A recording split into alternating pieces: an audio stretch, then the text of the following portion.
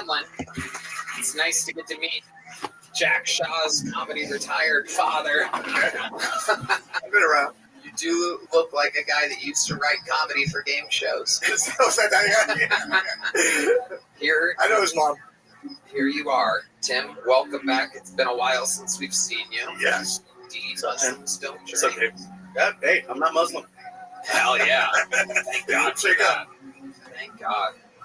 Oh, damn. Jesus Christ. But I am Mexican. Órale. A huevo. Fighting. Fuck yeah. Tim, how long you been doing stand-up? I started in 2010. 2010. 12 years, something like that. Yeah. I don't think you know what year it is. That would be. I don't know what year it is in a minute, bro.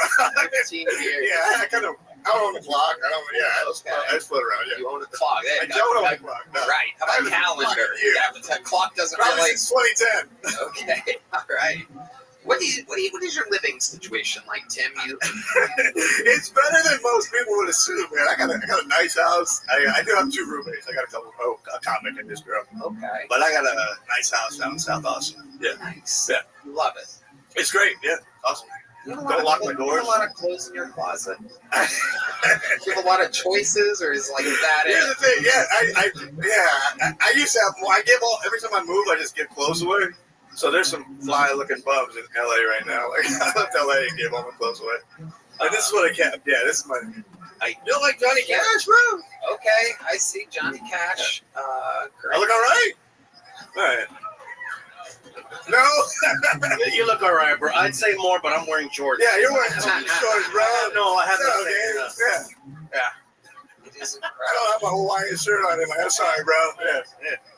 It works. Tell us what's been happening. Oh, yeah, they do match. A nice observation from John Deason. Is a dude brown? Yeah. Oh, my God, you are wearing camo pants. What an embarrassing moment for you. Oh, my God, right? We're just lighting up Tim Hamlin. John's like, fuck. Shit. But he has a keyboard to cover up his bad choice. Yeah. Yeah. It's incredible. I can't believe you guys both went this look tonight. So, Tim, tell us about your process or your career lately. What's been going on in comedy? Started 15 years ago. Yeah. Came out Guns Blazing. It's a good premise that Muslims don't drink. I feel like there was a little bit more there. You could have fucking wait. I was waiting. Yeah, there's more to know. Yeah, it's Russian. Typical Muslim jokes of waiting for a big boom at the end. Never came, really.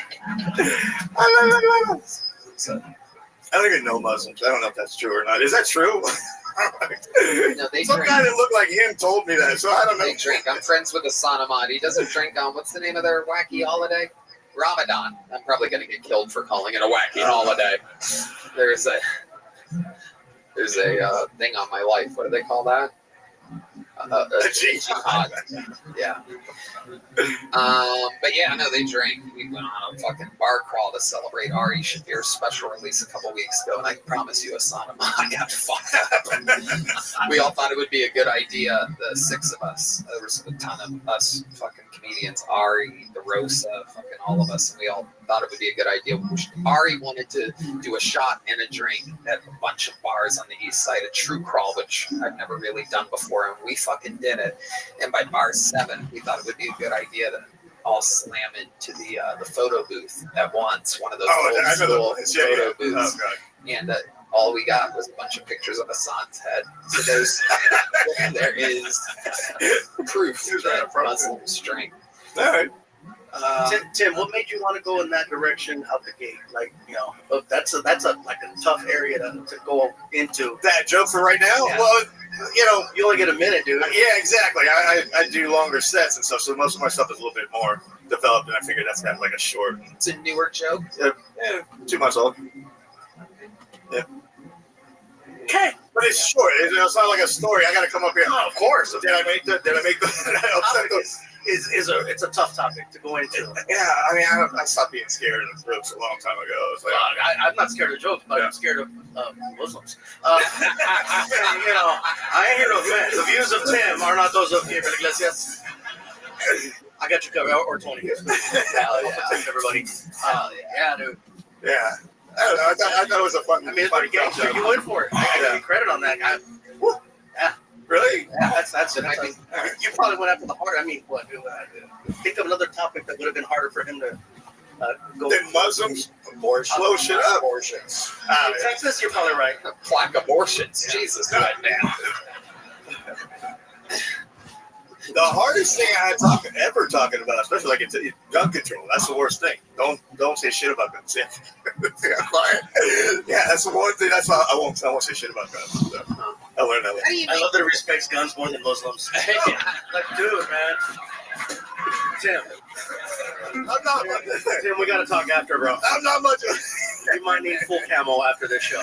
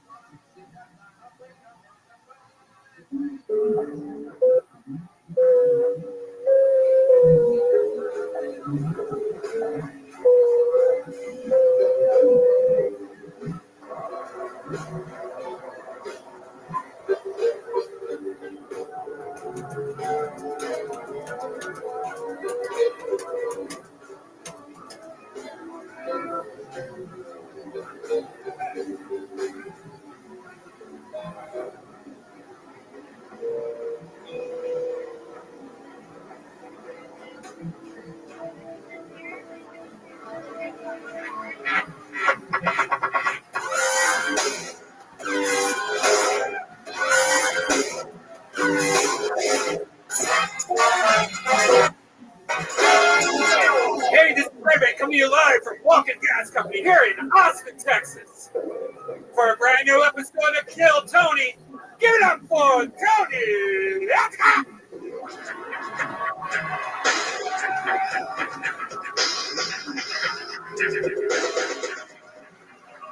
Austin, Texas, come on, this is a real life podcast. You have to make more noise than that. We're doing this shit tonight. Fuck yeah. We're doing this shit. It's Red Banner.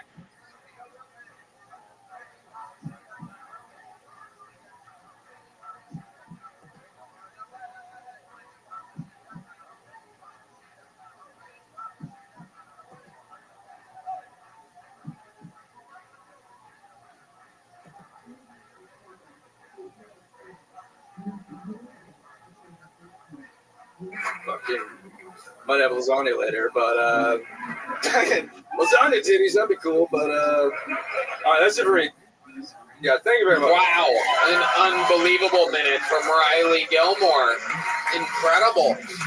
You've been on this show a few times, right? Oh, yeah, back in the 80s. Hell yeah, it's been a long time. It has been. That was back in the Vulcan days, right? Yeah. How's it been going? Dude, chill, bro. I love it. I don't know. I love it. Chill. Fantastic. What else, Riley? Tell us something interesting about you or your life that we can find. I've been gardening. Okay. You guys fuck with that? I don't know. What are you growing over there? Squash. Whoa. Berries, blackberries. Oh, absolutely. Yeah, so that's pretty much it. But Have you been eating your almost, they're almost ready. You gotta. how big's the squash right hot. That's hot. Yeah. Mind you, anything. Okay. This is a great look for chasing children out of your berry farm. I'm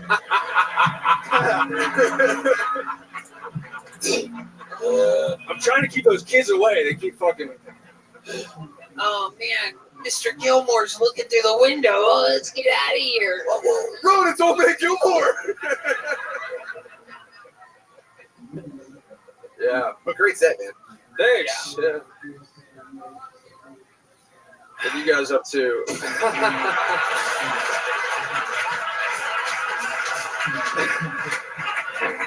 That's one of the all-time great moments in this show's history.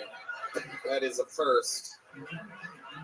12 years, hundreds and hundreds of episodes, thousands of different guests and bucketfuls. It is the first time. Love it, Jesus.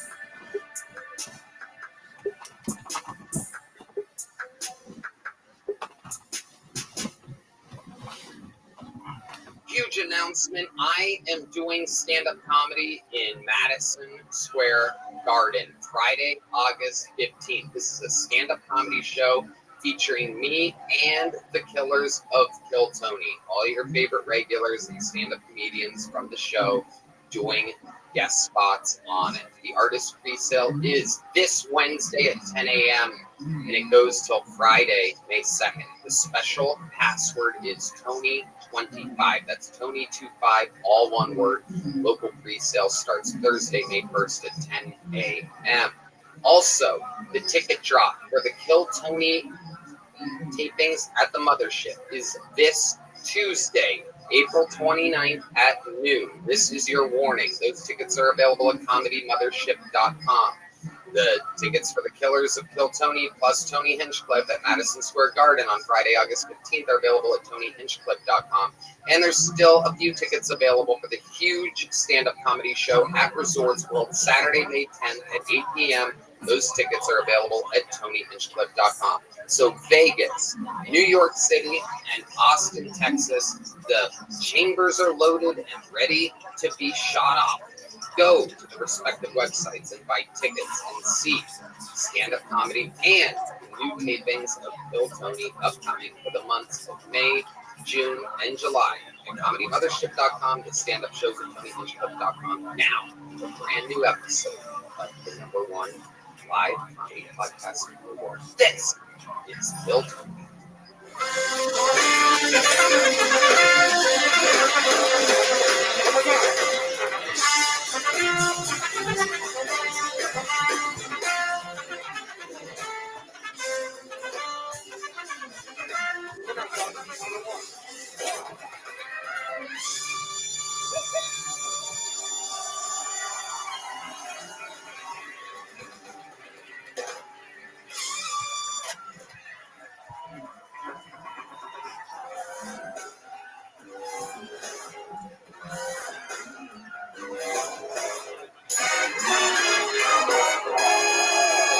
Hey, this is Rabbi, Tony live from the Comedy Mothership here in Austin, Texas. For a brand new episode of Kill Tony, get up for Tony Hinchcliffe!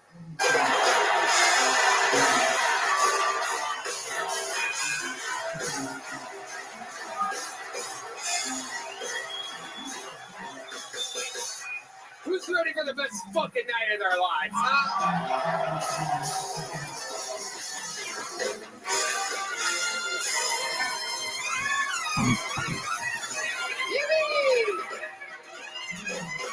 Make some fucking noise for Ray Band, ladies and gentlemen. And indeed, it is the best damn band in the land right there. You saw it live in the flesh. Raul Vallejo, Fernando Castillo, Carlos Sosa, Michael Gonzalez, Nachos Belgrande, Cholula Chalupa, Matt Mueling representing the whites on the band with a black wife, little black kids, and 7 cats. John D's on the keys, ladies and gentlemen. And this beautiful little camper right here on the bass is D Madness, live in the flesh. This is indeed Kill Tony, brought to you this week by Blue Chew and Nicotine Pouches. What an amazing episode we have. There's chaos in the room. A guy just broke a beer bottle over his own head. He's so excited. Before we get started, here's a little bit more of the amazing sponsors that made it all possible.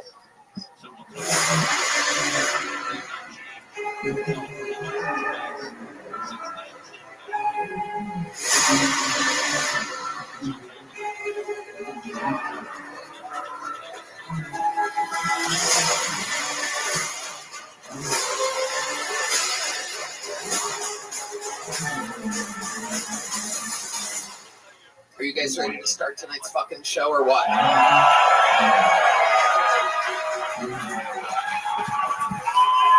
Very, very excited about this one, ladies and gentlemen. Sometimes we have repeat guests. Sometimes we have new guests. Sometimes we have big famous celebrities. Sometimes we have funny motherfuckers. This is one of the latter episodes. This is the debut of both of these guests on panel. 2 of the funniest humans in the world. 2 guys that I've wanted to get on forever, and it just so happens they're on together here tonight. Make some fucking noise for Chris O'Connor and Tim Butterly. Oh yeah, Chris O'Connor, Tim Butterly. Oh my God, Chris O'Connor, Tires Season 2, coming out June 4th. This podcast, Stuff Island. Welcome to the show, Chris. It's good to be here. Thanks for having me. Absolutely. And Tim Butterly, welcome. That was a very polite response from your audience after all that build-up. Hey, guys, I'm Tim. Nice to meet you. Tim Butterly's show, Dad Meet, is on tour, timbutterly.com. It is your guys' first time on the show, which is absolutely crazy. I know, it's pretty exciting. I planned to get a good night's sleep last night, have a quiet Sunday, and instead I got incredibly drunk at the Masters. I was at the Masters while Rory was making history. I was laying in the grass farting 300 yards away from whatever he was doing. My farts got a big roar from the crowd. Oh, yeah. Well, you look great. You don't look hungover and inflamed whatsoever. So it's going to be awesome. We're happy to have you. Since it's your first time, I should tell you, 275 people signed up with a chance to get on this show tonight. If they get pulled out of the bucket, they get 60 seconds. Uninterrupted. Their time is up in here. The sound of a kitten. That means they have to wrap it up then, unless they bring out the angry West Hollywood bear. This guy has a tattoo of a spider behind his ear, so I'm going to let them pick the first one right off the top. Yeah, looks like your name. And the show shall begin. To start tonight's show, we have a golden ticket winner making his 3rd ever appearance on the show. Can't think of a worse time for that to happen. These really wasted that one tonight. Leaning on your keyboard, just high and falling asleep as usual. It's kind of crazy at this point. You would think you'd be able to survive 5 minutes into the episode without doing something absolutely stupid, but there you are. There you are, high and tired. John D's, his debut album, High and Tired, coming out soon. Or you can see it live on the show every Monday as he falls asleep, leaning against sound effects. on his keyboard. He wears sunglasses because he literally falls asleep during the show. Going up first tonight, the third ever appearance of a golden ticket winner that we like around here. Let's see how the third minute goes. The comedy stylings, 1 minute uninterrupted, going to Colin Sledge, everybody. Here we go.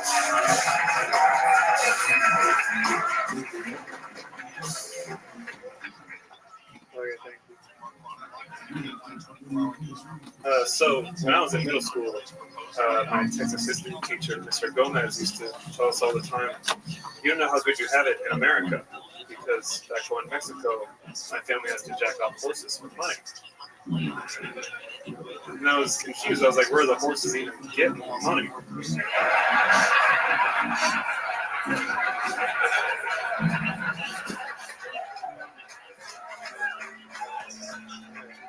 Okay.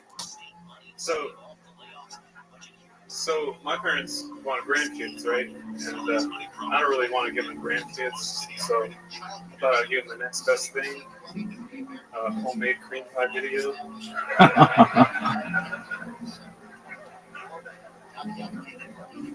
You know my parents hate to see me coming. Okay, so I'm in therapy now, right? And my therapist asked me recently if I ever had any homicidal thoughts. I was like, I ain't gay. You ever say that shit again, I'll fucking kill you. Oh, you think so? Boom. Colin Sledge. Smart, funny.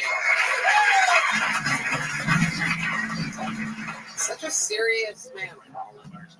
Fun. You smiled there. I smiled this time. You did smile a little bit. Thank you. Adam Ray said I'm pretty. Adam Ray said that? Yeah, the last time he said Absolutely incredible. How's life going for you, Colin? it's been okay. Yeah. Should I answer more? So I said some more what I've been up to, or you want to ask something? What did your therapist ask you for having homicidal thoughts? Oh, that was made up. It's pretty believable. Pretty fucking believable. Do you see a therapist? Well, my copay went from 50 to 90, so I haven't seen her in the new year. Wow. I emailed her my Kill Tony appearance, though. You did? Yeah, she says it was fun. Okay. I'm going to go back soon. From 50 to 90. 50 to 90. 50 to 90. Yeah. You know this, my dear friend Colin Sledge. But the amazing people over at TalkSpace, you can talk to a licensed provider typically within 48 hours just by going to TalkSpace.com/Tony and enter the promo code SPACE80 to get $80 off your first month. I love TalkSpace. Yeah. Thanks, Red Man. Thank you. Absolutely. Thank you for Yes, setting you're us up welcome. for that. It's good. It's good. I could afford an extra 1,000 of your therapy sessions because of what I just said. Thank you. Colin, what goes on in your life? Tell us. You seem like you're built for comedy. You seem like this is your thing. I can't picture you doing anything else. Do you do anything else? Oh, I still teach piano. You do. Yeah. You teach piano, right? Aww. That's a murderer's job for you. Yeah, it is. I got, one of my piano families found out about this. Yeah. The dad, who had never said anything other than like hello and goodbye, was like, "You golden ticket?" Wow, that's pretty cool. Yeah, and then his wife wanted me to demonstrate that I knew how to play piano. Oh boy, that's tricky for you. We've done that once before. Turns out you get a little nervous. Yes, I did okay. Was it the husband or wife that was going to bat for you that you could be around the kids and it's okay? It was the wife hired me. What was the Why is interview that like? funny? What was the interview like? Well, they just got on referral. They're like, "Hey, you teach piano to this other kid. She's good." So, So nothing in person. no, it was. I mean, I don't remember. You don't remember? Yeah, it was a while ago. I mean, all piano teachers are probably like that. Right? You think so? Yeah, that's true. Yeah. I do get a pass for being a little eccentric. That makes sense. That makes sense. Yeah. That makes Yeah, piano tuners are the real serial killers. Ah, very interesting. Did not know that. That's some inside piano stuff. Yeah. Because they're like piano people, but they can't even deal with other people. They just need to be alone for like the entire time. Absolutely incredible. I'm sure the people listening to the show are cracking up right now. Colin, we love you. Great set. There you go. You got it started. The show has begun. And now to the bread and butter of the show. The beautiful, beautiful bucket. Oh my God. I mean, unbelievable. What a sight for tired, weary eyes. It's the lovely Heidi, ladies and gentlemen. All right, back to the bucket, or to the bucket for the first time. We're going to meet this person all together and find out all about their life. Let's meet him. He goes by the name 60 Seconds Uninterrupted, going to Josh Gideon.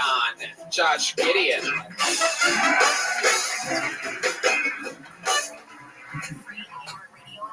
Have y'all ever broke y'all straw while trying to open it and it ruins your drinking experience? Do you think babies feel the same way when sipping on pierced nipples? Is that the... Because they gotta take the piercing out, right? And when they do, you think it comes out in three like a Bellagio fountain? Is that the existence? A little bit for myself, I am half Haitian. And y'all heard what Trump said, how we eat pets. I'm also half Korean. So I guess you could say I really got that dog in me. You know? Who knew a Haitian dad and a Korean mom would make a beige Hawaiian punch guy? I'm over here looking like crouching tiger-headed nigga.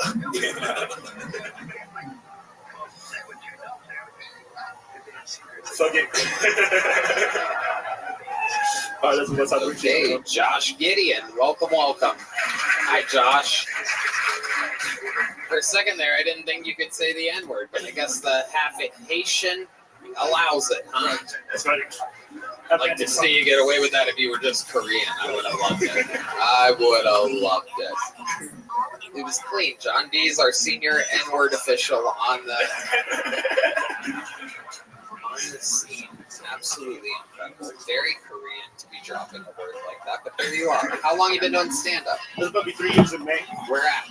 I started out in Newport News, Virginia, and just moved out to San Antonio in October. Okay. What do you do for work? I work at Foot Locker now. Wow. Perfect. You look like a Foot Locker guy. Doesn't? You walk into Foot Locker, this guy knows what the fuck he's talking about. Yeah. They cut your hair like that when you join the army. Yeah. They pick it out when you get hired at Foot Right, Locker. that's what I do. Wow. So you wear the referee shirt and everything. Yeah, That makes sense. Half Haitian, half Korean, split black and white, right down the middle, wearing a referee shirt. That makes sense. Wow. So you help people find shoes at a Foot Locker. That's all I do.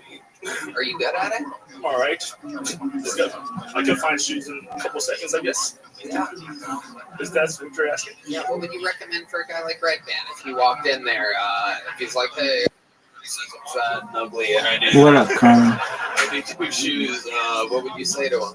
I'd recommend some sandals, I guess. I don't know. Oh, wow.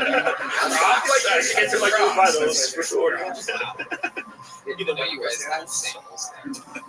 Okay. What do you do for fun, Josh? Play basketball. Really? Okay. Basketball and I lift weights starting just now.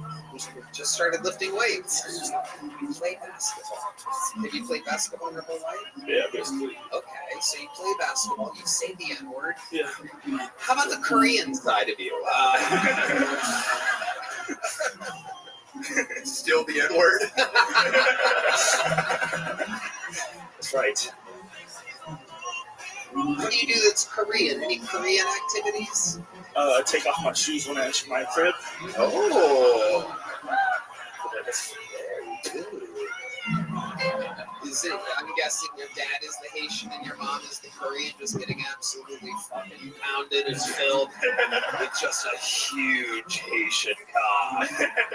Do you think about that a lot? Do you think about how your mom was absolutely decimated, your innocent little Korean mother, just a sweet little lady, just absolutely getting ravaged by your father's Haitian? Got to be every slow day at Foot Locker. Just a mind prison. Do you ever just see, are you ever at Foot Locker and you see a pair of extra long black socks hanging from the shelf and you're like, God, what my dad has done to my mother's pussy is terrible. Never. I don't. My goodness, George. So you live in San Antonio. What made you go from Virginia to San Antonio? So I got out the military. I did 4 years in the Air Force. Oh, wow. What did you do? Wow. Amazing. You went from the Air Force to Air Force One. This is absolutely amazing. That's right. Absolutely incredible. I didn't realize Kept that. crashing the planes. The Koreans. That's right. I keep forgetting he's Korean. Okay. So, what did you do exactly in the Air Force? I painted airplanes. Wow. Painted airplanes. I worked on the F-22s, painted gray. That's a cool paint, isn't it? I mean, Isn't it like special paint? there's metals in there. Yes. That's top secret paint, I think. That's a cool fucking job. What's your love life like, Josh? You seem like a good looking guy. Are you Haitian with the ladies or are you more Korean? A little shy guy? Yeah, I'm very shy. I'm very Korean, I guess you could say. Very shy. That's where the Koreans are. Alright. But yeah, I'm single, but I'm not really putting myself out there for it. Okay. Well, like with the last date you went on, is that right? We're not talking about that kind I haven't really gone on a date like that for real. I haven't even gotten a date since high school. Really? When's the last time you kissed a girl? I mean, I'm fucked. Oh, wow. Okay, well, there you go. There you go. Well, you blew that one, buddy. You could have had a fun time coming your way, but you want to brag about going straight to fucking. I don't date. I just insert my dick right into a woman when I meet her. Absolutely incredible, Josh. I think that's called rape. That's consent. You really are Haitian after all. Incredible. Is that actually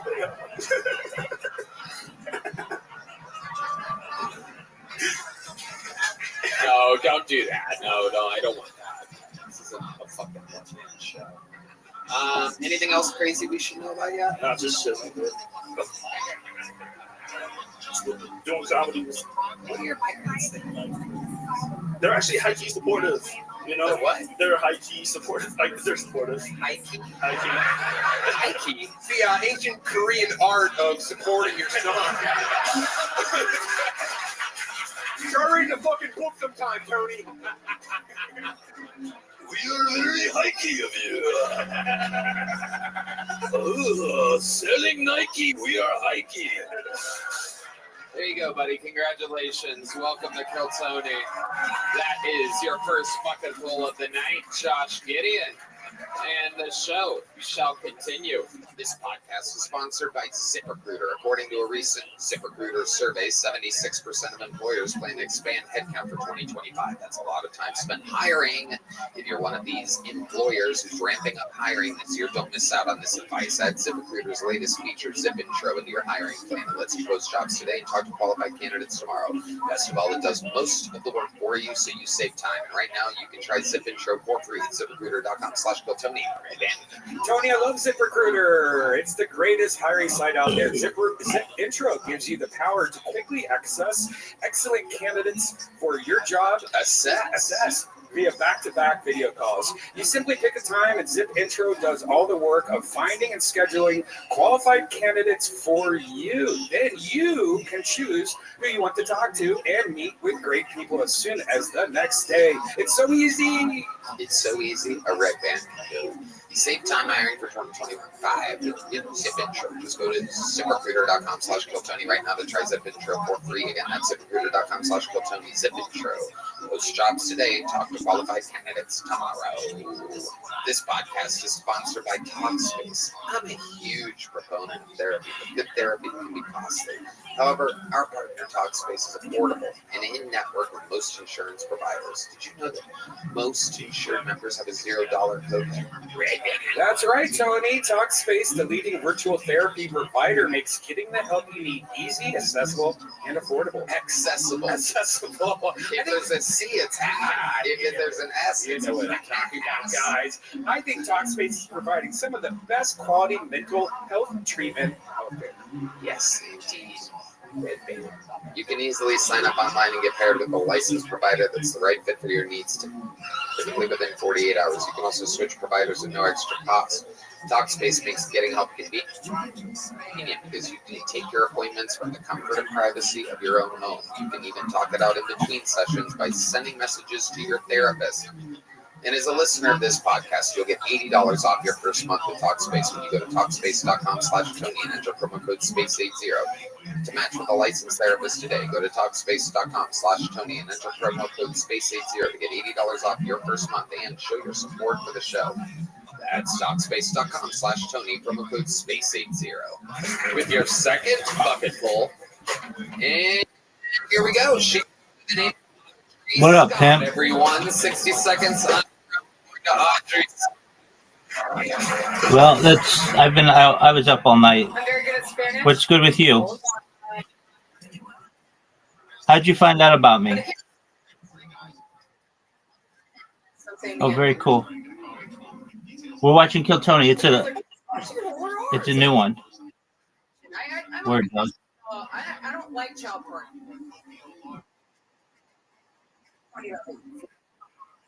Right, because every time I watch it, right? Every time Go. watch my acting's too mature. Kids are always like, "Oh, where am I? I'm hungry. Grow up." It's show business, baby. How the fuck did you think Bieber made it? You got ushered into the Diddy. Baby, baby, baby, boy. Diddy did it. Hot take. The brand of the baby oil was Johnson and Johnson and Johnson and Johnson and Johnson and Johnson and that's it. Thank you. Okay, Audrey Scott. Welcome, Audrey. Hi. You look like a half Korean that was in the Air Force. But surprisingly, I'm guessing you're not the half Korean. It sucks because I'm from Virginia. My dad was Air Force, and that guy just stole my whole thing. Yeah. Story. Yeah. It sucks. Should have kamikaze. Yeah. Hello. You need a backup identity? Maybe go for journalist covering a race war? Side jobs. Top 10 side hustles.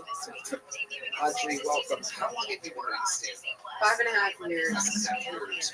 Wow. What do you do for work? I bartend at Rothschild's Comedy Club, and I host mics there, and I do some shows, and then I also make sandwiches during the day, and I do voice acting. Oh, so you can make sandwiches during the day. Okay, that's the correct answer. Just have to do a little digging there, get around all the bullshit They're easy, man. that you definitely don't make money doing. And then there we found it right at the end. 12-hour shifts of sandwich making. I love it. It's less than that. I love it. Okay. 5.5 years, all of it here in Austin. No, I started in Virginia. I started in the mountains. It really is incredible that happened actually back like that. Yeah. Okay. What's your favorite sandwich to make? It's called a wreck. It's a Potbelly signature sandwich. You get a portion of salami. Yeah, shout out to Potbelly, man. Oh, yes. I host a show with them every week.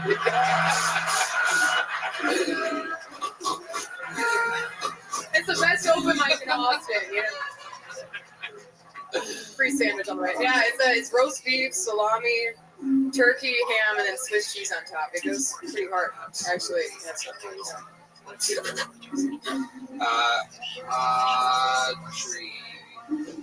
do you do for fun? Sauces.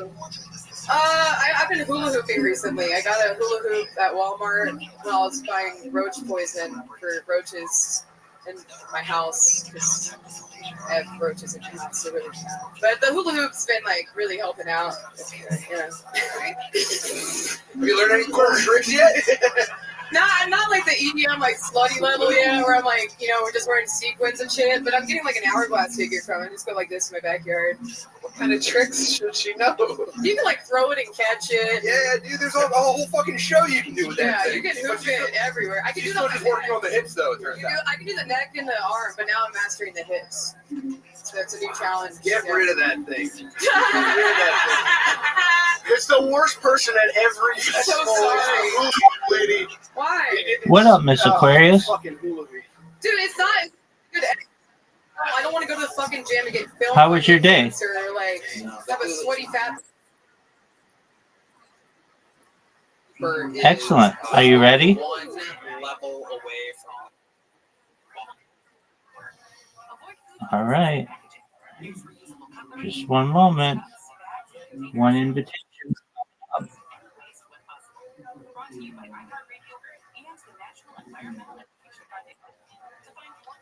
How's your arm?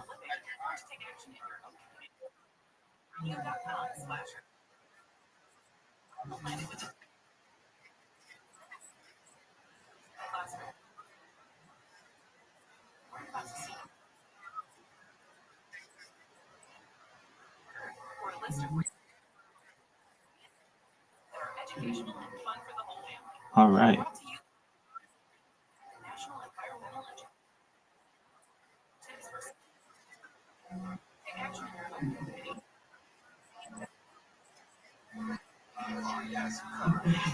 All right, Miss Aquarius.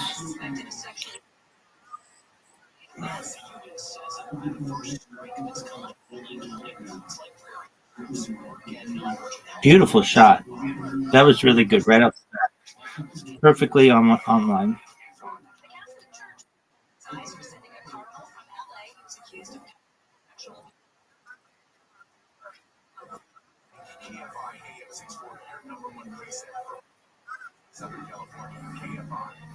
Ooh.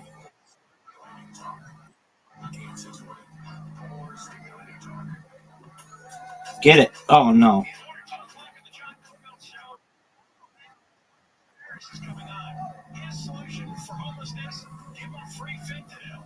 Get it. That's a beautiful strike. Big time. Big time, Miss Aquarius. I tried. You're going to be tough to catch tonight. Get it.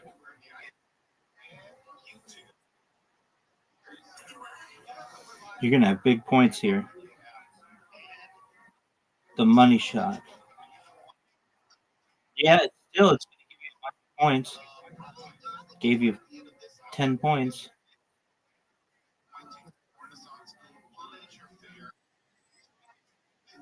That one still gave you an extra 6.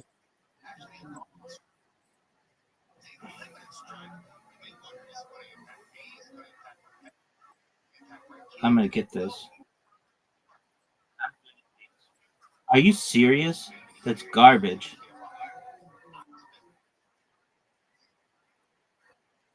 That's right.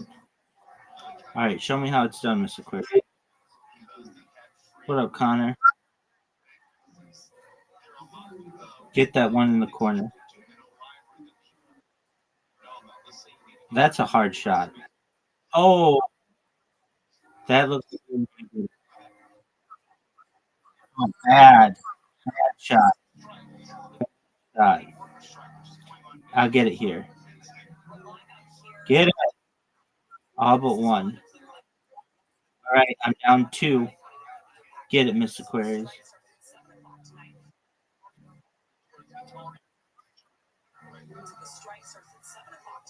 That's good. Oh, you get a strike in the perfect time to get a strike.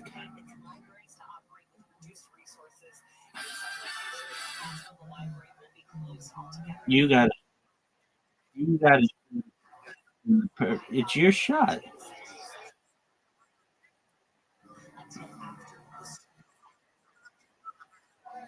because it's the last frame, and you had gotten a strike, so you get an extra one. All right, I'm down 20. Here we go, and it's stay that way.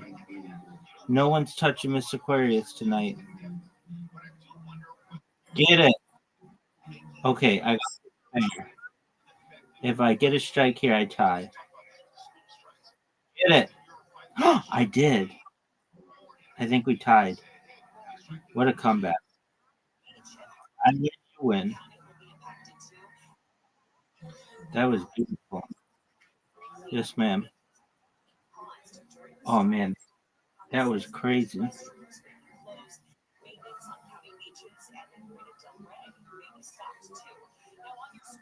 All right, show me how it's done.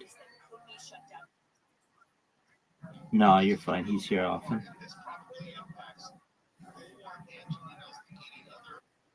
Get the corners.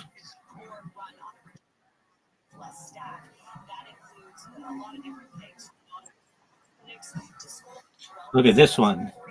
Come on. It even bumped that one around. Get it. Miss Aquarius. Not what I wanted.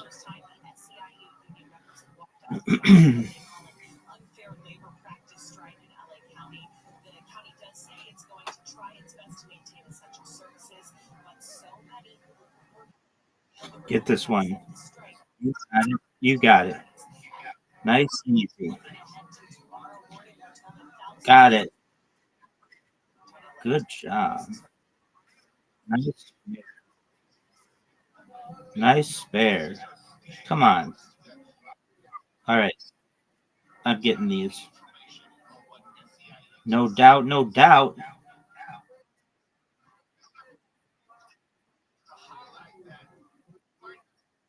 You'll.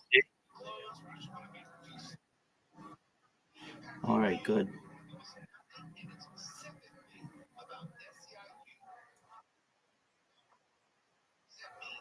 Oh, good. Good on you. You got a tough split here. Get those three on the left. Get them. And you did. And you almost got the ones on the side.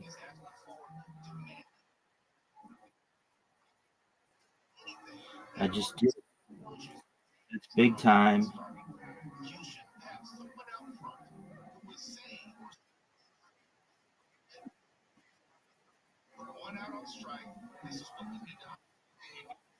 You got a bunch. You got six. You got six. You're down one. You get it. You're gonna take the lead here. Get it. Get it. Get it. Look at you. You're like, oh, I'm not doing well. Get this. You.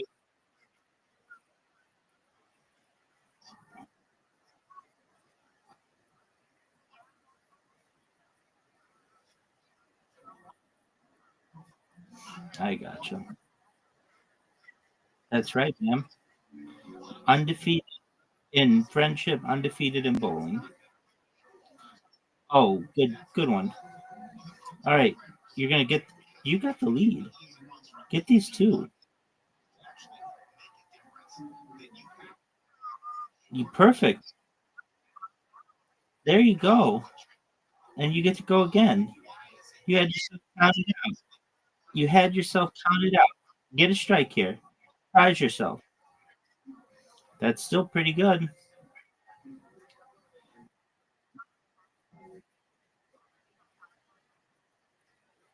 I have to get these.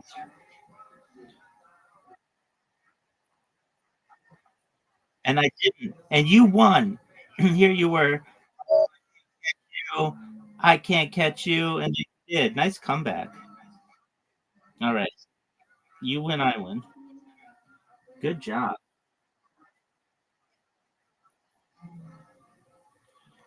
Good job.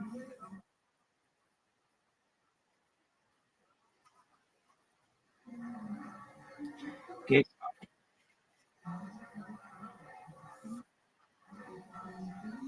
Get it. You got it.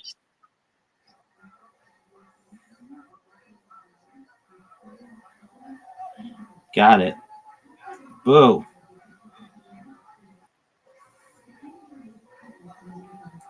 All right, get two of them.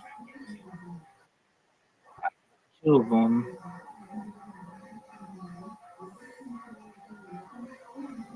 All right, get them all. You did. I said get them all, and you listened. Get it. I tried. Now this is tough. Get him. I only got two.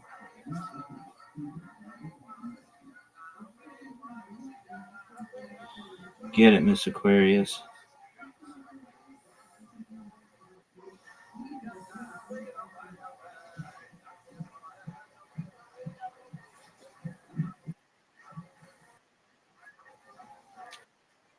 Nope, not on this one.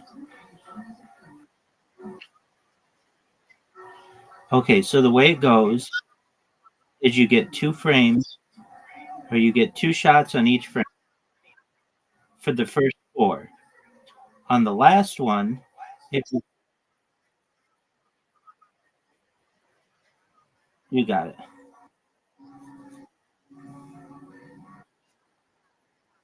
I know.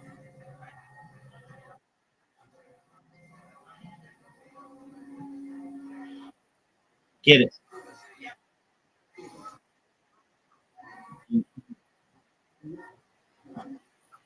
No, I have a tough split. Like an impossible one. Just get one. All right. Oh, we're tied. All right, this is the final frame.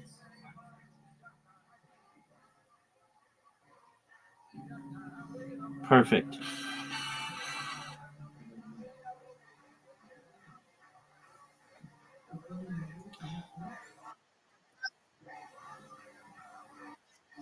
Yeah.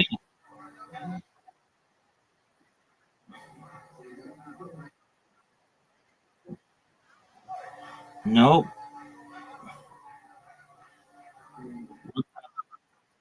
We're gonna tie. No, we're not. You're gonna win. Miss Aquarius won. All right, good job. Okay, the way it goes, you get two shots per frame, unless something happens, which is you get a strike on your first shot. If you get a strike on your first shot, you don't go for a second shot. You've already knocked them all down. Now, what helps is when you get a strike in that first frame, then the points from the first frame double in the second frame. So it's like carryover. It's like a bonus. Okay. No, if you just get one strike, then you only get one shot during that frame. But then the next time you go up, let's say you only hit one pin on your second frame, well, you actually get 2 points for it because you got a strike in the. Okay. And then the other thing is in the last frame, in normal bowling, that's the 10th frame, but in how we play, it's the 5th frame. If you get a strike or within the first two shots, then you get an extra shot. And so let's say in the 5th frame, you get a strike on the first one and you get nothing on the second one. You get a third shot. And okay. It's very confusing. I don't even know if I know it all that well, but I do understand that. All right, Miss Aquarius, you get your beauty rest, and we will see you in the morning, okay? Sweet.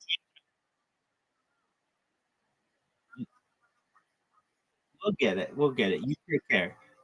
Sweet dreams. Bye. It's just like a side thing. I don't identify as a hula hooper. That would be weird. That's what I'm saying. You got to get rid of it now. Maybe I'll do pogo stick or unicycle or something. Pogo stick actually pretty cool. They scare me, man. Like, they're Pogo stick. I've never been mad at someone on a pogo stick. Really? Have you ever seen someone on a pogo stick? Yeah. But I was happy. And maybe it was just or something. Let's talk about the cockroaches, Audrey. You know, you let the... I didn't cause them, man. There was this bitch named Suzanne who lived in my house before me, and she left like a whole fridge of organic food in the house and just left it. And then the house Did you make sandwiches out of it? No. You think I'd make sandwiches after getting off work making sandwiches? That would be psychotic. That would just be, I don't hate myself that much. All right, I have a line. I hula hoop, but I don't make sandwiches for myself after I make sandwiches. But so she left all this fucking product of like cabbage and like organic steak, and now there were roaches in the fridge. In the fridge. They were in the fridge. How do they get in the fridge? I don't know. I don't know what's going on. And I spray them all the time, and I live with like a hippie who doesn't want to like kill everything, and I want to bomb the whole house. He won't let me. Yeah, it's bad. It's so bad. And you know, if a cockroach goes in your ear, it can't go backwards. So it just goes in your fucking head. Have you had a cockroach? I don't know, but it's scary to think about. Heidi, bring out the scope. We're having the first ever Kill Tony ear roach off. Let's go. This is incredible. It's bad. It's really bad. If you had to guess how many roaches you see on an average day or night. Oh my god, it's so bad. I can't go in my kitchen because my room is clean. Because believe it or not, like my room is actually not a bad place to be in. But the kitchen's hell. But doubtful. Yeah. I know. That's why I said believe it or not. That's why Have you ever asked or gotten an exterminator? I've been begging for one. I've been begging for an exterminator. You have a landlord? Yeah, but the main roommate, like he's the one who like gatekeeps, you know, the information to the landlord. I can't just directly talk to Dana for some reason. Is that the landlord? That's Dana. Dana's my landlord. Yeah.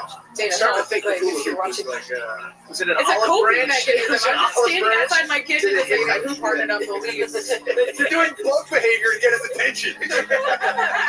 They're taking over. Yeah, I even tried, like, I bought these Amazon, like, they're like, oh, we use, like, certain sound frequencies to get rid of them. They just started dancing to the rhythm. I swear to God, yeah, they just, like, liked it. They Our just senior ignored it. cockroach correspondent, Like Brian Redband, says that does not work. He would know. If there's anybody that has food scattered around his kitchen. But I would say on average, I see fucking 12 a day. Oh, wow. And they're big and small. They're big ones and the tiny ones. I'm going crazy.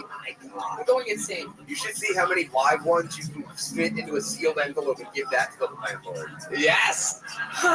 That's a great idea. I don't want to touch. Like, I love every other bug. I'm a huge bug fan, but they really. I sprayed one 20 times. It took me 20 times to spray one of the poison for it to die. Okay. Well, Audrey, absolutely incredible. Thanks. Here's a little jug bug. You don't want that. Here you go. No. There she goes, Audrey, ladies and gentlemen. On to the next one we go. On to the next one. This looks like an interesting name. Oh my goodness. There she is. The one and the only Heidi. Look, just making this stage nice. Fixing the logo halfway. Halfway fix of the logo. Just a few degrees away from a perfect turn of the logo. But she tried, you know what I mean? Ladies and gentlemen, this looks like a fun name. Make some noise for Neil Rubenstein, everybody. Neil Rubenstein. Ooh.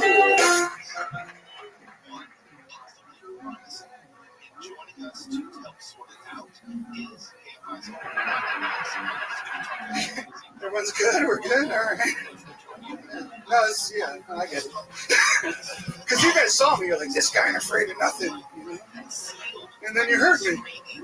And you're like, oh, he's afraid of the dark. That's what happened.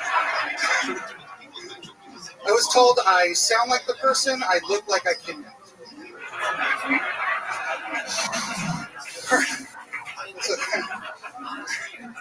You doing all right? I don't mind being a big guy, usually pretty safe, right?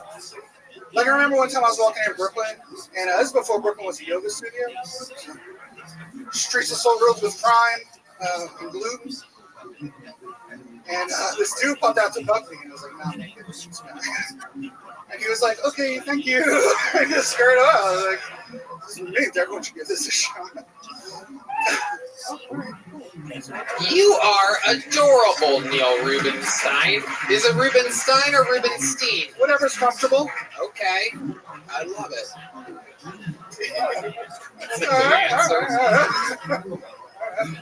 Just spell it right, Incredible. So you're Jewish? Yeah. And you're also a deli. That's incredible that you could be both. You're a Jewish deli, all under a one-stop shop. I don't get that, but all right. It is, because you're filled with food. Oh, yes. Oh, very... You truly are a Rubenstein. Yeah, great. You're filled with Rubens, as in the sandwich that the cockroach girl makes during the day. Yes. That was a callback. Yes, indeed. Thank you. Look at you. Yeah, he's killing it. Yeah. I love it. Neil, you're very funny. How long have you been doing stand-up? 10 years. I love it. I can tell. Where at? I started in New York, and I live here now. Well, I'm staying here now. I don't know.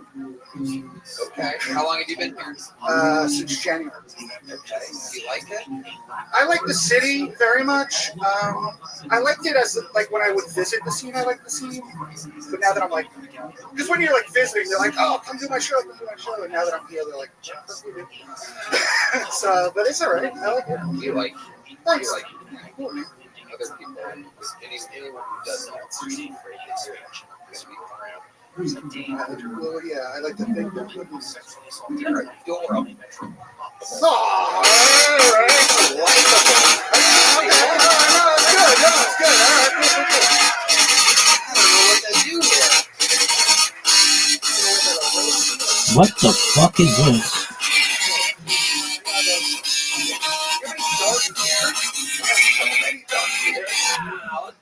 Let's find out about it. Darkest thing about you. I don't know, man. There's so much. I try to leave that behind, Just trying to fix the things I broke, Like the floor? Furniture. Yeah. Mostly patio furniture, yeah. That's my dating profile. Says I'll break your lawn furniture. So. Amazing. And is that Tinder or Grindr? Both. I love it. What do you do for work?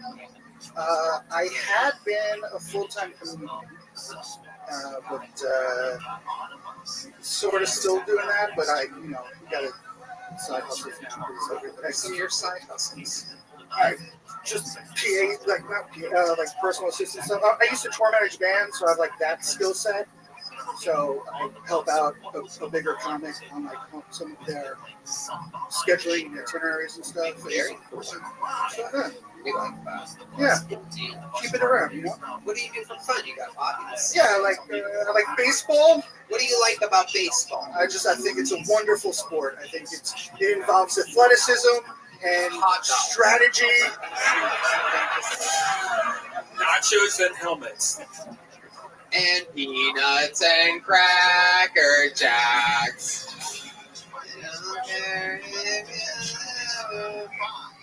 Baby back ribs. Yeah, I like going to baseball games because I can have someone rub sunblock on me. Yeah, absolutely. You a Yankees? Is that what Yankees or Mets? Mets. Okay, look at that. You have a Mets tattoo. Yes, sir. Absolutely incredible. I've met a bigger Mets fan. Bigger in size or in? That's all I know. I'm not that big. I'm only 6 foot. Mr. Met's head under this shirt right now. You said you're not that big? What are you trying to say? No, I'm saying like there's. I mean, I'm tall. Yeah, that's what we're I'm not like using a rascal fat. I still fit in the booth at Applebee's. Like I'm just a That's a great. Yeah, It's a great measurement system. yeah. Like, yeah, airplane bathrooms are difficult, but fucking who? Absolutely. Yeah. You have trouble? No, he does I'm not. saying, like, You are 3 Carlos Sosas worth of human. Don't look at my band. that's the cut. I'm just saying, like, Don't that's you the cut. dare. Don't compare yourself to my band. Don't you dare. Over here, Neil. Over here, you son of a bitch. I like them so much, though. They're great. They really are. I kind of look like I'm Red Man back from the future to tell him to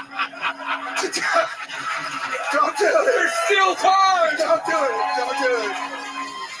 Oh, you know how to tickle my heart, Neil Rubenstein. Red Man, that's your looper. You have to kill him.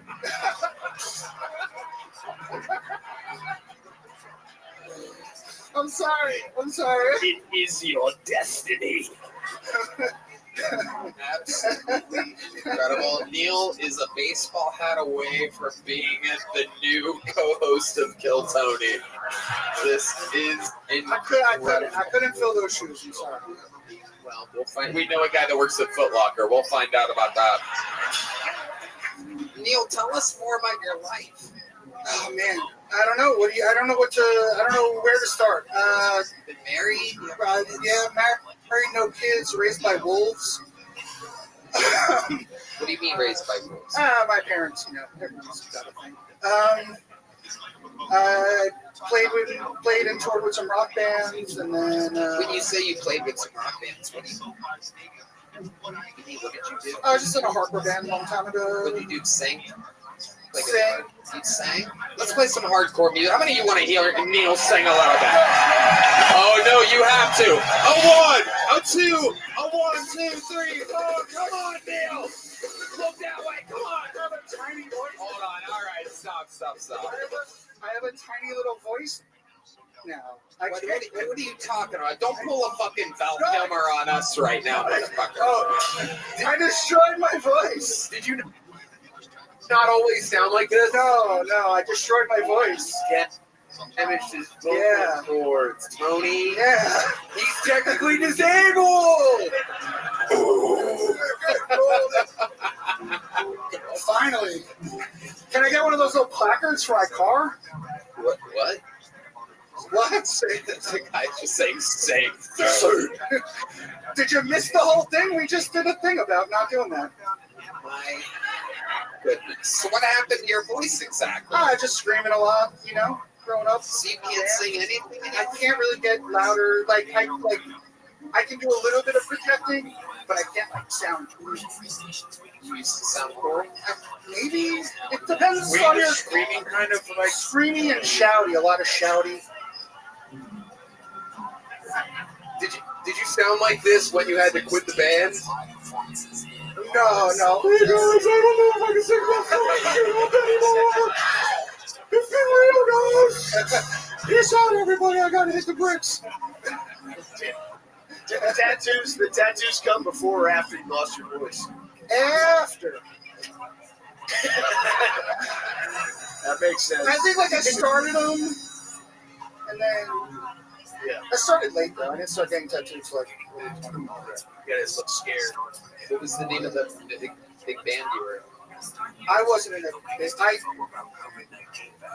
am on a Taking Back Sunday record to listen to. Whoa. But just like background screaming, not like I'm not a member, but I have a platinum record, which is nice. What's that? A platinum record? Yeah, no, Back I in know the what day, a they platinum used to- record is, but what is the name of the record? Back before, Where You Want to Be and Tell All Your Friends. Wow. And that's under your name, Neil Rubenstein? I'm not a member of the band, but I'm on the record. And if you Google me, they're A lot of us know Taking Back Sunday. Could you even just maybe give us like a hum of the part that you were on? Yeah. It's the brand new lyrics. No. I did that. What do you mean? They were like, this song is about Jesse. What the fuck is that? Somebody shut that fucking lady up back there? Jesus, how do I have to say that? How many times would she have to just be annoying before somebody sends somebody the fuck back there? Jesus fucking Christ, people. That's 17 staff members just fucking watching. Will someone please mosh that lady right now? Literally begging for it. Spin kick that broad. So annoying. So what were the lyrics? What is lyrics? It's have another drink and drive yourself home. I hope there's ice on all the roads. And you can think of me when you forget your seatbelt, and again when your head goes through the windshield. Oh, hell yeah! Wow. A fucking classic! Wow. I was a bad guy. What's the first thing you do when you wake up in the morning? Go back.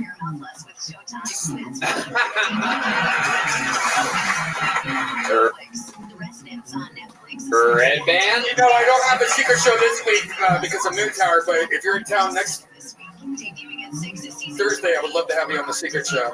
There you go. And you know what else? I am flying to Milwaukee for shows. Wow, look at that. Oh, ever since Minecraft, you have this big ego. There you go. I'll tell you what, Neil. I'm gonna send you upstairs to the little boy, and you're gonna perform in front of the booker of this club at Amiga with 10 years of experience. We'll see if you can buckle down and give him a good set. You could be a regular old comedian here if you do good. There goes Neil Rubenstein, ladies and gentlemen. All right, let's get another bucket full up here, shall we? All right, we know this young buck. He does work here. Make some noise. 60 seconds uninterrupted. Going to Riley Gilmore, everyone. Riley Gilmore. The other day I got a sad ending massage. They jizzed on me, so it was what the fuck, dude? Fucking Groupon. Mom, you pick me up, but not going back there. That place sucked. I was thinking about that phrase, thoughts and prayers. It's like people said after tragedy, they're like, I send you my thoughts and my prayers. I get send your prayers. That makes sense, but it's like you want to send your thoughts. So yeah, I'm praying for your family. Tits.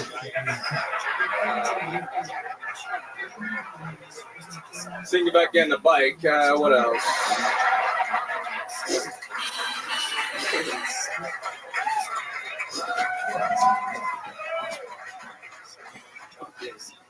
Might have lasagna later, but lasagna titties, that'd be cool, but all right, that's it for me, guys. Thank you very much. Wow, an unbelievable minute from Riley Gilmore. Incredible. You've been on this show a few times, right? Yeah, back in the 80s. Hell yeah, it's been a long time. It has been. That was back in the Vulcan days, right? Yeah. How's it been going? Dude, chill, bro. I love it. I don't know. I love it. Fantastic. What else, Riley? Tell us something interesting about you or your life. I've been gardening. Okay. You guys fuck with that? I don't know. What are you growing over there? Squash. Whoa. Berries, blackberries. Absolutely. Yeah, so that's pretty much it. But you've been eating? Almost. They're almost ready. How big's the squash? Hot. That's hot. Yeah. Not sure about anything. Okay. This is a great look for chasing children out of your berry farm.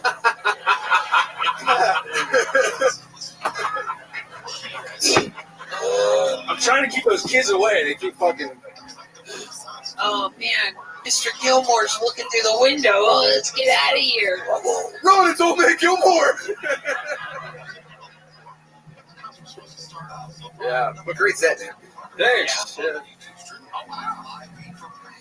What are you guys up to?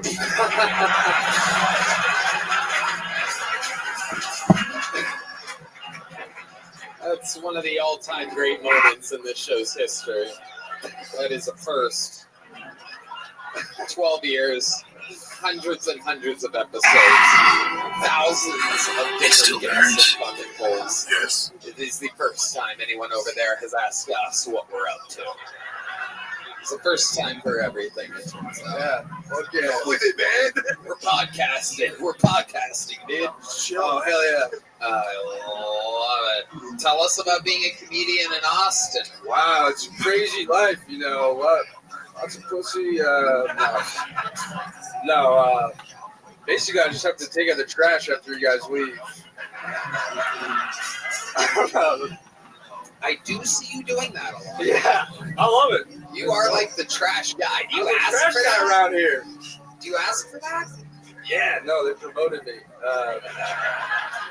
I used to work recycling, but no, I just love it. You know, I love cleaning,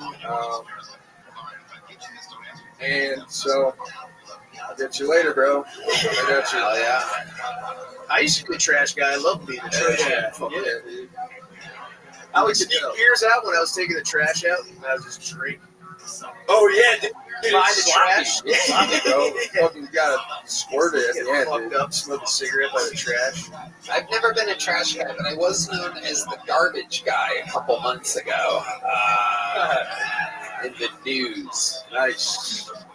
Riley, give us one more crazy fun fact about your life. I can do a good lion impression. Oh, this is very exciting. Let's get the lighting right. Nino, hit us with that single spot. Ladies and gentlemen, this is the first ever time in the show's history where we've had an impression of a lion. Riley is very excited. He has a lion's mane filled with carrot top's pubic hair, lining his chin. There's nobody better to do a lion impression than him. And this is that moment. Riley Gilmore does his lion. And this is what it sounds like.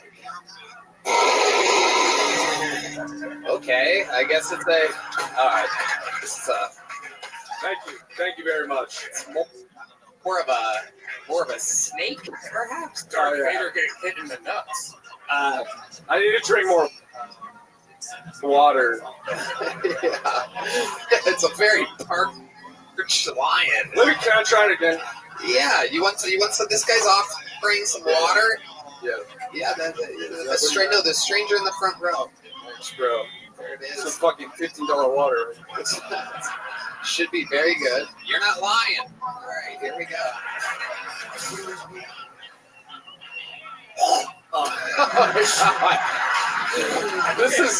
This sounds like fucking Neil Rubenstein adjusting his sleep apnea mask in the middle of the night. I'm not even that big. I'm not even that big. Here he is, doing the lion one more time. Ladies and gentlemen, anything can happen. This is Phil Tony, and this is Riley Gilmore's lion. I can't do it. It was so good in the lobby. That's it. This is Man, he had it right up until the lion impression. God damn it. I think we got to sanitize that microphone. this guy lost his lion voice. Uh, What lyrics did you write for Taking Back Sunday? let me try to say it. I'll do an owl. Okay, all right. Well, you know what happens here, ladies and gentlemen. If your lion ain't working, go with the owl. We've never had this before. Hundreds of episodes, tens of thousands of hours. Ladies and gentlemen, this is the first ever owl impression in Giltoni history. Brace yourselves for the owl of Riley Gilmore. Wow, we're getting word we are up for the first ever podcast Emmy. Unbelievable. Riley, I'd love to have you on the secret show next week. Thanks, bro. You have one of these? You already got one? Yeah. There you go, Riley Gilmore. Wow, how much fun are we having tonight, huh? This is a fun episode. Hello, this podcast is sponsored by Voodoo Ranger Mini Rippers. Guess what? The best beer on the market just got a whole lot better. Mini Rippers are mini cans of Voodoo Rangers, highly drinkable Juice Force IPA or Tropic Force IPA. These mini cans are great for moderation, storage, portability, and convenience. Look, I love beer, but sometimes drinking a big tall glass of IPA is a little too much for me. That's why I love cracking open some Mini Rippers instead. Red Band. Tony, I love Voodoo Ranger Mini Rippers. You need to try them if you like your beer staying cold down to the last sip. Plus, their mini size makes them perfect pocket beers. You should see me in my cargo pants. Tony, they're lined with Mini Rippers. It's crazy. God, you sound ready to party. And from here on out, it's mini can full throttle because Voodoo Ranger Mini Rippers are the main go-to pep to start your night with a bang. Seriously, these mini cans are fun, portable, and pack a hell of a punch. There's nothing worse than drinking a humongous beer and feeling like you ate a loaf of bread. Find them near buy at VoodooRanger.com or in Red Band's cargo pockets. Hello! This podcast is sponsored by Via. If you haven't tried them yet, you're seriously missing out. Want better sleep, more focus, a little boost in the bedroom, or maybe you just need to chill out because your stress levels are currently at screaming into the void status. That's why I love Via. We're talking award-winning effect-forward gummies to calming drops, all made with organic lab-tested hemp from trusted independent American farms. Plus, you don't have to jump through hoops or get some weird doctor's note. Via legally ships nationwide, discreetly, no medical card required, no sketchy parking lot meetups, just straight to your door with a worry-free guarantee. Not sure where to start? No worries. Via has a product finder quiz that will hook you up with a perfect match in less than 60 seconds, which, let's be honest, is less time than it takes to decide what to watch on Netflix. So if you're 21 or over, treat yourself to Via's annual Spring 420 sale with a Black Friday level savings up to 35% site-wide right now and up to 50% off packs and bundles and get a free gift plus more savings with your first order using our exclusive code TONY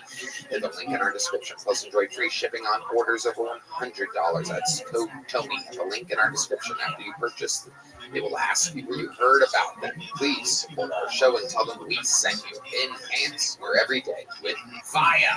And we have pure momentum, so why don't we do something fun and special, ladies and gentlemen? I present to you right now one of the greatest regulars in the show's history. Ladies and gentlemen, it's been a long time since he's been on the show. Here to grace us with a new minute, Kill Tony legend, Kill Tony legendary regular. Make some goddamn noise. Sing it if you know the words. This is Hans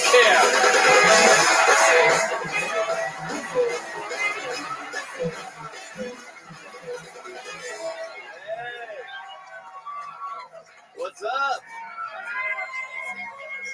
It's good to be here. Thank you, sir. I am Hans Kim, that's right. And I am Asian, or as I'm known in Texas, I'm Chinese. So there will be 145% tariff added to your bill tonight. Take a good look at this shirt. You're going to have to make it soon.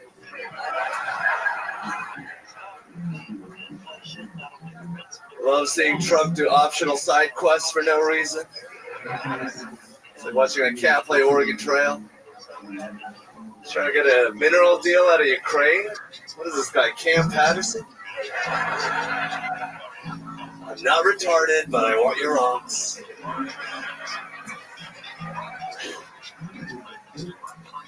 I blame the Democrats. Why would you send a woman out against Trump? This guy grabs women by the pussy. He's got a finishing move. He's 2-0 against women right now. He's the best transgender athlete we have. All right, that's my time. Thank you very much. That was Hans Kim. That was Hans Kim. That was Hans Kim. That was Hans Kim. Hell yeah, Hans. Welcome back. Thank you, Tony. A fantastic set. Good to be back. Everybody loved it. Absolutely amazing. one of the greatest interviewees on the street of the show. The way that you look at me. Look how it just perfect. You are. You're focused. You're ready for anything. Let's check in with the panel here, Mr. Khan. What do you think? I was going to say, it's hard to see. It's hard to see the way he looks at you. He's incredible. He looks like he's in round 15 of one of those old boxing matches. His eyes are swollen shut. It is absolutely incredible. It looks like he's wearing like racist disguise mask.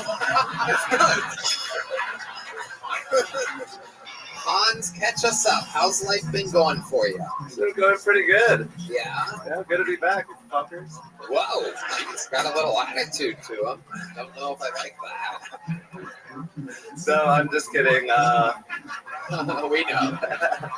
Tell us about your life, Hans. It's been a while since you've been on. It's been great. Been domesticated. Yes. I have a cat stroller now. You have a what? I have a stroller for my 2 cats. Oh my God. That is Raising them like veal. yeah, exactly. How long? I didn't even know you had cats. Yeah, my girlfriend, she has a couple friends that can't take care of the cats, so they gave them to her. So you have just formerly owned cats. Yeah, used cats. Used cats. Just sloppy seconds. Just beat up pussy. Are they nice? Are they nice cats? They're very nice. They're great cats. One's fat and old. It's like a dog. It's kind of dumb. Huh.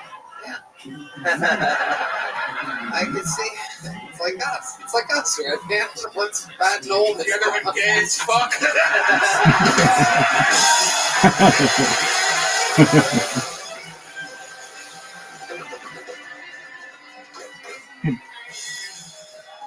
Right, Ben? You got me.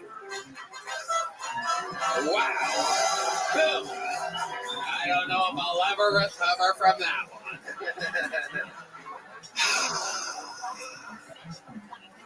Ouch. Ouch. Red Band giving thumbs up to the photographer. It's an incredible moment. Troy Conrad, world famous comedy photographer, right there in the moment. Red Band's magic moment.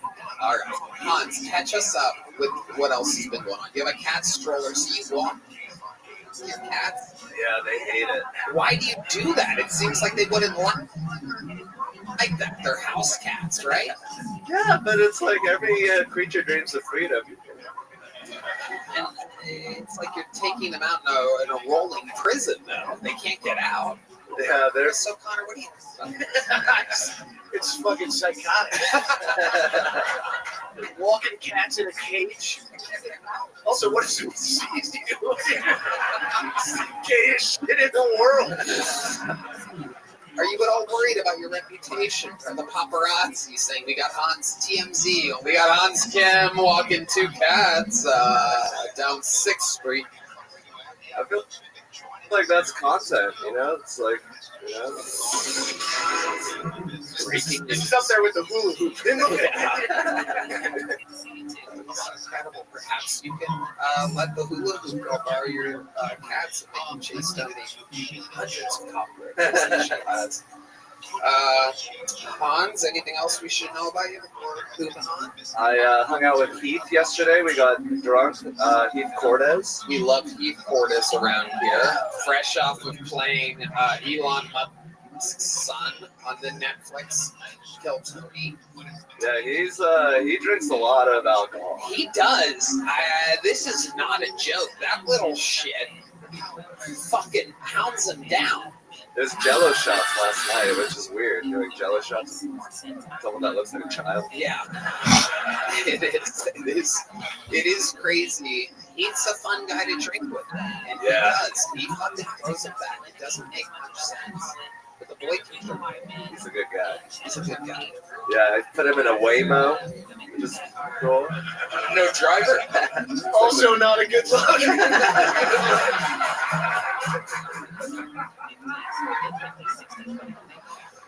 So he got trashed, and you just put him in the back of the driverless car. Yeah.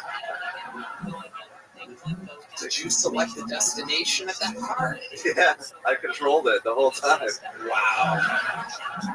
That is frightening. There wasn't enough room in the cat stroller? Wow. Tim Butterly. I love it. Hans, you did it again. Fantastic fucking set. Fantastic goddamn interview. One of the legends of the Kill Tony universe, Hans Kim. Back to the bucket we go. You know, Hans was found out of the bucket. All of our regulars were once discovered out of the bucket. And your next comedian could be the next big discovery. Anything can happen. Back to the bucket we go. It's a one-word name. Make some noise for Poncho, everybody. I do believe it's the Kill Tony debut of Poncho. You know what's the worst time to be a when you're hiding it from your wife and kids. Oh!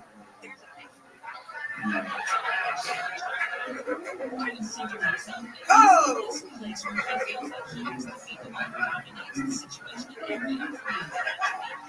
That's all you get for free. Thank you. Poncho, you have 34 seconds left. You're killing. If you're gonna cheat on me with a lesbian.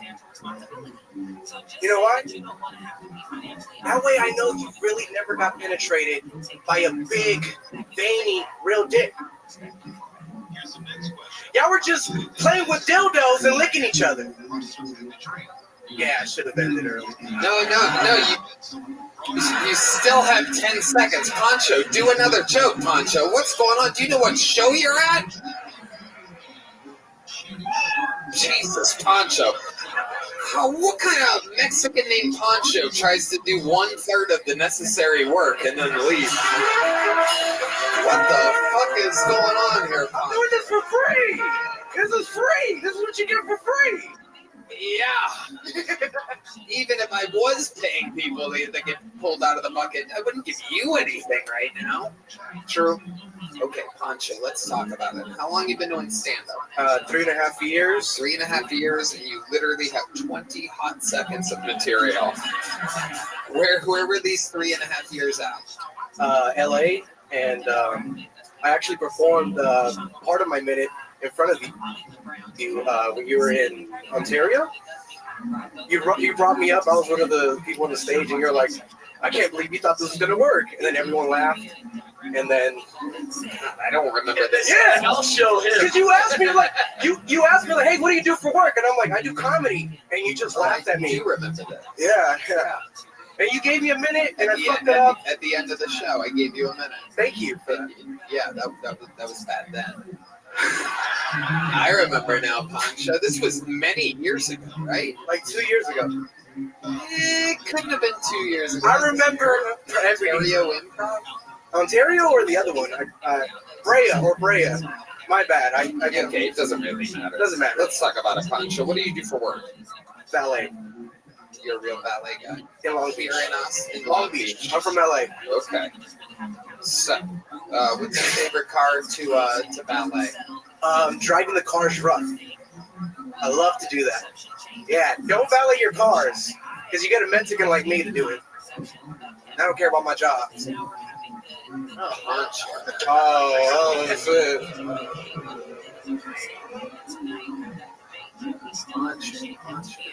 What's the nicest car you've ever taken a joyride in? That's a good question. Lamborghini Urus. Oh my god, you drove somebody's fucking Lamborghini. Yeah, and then I figured out it was just an Audi. It just feels like an Audi. So I would prefer an Audi R, you know, like an RS.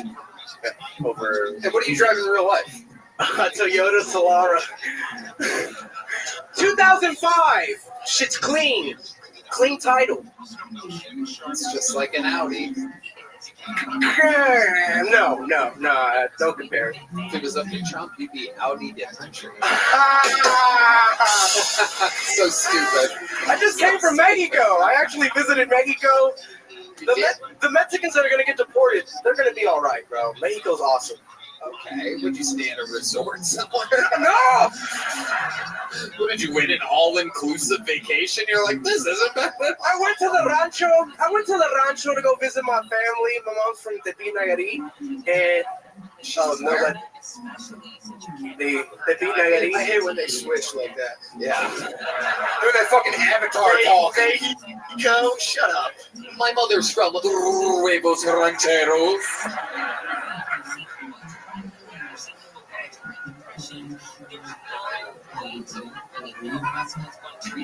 Where's your mother from? Tepi, Nayarit. Wow. It's close to Puerto Vallarta. Puerto Vallarta.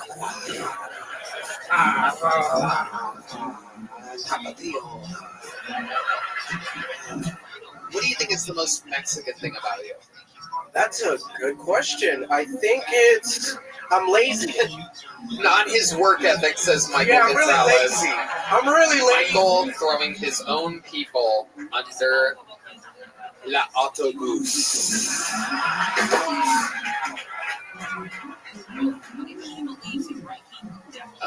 Okay. What else, Poncho? Why do you go by the name Poncho? Because so people won't confuse me with Arabians or like any other crowd. You think people would think you're Arabian? They do think I'm Arabian. They think I'm hairy or something. It's probably the laziness. No. So I say Pancho, so people are like, oh no. The only time people would think you're Arabian is if they see you joyriding around in a Lamborghini.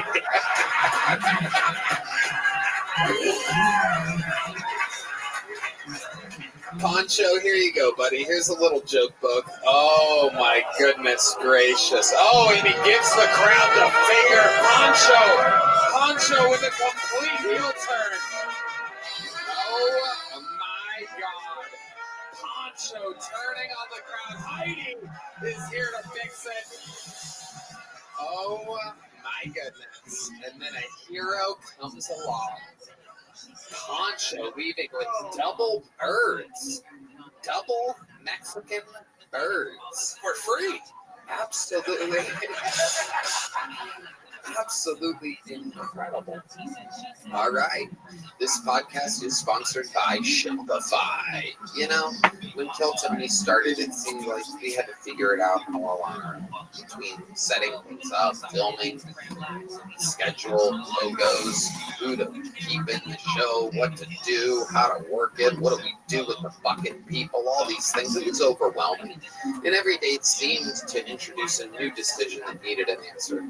When you're starting off with something new, it seems like your to-do list keeps growing every day with new tasks, and that list can begin to overrun your life. Finding the right tool that not only helps you out but simplifies everything can be such a game changer. For millions of businesses, that tool is Shopify. Shopify is the commerce platform behind millions of businesses around the world and 10% of all e-commerce in the U.S. From household names like Mattel and Gymshark to brands just getting started, Shopify is so easy to use, especially when adding new merch for tour. It helps tremendously when we're on the road. Red Band. You can get started with your own design studio with hundreds of ready-to-use templates. Shopify helps you build a beautiful online store to match your brand style. Want to get the word out like you have a marketing team behind you? You can easily create email and social media campaigns wherever your customers are scrolling or strolling. Scrolling.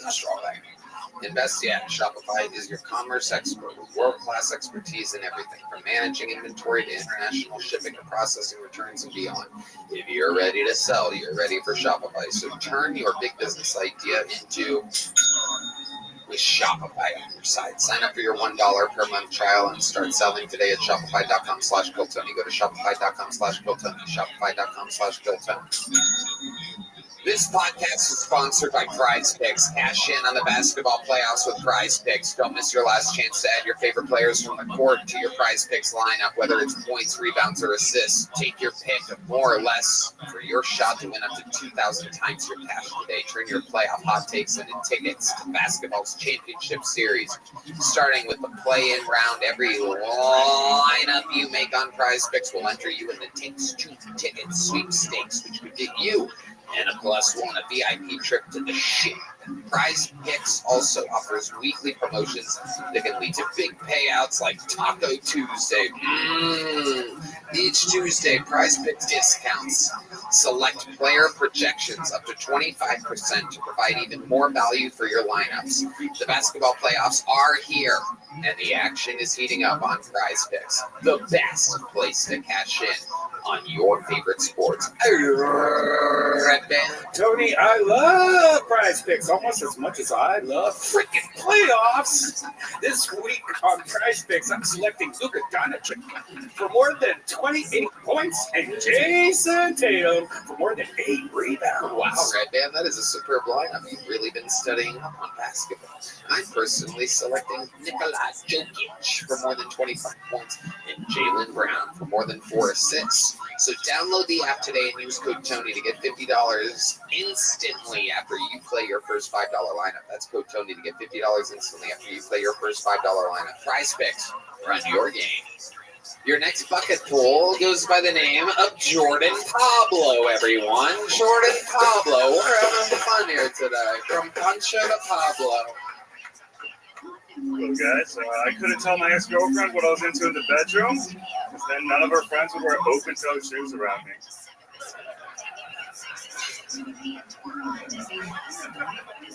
I've been in the closet for a long time about my foot fetish because I was smelling all the shoes.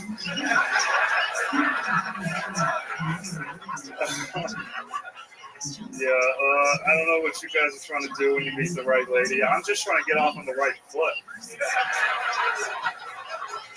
I don't know. Even when I get with a girl, I don't even know what the fuck you do. I was with this girl the other day. She's like, choke me, choke me. I'm like, is it that bad? She's like, no, I've been bad. I was like, no, you were great. Thank you, guys. Okay, 48 seconds of Jordan Pablo. Jordan, welcome to the show. It's your first time here. Yes, How sir. long have you been on stand-up? 5-ish years. Plus. Years. Where at? Colorado. What do you do for work? Waiter. Back there. Now I have no job. DoorDash. Yeah. Waiter there. Now you have no job. So you live here now? I'm trying to put this together in order. That's a weird answer. Yes, sir. Yes, sir. Okay, you live here. Yeah, I just moved here. How long have you lived here? We A week. All right. What have you seen about the city? What have you seen? I don't know. If you're interested in a valet job, you want to just go to the I don't know. I did acid Wednesday, and I went to the little room over there, and I was talking just like you. I had no idea what I was fucking doing. Wow. Wow. Well, that's the end of your career. No. All right. Jordan, what do you do for fun? I like to go see concerts, comedy shows, LSD. Sometimes I try to talk. Footlocker. Are you really into feet as much as you've implied? No, I that's crazy. You noticed that? Like, I only like. No, I just want to give my girlfriend a massage after a long day. My algorithm shows me a lot of them. But other than that, I'm kind of, I don't like this. I just like the, they look cute. feet, but your algorithm's showing you a lot of feet.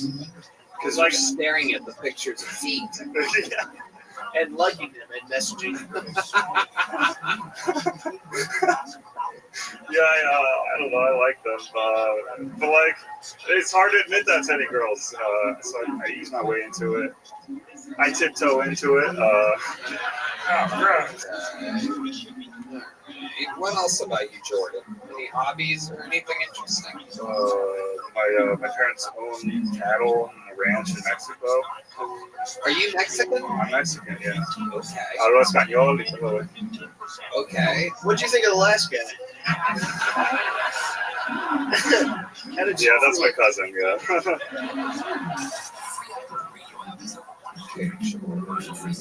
So you're door dashing. How's door dashing going? It's horrible. Like the pin, is just way off. I fucking never know which apartment number to go to. The building numbers are just a lot compared to Colorado. Really? Yeah, I think, I don't know. There's like order here. A weird order. I don't know, but I don't understand. Really? Yeah. That's interesting. You find this to be a thing? Are you doing it downtown? Is that your DoorDash downtown? No, freaking north side. A lot of stuff. Pflugerville? Yeah, that's Pflugerville. Oh. Let me on my desk cam. Yeah. Okay, it's Red Band that you've been to. The Duke of DoorDash. I love it. Jordan, what's your love life like? In real life. Oh, it's kind of bad. I just I cling to girls. I find a girl and she likes me. I find I love her, and then I just yeah. Wow. Yeah, it's kind of. I'm a coward. I don't know how to admit what I actually like. I don't know how to I'm afraid of conflict. It's so dumb. What's the furthest you've gone out of your comfort zone for these women? I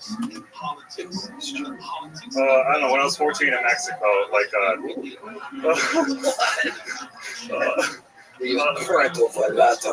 was a quinceañera, and my cousins were egging me on. They're like, "You gotta make the band dedicate a song to her." And I was like, "Can you do that?" And then I just met this girl, and they're like, "He loves you very much."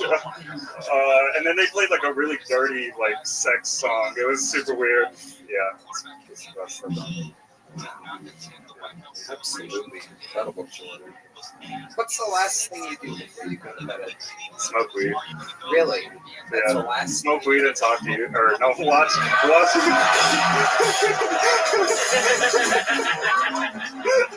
Smoke weed and talk to me?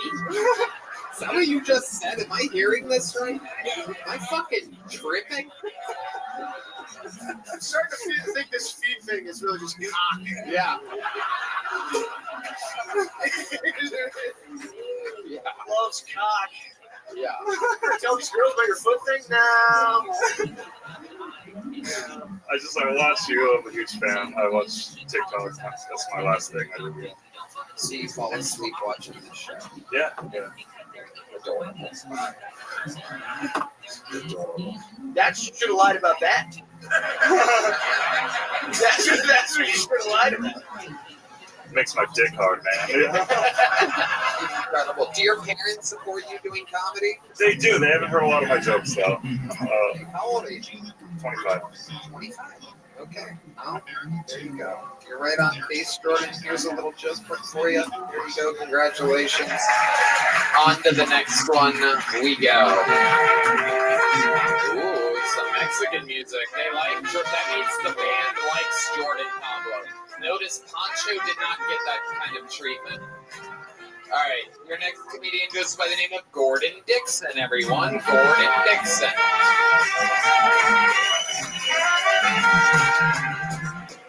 Make some fucking noise, officer. Let's go. Florida is in the bill. I just moved to Florida. Anybody from Florida in here? 3 people in here that can't read. That's what we. Took a girl on a date yesterday. She got a T-bone steak. I ordered a filet nigga. That's how I knew. She's like, "Oh, you're from Florida." I said, "Did you racist?" Anyway, Austin's weird. I've been here a year now. I just found out that my roommates were swingers. Yeah. Found out the hard way. I woke up with them having sex on top of me. That's not. Whole room smelled like booty hole and corn chips. I knew. But I'm single, so of course I fuck. You know what I mean? I fuck. Raw too. I didn't give a fuck. That is what you do when you have old people with dementia. That's what you do. You fuck old people. And after I came to my senses, I was like, "Listen, mom and dad, y'all got to get out of here. All right, that is."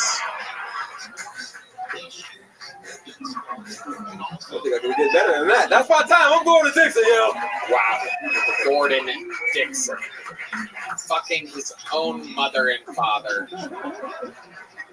When in Florida. When in Florida. That is why Florida man fucks parents. Gordon, welcome to the show. How long have you been doing comedy? Almost 6 years now. 6 years. Where at? Florida. Well, that's a state. Tampa. I started in Tampa. Side splitters. Shout out to side splitters. You still live there? No, I live here now.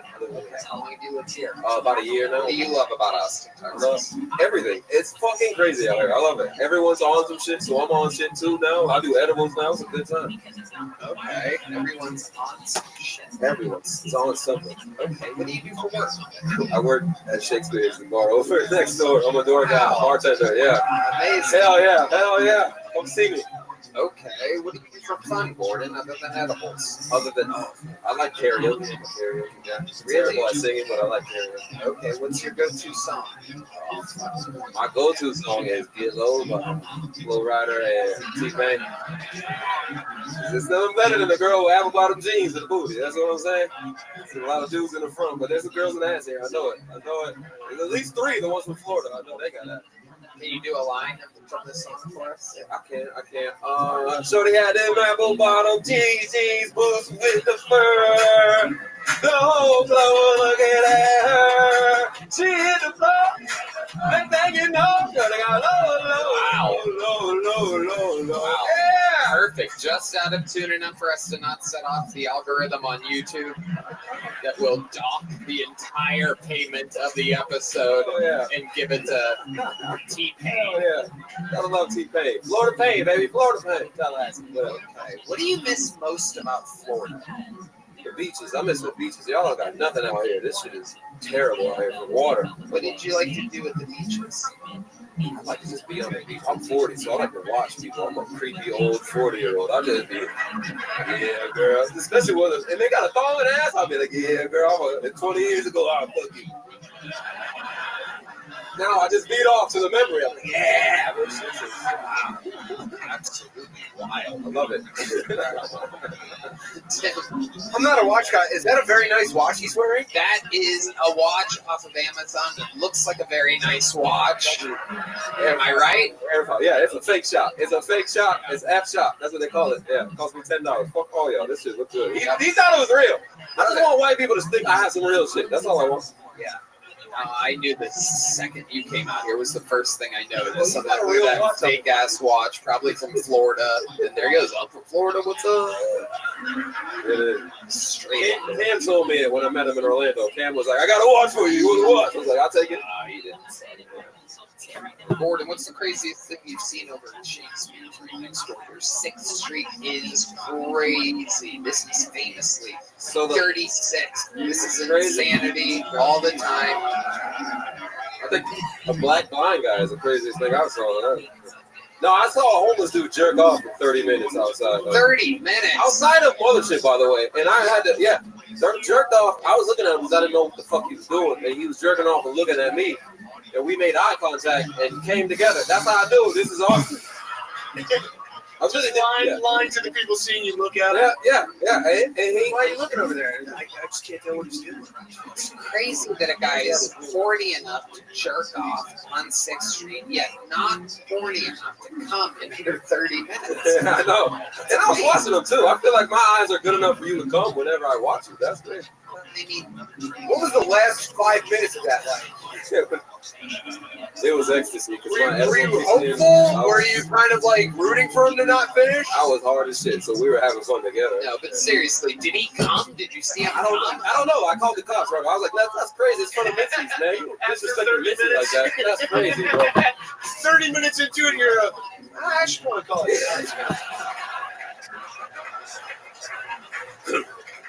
It wasn't 30 minutes. It was like 25. But after that, it was like, that's enough, bro. Wow. You got this, big bro.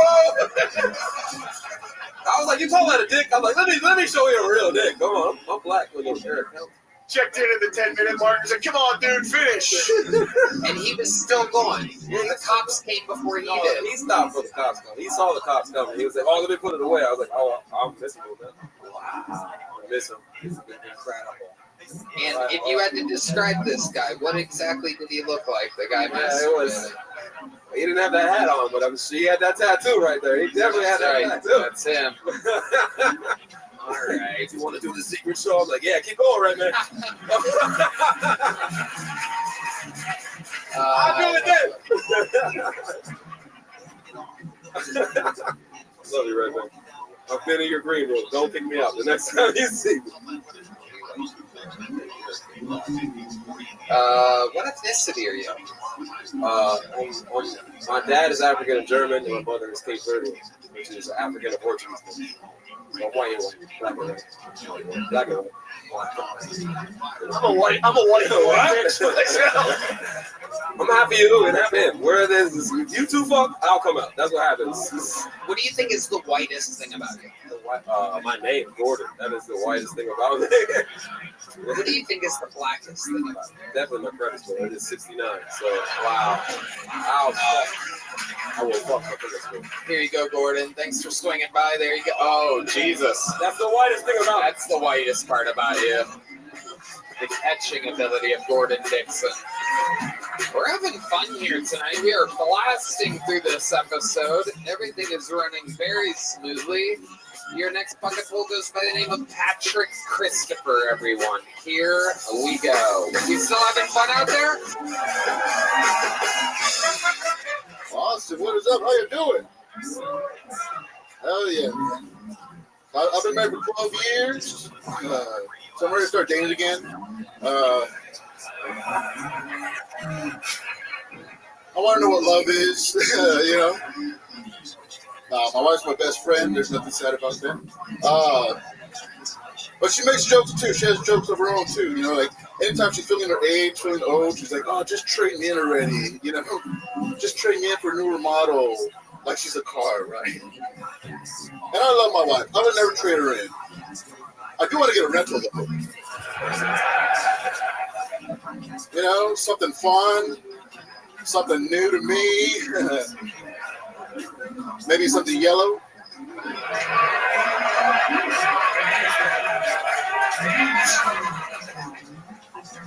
A lot of people don't get that joke, man. I had one lady yell out, "What about a blue one?" It's like, how do you know I like choking bitches? Fuck yes. Patrick Christopher. Hell yeah. Thumbs up to the band. Woo. Patrick. Welcome. Chris O'Connor.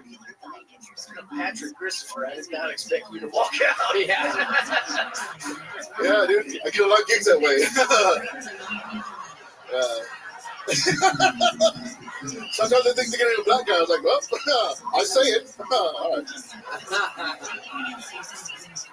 I love it. You're funny. How long have you been doing stand-up? 7 years. 7 years. Where at? San Antonio. Okay. Yeah. Actually, y'all remember I did the Tilton like 7 years ago. Yeah. Red Band knows. We had a moment. And, you guys remember each other? Would you guys eat food together? Eat food together? Roast God, Tony. What did you guys eat? Writer of 13 Comedy Central Roast. What did you eat? All right. Patrick, what do you do for work? I work for a medical clinic. I do insurance. Yeah. That's a lie. No. It's very true. It's very sad. Because I was doing comedy full time and then I had to get a real job. So. Your wife is also Latino? Yes, Latino, yes. What does she do? She's a server. Okay. All right. You have kids? No kids. No kids. Let me ask you something. This is a fucking anomaly. How did you, married for 12 years, Latinos not have kids? I got her fixed after we got married. Oh, okay. You got her fixed or you got fixed? No, I got her fixed. Oh my goodness gracious. What? She had cancer. We had to deal with it. Really? Don't fucking back up now, bitch. No. 12 years in remission. Yeah. 0 kids. 0 kids. So she had what? Ovarian cancer? Yeah. Okay. Was that tough to go through? How long were you not allowed to fuck her? It's been 12 years.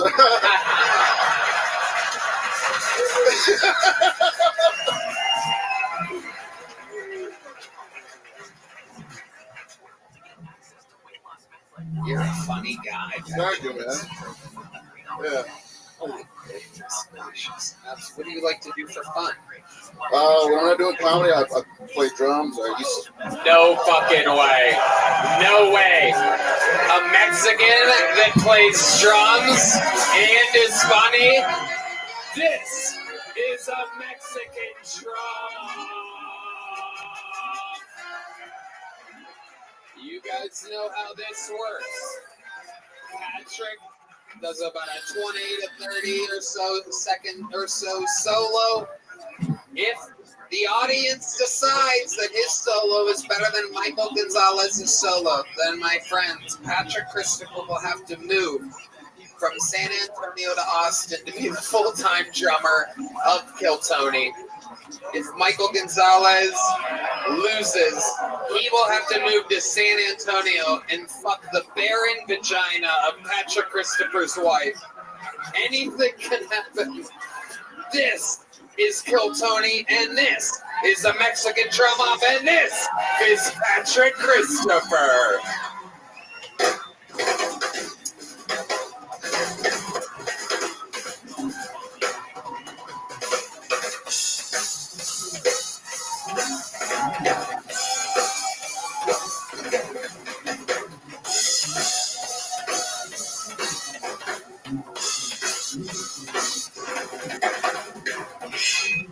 Wow. The crowd goes wild. Oh my God.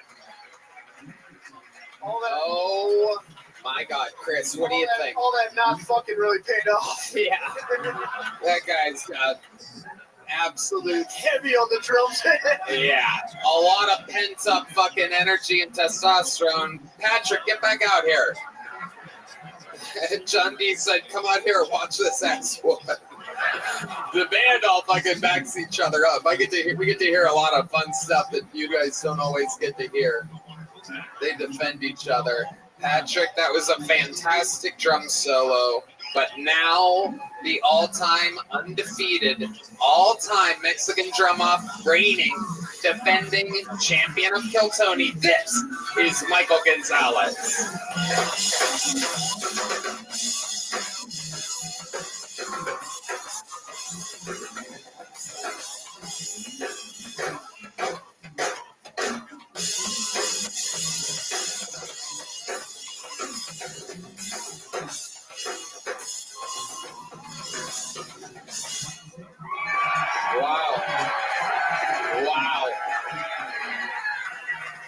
Wow. We'll be right back after these messages. All right. Come on. All right. How many of you have Patrick Christopher winning this Mexican drama? How many of you have Michael Gonzalez winning? No doubt about it. No doubt about it. Patrick, get back up there. How do you feel right now, Patrick? Out of breath, dude. I'm fucking out of shape, man. I said I play drums. I don't play drums currently. It's fucking.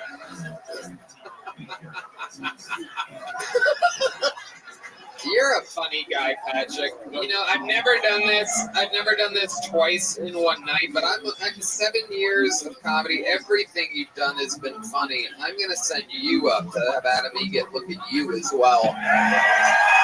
So you're going straight up to do a spot in front of the booker of the mothership right now. Right now. And I'd love to have you on the Secret Show next week. And here's the big jump up. Patrick Christopher, ladies and gentlemen. Oh my God. What a fucking episode this is. Also, can you put in a good word with Adam for me when you get up there?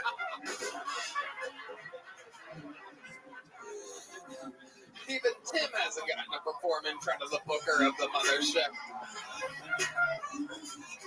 All right, ladies and gentlemen, make some noise for Ray Cheneby, everybody. Ray Cheneby.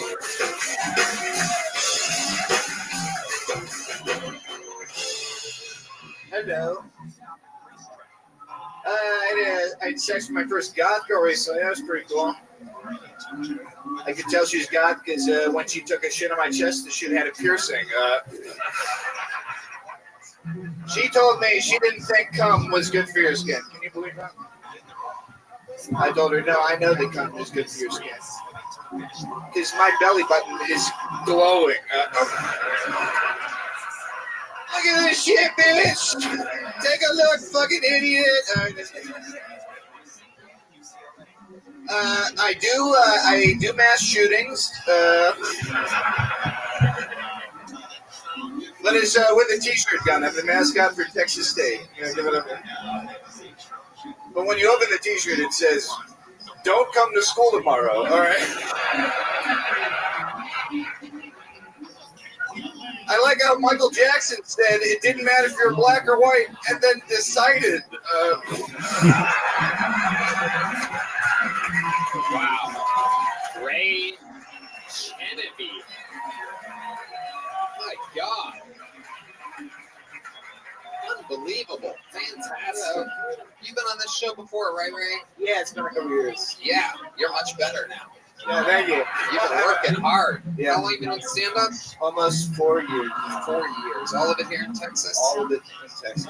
Yeah. Is this where you're born and raised? I was actually born in New York. That makes sense. Wow, says a absolutely retarded woman in the middle of the crowd. Her mind is completely blown at the fact that you could be from one of the most populous places in the United States of America. He doesn't even look that gay.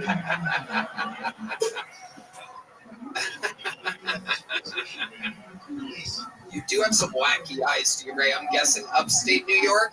An hour north, yes. Yes, you have dark, frightening eyes. Yes, right? yeah. Beautiful belly button, but frightening eyes. What do you do for work, Ray? Sorry? What do you do for work? I work at the Sunset Strip. Okay. Wow. Look at this. Look at the CEO over here, the boss man. The proud boss, right? I do AV there, and then I'm also an AV contractor. I work in hotels and stuff. It's got to be hard to do AV high ceilings. Fill the rooms. I work very hard. Yes, it takes a lot of work. Okay. What's it like working for Rabbi? A lot of people say he's one of the nicest bosses, that he brings these extra donuts and stuff. He's great, yeah.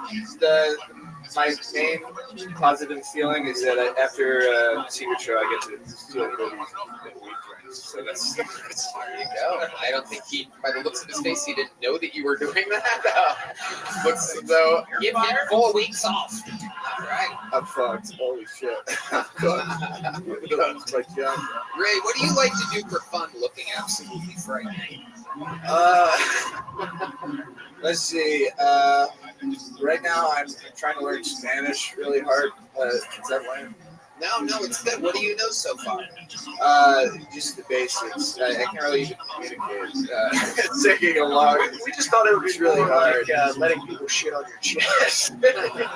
Yeah, I only know those words. What do you know how to say? I can say like. I was trying to like talk to people at the fucking fair over there about this like Shakespeare. Yeah, he doesn't know English that well. I was just trying to talk to them about like I was in Cuba for a couple of weeks a long time ago, and that's like the one phrase that I know to talk about. Oh, I was in Cuba a long time ago. And they're like, yeah, really, and then they start speaking to me in Spanish. All I do is like just. Yeah. Oh, See, I do the Chinese eyes or whatever. Shut her up. So absolutely nothing. You know how to say nothing in Spanish. No. That's the answer to the question from 2.5 minutes ago. You know what's funny? I never met a Duolingo dropout before. I do Duolingo obsessively, but also like I'm pretty good at listening to it because I listen to. I like listening to I listen to like Tom Segura and his Control over and over again, the same episodes, just to like learn. And that's mainly what. So I can't really speak, but I can like understand when they're talking shit about me and lying. Right. Yeah. Right. Anyways. How do you say the guy with creepy eyes ordered multiple tacos? What's your love life like, Ray? What do you stare at? Nothing right now. Working on finding someone to stare at. It's been a couple months, yeah. Yeah, like a date. Like, what's the last date you went on? How does that go down? Are you on the apps? I am on the apps. I'm a Hinge. I'm a big kid. What does your bio say? Does your bio say that you work at some such show? No, I try and pretend I'm not a comedian because I mostly hook up with liberal chicks that think they think I'm a white supremacist. If I'm even a mile within, if I'm even remotely close to this place. And so I lie the whole time. I talk about Palestine and art. I really know to con them into fucking me, and then I go back to, I lie about shit. He's using filthy cheat codes. I talk about communism. I talk about the Berlin Wall. I do all that shit. Just every picture on Hinge profile is eyes closed. Yeah, for a long time, my profile was really scary. I didn't adjust it the correct way. I didn't smile at it in my photos, and I showed my friend it. I was like, "What the fuck is wrong with you?" So, like, what is so frightening in the photo? What did that look like? What does you not smiling look like? Show us the. That is scary as hell. Yeah. Have any of the liberal girls that you've hung out with found out that you have nonsense? Have you ever been like caught? Well, it's like I'll always go on dates, and I'll go into it and really try and talk about how I like speak my mind, use certain language like that, and then I test the waters, and sometimes they'll be like, I'll just rip my phone. Fuck. Please fuck me, please fuck me. I'm gonna shoot up a school if you don't fuck me, alright? Please help me. I have to I give in eventually. Wow. Do this for the people of Insert High School.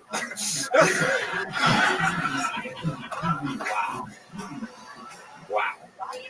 Compelling. Yeah. Can't imagine how terrified I'd be on a first date if someone's like, I really like to speak my mind.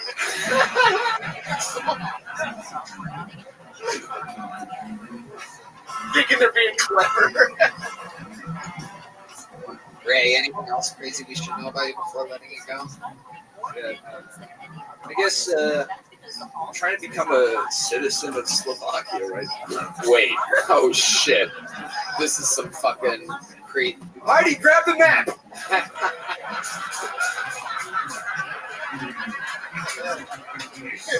There's a beautiful castle. I want to be a vampire. What is going on in Slovakia to where you are trying to become a citizen? Guarantee you haven't learned a fucking word of their language yet. 0% chance of that. Fucking. It's really a bad language. It's terrible, but God, they're listening. I love it. Let me in, please. What is it about Slovakia that you want? So I have like my ancestors from there, and I want to be able to get citizenship there, so I can like own property and then also be able to like work there. So it's convenient. How close are you to owning? But not just in Slovakia. It would be anywhere in the EU.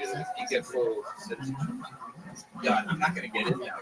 You want to own property in Slovakia? Yeah, you could own it anywhere in the EU. So where would you buy property? Like Spain or somewhere. Is that what you would do? This doesn't make any sense. I'm just trying to figure it out. So you live in America, you're an American citizen. I would keep the schools. Sure, I got that. But instead of buying property in the greatest country in the world, you would buy property in you like don't even have an exact. Spread my wings, maybe just keep the options open. It takes like 2 years to get. So it takes many years. just do the one in Spanish. God, fuck. I have no chance. When you start getting booked in Slovakia, could you put in a good word for me, please? I'd love to have you on the Sticker Show next week. Thank you so much. Here you go, Ray. Here's the big joke buck. All right, one last bucket full. One last bucket full. Make some noise for Mike Ayo Bebe. Mike Ayo Bebe. Oh yeah, here he is. Mike Ayo Bebe. Woo! Yeah, that's the black dance right there. W, no matter what beat is going on, man. Nigga go. Man, nice crowd. It's out of the mic for sure. A little bit about myself. Ayo Baby. That's a crazy non-American last name right there. Born and raised in Nigeria. Don't get scared. When I tell people that, they want to put their phones away, man. Think I'm gonna send an email. Let's chill. It's not coming. No, being born and raised in Nigeria, man, make you appreciate things that y'all in America take for granted. You know, clean air, clean water. Y'all got nice water here, man. The one in Nigeria, you can see German demons. That thing, great dancer. You can see Chris Brown in your cup. I'm trying to tell you, man. You take a sip, you don't know what you're gonna catch. You might catch a demon or disease. You might need a doctor or priest, to relieve you of your pain. Okay, that's my time. Mike Ayo Baby? How do you say that? Ayo Baby. That's a crazy last name for a black guy because it's also the perfect thing to scream at your dad as he's leaving you. No, I got a father. All right, you guys have a good night. Hey, Ayo Baby. Got a father. Both of them, dad and mom. They both stay together. It's the African thing, man. Really? Yeah, man. When you poor, you stay together. Okay. And they're in Nigeria right now? No, they're in Minnesota, freezing their ass off. Wow. Yeah, that's where I landed first, in Minnesota. My goodness. What made you guys go to Minnesota first? You saw the Man, George have you been to Nigeria? What? Have you been to Nigeria? I've been to Minnesota. I'd rather go to Nigeria, to be honest with you. You go to Nigeria, you're going to want to leave and go anywhere but Nigeria. I think I would fit in just fine.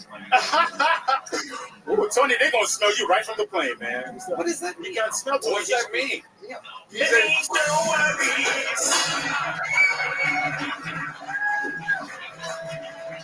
How old were you when you moved from Nigeria to the United States? I was about 13 years old. Okay. And what was the biggest difference that you noticed other than white people? Food. Okay, let's talk about Nigerian food for a second. Tell us about the cuisine of Nigeria. Man, we got the primary one is fufu. Yeah, sounds good. What's fufu? So fufu is like a doughy substance. It's made out of yams. You put yams and then you put water. You pound it up. Then just turn it. It's like a gangster ass mashed potatoes. Oh yeah. Oh, red band. That's the sound effect that flies all around the fufu. Oh no! Get out of here! Get out of here! Oh, man! Hey, it be like that, man. When it's hot, the flies come around. Absolutely. Yep. Well, yeah, fufu. You got that.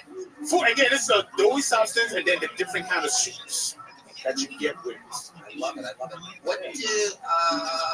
How did your parents get American citizenship? Were they part of a special program or something? Lottery visa. Yeah. Lottery visa. Yep. That must George have been Bush. Okay. Got me here, Republican, baby. George W. Bush, a Republican. Yeah, he signed that thing. No doubt about it. We know him very well. So, you went from the bush because of a bush. I was waiting on that. I love it. George Bush took me out the bush. Have you ever seen a lion? Oh, man, we ate them all in Nigeria, man. They ran out. They bounced. Really? They went to freaking Botswana and then where the white people at. Nice over there. Jerry, who was grilling them. A lot of whites in Botswana. That's right.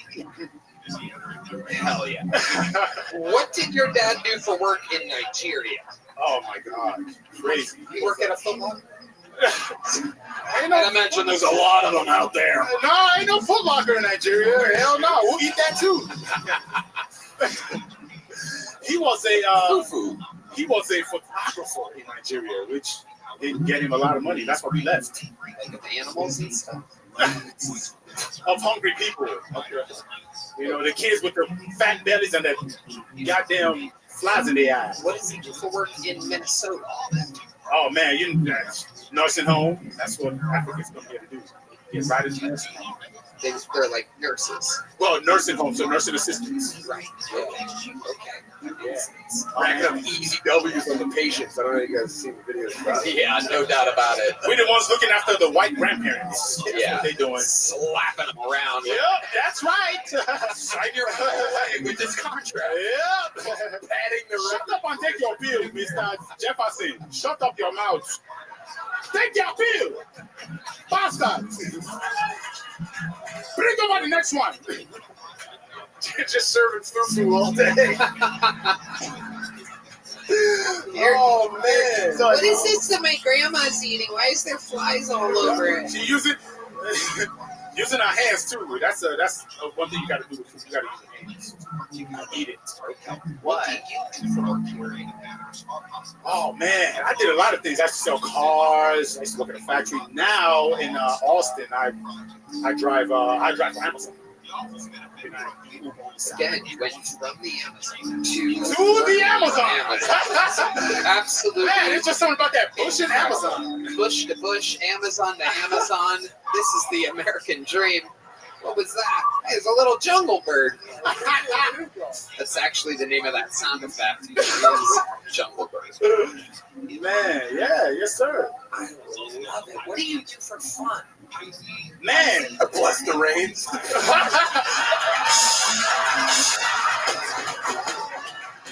Oh my goodness gracious, he's doing it live. We're getting word it just started raining outside. It is a downpour here in Austin. Raining right now, yeah. Hopefully y'all got your goddamn umbrellas. Absolutely. I just summoned them motherfuckers. Absolutely incredible. Man, I don't know. I try to stay away from the police. That's Yep. what I get for fun, you know. Yep, that's a full-time job. Stay out of them, man, you know, so regular things. What are our thoughts about fat-booty white bitches? Man, these are very good. I like it. You like big it? booty. I saw a lot of big booty black women in Nigeria, you know. What do you prefer, black or white? Man, my dick don't discriminate, man. I accept any pussy I get right now. Amazing. When's the last time you got pussy? You seem like I got some coming this weekend. So you got some coming. Yeah, I got some pussy. I got some train coming this weekend. Goddamn it, some ordering through Amazon. Yeah, some Gucci on the way. You got a coming prime? Huh? Where's it coming from?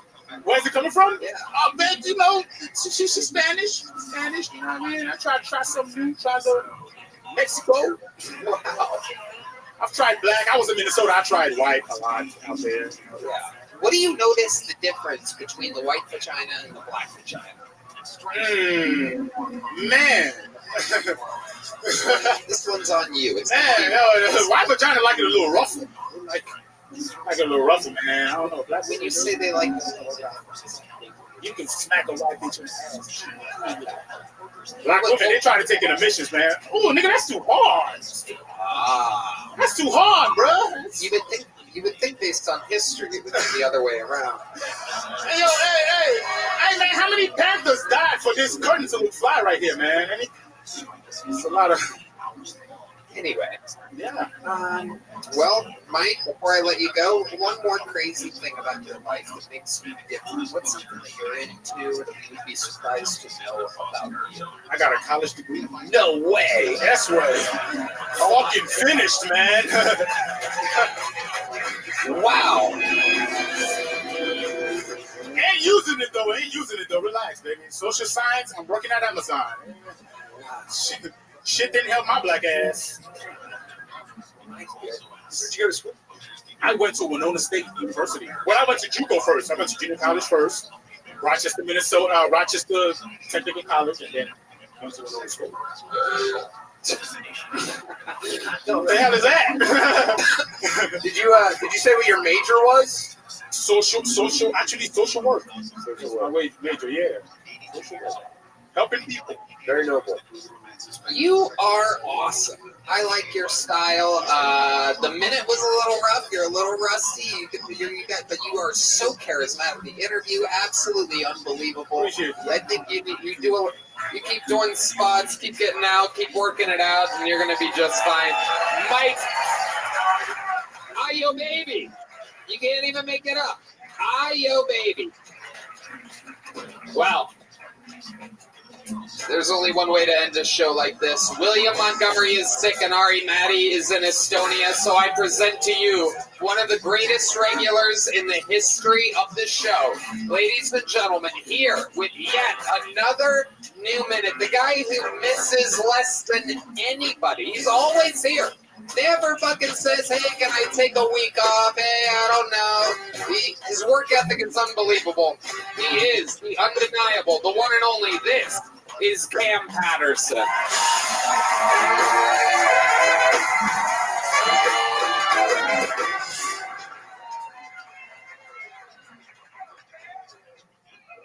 Without slavery, I could have been that nigga.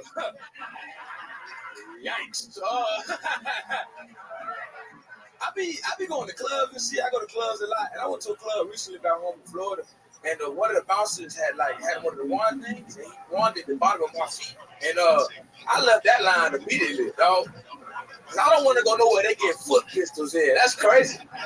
That's psychopathic. And I also have a theory about bouncers. Not the bouncers here because they are regular people, but I think bouncers anywhere else are all gay. That's what I think. They big gay niggas. That's what I think. Big undercover gay niggas. Every time I go to a club, they pat me down. They always touch my dick. Dick get touched every single time. And if the club is full, they probably touch 200 dicks.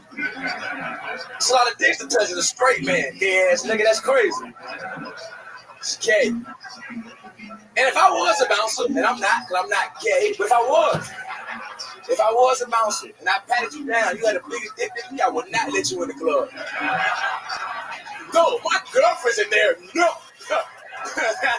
No, bucko. There's gonna be a bunch of little dick niggas, little dick dance and shit like that. You know what I'm saying? I can't appreciate it. That is. They big gay niggas. That's what I think. Big undercover gay niggas. So every time I go to a club, they pat me down. They always touch me. Dick get touched. I feel. Bastard. What does that mean? Say that you work at some sort of No, I try and pretend I'm not a comedian because I mostly hook up with liberal chicks that think that they think I'm a white supremacist. If I'm even a mile within, if I'm even remotely close to this place, and so I lie the whole time. I talk about Palestine and part. I really know how to con them into fucking me, and then I go back to I lie about. Shit. He's talking about cheat codes. I talk about communism. I talk about the Berlin Wall and do all. What a con. Profiles, eyes closed. Yeah, for a long time my profile was really scary. I didn't adjust it correctly. I didn't smile at it in my photos, and I showed my friend. And I'm like, what the fuck is wrong with you? So like, It's so frightening. what did that look like? What does you not smiling look like? Show us the. That is scary as hell. Yeah. Have any of the liberal girls that you've hung out with found out that you have common sense? Have you ever been like caught? Well, it's like I'll always go on dates, and I'll go into it and really try and talk about how I speak my mind, use certain language like that, and then I test the waters, and sometimes they'll be like, I'll just rip my phone. Fuck. Please, fuck me. I'm gonna shoot up a school if you don't fuck me, alright? Please help help me. I have to like I give in eventually. Wow. Do this for the people of Insert Ice. Wow. Wow. Compelling. Yeah. Can't imagine how terrified I'd be on a first date if someone was like, "I really like to speak my mind."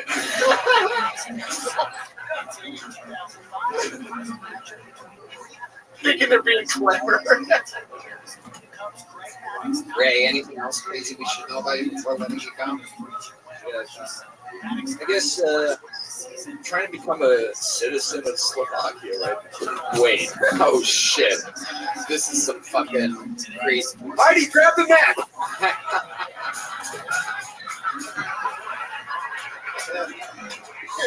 There's a beautiful castle. I want to be a vampire.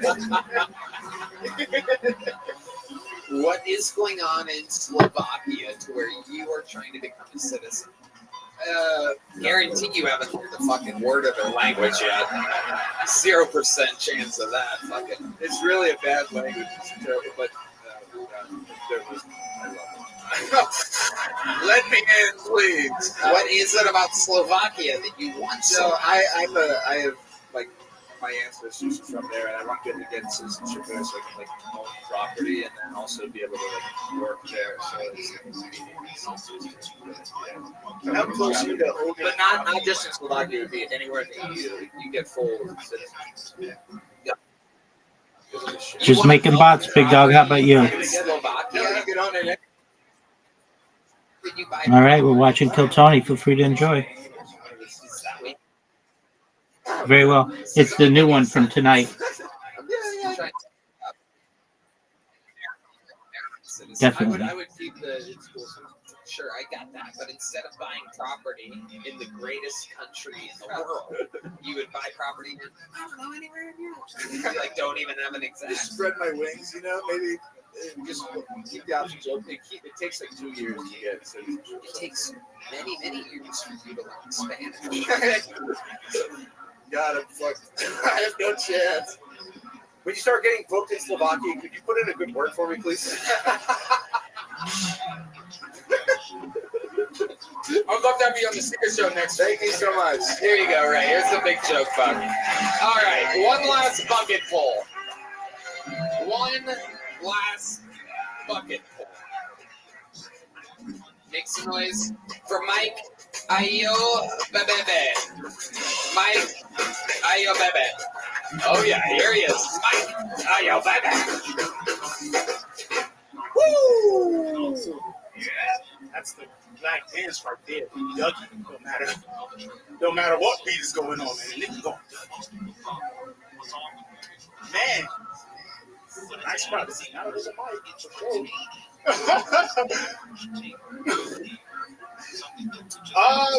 A little bit about myself. Ayo baby. That's a crazy non-American last name right there. Born and raised in Nigeria. Don't get scared. When I tell people that, they want to put their phones away, man. I think I'm gonna send them an email. So, let's chill. It's not coming. No, being born and raised in Nigeria, man, make you appreciate things that y'all in America take for granted. You know, clean air, clean water. Y'all got nice water here, man. The one in Nigeria, you can see germs and demons. That thing break dancing. You can see Chris Brown in your cup. I'm trying to tell you, man. You take a sip, you don't know what you're gonna catch. You might catch a demon or disease. You might need a doctor or priest, you know, to relieve you of your pain. Okay, that's my time. Mike, Ayo baby? How do you say that? Ayo baby. Ayo baby. That's a crazy last name for a black guy because it's also the perfect thing to scream at your dad as he's leaving you. No, I got a father. All right, you guys have a good night. Hey, Ayo baby. Father, leave me. Both of them, dad and mom. They both stay together. It's the African thing, man. Really? Yeah, man. When you poor, you stay together. You know? Okay. And they're in Nigeria right now? No, they're in Minnesota, freezing their ass off. Wow. Yeah, that's where I landed first, in Minnesota. My goodness. What made you guys go to Minnesota first? You saw the Have George you been Floyd to thing? Nigeria? What? Have you been to Nigeria? I've been to Minnesota. I'd rather go to Nigeria, to be honest with you. You go to Nigeria, you're going to want to leave and go anywhere but Nigeria. I think I would fit in just Ooh, Tony, they're going to smell you right from the plane, man. What does that mean? You got to smell Tony. What does that mean? Yeah.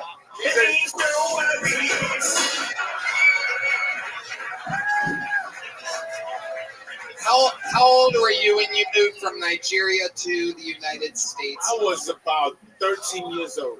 Okay. And what was the biggest difference that you noticed other than white people? Food.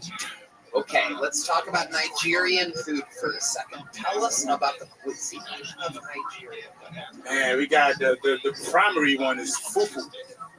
Fufu sounds good. What's fufu? So fufu is like a doughy substance. It's made out of yams. You know, you put yams and then you put water. You pound it up. And it's 20. It's like a gangster ass mashed potato. Oh yeah, red band. That's the sound effect that flies all around the fufu. Oh no, get out of here! Get out of here! Oh man, hey, you know, it be like that, man. You know, when it's hot, the flies come around. Absolutely. Yep. Well, yeah, fufu, we got that. Again, it's a doughy substance, and then the different kind of soups that you get with it. I love it. What did? How did your parents get American citizenship? Have I heard of a special program? Lottery visa. Yeah. Lottery visa. Yep. That must George have been Bush. Okay. Got me here, Republican, baby. George W. Bush, a Republican. Yeah, he signed that. No doubt about it. We know him very well. So, you went from the bush because of a bush. I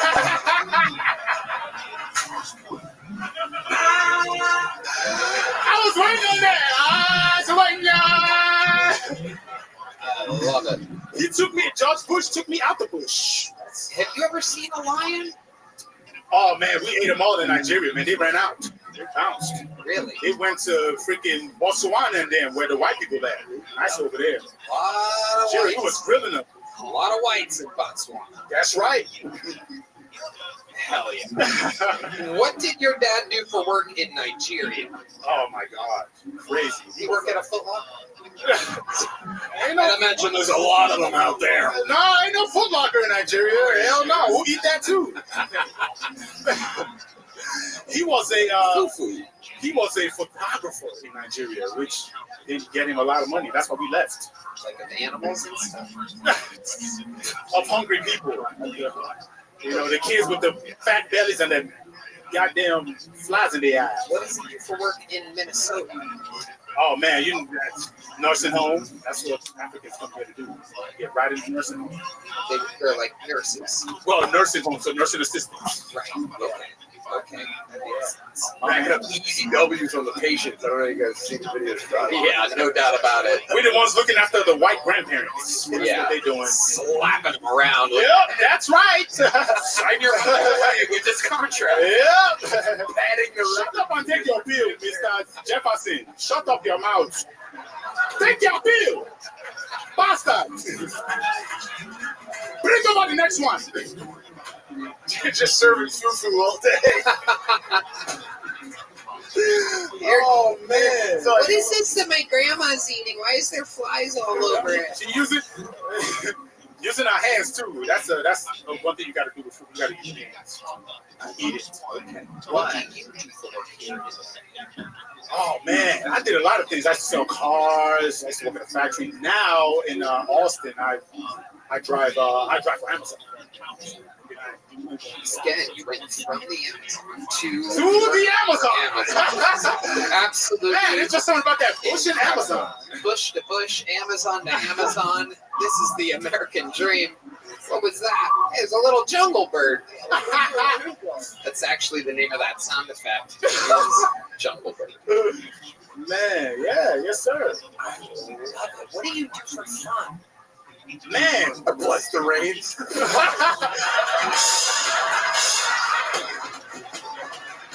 Oh my goodness gracious, he's doing it live. We're getting word it just started raining outside. It is a downpour here in Austin, Raining right Texas. now, yeah. Hopefully y'all got your goddamn umbrellas. Absolutely. I just summoned them motherfuckers. Absolutely incredible. Man, I don't know. I try to stay away from the police. That's Yep. what I do for fun, you know. Yep, that's a full-time job. Stay out of them, man, you know, so regular things. What are our thoughts about fat-boobied white bitches? Man, oh, this is very good. I like it. I like You like big it? booty. I saw a lot of big booty black women in Nigeria, you know. What do you prefer, black or white? Man, my dick don't discriminate, man. I accept any pussy I get right now. Amazing. When's the last time you got pussy? You seem like I got some coming this weekend, so you got something coming. yeah, I got some pussy. I got some trend coming this weekend. Goddamn it, some orders through Amazon. Yeah. Some coochie on the way. You got it coming prime? Huh? Where's it coming from? Where's it coming from? Yeah. Oh man, you know, she's Spanish. She's Spanish. You know what I mean? I try something new. Try a little Mexico. Wow. I've tried black. I was in Minnesota. I tried white a lot out there. Yeah. What do you notice the difference between the white vagina and the black vagina? Man. This one's on you. It's Man, white vagina like it a little rougher. Like a little rougher, man. I don't know. Black When people you say they like the you can smack a white bitch in the ass. Black women, they try to take in emissions, man. Oh, nigga, that's too hard. That's too hard, bro. You would think based on history it would be the other way around. Hey, yo, hey, man, how many Panthers died for this curtain to fly right here, man? It's a lot of. Anyway. Yeah. Well, Mike, before I let you go, one more crazy thing about your life that makes you different. What's something that you're into that you would be surprised to know about you? I got a college degree. No way. That's right. Fucking finished, man. Wow.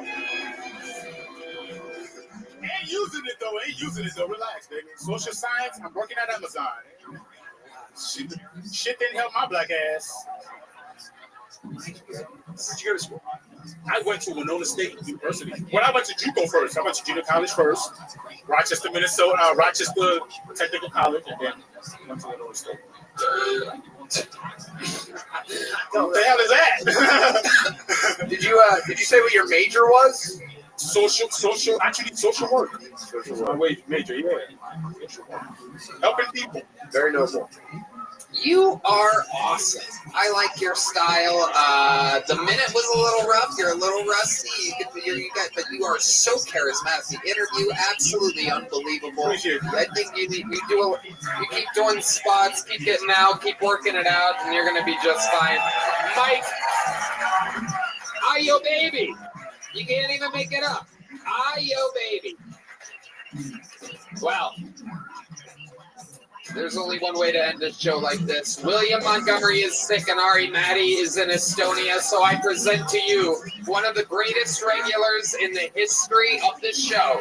Ladies and gentlemen, here with yet another new minute. The guy who misses less than anybody. He's always here. Never fucking says, hey, can I take a week off? Hey, I don't know. His work ethic is unbelievable.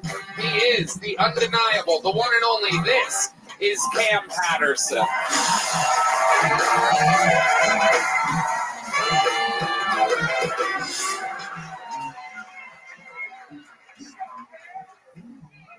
Without slavery, I could have been that nigga. Yikes. I be going to clubs and shit. I go to clubs a lot, and I went to a club recently back home in Florida, and one of the bouncers had one of the wand things, wand at the bottom of my feet, and I left that line immediately, dog. Cause I don't want to go nowhere they get foot pistols in. That's crazy.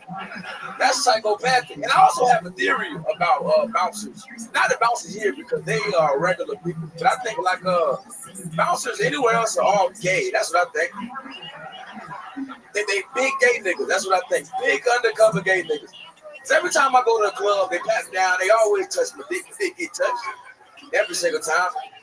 And If the club is full, they probably touch 200 dicks. It's a lot of dicks to touch as a straight man. Gay ass nigga, that's crazy. It's gay.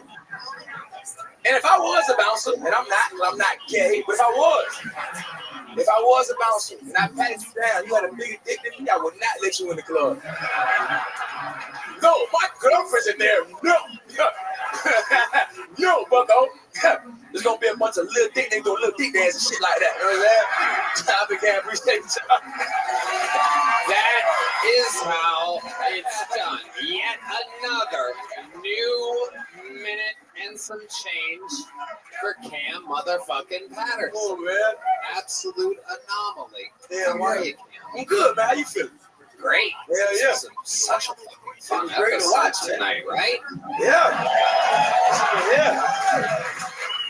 Shit been cool to see, dog. That one Mexican nigga that came out and said immediately was crazy. Yeah. And I was like, go back to show. That was crazy as shit, dog. And then it all went downhill from there. He tried to get out 23 seconds into his set.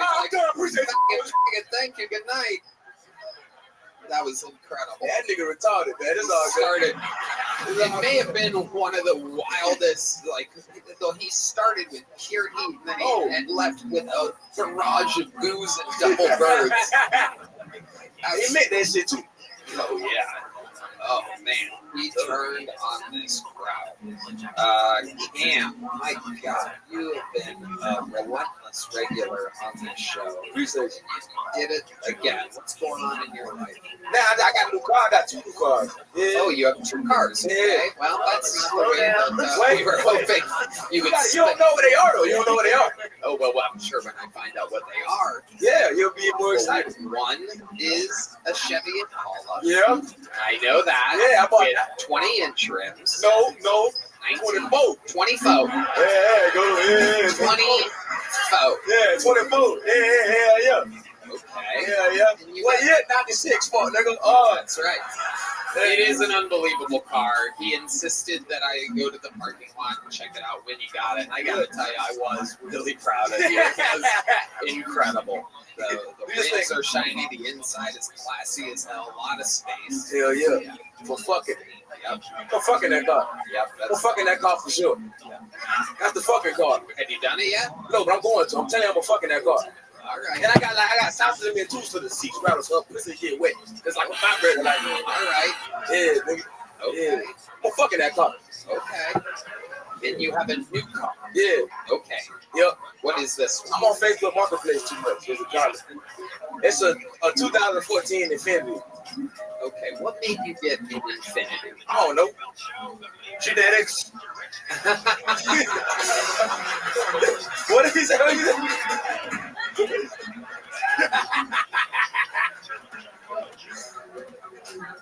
My daddy had an Infinity. My granddaddy had an Infinity. Everybody had Infinities, man. Your sister Infinity also had an Infinity. To the stage, Infinity. Oh my God. Cam, why would you get a second car? I don't know. Have you thought about buying property? Yes. But I thought about it. I ain't. That's all I did. I thought about it. I'm getting that. We're doing shit. Okay. But how do you feel about Slovakia? What is that? I don't fucking know. What is that? What color is this Infinity? It's like I don't even know how to explain. It's like it's got a wrap on it. It's like purple. Yes. I fucking knew it. I fucking knew it. No, the second you said Infinity, I'm like, I shouldn't ask him the color. It's kind of a boring question in front of millions of viewers. But I'll bet it's purple. I want to ask. It's purplish. Fuck you, Tom. I know. I can see the color. It's like purple. It's like almost black, but it's got like a purple tint. Plum. John Dees, our senior black correspondent, is saying plum, and we know that it's plum. I know you well enough to know the look on your face. I could show you on a fucking. I will have Red Band bring up the fucking color thing, and I will show you the color, and you're gonna drop the mic because I'm gonna fucking nail it. How do you think it's plum? What do you think it's plum? What do you think it's plum?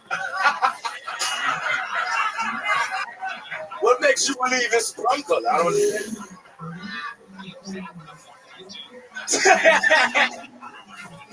Oh, okay. Well, that's kind of just like, okay, this one. You brought up the rainbow. That's gay. Well, Dude with a purple car. It's like a rainbow game. Stupid gay, super gay. Purple is cool. It's not purple though. It's not purple. But if it was purple, it'd be fucking cool.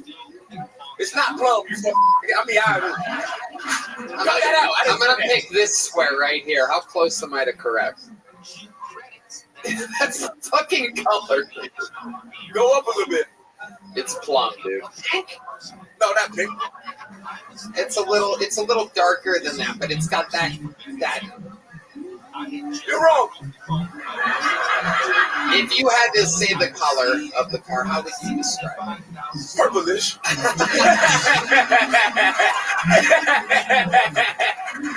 Oh, God, so much fun. What else, Cam? Anything else we should know about? That's it, really. Oh no! Oh no, there is no. So I was going to Canada. We went to Canada. It was in Toronto, and my dad been to Canada a couple times, like a lot, like a lot. Legend of Kenny Patterson. It gets stronger today. So he go to Canada a lot, and then we went to the what is it? The immigration? What the nigga said? Customs. Yep. Customs. Went to customs. And the dude was like, y'all gotta go inside for a second. And so we go, it's me, my dad, and my sister. And we go inside. And we drove with us to Buffalo. And we went inside. The lady just called my dad over. And then she was like, yeah, you got like a domestic abuse charge from 99. Oh my God. And I was born in 99. So oh my God. And he just went, what? See y'all in Buffalo, nigga. I don't know what to tell you. He made his wife purple.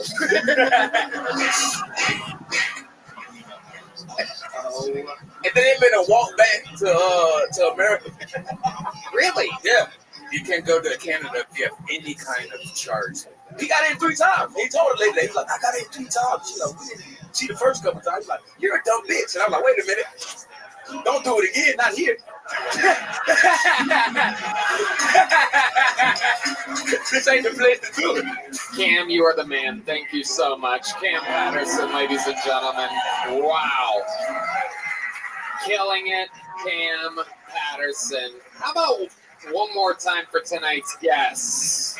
Tim Butterly is on tour. TimButterly.com. Tim Butterly Show. Check out Dad Me. One more time for Chris O'Connor, everybody. Tires Season 2, June 4th.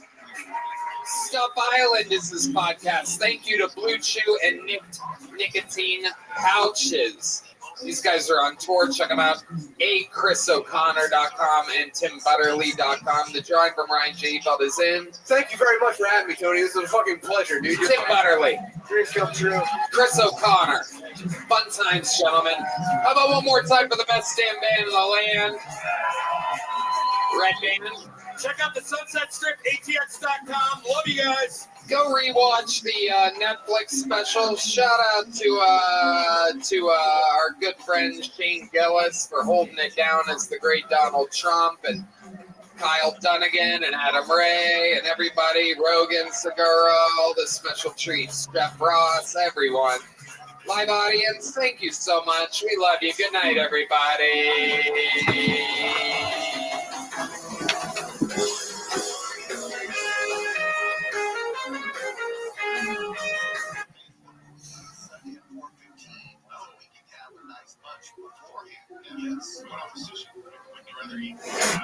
Tickets are on sale for all my upcoming stand-up dates. Detroit, Atlantic City, Niagara. Was it solid, loggy, wet, runny? I thought it was South Korean soft serve at the time. Wow. But it turns out it was what? Filipino pudding. Okay, Red Band. There's your part-hand effect for the episode. And now, ladies and gentlemen, the number one freakiest thing that Jason Best has ever done. I unintentionally gave a Mexican gentleman a foot job to completion on a Greyhound bus en route to Biloxi, Mississippi.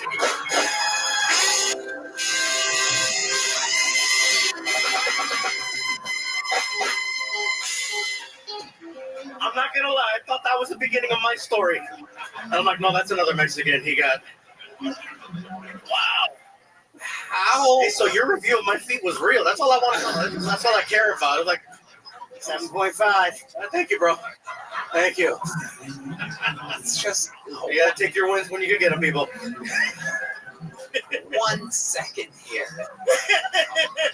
You said that you like. I love you have more. Oh, it's incredible. The wheels are turning right now. What makes it an unintentional foot job? And when you say foot job, that means you jerked him off with your feet, and it was unintentional. How? Yeah, this is very suspicious coming from you. No. You seem like a guy that would have a very intentional foot job if you wanted to give one. Four Loko, the before 2010 formula, back when that shit would fuck you up. The OGs know. He knows. So what was the angle of attack on this situation? You're sitting next to the guy. He's a roast. Across the little way thing, and I just reached my foot across, and that motherfucker looked at me dead in my eyes and sang Bon Jovi's Bed of Roses in broken English before he cummed on my face. How did he come on your face? It was like it blasted me. I don't even know where to begin. It's like Mad Libs. I don't even know where to begin, but I'm telling you this, you're getting a big joke book, that's for sure. Thank you! I don't know what body part you're going to shove this up, but I have a pretty decent idea. I always throw it. There he goes, the rare catch from Jason Best, ladies and gentlemen. Wow. Welcome to Kill Tony, Gabriel Iglesias. This is all real. I mean, what can I even say?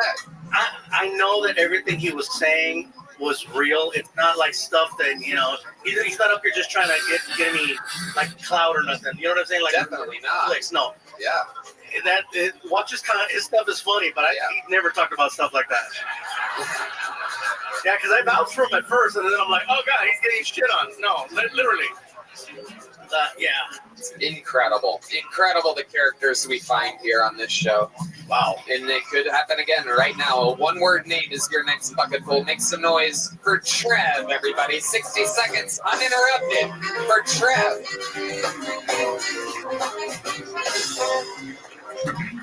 Oh, what's up, Boston? Oh no! I'm already cut off. All right. Man, I lost my virginity to a deaf girl. And it caused this really weird fetish for me. I don't like deaf chicks, but I am a sucker for that accent.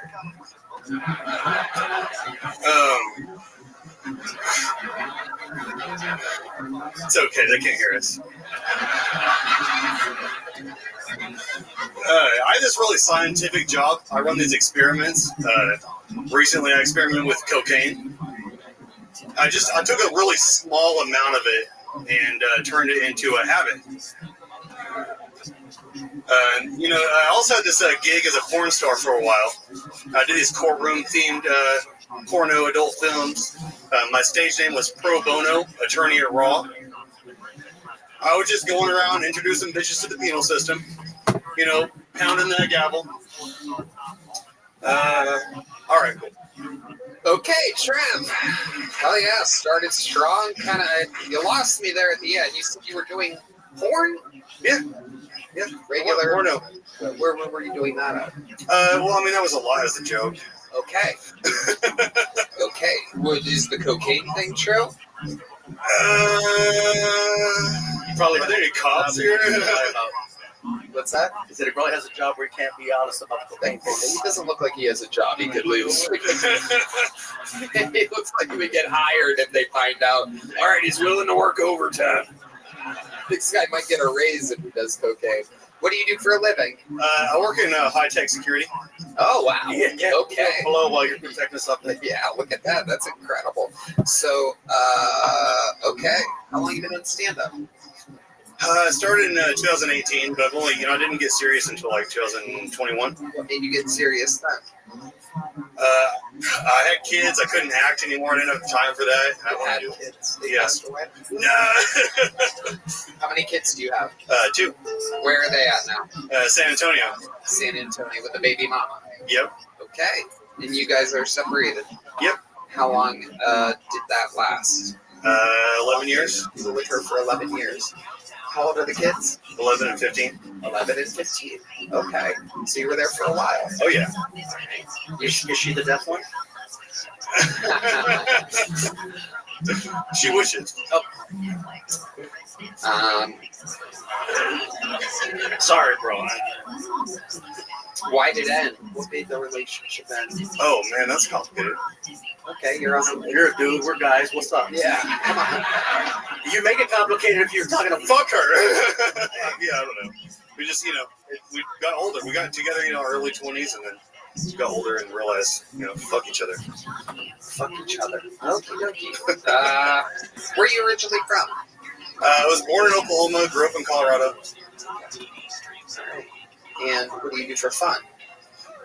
For fun, comedy. What else other than comedy? Pretty much the only thing I ever do is just, so I like to ride my one wheel. I go out, Okay, and now we figured it out. All right. We just found who could be the gayest person that's been on the show so far here today. Somehow you just destroyed Jason Best as the gay comedian. I go out on my one wheel. Is that a cool name for a fucking unicycle? I go out on my one wheeler. You have a unicycle? No, it's like an electric skateboard. You know one wheel, come on. No, I don't. It looks weird shit like that. It's a wheel and it has some lights around it. I get it now. So it's a fancy unicycle. Yeah. Instead of pedaling, you have a remote control or something? No, just lean forward. Yeah. Wow, that seems like It's the one that they show those pit bulls on, riding on the beach, right? Yeah, okay. I know which one's that. All right, how do you get into I do not get on those. You can get on a normal skateboard, it'll end up with one wheel. You make one wheelers on a normal skateboard. How do you end up getting into one wheeling, Trev? You got a friend that was doing I it? skateboarded, as a teen in early 20s, and then got, dad bod, couldn't skateboard anymore. Okay. What's your favorite thing to do with your kids? You got an 11-year-old and a 15-year-old. What are they into? How do you maintain being a cool dad? You live here in Austin, and they're from San Antonio. I live in San Antonio. Okay, so you see them a lot? Oh yeah, like a lot. Yeah, like every day. Every week. Yeah. Okay. How do you entertain them? What makes you a cool dad? We do video games a lot. That's their main thing. Yeah. Okay. All right. What do you think's the most interesting thing about you? Maybe it's just because you're going up after Jason Best, who is one of the freakiest motherfuckers we've ever had in the show's history. But I gotta tell you, this interview is unbelievably boring compared to, I like comedy for hobbies, and I raised my kids. We play video games. Come on, motherfucker, you're right. He had his chest shit on by not a woman, a Filipino man. 47. He found out at a Walmart. Finger up his butt at a Waffle House. Yeah. Ticket to Mississippi. Accidental foot job. Greyhound bus. Yeah. You got anything like this up your sleeve? Oh man, I hooked up on a Greyhound one time. Okay. Yeah. It's just a woman? Yeah, just a regular. Boring! Jesus, live your life, buddy. My God. Let me ask you this. You've been separated from the baby mama for how long? 5 years, 6 years. 5 years. You've been dating a little bit? Oh, yeah. Okay. How do you do that? Do you just meet people? Are you on any of the apps or anything like that? I did apps for a while, and then just kind of nothing was happening. Now you there. just So roll out on the one-wheeler and look at women in the eyes and just be like, sup? Catch along the way, yeah. Want to hop on? Like, what your favorite hookup that you've had recently? How did that happen? Oh man, take us through the evening. I'm gonna try to make you interesting here, the evening. It's a lot of heavy lifting. I have another sock.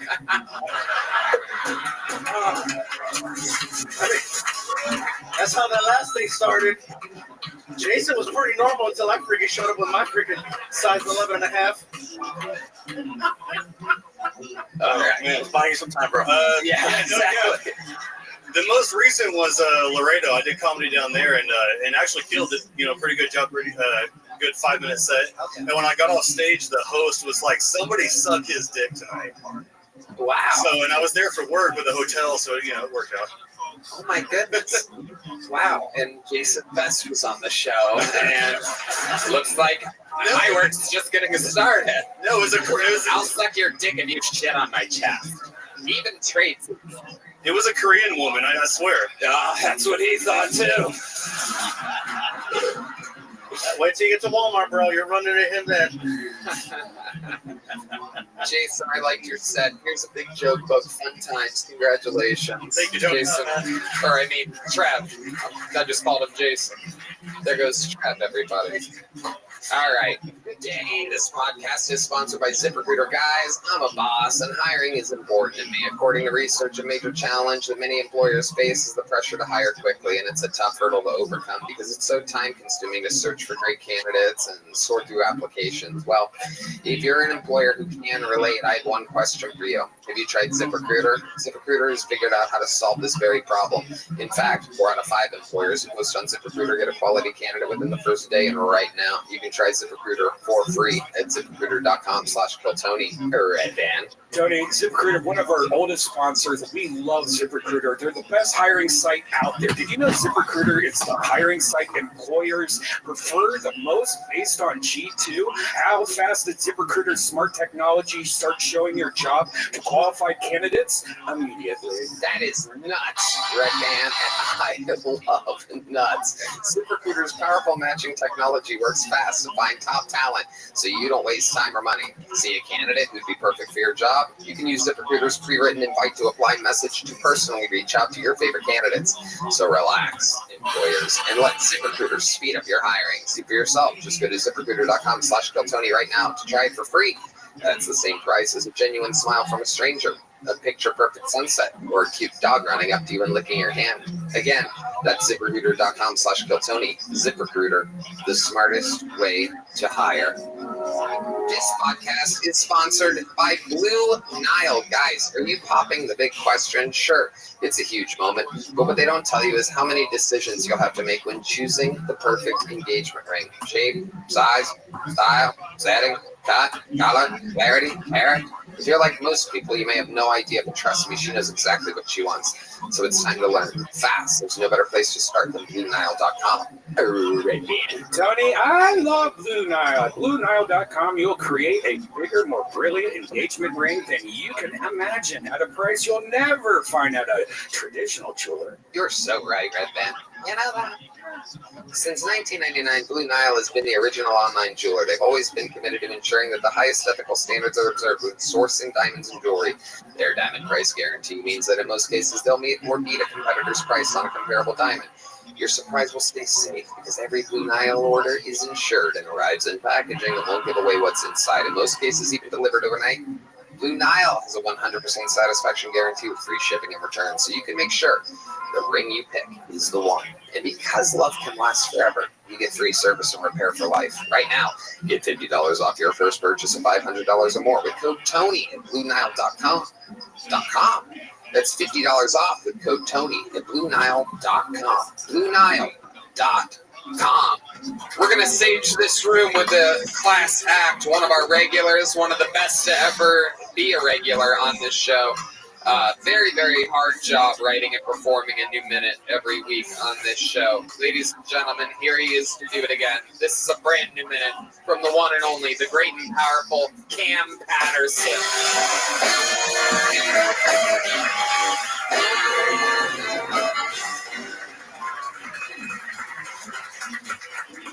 I don't even want to touch this microphone, nigga. We should just stop this show with Jason. It's not gonna get no better than that nigga, dog. It made me angry. How he started with, what's number 3? I had a finger in my asshole. He has to die. I think people like that should be murdered and put on a list somewhere, dog. He scares me with my whole heart. There's no topping that nigga. I know I got a lot of shit about crackheads. All my jokes are mainly about crackheads. And it's funny to me because I was thinking about the other day when I was real high, and I was just like, man, it's fucked up. Because most of y'all deal with crackheads, and y'all see them like on the street. Y'all just walk by them, and they're not real people.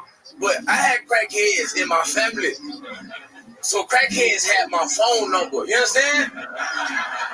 That's a different type of relationship with a crackhead. Like, y'all be like, I don't know you, leave me alone, nigga.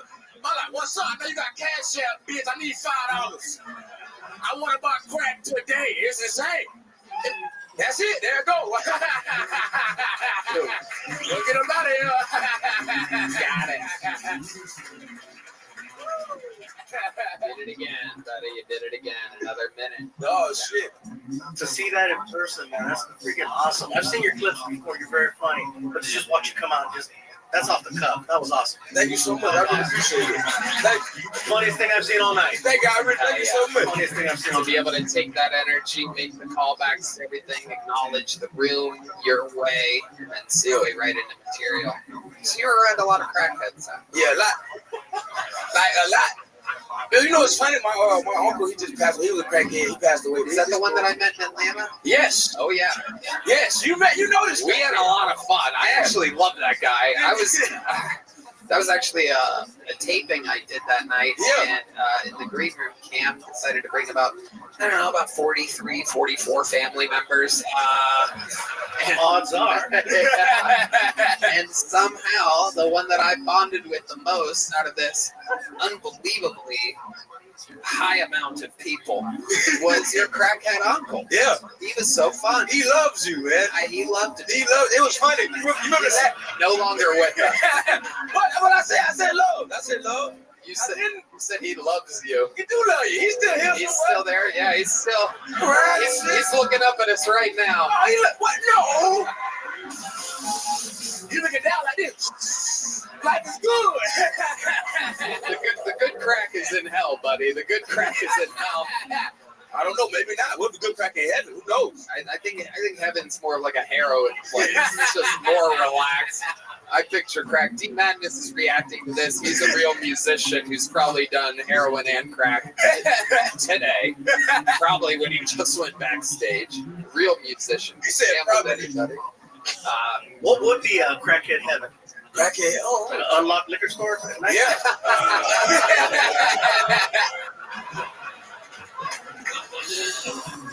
Yeah, just a bunch of unlocked cars and shit like that. Hell yeah. Just a bunch of unlocked everything. Yeah, really. Just go in anywhere. It's like a video game, like Sim City or something. But he was the funniest nigga like ever, dog. I remember I was when I first started on stand up, he came back and stand up with my dad and shit. And I told him, I said, you wanna come downtown with me and like, you know what I'm saying, like to watch some shows? He said, where your shows at again? I said, they downtown. He said, I can't do that, nigga.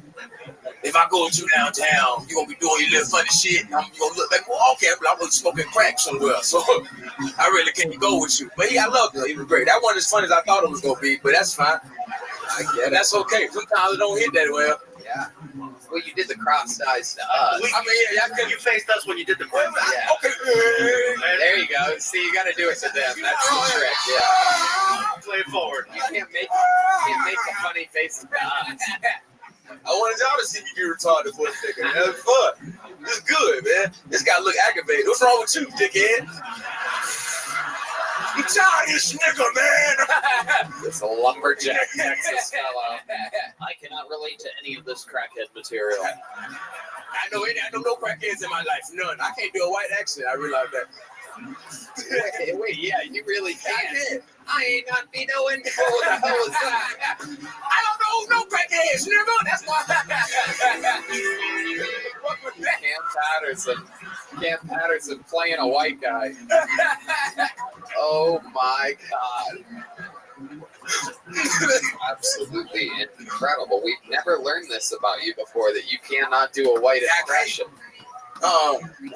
I can only do one impression. Yeah, what is it? It's a you know, you ever seen Chowder? Chowder? Yeah. Like, is that clam? Yeah, clam. Nah, it's an old cartoon show, and there was a dude down there, his name Schnitzel, but he don't talk. All he said, rada. That's all and he was black. That's all he said though.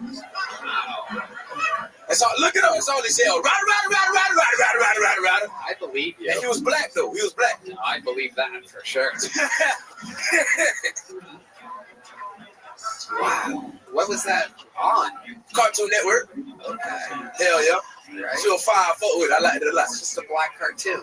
No, it was a white. I mean, it was for everybody. They just had one black character. I mean, they was all like fictional niggas. They was like, you feel me? Like That's in the description, by the way. The guide? That's exactly what it says on the guide. Even I knew that. Absolutely incredible. Wow. Well, Cam, so much fun. You fucking did it again. Another monster performance. Another new minute from Cam Patterson, ladies and gentlemen. Business is booming. We're flying through it here tonight. Your next bucket pull, ladies and gentlemen. Ooh. The great Heidi gracing us with her amazing presence yet again. Ladies and gentlemen, your next bucket pull goes by the name of Eddie Lursa. Make some noise for Eddie Lursa, everybody.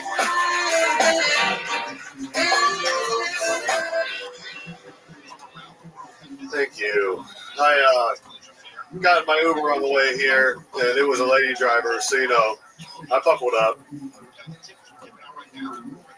Not just because she was a woman. I'm not a sexist. She was also Asian. And not that Asian people can't drive. They can, and that's the problem. Relax. I'm kidding. It wasn't an Asian woman. It might have been an Asian man. I couldn't tell. And no, I hate Ubers, though. I fucking hate Ubers. My worst Uber driver ever made me walk 2 blocks in the rain to get to the car. Loudly fought the entire ride with someone named Shut the Fuck Up Bitch, where I ran multiple red lights, almost hit a person. Then this dude had tattoos up to his neck and 3 teardrops under his eyeball. 5 stars, because that guy knows where I live. 25% tip. Thank you for the service. I actually found out when I want to leave 1 star, I started getting dropped off down the street at my bitchy neighbor's house. Because she's kind of got it coming. All right, that's my time. Thank you. I'm Eddie Lursa. Eddie Lursa. A lot of Uber material there. Here we go. Welcome. Is this your first time on the show? 3rd time. Okay. All right. Welcome back, Eddie. How long have you been doing stand-up? Almost 2 years now. 2 years. All of it here in Austin?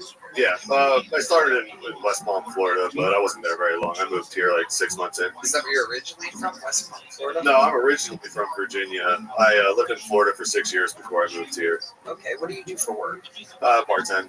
All right. You still do that? Yeah, bartend. I produce a lot of shows in town. Anything I can, but bartending is my main money. How right often now. do you perform?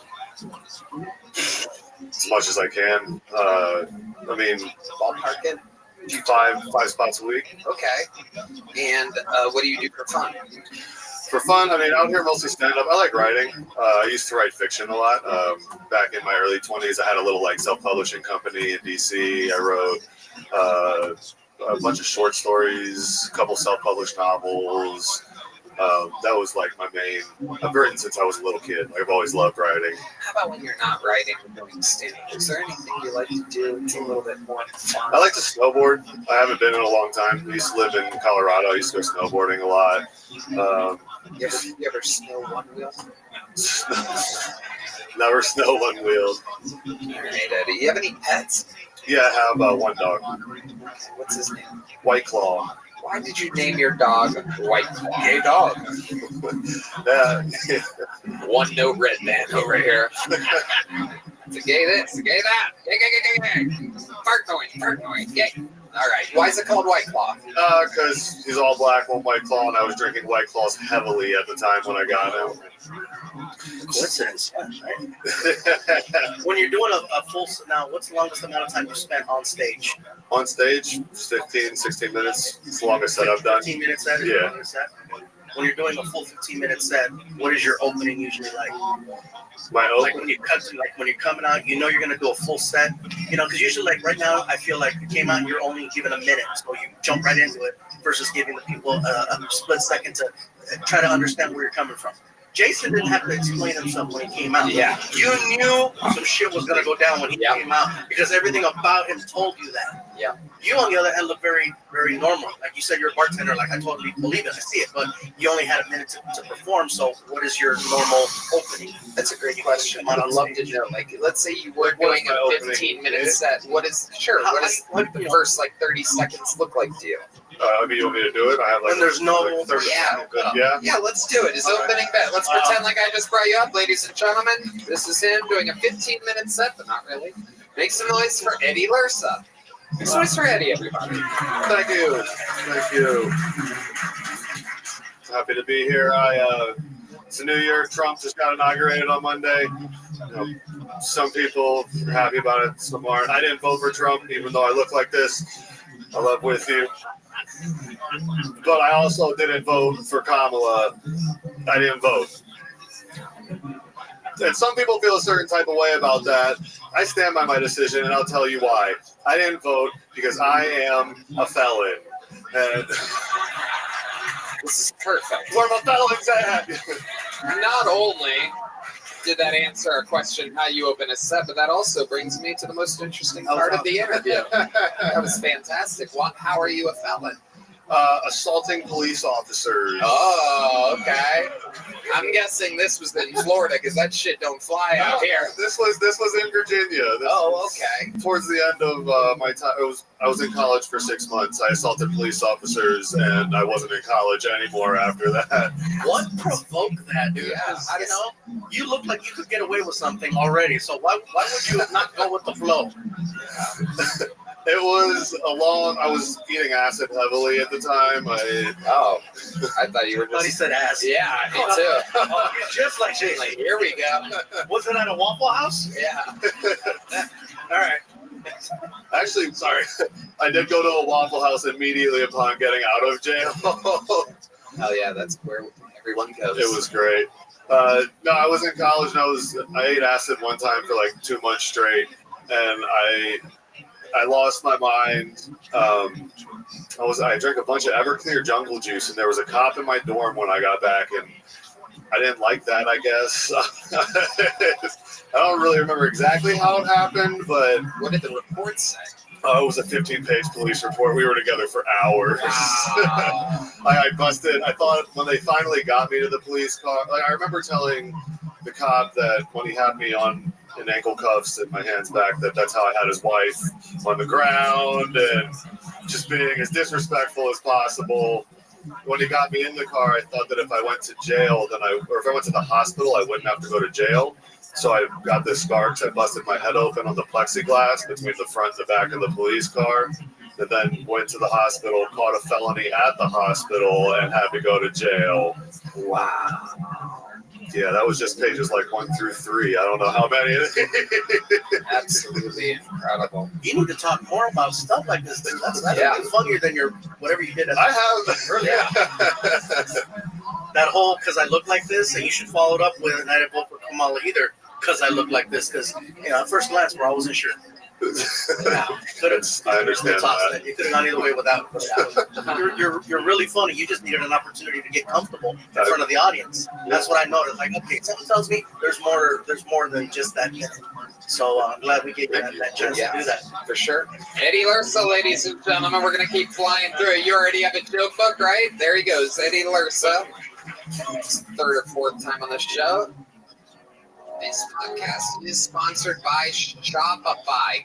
Guys, there's never been a better time to start your own business. There's so much power to starting a new company in the new year. Shopify is how you're going to make it happen. And let Red Band tell you how. Tony, the best time to start your new business is right now. Shopify makes it simple to create your brand, open for business, and get your first sale. Get your store up and running with thousands of customizable templates, no coding or design skills required. All you need to do is drag and drop. Yes, that's right. They're powerful social media tools let you connect all your channels and create shoppable posts and help you sell everywhere people scroll. Shopify makes it easy to manage your growing business. They help with the details like shipping, taxes, and payments from one single dashboard, allowing you to focus on the important stuff like growing your business. What happens if you don't act now? Will you regret it? What if someone beats you to the idea? Don't kick yourself when you hear this again in a year because you didn't do anything now. With Shopify, your first sale is closer than you think. Established in 2025 has a nice ring to it, doesn't it? Sign up for your $1 per month trial, period, at shopify.com/killtony, all lowercase. Go to shopify.com/killtony, all one word, lowercase, to start selling with Shopify today. Shopify.com/killtony. Your next comedian goes by the name of Michael Scott. 60 seconds uninterrupted for Michael Scott, everybody. Make some noise for Michael Scott.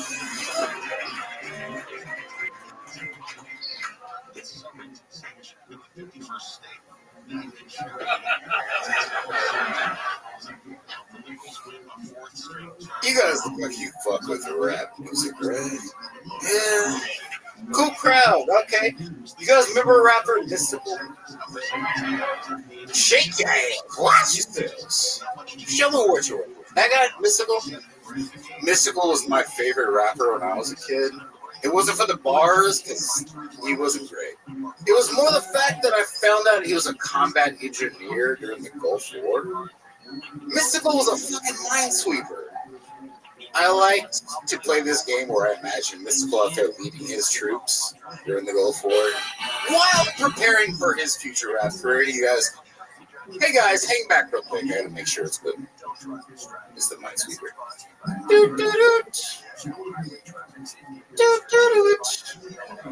Danger!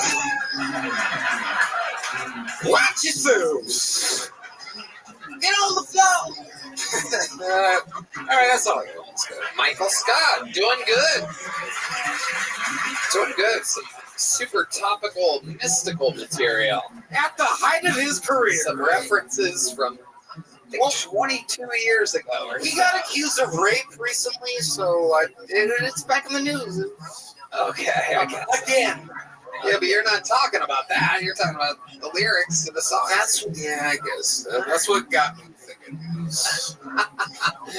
Michael, how long have you been doing stand-up? 8 years. 8 years. Where at? California, Bakersfield. I started. I'm from Fresno. I started in Bakersfield. Nice. And you live here now? Yes, for a year, December 30th. Yeah. Where in Fresno did you get to perform? You said you started in Fresno. I lived in Fresno. I started comedy in Bakersfield. Okay. XX1, whereabouts in Bakersfield? The Well Comedy Club. Okay. They're going to love that. They're going to love that. Daniel Betts. Is that the one where it's like a little cube that you stand on, not a stage? It's like a box. I once performed in Bakersfield on a box. Oh, I did.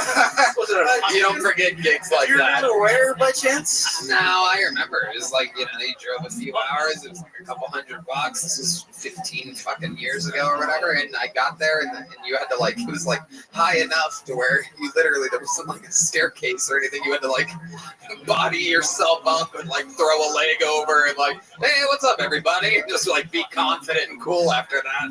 You'd never forget having to, but you wouldn't have had a fucking chance at this place.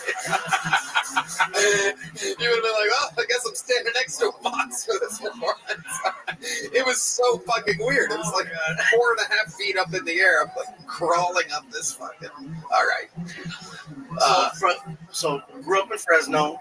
First time performing was in Bakersfield, and then you went to Los Angeles. Yeah. My parents lived there. I'm in LA. Yeah. What brought you out to Texas? I was dating a girl. She got a transfer for a job. We moved out here. We broke up. And how long were you able to make it last? Jesus, this bitch from Dallas is losing her mind slowly throughout the show, becoming more and more annoying. Why did you gasp like that, lady? Yeah. It's okay, you can answer. You want to make noises during the show. These are the repercussions. Why are you making noises about them breaking up? Everybody moving to Dallas. I don't live in Dallas. Nobody's moving to Dallas. Literally, nobody wants to move where you live. Nobody. Even the people that have to for work don't want to move there. I like Dallas, but nobody's moving there. So control yourself, or else you're going to get embarrassed again, like it just happened. All right, let's go back to you. Yes. So, how long were you able to make that relationship work in Austin? 8 months. Okay, where do you think it went wrong? Is this a white girl? Yeah. God damn it, I knew it. How did you know? You want to know how I know? You know how Cam couldn't do an impression of a white person? I don't think Michael can do an impression of a black person. I'm a white guy that was raised in an all-black neighborhood. I have a good ear and eye for these things. Michael Scott. We did this last time I was on. Oh, we did? This makes sense. I'd imagine so. Yeah. Like if you close your eyes, he's a white guy. Everybody close your eyes. Michael, say some nice things. Thank you for calling customer support.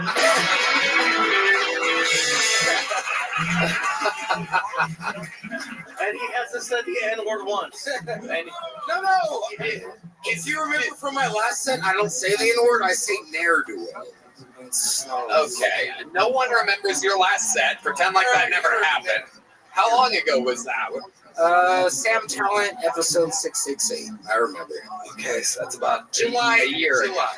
Okay. Yeah, like a couple months ago. Oh, wow. Oh, dude, I lost the madness. Holy shit. All right.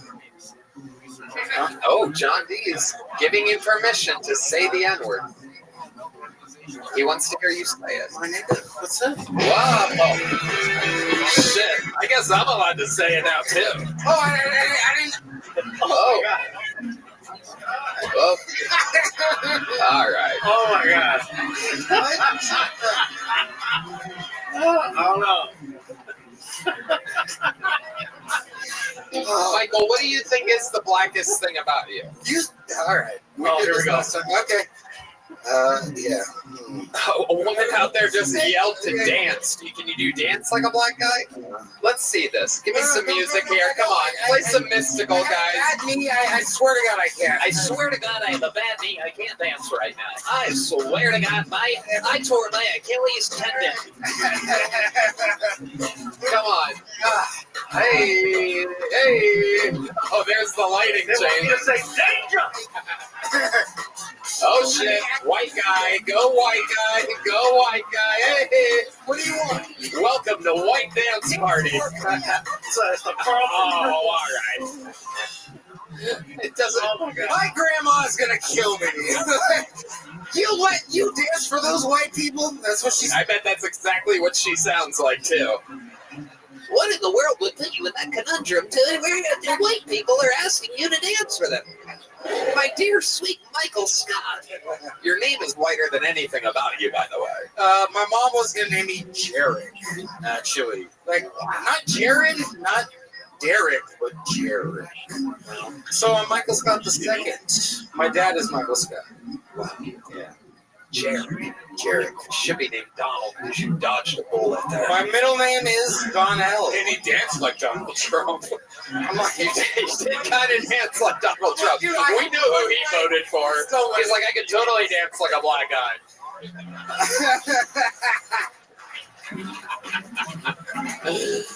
Oh, Michael, I love it. So, did this white girl break your heart here?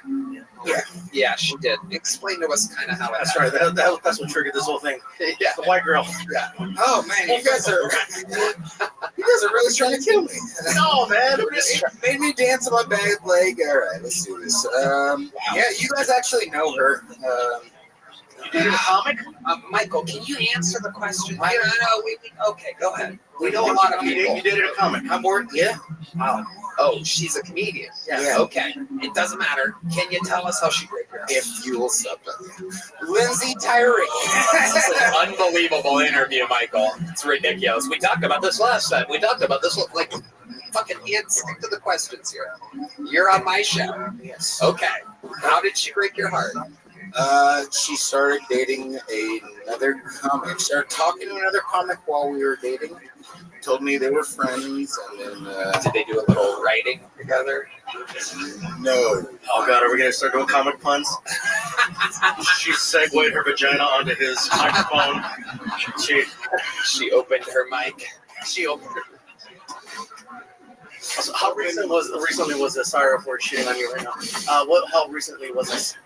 8 months, February, so almost here. Valentine's Day. 8th. I remember. It was the 8th. And it was on the way to kill Tony. We broke up in the car, about to get out the car to go to Port Choices for the night. Wow. And did you continue to stay in Poor Choices that evening? Did you leave? Honestly, yeah, I did sign up that night, and I still stayed, and I stuck around. And she signed up and stayed. So you guys are kind of like at the bar, just like looking at each other. Like, yeah. And you still run into her, huh? Yeah. No, we're actually really cool now. Like, it's funny. It's like, we're cool as shit now. Is she still with that other comedian guy? Yeah. And they seem happy together? Yeah. We hang out all the time. Was he a black guy? Wow. Could not be the opposite. It could not be more opposite. That amazing. Once you go black, you never go back. But if you go Michael Scott, you can go anywhere. You'll try a lot. I just want somebody that can dance. How'd you hurt your knee? MMA. Wow, look at that. Well, you can fight, dude. Careful. Yeah, this is incredible. Yeah, before I did comedy, I was a fighter for a while, for a good while. Oh my goodness. Wow. I see him spinning quick, yeah. What kind of fighting were you doing? Jiu-jitsu was my specialty, purple belt. Yeah. But yeah, I love kickboxing. I love to kick. I keep breaking. I'm fragile. I keep breaking. Wow. Yeah. What was your record?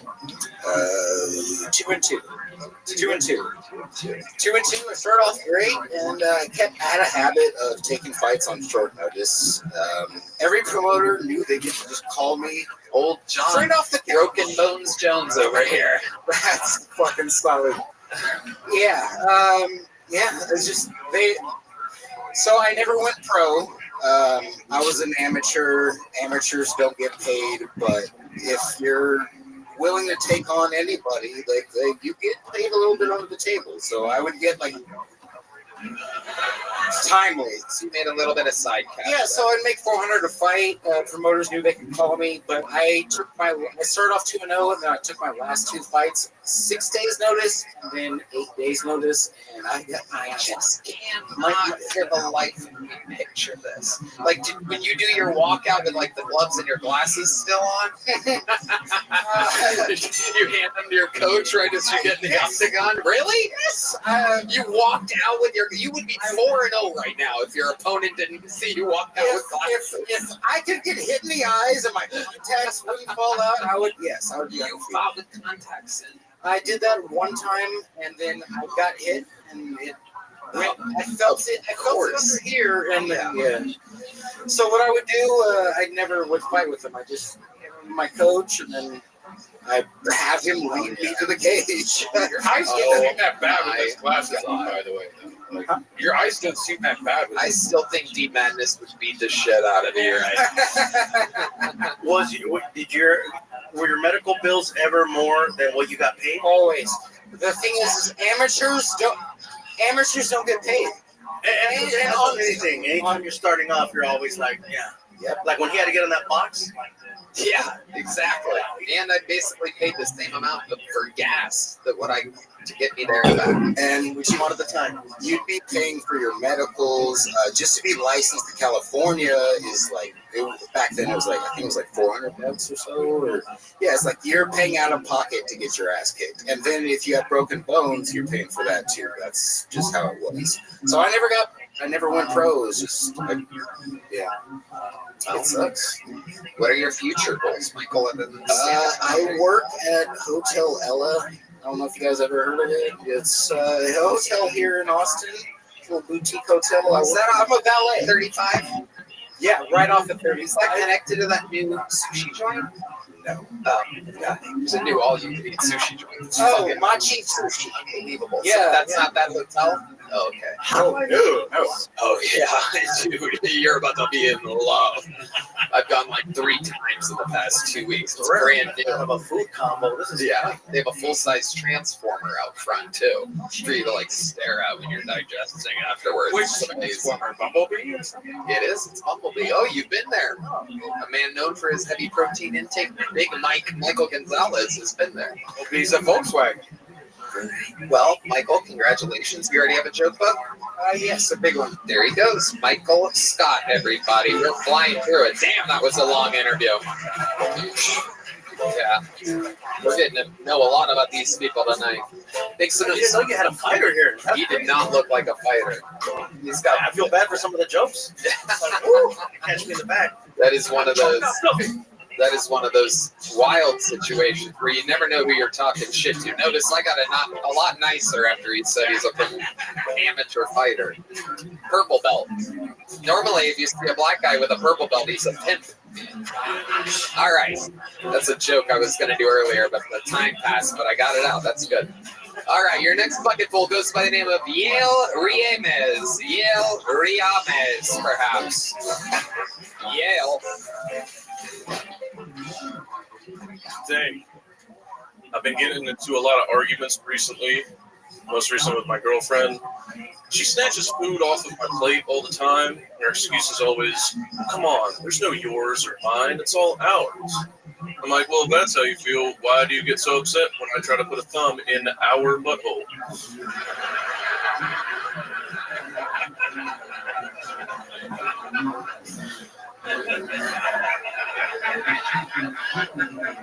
I also got into it with a friend of mine.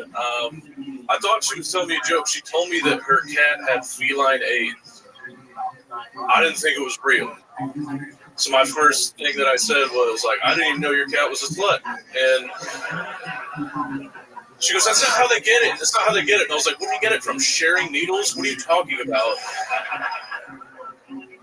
She was upset, but she shouldn't have named her cat Meowjic Johnson. So,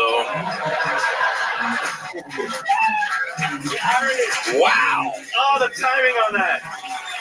The timing on that! An amazing minute. It's like the meow was the punchline at the end of that. It was fucking perfect. Magical. So perfect. This is your first time on the show, right? yes, it is. Welcome, Yale. How do you say that last name? Reams. Reams. Welcome, welcome. How long have you been doing stand-up? About 4 years now. Where at? I actually just moved down from Columbus a couple weeks ago. Beautiful. Congratulations. You do the funny bone up there? No, they don't let me in there. That's the thumb joke. I know the owner. You don't like jokes like that. Anyway, Yeah. I thought that was funny, man. That was hysterical. Thank you very much. Why didn't they let you into the funny bone? They let me in for like the competitions. They do like the new comics competition, But they kind stuff of, like he that. kind of books They that. pass you, he's a and then control they freak. book one person every 12 months to host. So Right. it's just Yeah, you're waiting around. it's for too many people, not enough spots. Exactly. A lot of these big cities, a lot of cool big cities like Columbus just simply don't have a real scene. So how long have you been here? I moved down here in December. What the fuck was so funny about that? There's some cool big cities that don't have a real comedy scene. Columbus, admittedly, where we have lived. Like, if you want to make money, open up a comedy club in Columbus. It's There's only one, really. Yeah. I mean, my hometown club there was, they had the new one called The Attic, and that one was like struggling for a while, but they're finally turning it around. Yeah. Okay. How long have you been here? December. I moved down in December. Nice. You love it already? Yeah, it's fun. I love the fact that I can do a shitload of sets, even if they're shitty open mics. I love that I can do a bunch of sets in a night. Well, I'm sure people are recognizing how funny you are very quickly. How much material do you think you have that's as good as that minute? Probably do 15 to 20. Nice. Have you done that length of a set before? Yeah. Okay. Awesome. What do you do for work? Nothing right now. I'm on the job hunt. Okay. What did you do in Columbus? I used to work for an engineering firm. I used to do construction. That's some well-paying stuff. There's a reason I don't work for them anymore. They realized their mistake after a year, and they were like, "Oh, this was a bad idea." You clearly have some stuff you need to get off your chest. Hey, were you able to save some money from those jobs? How are you surviving? I have a rich girlfriend. Oh, okay. Look at this. God bless America. What does she do for work? Engineer. She's a real engineer. A real engineer. Oh my goodness gracious. Does she have glasses like yours? No, I think they're. I mean, she has glasses. Yeah. You can't even see. You can't even tell. You've never looked at her. These ones. Never looked at her eyes before. How long have you been with her? About 4 years now. And she moved here with you? Yes. So if everything goes on pace, if everyone's girlfriend leaves them after 8 months here, so you have about 6 months left with her. What are you going to do for work then, motherfucker? Fucking DoorDash. No, I'm kidding. I love it. And you love her. Yeah. Sex life is active. Sure. Sounds like it. Hold on. You missed it. There was a soft sure that happened right there. No, I got fat as shit. I gained about 50 pounds, so. Okay, is she into it? Is she like, oh, yeah, I get there now? She's into it. I just end up saying I'm sorry a lot. Okay. Because what happened when you got fat? You kind of like, you like to be on bottom board? I don't want to fuck anymore. Really? Explain to us what that's like. We've never really had this conversation with a guy who's a gold digger that went from skinny to bigger. We've never really gotten to have this before. When women are gold diggers, they have to stay in shape. Yeah, no. I went from Gold Digger to Golden Corral. There you go. I gained, we both got too lazy and happy, and we both got fat. Oh, she got fat too? Yeah. Oh, you're in great shape. Yeah, we're fine, As long as the woman who you're using for money also gained weight, then you're even Stevens. The only person who loses here is your mattress. So what do you think contributed to you and your girl both getting big? I don't know. I think love just looks a lot like giving up. I don't know. When did you notice that you were having problems in the bedroom? Was it immediate? Was it a slow burn? Is there anything that you're doing to overcompensate? Are you having trouble getting erect? Because I will tell you, we are sponsored by Blue Chew. We can make you hard as a rock. Try your first month of Blue Chew free. Visit BlueChew.com for more details and important safety information. I love Blue Chew. We know you do, Red Band. Red Band doesn't just have something to snack on sometimes. This episode is also brought to you by Shopify and Talkspace. I forgot to say that earlier. I was actually supposed to say that. Is there anything that you're doing to help the situation? Are you eating as much pussy as you are fast food? I eat way more pussy than I do fuck. Absolutely, Okay, yeah. Tell us about that. Tell us about your process there. Is there anything that you do? Is there anything that you've learned? Is there an evolution to your pussy eating, or do you eat pussy the same way you did the first time you ate it? No, because every pussy's different. Okay, well, I thought you were only with one woman here. You might need to literally start looking for a job. I thought you meant the first time ever. Okay, yes. So, tell us about your evolution of pussy eating as you've gotten fatter. Sometimes Why did you look at me when you said that?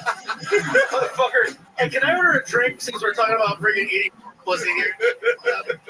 Another tequila for my Yeah, please. Thank you. I feel you've run all these questions. By the way, hey, you asked me to be on the Shining. Can I get some of that medication too? You want some? What is this? A nicotine pouch? From our friends over at Nick NYKB? I don't have portable cigarettes, man. What's that other pill? Where's the pill? Oh, Blue Chew. Yeah. Oh, we don't actually have any on us. We were reading off of the. Never mind. I love the party though. Can I have a tequila and an erection, please? Hey. I got plans after this.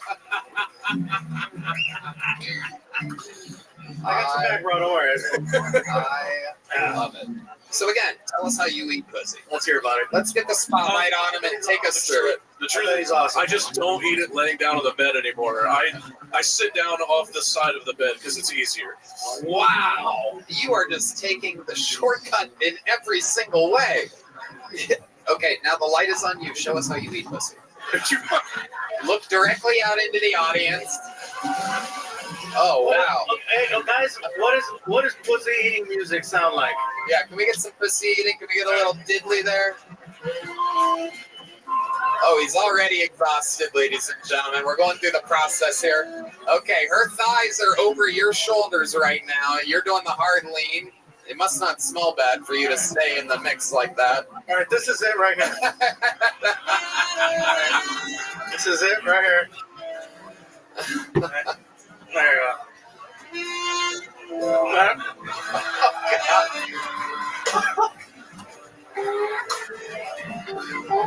Hell yeah.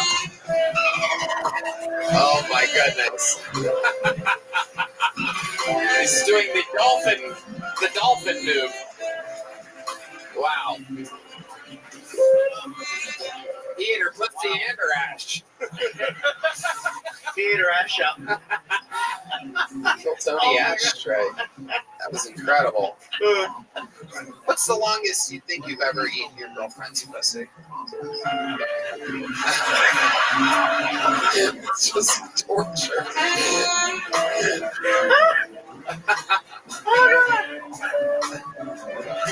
Oh, look out. My Latino horn players have heard pussy eating enough times. They're jamming over there. They can only hear the word pussy eating 10 times before they just start soloing out over there. Playing some romantic ass shit. Oh, it's getting louder and more powerful.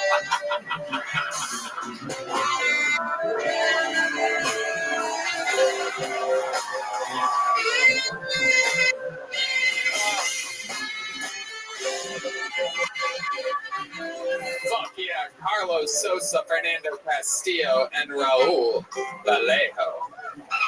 All right. Yale, tell us something else crazy about your life that we would be interested to know about you. Any fun facts about Yale Reeves? You have a great name. Very original fucking name. Michael Scott before you. There's like a billion Michael Scotts. There's only got to be one. I mean, I was named after a guy that died, who was named after a Pro Football Hall of Famer, NFL Hall of Famer. Reeves. Yeah. Oh. That makes sense. I got that one from Dad, though. Right. Okay. Any other fun facts about you before we should let you go? I was in the Army for a few years. Oh, what did you do in the Army?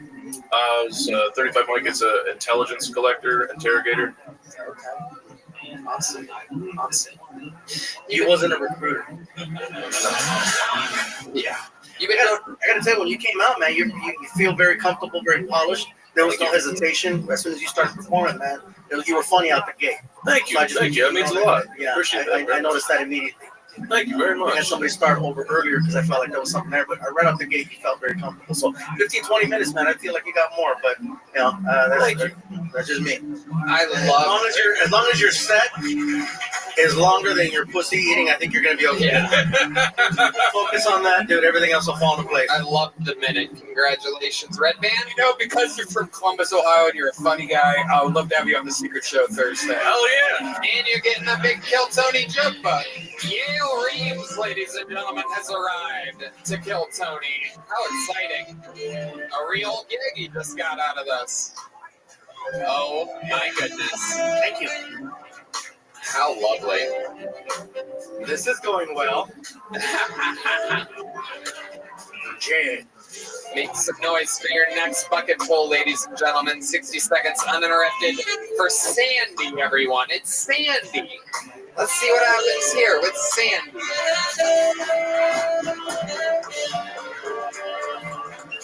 Hey, what's cracking, Kill Tony? How we doing tonight? You doing good? Yeah, I feel like as a comedian, I have a lot in common with strippers, you know? You ever seen a stripper bomb on stage? Goddamn, dude, not even $1 is at you, girl? Goddamn, dude. I remember one time I told this stripper, I was like, hey, girl, you know I can save you from this lifestyle, right? And then she showed me her bank account, and I was like, hey, actually, yeah, you can save me. Nah, man, I have bad taste in women. I remember one time I was at the beach, and I fell in love with this blonde girl, you know? I went up to her, and she had dreadlocks. She was a surfer chick. I was like, hey, girl, how'd you get your dreadlocks like that? She's like, I've been homeless for years. And I was like, what the fuck? Scared me, man. I could tell she was on drugs, you know, because we were doing cute shit. I was hanging around her. We held hands. We took a long walk on the beach. We played I Spy. You guys ever played I Spy with the tweaker? Hey, they're fucking good, you know? They're good at that shit, man. I kept, like, saying I Spy and Orange Umbrella, and she would find it all quick. And then she'll be like, I spy someone's catalytic converter. I was like, what? Yeah, man. I like midgets, you know? They have a nice ass. The only thing bigger than the midget's ass are their foreheads, you feel me? Hell yeah. Sandy, welcome. A minute from Sandy. Is this your first time on the show? Yes, sir. Hell yeah. What pot farm were you raised at? Look at you. Pink Floyd shirt, that fucking head. I love drugs. Man, I love how comfortable you are. You are fluffy, see? What the fuck? How did that see you? Hell yeah. I have never snuck up on anybody. Thank you, man. Hey, I should wear black more often. You look good, brother. Good to see you, man. Yeah, you're very comfortable. You came out here and just felt chill, you know? Yeah, I've seen you. I grew up. My family loves you. I've seen you at the Citizens Banker in Toyota in Ontario. Thank you, man. I'm from the IE, so it's cool to see. I know you started at the Ontario, so it's cool. This is about you, bro. Yeah, no, It's funny, man. Thank you, man. I appreciate you, Fluffy. If you guys have ever wondered what people from the Inland Empire look like, it is these two. That is your hair, right? Bobby? That is your hair, right? I think so. And the only reason I ask is because it's impressive and I haven't had it in a long time. Incredible. There's a lot there. What do you do for work, Sandy? I got it. I'm a service technician at Power Complex. So I fix air conditioners. I do plumbing. You know, it's cool. I love it. So you're just walking in there, stoned, just fucking with electrical sockets. You know how many times I've been shocked, you know, because I was like, look, because I got can't even imagine. Do you live at the apartment complex that you manage? 30% off rent. They only give you 30% off. Hey, California, that's what I'm talking about. 30% is a lot of California. God damn, it is. It was good, man. Shit. But it's a full-time job? Full time. Been there 6 years. So sometimes you get awakened in the middle of the night and this and that. Yep, and I gotta go stop, you know, fix things. What are some of the crazier calls that you've ever gotten? If you ever... One time I was at Buffalo Wild Wings and they called me like, there's 2 apartments on fire. Can you come help? And I'm like, no. What? They're like, hey, let's just see if we can get the kid to put out the fire. There's a fire. Who do we call? Call fucking Sandy. Holy shit! Yeah, that's how they manage fires in Southern California. I don't know if you guys have been watching the news at all. We got a fire in the Pacific Palisades. There's 20,000 cubic miles on fire. Who do we call? Sandy. Sorry, millions of people. He's at a Buffalo Wild Wings right now. Gavin Newsom's first call. Did we try Sandy?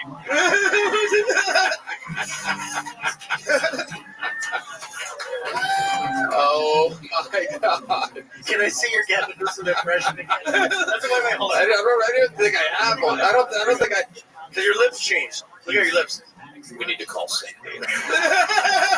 We have this under control. There's nothing that can go wrong with Sandy. I mean, look it up. I thought it looked good. Shit, it's my motherfucking birthday today, too. Oh, shit. I'm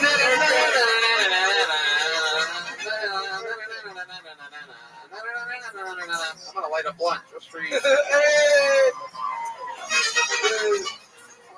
So how long have you been doing this? 3 years. 3 years, January 20th. And where'd you start doing stand-up? The IE. So I do. You know, I'm always at the Improv. Yeah, right there. Yeah, I started in IE. I'm always at Riverside. Just everywhere. You know, LA. Try to hit Hollywood as much as possible. So I grew up. So it's cool. And then, so you're living out here now? I just came to visit. My friends live out here, so it's cool. They let me sleep on the couch for like 10 days. That's freaking awesome. Thank you, Fluffy. Damn, I never thought Fluffy would be back in the goddamn line, dude. This is cool. What birthday is this for you? So if you want to take a wild guess, people will get it wrong all day. I'm gonna assume you are. I'm gonna say 23, 26, 29. Yeah, so people been saying I look 43. I was pissed off. Yeah. People are like, he's a Mexican Danny DeVito. Hey, I'm the penguin. Hey, look up the penguin, dude.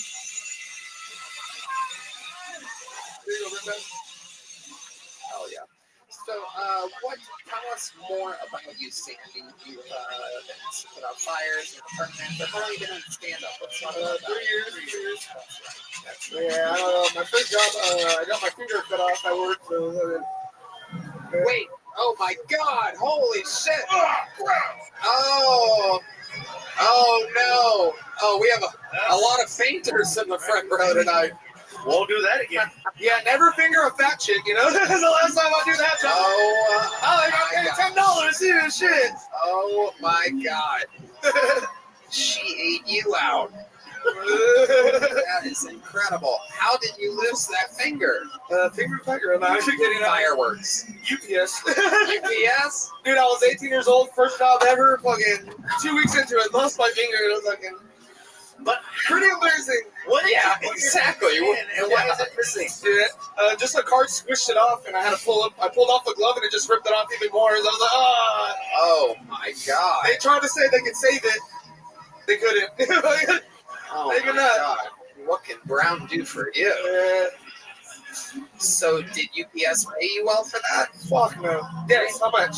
Why do I have to guess everything? I don't know. What's going on here? What is this? A circus? You got free shit for a week? I don't know. Hey, they gave me 30% off. $4,000. $4,000. Did you just settle immediately? No, I tried to fight, and they're like, no, this is as much as you get. Even the lawyers are like, no, this is as much as you're gonna get. Oh my God! You had a lawyer? Was it a lawyer off a bus and he hit their fire?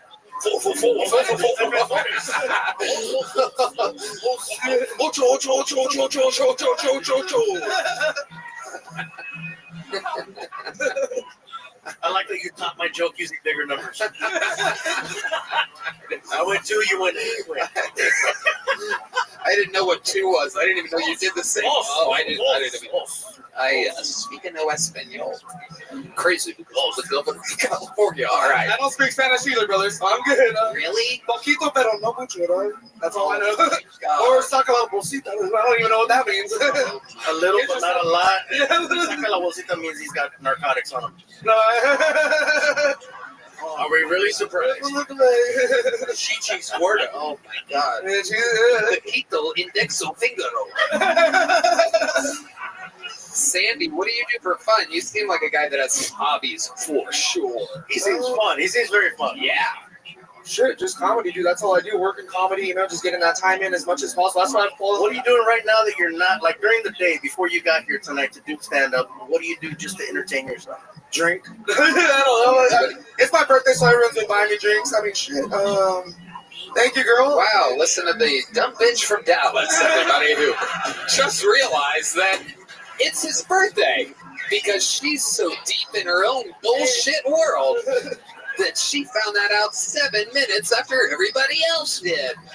Oh my God, fucking happy birthday. Please don't move to Dallas. Jesus Christ. She's hot. At least she's hot. I'll take that shit. Go, girl. Get it, girl. Hey, you're hot. You're high. Yeah. You're high. For a match made in heaven. Someone's about to get the lightest fingering of her life. I use it for the clit. I just vibrate on the clit like. He points to her pussy and let it vibrate on the clit. They love it. You've heard a finger bang? That's like finger poof. Oh, wow. That's my trigger finger too. I'm left-handed. So I was like, oh, you're left-handed? Yeah. Oh, fuck. That is so sad. Oh my God. I thought that was like positive. Like, at least it was a left hand. It's like, that's probably how you got that in there, huh? So happens. What are the times where you notice it affects you the most? Other than like obviously shooting a gun, is it hard to write? It's hard to do my job, you know, just fixing things at work, trying to get a screen. Again, it's hard. It's hard to write. Yeah, of course, it's hard to write. But I've always had sloppy writing. It's a left-handed thing. What else is it hard to do? Jack off. You know, you are truly left-handed. Left-handed all the way, man. Absolutely. All my cousins are left-handed too, which is kind of crazy. Never really heard that my sister's left-handed. Whole family's left-handed. Absolutely amazing. Which explains why I look like this, probably. Goddamn. Someone said I look like a witch earlier. I'm like, what? How does that make sense? Someone told you that you look like a witch? Yeah. Then what did you go? You went. If I had a finger like that, I would be using it all the time. Oh, dude. I'd be like, oh, Tony Hinchcliffe, you mean the index finger guy? It would be my identity. All right. That's good fun, man. Best birthday of my life, man. I bet it is. Happy birthday, my friend. Congratulations. What are you doing Thursday? Thursday, I have a show in Palm Springs. Oh, well, so I'll be there you go. Kelly. Where in Palm Springs? It's a new spot. It's called the Rock Gallery. It's a cool spot. Louis C.K. will be headlining there next month, and I'll be headlining there, and I think the next week after him. So, trying to just get it as much as possible, man. Okay. When do you head to Palm Springs? I'll be leaving tomorrow to get there by Thursday. What are you driving? Are you walking? I'm taking horse and carriage. I have to leave tomorrow. The show is Thursday night. With the wind the way that it is, I must hit to the sandy roads. Not Thursday. If I need to stay out here, I'll stay out here. Shit. I'll ditch the other shit. I mean, it's a paid gig in Palm Springs, right? You've been booked on it for a while. A little bit. Right, so you're fine. How about next Thursday? Next time you're in Austin, let us know. Right? I will, yeah. There you go. And happy birthday. Here's a big joke book. Here's some. Thank you, Mr. Fuck. Here's some. Let's ET. Let's ET. Give me ET. Left hand. ET. Yeah, wait. Give me that stuff back real quick. I want you to catch it with your left hand. Right hand's up on. Give me the book back too. Let's see what happens here. All right, here. Let's have some fun. Welcome to the Moron Olympics, everybody. Oh, okay. Use your chest on that one. I want to put it out there. Hey, very good. Here's some more. Here, keep going. Here we go. Oh, okay. There you go. All right, there you go, Sandy, everybody. All right, we're getting there. Let's get one or two more up here. Make some 60 seconds uninterrupted for Rob Edwards, everybody. Rob Edwards. You guys having fucking fun tonight? Oh shit! Make some noise for Rob Edwards, please.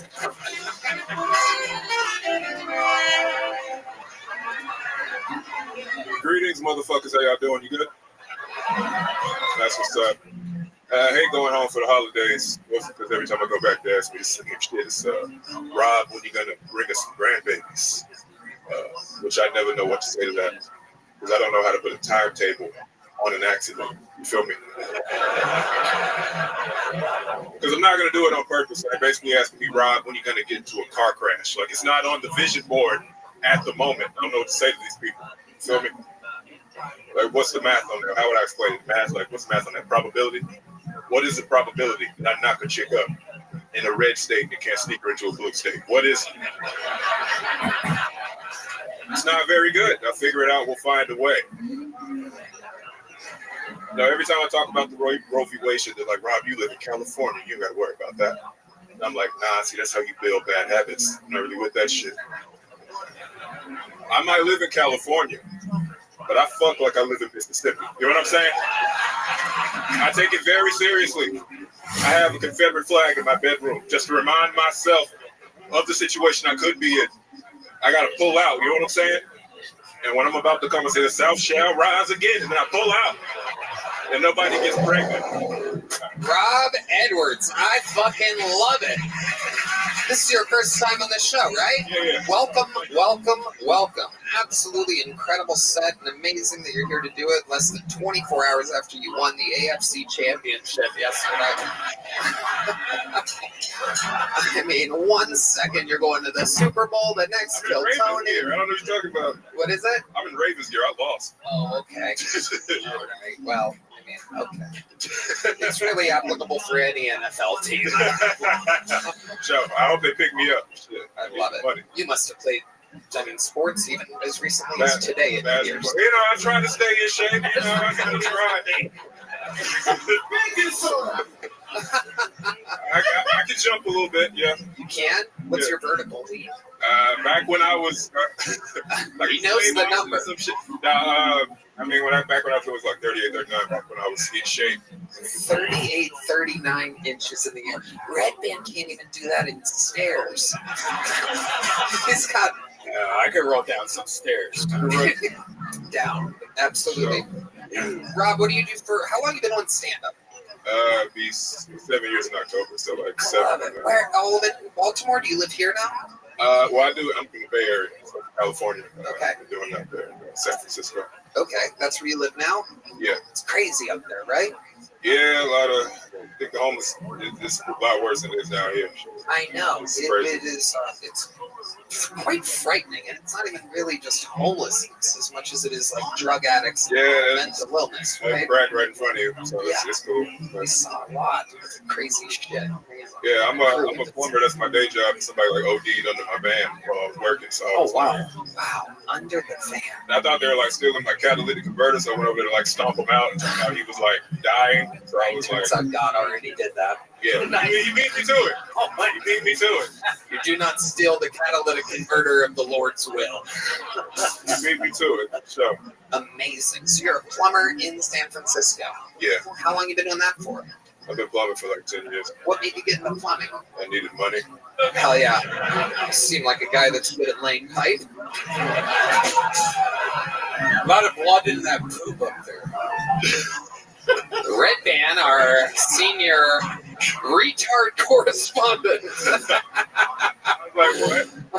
I didn't even hear what he said. He said a lot of blood in the poop up there, implying that San Francisco has an overwhelming amount of gay men and sickly men.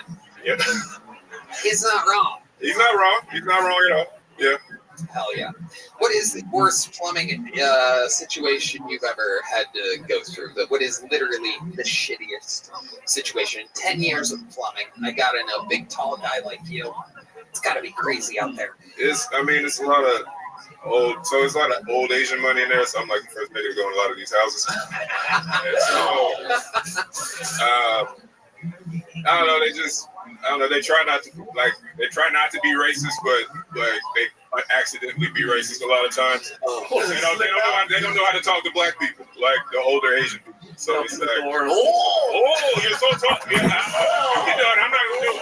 Oh, you mean what I did when I introduced them to the stage tonight? I caught myself. I'm like, all right, make some nice Rob Edwards. Holy fucking shit! Oh my God, it's so big and bracky. A big bracky man. More purple than you expected. Y'all ain't about to get me fired, boy. You were the tallest brother I ever seen. Yes, the old typical Asian accent there from Mario. Most of your crazy calls happen after hours because usually that's when plumbers make the most money. Is because anytime I've had issues, like it's always calling after hours, and usually it's for something where you have no control over it. So yeah, kind of things that we've been called into. Yeah, on call, that shit. What's your question you're asking? As far as like what's not the worst situation as far as like somebody being an asshole to you, but more so like the situation like was a shower backed up, toilet backed up, the sinks, the plumbing. Was there something that was just pipes will break, bro? Like that type shit. So you just gotta, you go in there, shit's flooded, or I mean, the worst is obviously like drain pipes. So shit and stuff gets everywhere, and then you gotta go in there and it's just incredible watching you two and talk. A veteran plumber talking to a veteran toilet clogger. So we have a connection right here. Use the handle and stuff it down. He could probably show you some great ladies, stop flushing tampons, ladies, please. Yeah. That's the main one you run into. You said 10 years of doing that, right? Yeah. Can you still get grossed out? Yeah, I mean, you never get used to seeing shit. At least I don't. So. Because I've talked to some plumbers that are like, I can eat lunch while fixing the freaking pipes. Nah. That's the level that I've seen some people get to. That is the most Mexican thing I've ever heard. I can say it in Spanish and make it more Mexican. Oh shit, they're about to play a song or something. You keep that up.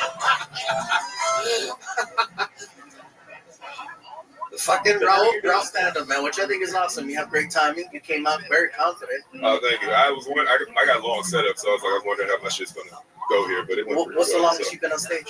What do you mean, like my time? 45. Oh, actually, he's been the first comic that's had a set longer than 15. Yeah, exactly. I love it. I would almost say, my only note for you is I would put the mic closer to your mouth and kind of like use that bass and that power a little bit more and fucking like drive it home. The Red Band doesn't understand how timing or beats work, so he thinks I'm making an actual joke over here.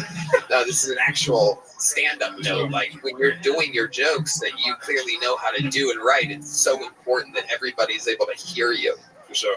And so it's a blatant note. I wish I could give Red Band a note and make him funny, but it's impossible. But I just did for you. He performs once a week at his own show. He performs once a week on his own show and puts himself up right where he wants to go. So, but you, I can make better. So from California, you just came out here just for Kill Tony? I was in Dallas all week with my cousin. Dallas? Uh-oh. But where is he from? Where was he at? Where do I live? All right. Rob, what kind of girls are you into? Big booty what? I'll take care of the first part. There's one part I'm positive of. Flat asses do not fly in the world of Rob Evans. Talking about like color, race. Yeah, sure. Exactly. That's what he meant. Honestly, the only color I care about is pink. So absolutely unbelievable. So is there anything you wouldn't fuck? Let's talk about that. Race-wise, I don't think as long as you attractive. You know, okay. How about mentally or or shape-wise? There was someone that talked about loving midgets earlier. I can't do crazy things anymore, but yeah. What makes a girl crazy to you? What's a situation where you had with a crazy woman? Tried to quit me. So a Latina. She was Puerto Rican. She was Puerto Rican. Can't make it up. We love the Puerto Ricans. We already know how you feel about Puerto Ricans.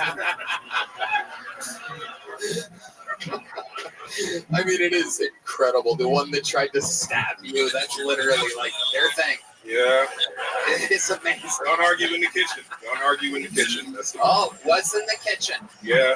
Was she cooking? Were you cooking? No. I was trying to leave. The kitchen's next to the door. So.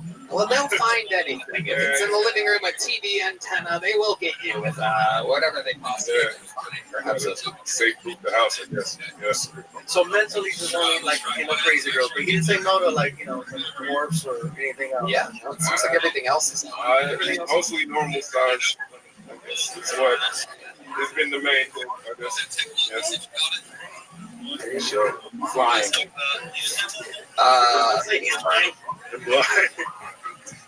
Rob, 7 years of stand-up comedy. Literally, I do believe my favorite set of the night out of the bucket. So, thank you so much. Here's a big joke, Buck.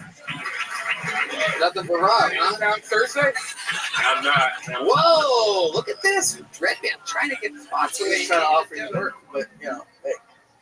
How about Wednesday?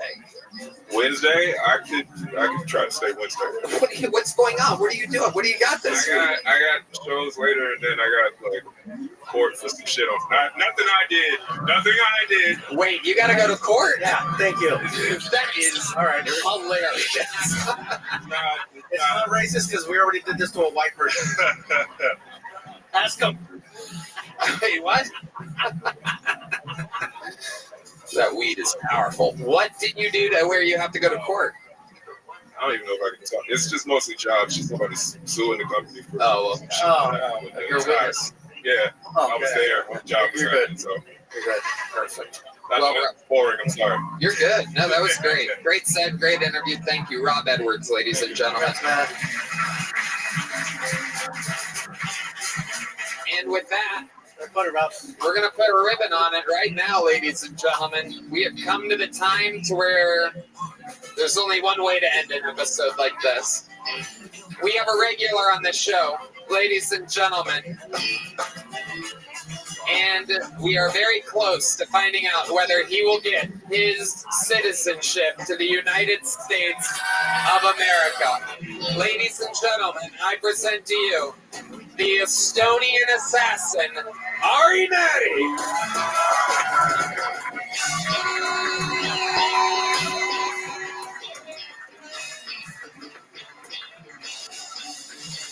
Hello? Hello? Hello? went to North Carolina, Asheville this weekend. It got hit by a horrible hurricane. It looked like a post-apocalyptic movie. But then I went to the hotel room and I looked at Asheville before. I gotta tell you, the hurricane didn't do that much. Even the hurricane was like, oh shit, somebody already did this. LA's on fire, LA, oh my God, so sad. Where are the pedophiles gonna live now? Oh my God. Where are we gonna fuck the kids now? Eat my ass, LA. They asked me for $1 at Whole Foods yesterday for the relief fund, LA. Eat my ass. Who's that dollar gonna go to? Mel Gibson? Fuck you. I don't feel bad for people who lost a house because I wish I had a house to lose. You know what I'm saying? I wish I got a new start. I mean, I wish I had a start. That's probably the best part about being poor as shit, huh? And renting, I don't give a fuck. If I go home after this gig and my apartment's on fire, the only thing I do is I put my hands out for warmth. I look at the landlord like, I guess the lease is up now, motherfucker. Our curse has been lifted. Thank you. Wow. Hey, Gabriel. What can you say? This is a superstar right here. I love that you're getting all this I'm still poor material out of the way for your fucking arena act. I'm still poor, Gabriel. This is insane. I don't have a plane. This is the whitest foreigner I've ever met. Yes. This is my love goes out to you.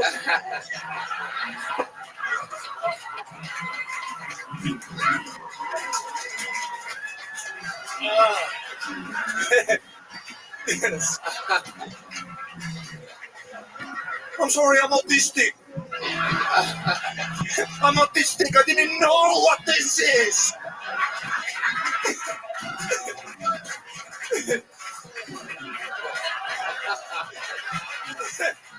I'm sorry, I'm autistic. I don't know what this is. Oh my God.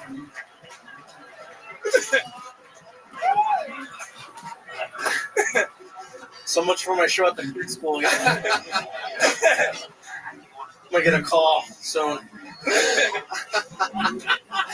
That is wild. I'm pretty sure he can do it. You guys were on that side of World War II, Absolutely. Okay. Absolutely. So it's like how black people can say the N-word. I think you can give the Nazi salute because your people Yes. do that. Okay. I'm trying to fix the situation. What would you do, Gabriel? Oh my God. Put this on your next post. We're just going to blur it or something, I guess. No one will ever know. No, it's hilarious. It is kind of wild, right?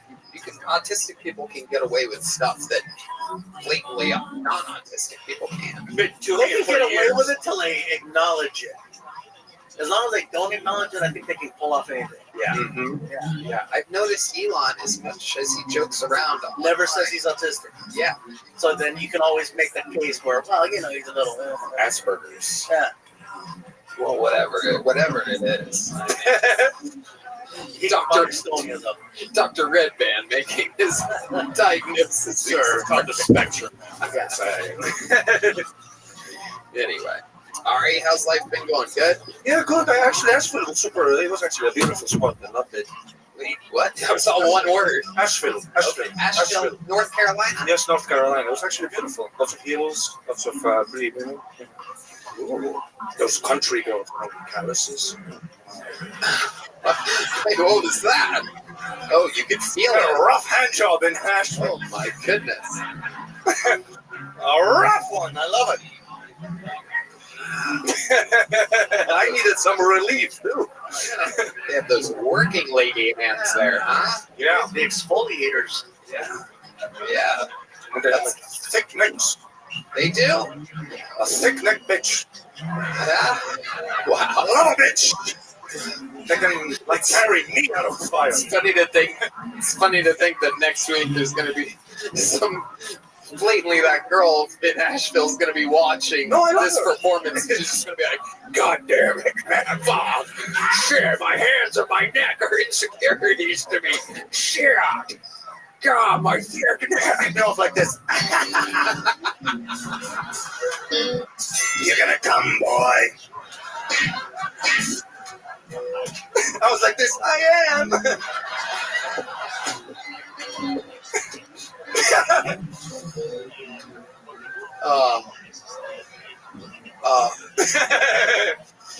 It's a shame nobody's going to see this because they stopped watching after all the Nazi salutes. Now we only have the cool people. That's true. That is true. Actual comedy fans. I love it, Ari. My God, so funny. Asheville, North Carolina. Yeah, she was awesome. What else? You got a real Texas shirt, making Yes, sure you don't get. Texas. I love it. Making sure you don't get deported this week. I gotta practice my accent. Ice is out to get me. I am from Texas. Texas, Texas, Texas. That's what I say, just like everyone else from Texas. I don't know that he could get deported. Like maybe to like Dallas. Yeah. They're not really gonna kick him out. I'd rather you just send me to Estonia. Anything but Dallas. It's like Asheville, but not the calluses. Did you start off doing stand-up in Estonia? Because I know you went there. I was at the show. I was on the second balcony so far. You were there at my show in Estonia? Yeah, I remember. It was awesome. You did a lot of jokes. And then you left, by the way, you left boxes and boxes because my former manager, Louis, he's great. Shout out, Louis. I love you. He brought you out, and I remember you had a lot of merch that you just left. I've never seen a performer you left boxes. I left merch? Boxes? You don't do that. Boxes and boxes. You actually do leave merch. I still have 2 bottles of Fluffy Cholula. That's a or Tapatio. Tapatio, and I fucking love it. And I swear to God, I even had the look on the thing because I swear it tastes better than actual Tapatio. But where did we get the? You left that here. You left it here at the mothership. You left some in Estonia. Right now, this is the look of a man that is finding out he has left $9.5 million worth of merch all over the world. Somebody screen grabbed that look he had on his face before. What person gets fired? I left it here now. Dude, you left so many boxes of t-shirts. Dude, there's children in Estonia running around with fluffy t-shirts. Dude, we gave them hundreds of t-shirts. The country is fluffy, fluffy, fluffy. You know who else is running around? Is merch guy up on that balcony right now. Like, oh, fuck. I've been living my fucking dreams, Mio. I didn't want to carry that shit back to the bed. You're so rich, dude. You don't even need it, dude. You don't even need it, bro. You could be performing on a box in Bakersfield. You have it so good, dude. What do you need that Tapatio for, dude? Look, dude, it's more expensive to fucking. I found out it's more expensive to ship it to the next kid. He's gonna learn that. You're about to hear. You're about to hear the most Mexican accounting of your life, dude. I would ship it to the next city, but I'd lose my finger, dude. UPS is fucked up. Fluffy, please. Fluffy, please. Fluffy, I'll make it up to you. It's only $11.8 billion. Dude, it's all over the world. I can get it back, bro. I'll make some calls. Oh, God, it is so funny to think. Literally one of the top selling comedians in the world. Like, this is like a guy that, like, Forbes and shit, right? This is like it. And he's finding out he has merch all over the world. You understand I'm going to play this video in someone's review at the end of the year, right? There's somebody going to get called into an office, and I don't want to be like, just hit play. It's like, really, motherfucker? Estonia?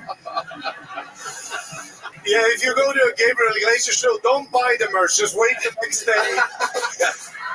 Near the arena back entrance. We give that shit away like we're in Africa, dude. Absolutely unbelievable. Make some fucking noise for Ari Maddie, ladies and gentlemen. Thank you to Shopify and Talkspace. The drawing from Ryan J. Email is in, and it is unbelievable. Let's see what Chris Rogers did. It was Cam Patterson. Ladies and gentlemen, I have to ask for a favor. How loud can this place get for his first time on panel? Gabriel Iglesias, ladies and gentlemen. Motherfucking Fluffy. Check out the legend of Fluffy now on Netflix. Shopify, Talkspace. Thank you all. Red Band. Check out the Sunset Strip, ATX.com. I love you guys. One more time for the best STEM band in the land. Matt Mueling, John Bees, D Madness, Carlos Sosa, Raul Vallejo, Fernando Castillo, and Big Mike Michael Gonzalez. Thank you. We love you. Watch The Legend of Fluffy if you haven't already, and all of its great specials. We love you. Good night, everybody.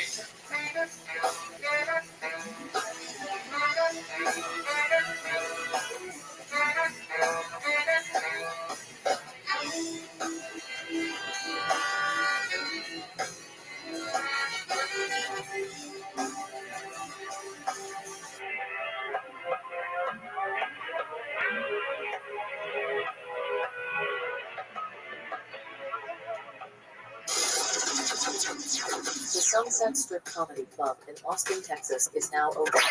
Check out Red Band's secret show every Thursday. Go to sunsetstripatx.com for tickets.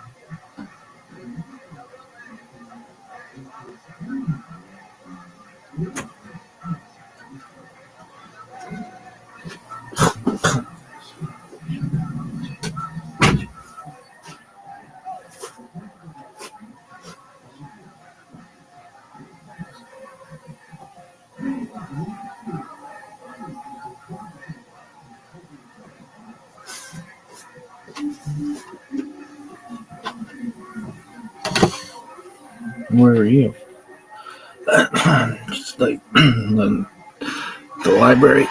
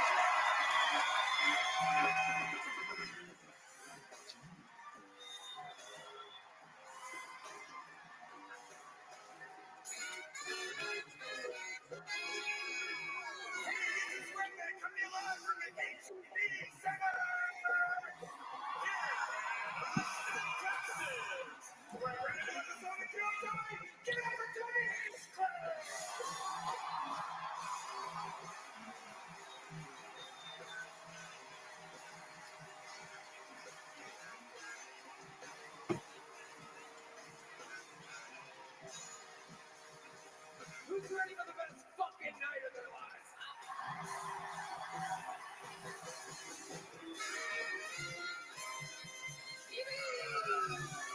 What the fuck is up? HEB, sir. Welcome. Make some noise for the great Brian Red Band, everybody. What a fucking Monday night delight this is. What's up, everyone? Welcome. How about a hand for the What is best a damn band transsexual in life? the Is that what I land? am? Raul Vallejo, Fernando Castillo, Carlos Sosa, Nachos Belgrande, the great Michael Gonzalez, aka Big Mike, on the drums.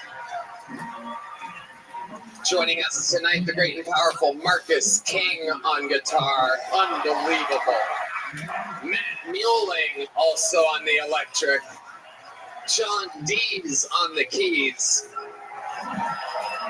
And that is indeed the one and only D Madness on the bass guitar, everyone. Holy moly. How exciting is this? How many of you traveled to be here in Austin, Texas? You know, everybody says it. Everybody says it, but I really mean it. We have the best damn fans in the world. True fans of real comedy. The backbone of free speech here in the greatest country on planet Earth. Isn't it amazing that we could get together to hear some filthy fucking chaos on a Monday night? Sold out arena, second annual sold out arena the night before New Year's Eve.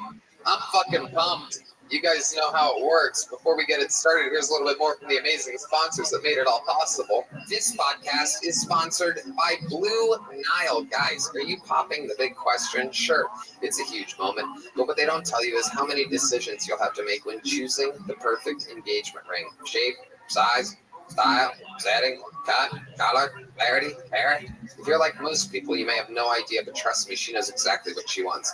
So it's time to learn fast. There's no better place to start than BlueNile.com. Tony, I love Blue Nile. At BlueNile.com, you'll create a bigger, more brilliant engagement ring than you can imagine at a price you'll never find at a traditional jeweler. You're so right, Redman.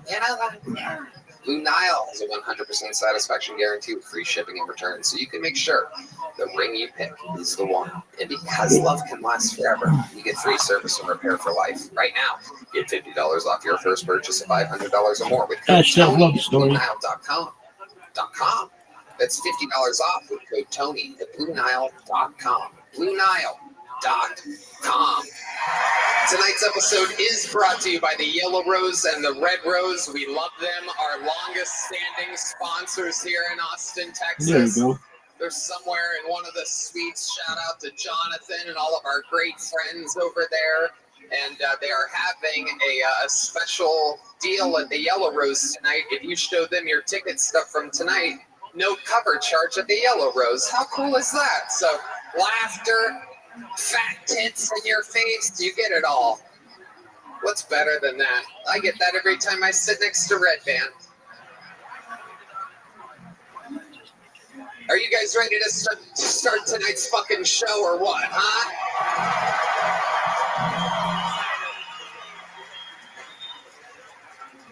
Well, tonight we have 3 guests, ladies and gentlemen. I'm going to bring them out one by one. Does that sound like fun or what? Your first guest has this year taken the show over by goddamn storm, instantly becoming one of our favorite guests in the entire show's history. Make some goddamn noise. You know him from a lot of your favorite movies, his podcast, and the unbelievable appearances on Kill Tony. Make some noise for the great Harlan Williams.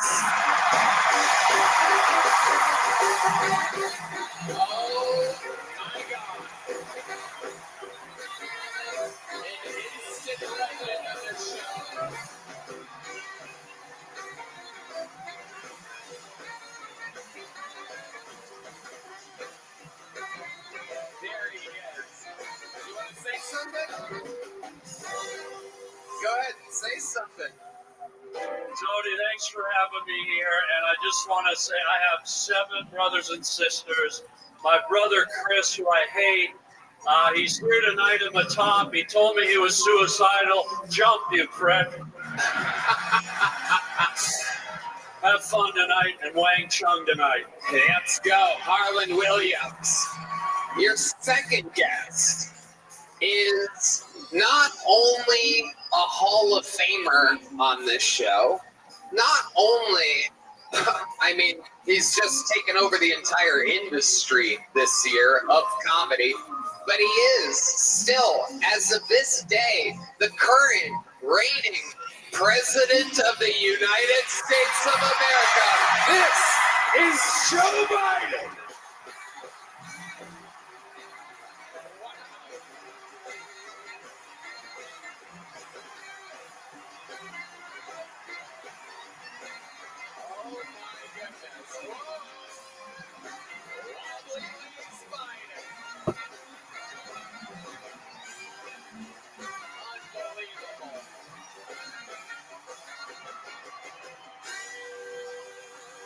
Joe Biden is here. Oh, whoa! Those knees are holding strong. Someone's been chilling on beaches. I'm on NAD, CBD, and HPV. Joe Biden has arrived. Let me see, America. I got a catheter in my cock, Tony. Make this quick. Good to see you, Carlos. One more guest, Austin legend. A man who I can't even believe was able to fit it in his schedule. Probably one of the busiest human beings on planet Earth. One of our favorite comedians. The legend who got this whole Austin, Texas shit started. It is Joe Rogan.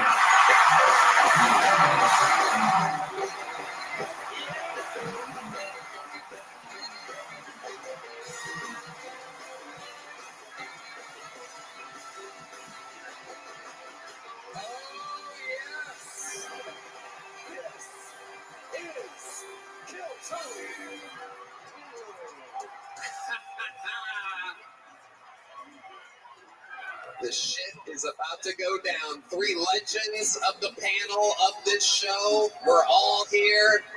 Doesn't get much better than this on a fucking Monday night.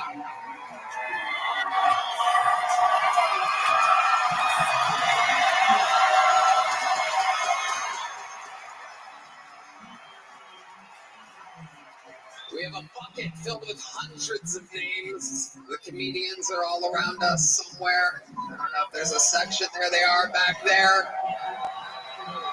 I'm going to pre-pull a name. You guys know how this works. If I pull their name out of the bucket, they get 60 seconds uninterrupted. You know their time is up when you hear the sound of a kitten. That means they have to wrap it up then, or else they bring out the angry West Hollywood Bear. And I think we have a West Hollywood Bear. There he is. It's Drew Nickens tonight, everybody. That's the real Drew Nickens. How about a hand for Drew, everyone? And while we wrangle that first comedian, we will get it started with a brand new minute. I think we should get it started with a bang. Huh? What do you guys think?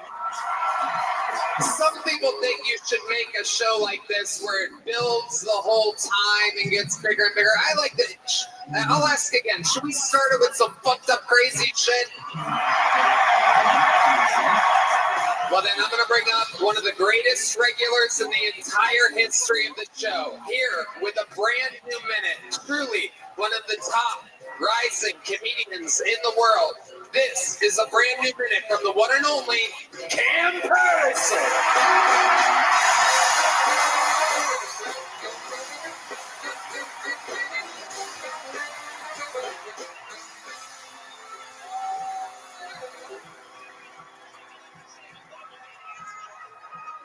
Well, I gotta follow the Star Spangled Banner, nigga. This is crazy. Now, you know, I went back home for Christmas. It was great. My favorite thing about Christmas, I got a little money now, so I like to go get home and cook food and shit. But I like to play games with them. So I went and got 100 pieces of chicken wings, and I went to a park with a bunch of homeless people, and I gave all the chicken wings to one homeless nigga. And I called it Cam's Hunger Games. May the odds be in your favor, nigga. My favorite thing was I realized that me and my family, we can't play charades. We don't play it right. It's not a good game for my family. Because charades, you can't really talk. You got to just act shit out. And my uncle got a card, and this is all he did, I swear to God. He just went. And then my auntie went 2004. What the fuck that mean? I have no idea.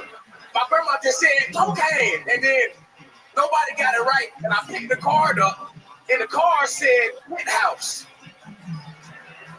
And I said, how did that even make sense to be a penthouse? And my uncle went, you don't get it? We got cocaine, strippers, and you upstairs. That's my time. I'll do that. Patterson. What's up? How's it going? I'm good. This shit is crazy. It is. The arena thing is becoming casual. Yeah. How do you feel? I feel great. I got slides on right now, nigga. Life is good. Like, pretty great, man. You do have slides on. Every time. Nigga, we did Madison Square Garden, but this shit pretty cool, though. Yeah. It is. It's basically the HEB garden. There is his feet. Tight shit. Covered in socks, thank God. You can almost tell by the shape of the socks that there's some weird shit going on with those feet. I was finna get a pedicure, but my toes need armor. I realized that. Yeah. Your toes need what? Armor. Armor? Yeah.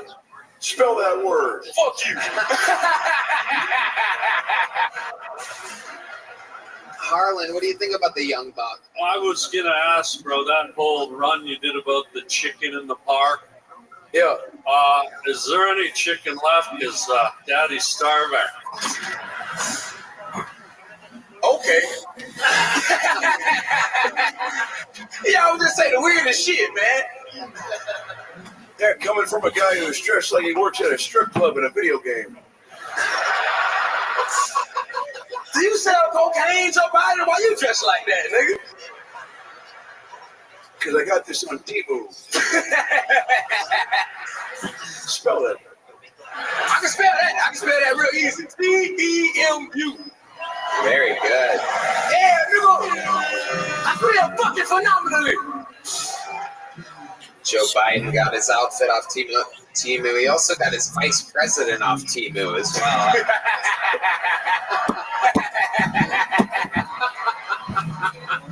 Wait a minute, this is Biden? I thought this was Arnold Palmer, for Christ's sake. And you're talking the T? Huh? The T? Who? The T. What's the full sentence? It's a tea. Oh, the tea and lemonade. It's a tea and lemonade mixture. Yeah. Arnold Palmer was also a human being. He wasn't just tea, nigga? He was a golfer who liked lemonade mixed with iced tea. Iced tea and lemonade. It's like not the rapper, the beverage. Lemonade, it's like a lemon flavored Kool-Aid, if you will. And iced tea is a drink, not just a rapper. I know iced tea is. Okay. Sometimes I translate things. Would you call me the N-word on my birthday next year? You're not gonna be here next year, nigga. That's your opinion. You know what? You know what? No, that was hilarious. You won yourself a fruit by the foot. Type shit. I love it. Cam, what else is going on? Shit, nothing really. I did a show this weekend. My cousin brought her boyfriend, and she 22 and he 36. So we were trying to figure that out. I thought about killing him, but he was scary, so we couldn't do that. Yeah, that wasn't a good option. Have you met him already? I just met him. Yeah, I met him this weekend. What was that like? It was strange. He threatened to kill her brother, which is my other cousin, and I didn't know how to talk to that. You know what I'm saying? So that's going on right now. Wow, there's a lot going on. I don't know what.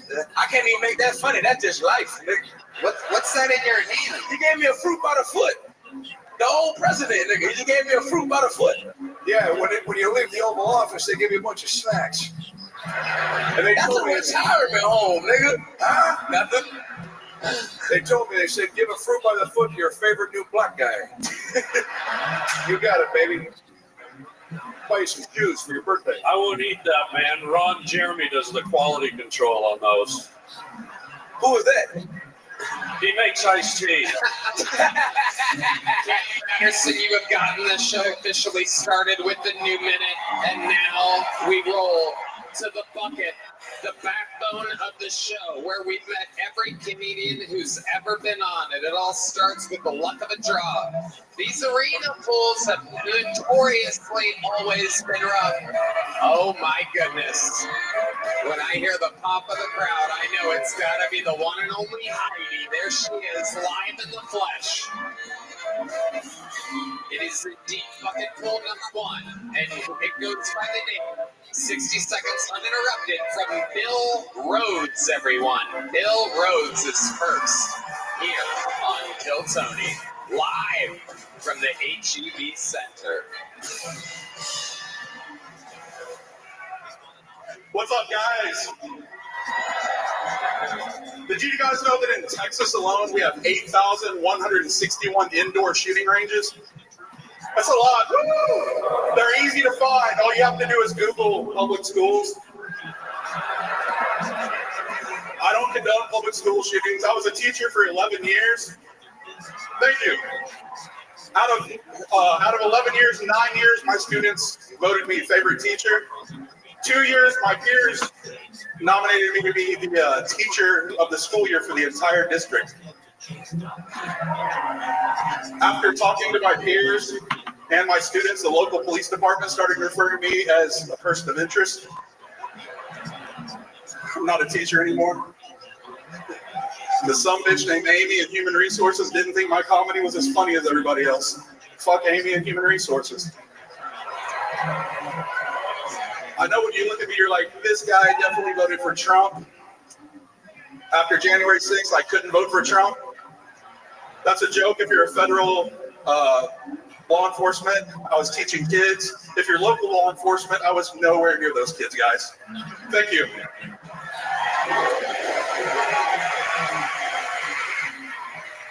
Bill Rhodes. Welcome, Bill. How are you? You just confessed to a lot of half crimes there. Yes, sir. So what did you do? Anything? Actually, I got fired from my set on Kill Tony a year ago. You got what? I got fired from teaching over being on Kill Tony a year ago. So you did a set on Kill Tony? Yes, sir. People saw it, reported you to the school? Yeah, Amy and Human Resources saw it. You're the Pflugerville guy, right? Hutto. I was that Hutto guy. So what exactly did you say that got you in trouble? Did they see your nipple piercings through your shirt? They're not nipple piercings. I'm fat. These are terminals for my pacemaker. This guy's full of jokes.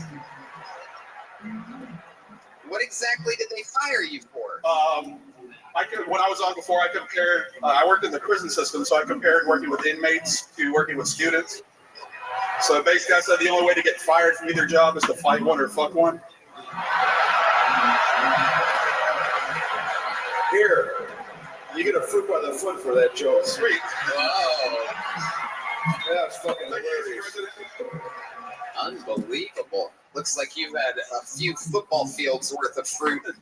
It's funny. Some of my old football players are actually out here somewhere tonight.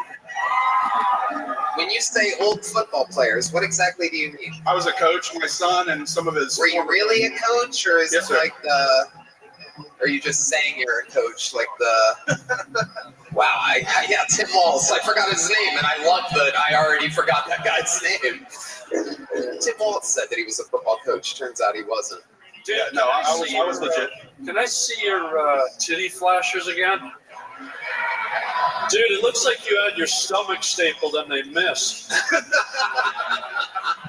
What exactly made you want to get your nipples pierced?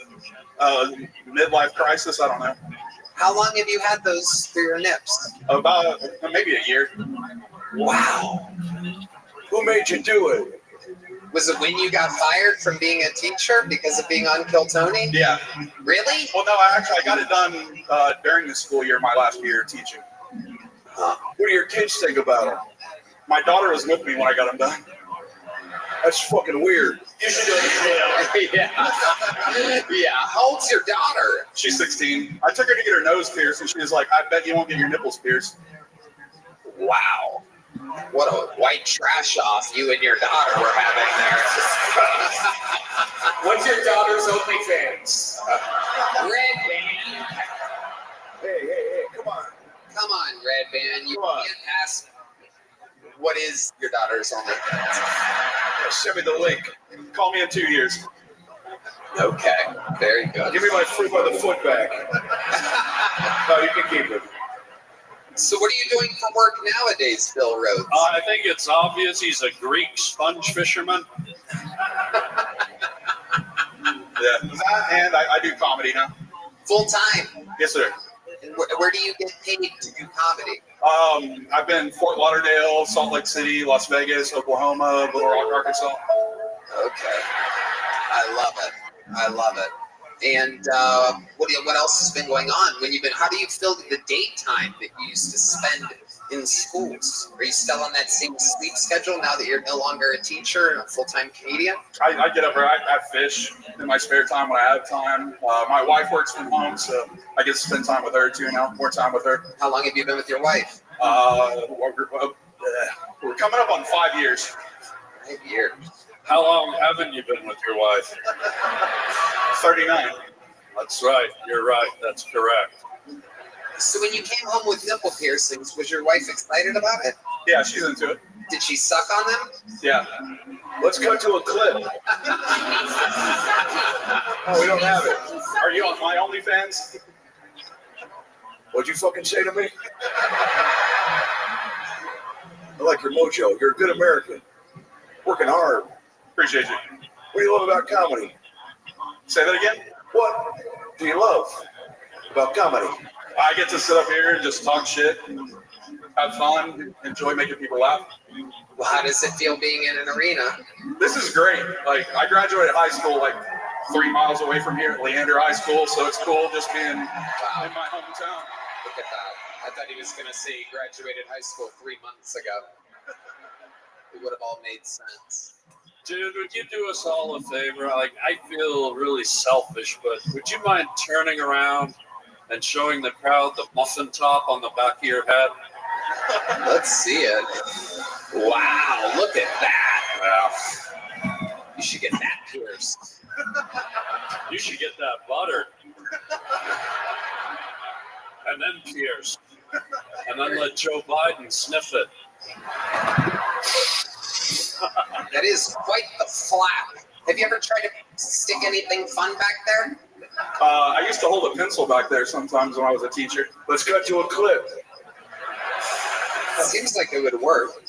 I want to see if we could fit a medium joke book in there. Can you see it? Can you put it in there? And oh, yeah. Wow! You know what? Just for that, you're getting a big joke book. There he goes, Bill Rhodes, the first bucket pull of the night. And like that, it has begun. Hello there. This podcast is sponsored by Prize Picks. Prize Picks is the best place to get real money sports action. With over 10 million members and billions of dollars in awarded winnings, Prize Picks has made daily fantasy sports accessible to all. You just pick more or less on at least 2 players for a shot to win up to 1,000 times your cash. Run your game all season long on Prize Picks. The big game is almost here, and it's now or never. Don't miss out on the last football game of the season with Prize Picks, the best place to win cash while watching the big game. Prize Picks is also giving away a free pick for the big game, where one of the starting quarterbacks will only need to throw 1 yard to win. If you are correct on at least one more stat projection, you can win real cash. Check out the promos tab to tail any of our Super Sweat Millie winners big game lineups. If you tail a lineup that goes 3 for 3, you can win a split of $1 million in promo funds. Sign up today and get $50 instantly when you play $5. You don't even need to win to receive the $50 bonus. It's guaranteed. Red Band. Tony, I love Prize Picks. There are so many great opportunities to get in on. This week on Prize Picks, I'm looking at the football board and selecting Jared Goff for more than 230 passing yards and Saquon Barkley for more than 1 touchdown. Saquon Barkley, indeed. It's very, very good, Red Band. Download the app today and use code Tony to get $50 instantly after you play your first $5 lineup. Again, download the app today and use code Tony to get $50 instantly after you play your first $5 lineup. Prize Picks. Run your game. This podcast is sponsored by Blue Chew. My friends, have better sex with Blue Chew. Blue Chew is the original brand offering chewable tablets. These erection-enhancing tablets help men achieve stronger, harder, and longer-lasting erections for sexual activities. Blue Chew is putting its money where its mouth is and offering you a month free.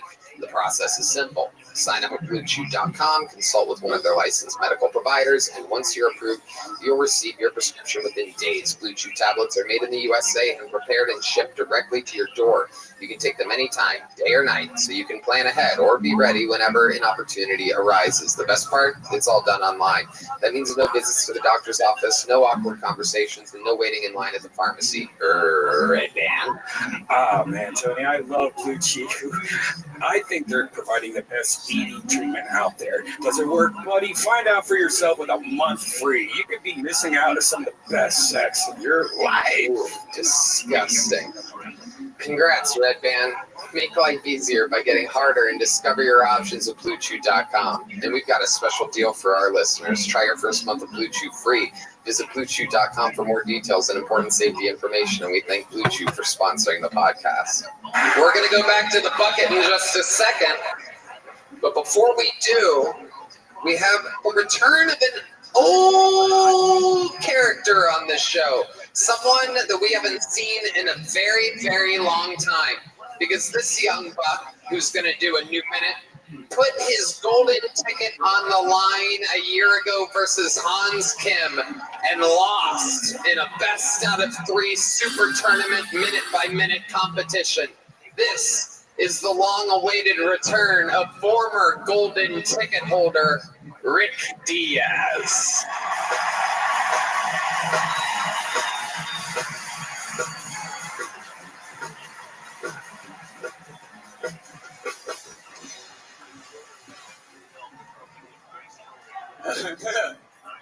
All right.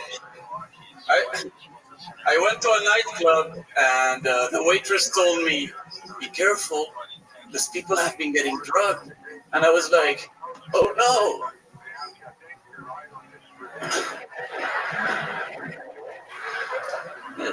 Then I went to the toilet, and at the urinal next to me, there was a guy peeing, and he was staring right at my dick. And I noticed because I was staring right into his eyes. We don't talk much in my family. We don't talk much. We don't even have a group chat. I tried to set up the group chat, but everyone in my family was like, there's already a group.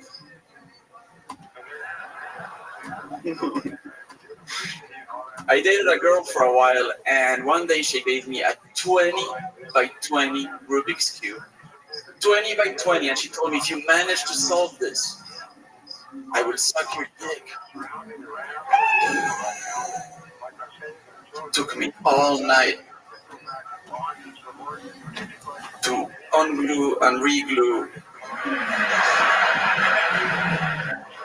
Thank you very much, Rick Diaz. It's been a long time, Rick.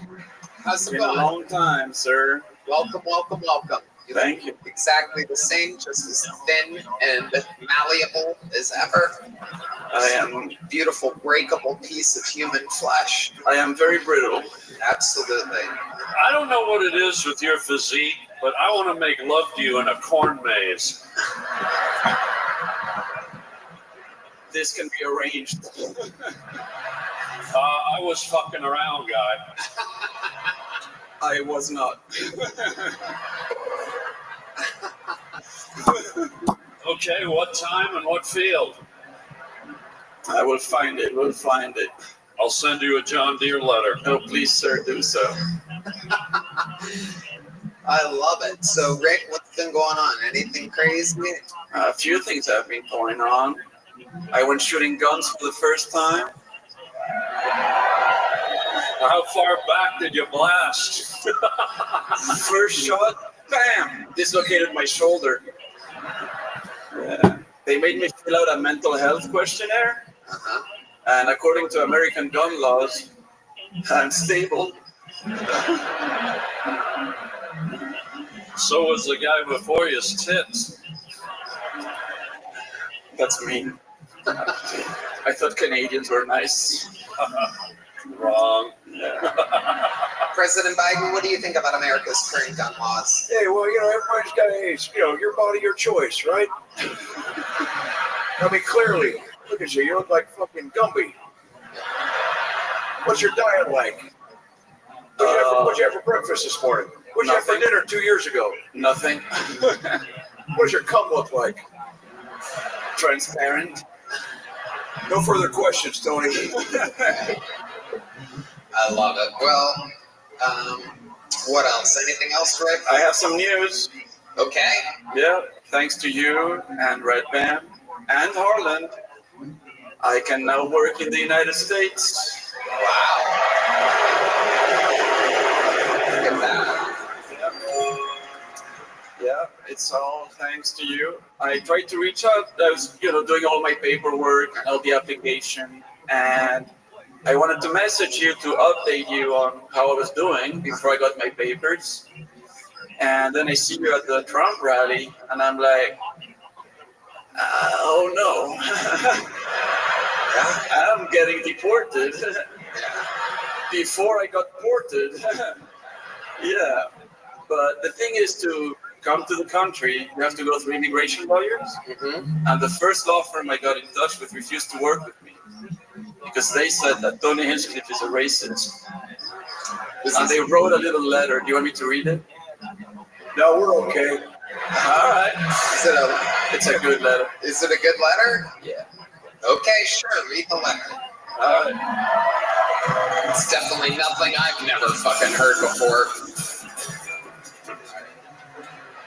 How long is this letter? No, I got it. Don't worry about it. It's gonna be short enough.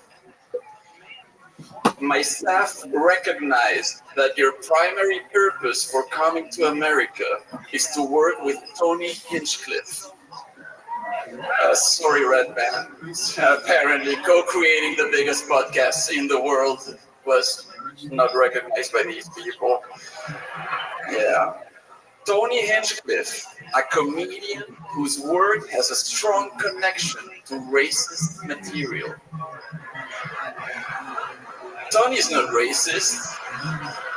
He's about as racist as he's gay. It's actually true. I seem it from far away. Then you get to know me. Yeah. And I'm not at all. Quite the opposite. Exactly. I actually asked ChatGPT, is Tony Hinchcliffe racist?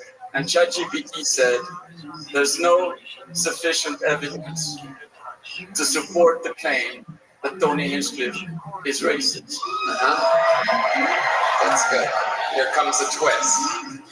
Then I also asked about Red Band. Okay. And ChatGPT said there's no sufficient evidence to support the claim that Brian Redband is a comedian. Oh my God. Look at that. Oh, inward. I owe you one. This guy's gotten cocky since he's legal, huh? Yeah, you watch it. I got 2 more weeks in office. I can get you deported, motherfucker. You just closed the government, so... Huh? That's 3 hours ago news, sorry. You don't know what you're doing, so... Is that the end of the letter? No, you want more? Is there more? A little more. Is it worth it? It's pretty worth it. Okay. Rick Diaz, finishing the letter any second. Yeah. As an employer, I do not want my staff to have an ongoing relationship with his staff. Well, which is crazy. Obviously, they had no idea that Heidi was working on the show. Because we all want an ongoing relationship. Yeah. And Heidi is now getting a restraining order. Yeah. Is that it, Rick? I have 2 more. Okay, let's go. Jesus Christ. I know. I wish you the best in your work and aspirations in the American market, the market that is most befitting for your art. I guess the most befitting American market for my art is a motherfucking arena. Yeah. Screw that law firm. Exactly. You almost had a bunch of stupid liberal lawyers. Yeah, then I found lawyers that wanted money. Well, Rick, you did it. You made your return. Congratulations. Thank you very much, ladies and gentlemen. I appreciate you. Back to the job. If we go. Great job. Wonderful. Great job. All right. Your next bucket pull number 2 goes by the name. Oh, there's the great Valerie Vaughn. Heidi with some drinks. Gotta love it. These ladies have been with us in many arenas. How about another hand for Heidi and Valerie, huh? All right, your next bucket pull, 60 seconds uninterrupted, going to Thomas E. Miller. Thomas E. Miller, everybody. And here we go. One more time for Thomas Miller.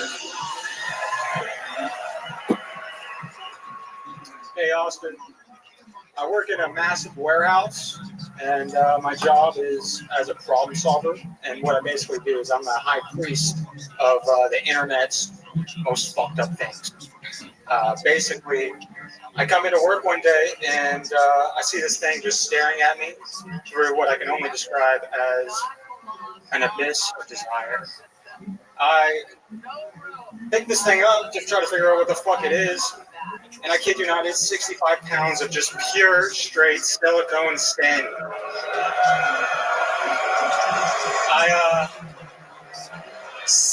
Hold on a second, Thomas. Guys, I forgot to say this earlier. Save your booze until the end of the set. Keep going, Thomas. It's also not Thomas. It's Jacob. Talk right into the. Okay. You got his name. So there's this guy. That was a very Thomas thing to do right there. Apparently. So he. Go ahead, David. Yeah. Okay. Digging myself a hole. So the warehouse I work at, there's this. So. I'll cancel it there.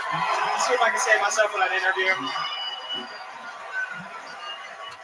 Come on, Thomas the Train. Keep going. Keep going. Okay. So,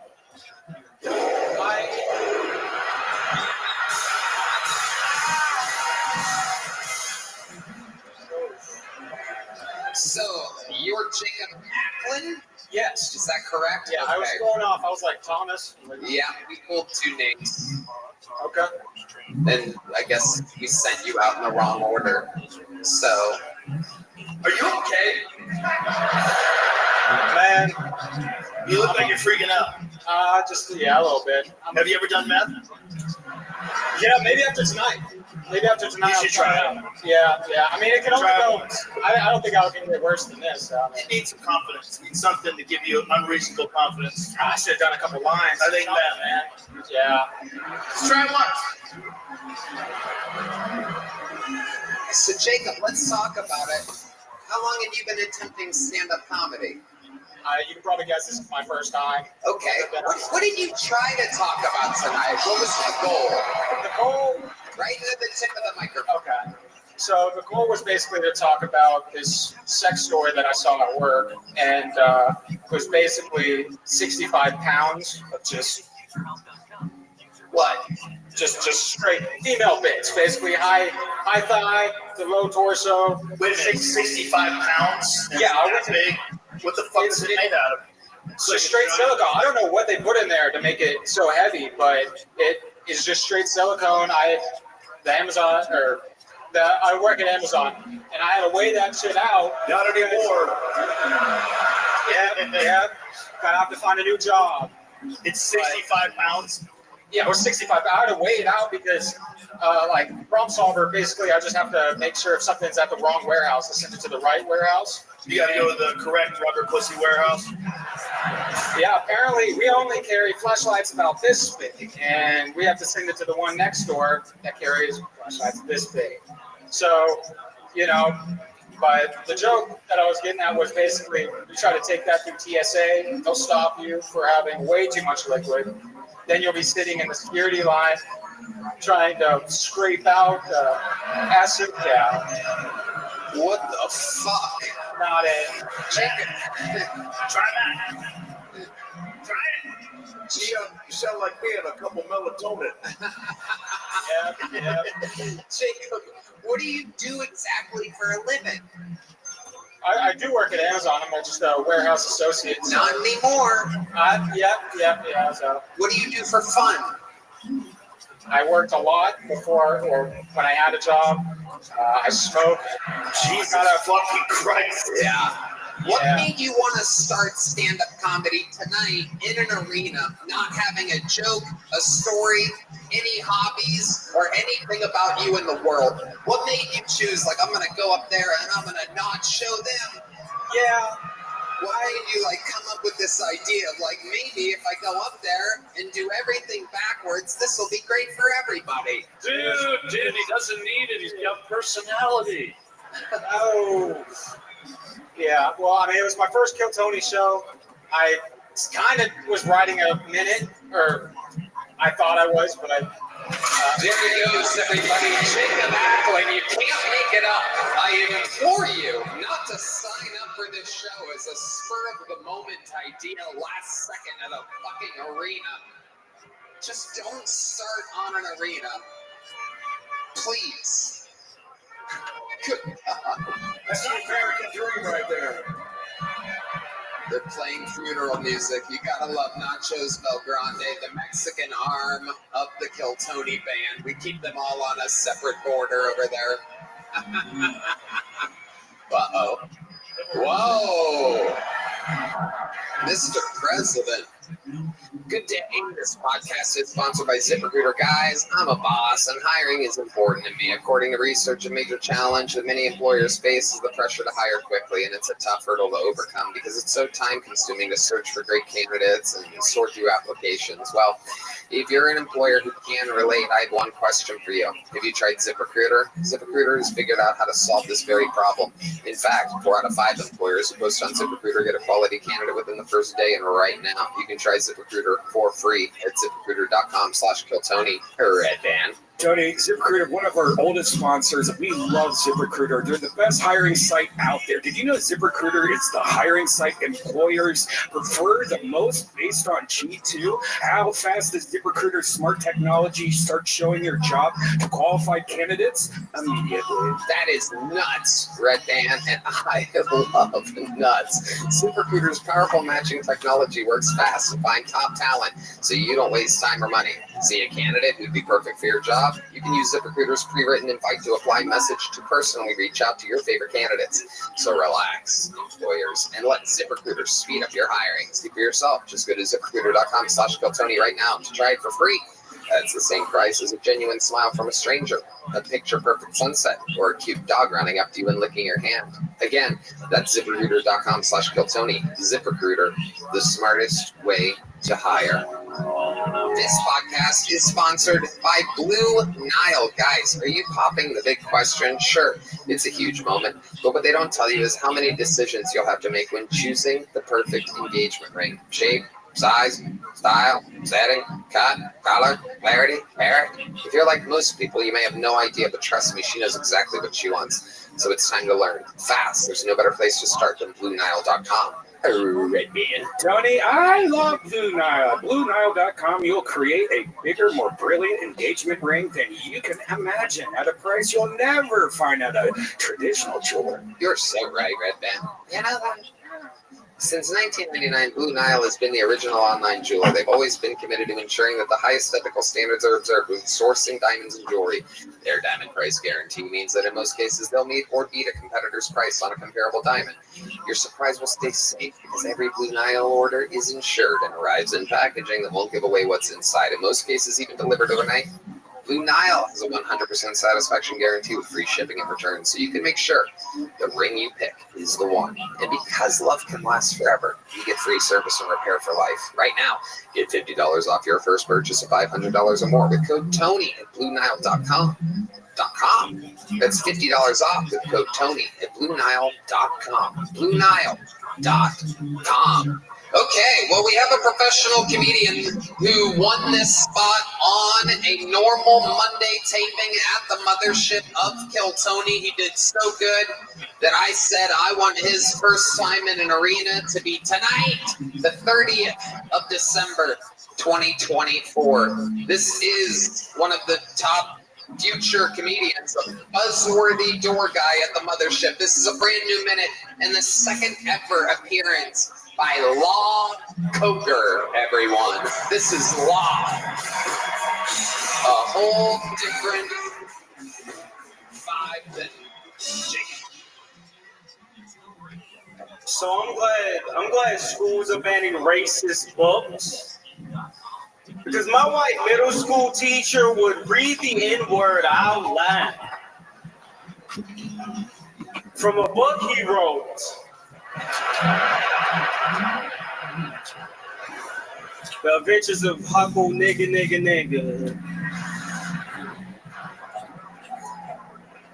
Yeah, my favorite type of women are the ones with a lot of tattoos. Because I also have been molested.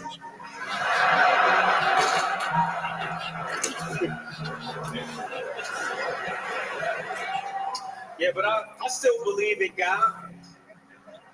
Like one time I was about to fail a test, so I prayed to God. Not even 30 seconds later, 9/11.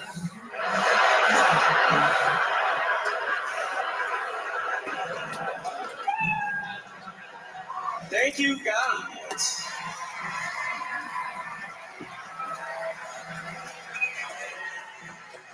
Law Coker, you did it. Those are jokes. Total opposite from Jacob Ackland, who was just on the stage. Yeah, what happened with that guy? You were what? I said, what happened with him? It's not what happened, it's what's gonna happen. Don't kill yourself, bro. By the way, he had a tattoo of you getting molested. Let's cut to a clip.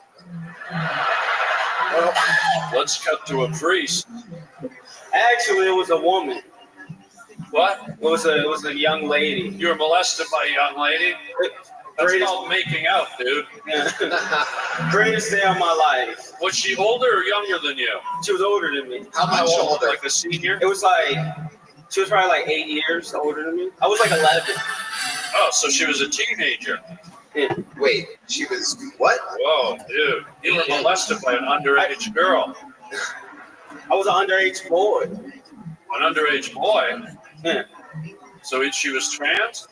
What the hell's he talking I was a little Can we kid. bring the She last was a guy teen. out? I understood him better. So she was 8 years older than you? Is that what you said? Yeah, so she was like 18, 19. What exactly did she do to you? Oh, she the greatest head. Wow. And you were 11. Yeah, I was, you know, like when you growing up, you in the hood and shit. I know all about it. Yeah. I mean, I remember getting my dick sucked by 18-year-olds when I was 11. Let's cut to a clip. I can airdrop it to you. Okay. Law, what's your love life like nowadays? It's pretty trash. I'm not gonna lie. Yeah. Yeah, I think I have autism. What does that mean? You know, just socially awkward. Everybody got autism? Yep. Thank you, Dr. Fauci. Okay. Have you always felt this way? Nah. I mean, I got an uncle who's like very, very autistic. And we act just alike. How much older was he than you? Oh, that guy's like 70 years old. Okay. So Yeah. could still happen. Keep it in the family. No thanks, I'm busy. Law, you've been killing it on this show. So fun. How's everything else going in life? How were your holidays? They were terrible, actually. Tell us about it. Yeah, I don't do shit. I just read books. Yeah. I just read books. I cry. What do you cry about? Forrest Gump? The ending? Nah, Huckleberry Finn, the ending. Nah, I just be chilling. Like, I don't really be doing, like, nothing crazy, you know? What was the last book you read? What? Yo. All right. It's called Yo? That'd be a great book. Who wrote it? The Hulk? I've been reading, my last book was a romance novel. Really? What's that guy? I read a romance novel. You read a romance novel called Yo? No, it wasn't called Yeah. I've been trying to get, like, my banter up. Well, you might want to start with words with more than 2 letters. Yeah. So what was Yo about? What was the book about? What was the romance novel book about? It was about, like, you know, like you just meeting somebody. Like, it was a woman who met a guy at, like, this coffee shop. Some, you know, high school love affair. 50 Shades of Grey? Pretty close. And yeah, they just ended up just fucking. Wow, how romantic. What a book. Sounds like the dream. Well, sure it wasn't the Bernstein Bears. It's a great book. Was it black people? No.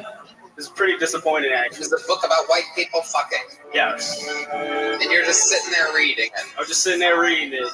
I picture them to be black. Right. Me too. Yeah. That's what Disney does with all the movies nowadays. Exactly. White characters. Mm-hmm. All right. Well, Law, how did it feel? Your first time in an arena? It felt great. You know, it's cool. You did it, Law. You handled it well. Law Coger, ladies and gentlemen. Appreciate you guys. And it keeps moving along.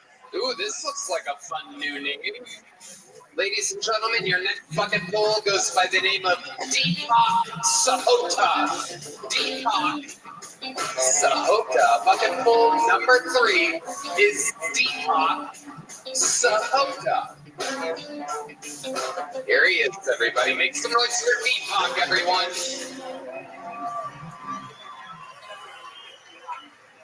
So the government has been real hush-hush about the drones. Is it aliens? China? Or is Biden looking for his son? He just got pardoned and already gone. We all know that animals are evolving.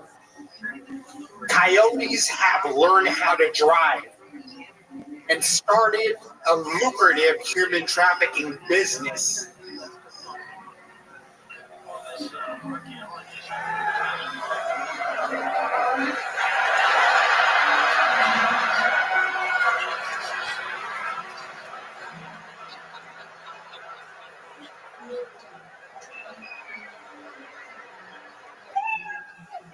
As you grow older, it gets difficult to find your inner child, especially if you had an abortion. All right. I'm going to cut you off right there, Deepak. You know, it's crazy. I meet so many Kill Tony fans everywhere. I meet so many people that say they're going to the show. I meet people that say they're signing up for the show. I never meet anybody as crazy as you and Jacob that have been pulled 2 out of the 3 bucket pools, rambling conspiracy theorists. How are you, Deepak? Have you ever done comedy before? This is my first comedy appearance. We're not surprised. These people. Yeah, but what you don't realize is he's been in movies. Do you recognize him? He was E.T. No. He was the yellow villain in Sin City. Remember that? He was. That's a great call. Yeah. Hey, better than I get Dobby a lot. Yeah. You get who a lot? Dobby. Gobby? Who the hell's Gobby? Harry Potter. Dobby from Harry Potter. That I don't makes watch sense. girl movies. Gollum, Schmeagol, all of these things are acceptable answers. Hey, can I address the whole drone thing? Yeah. First of all, I enjoyed your slam poetry. No, it's funny. The abortion thing was funny. Your body, your choice. But look, the drones, it's just me having a little bit of fun before I leave office. Who cares if they fly a little low, they sniff your head, they figure your butt? Come on. It's a free country. Are you afraid of drones? You afraid of robots? What's your favorite color? You don't need to answer any of the president's questions. Let me ask you this. Plead the fifth. Oh, okay, thank you. Deepak, I have a question for you. You kind of have like crazy eyes. They're going back and forth, left to right. I don't know if we have a shot at Tony, I'm happy you asked that. Oh, okay. Why don't we show the people? Why don't you look out at that camera? You see that big red dot out there? Not at the humans, Deepak. Look at the camera. No, down, middle, boom. No, Deepak, look at me. Those red lights. Straight ahead. See that? No, look straight at me. No. Oh, look at the screen. This guy's completely fucking insane. Right there. Just stare at me. No, keep looking at me, Deepak. Look at the red light. Right there. Lift your head up straight, Deepak. It's kind of tilted. There you go. You guys getting that wobbly eye shit that I'm seeing there? It's like he's constantly looking at a mosquito. Yeah. Finding the president with. I'm terrified. First of all, let's go to our senior medical correspondent, Joe Rogan. What do you think that is? If I was a referee, I'd stop the fight.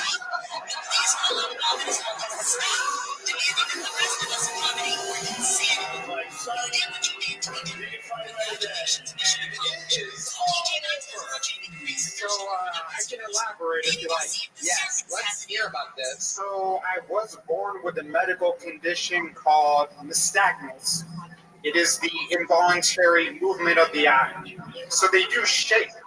As a result of that, I have low vision. I am legally blind.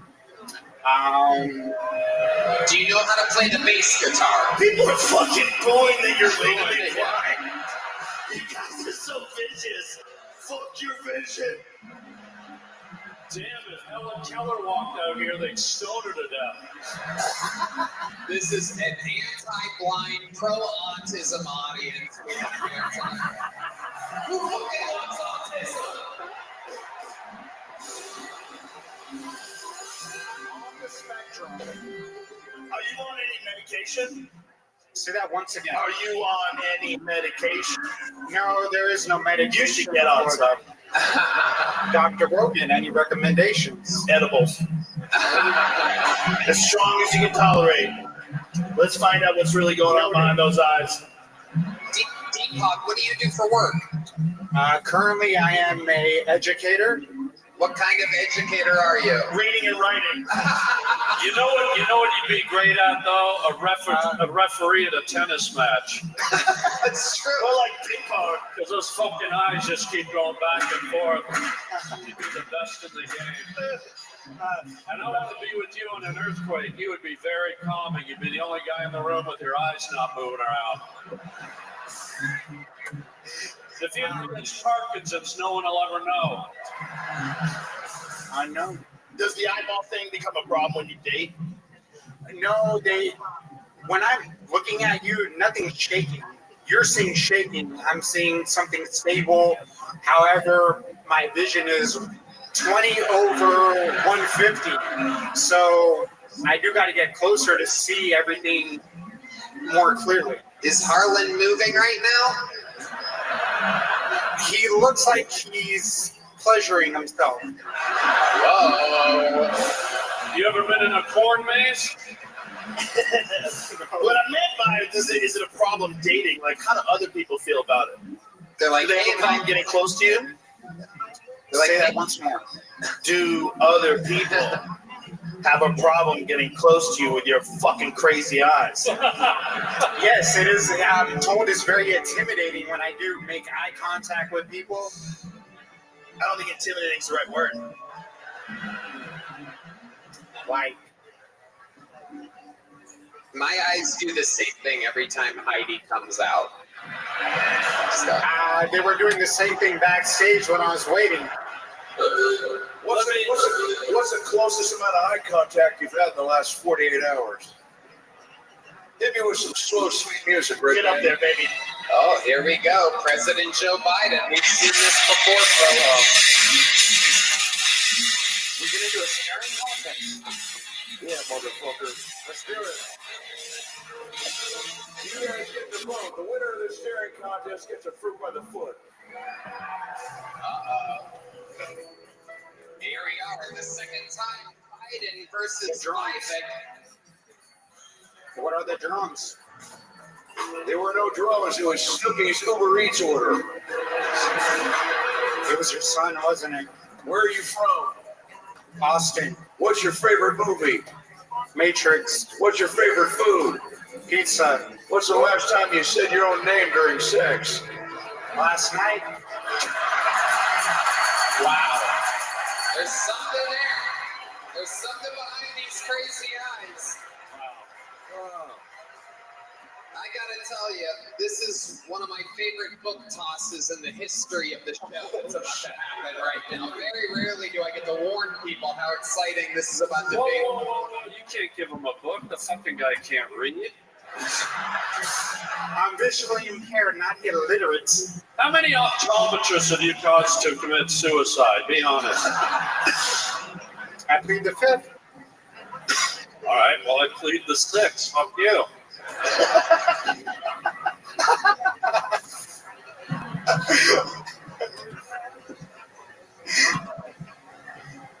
Okay. So the great people over at Prize Picks, we have found out, have set the over-under. The odds of him catching this are plus 3,500. Throw it that way. I am an unbelievably accurate, a famously accurate joke book thrower. And now I will hit the chest of Deepak. Stay right there. You ready? Come on, Deepak. Here we go. Whoa! Yeah. Here it goes. Legally blind, my ass. You want to see legally blind? I'll show you legally blind. Watch this. That's legally fine right there. No fucking chance. Right off D Madness's elbow. There you go, Deepak Sahota. There, big boss. Legally blind. This podcast is sponsored by Shopify. Guys, there's never been a better time to start your own business. There's so much power to starting a new company in the new year. Shopify is how you're going to make it happen. And let the Red Band tell you how. Tony, the best time to start your new business is right now. Shopify makes it simple to create your brand, open for business, and get your first sale. Get your store up and running with thousands of customizable templates. No coding or design skills required. All you need to do is drag and drop. Yes, that's right. Their powerful social media tools let you connect all your channels and create shoppable posts and help you sell everywhere people scroll. Shopify makes it easy to manage your growing business. They help with the details like shipping, taxes, and payments from one single dashboard, allowing you to focus on the important stuff like growing your business. What happens if you don't act now? Will you regret it? What if someone beats you to the idea? Don't kick yourself when you hear this again in a year because you didn't do anything now. With Shopify, your first sale is closer than you think. Established in 2025 has a nice ring to it, doesn't it? Sign up for your $1 per month trial period at shopify.com/killtony, all lowercase. Go to shopify.com/killtony, all one word, lowercase, to start selling with Shopify today. Shopify.com/killtony. That was fun. We have a golden ticket winner, ladies and gentlemen, and this is a very, very special golden ticket winner. You know this young lady very well, one of the greatest golden ticket winners in the history of the show. First time in an arena from Nashville, Tennessee. This is Fiona Cawley, everybody. Make some noise for Fiona, everyone. Baby girl's first arena. Woo-wee. Is that really cool to get someone who's standing over there? Marlon, you gotta wait. It's the part. One more time, everybody, for Fiona Cawley, everyone.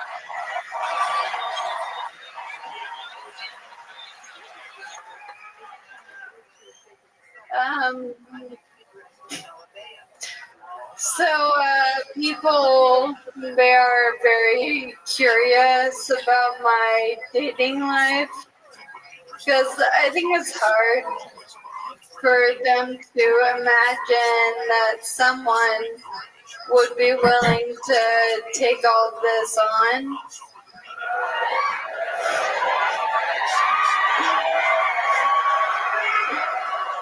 But I'll let y'all know, men fucking love women that can't run away.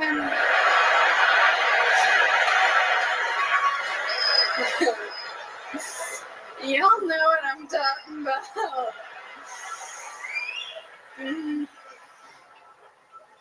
Rape.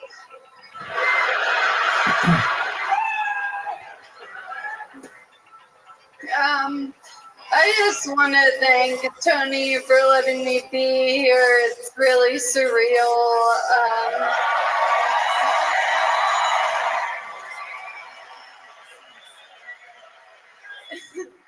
Like, if a 16-year-old me could see me now, she'd be like, Fiona, why the fuck are we in a wheelchair? Fiona Cawley.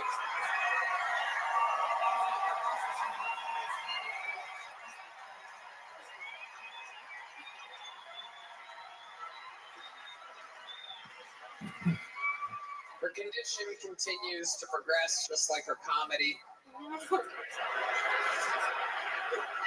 Both are accelerating at a great rate. How is your thing going? You look great. And a great rapport. How about one more time for Fiona? I was going to say the same thing. She looks great, especially wearing Joe Biden's lingerie. You're welcome. Figured you wouldn't miss it. Great job. It's nice to see somebody else moving slow. You crushed it. Very funny. Thank you. Got a lot of spunk. Why don't you go over and sniff her? Double dare me. A triple dog dare ya. Whoa. Get over there, Biden. You know you want to do it. Wow. Get over there and sniff her good. Someone's getting Sniff her, Biden. Get over there. Look at this Come on, green Biden. machine. Oh, yeah. Unbelievable. Snip them back. Snip them back. Oh, someone's getting a fruit by the pointless. No, I ran out of fruit by the foot. Harlan, you got a pack of ultra ribbed condoms. Wow. I love ribs. You got any barbecue sauce?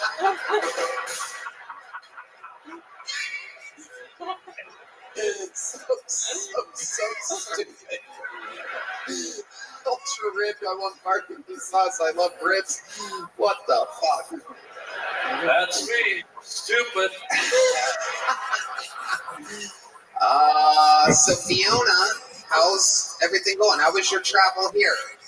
It was better. I got a new wheelchair again. Hell yeah. You got new wheels. What's the difference between that chair and the old chair? You got a cup holder there? I put a cup holder on all of them. Okay. Someone's got a drinking problem. Drinking and driving problem. No.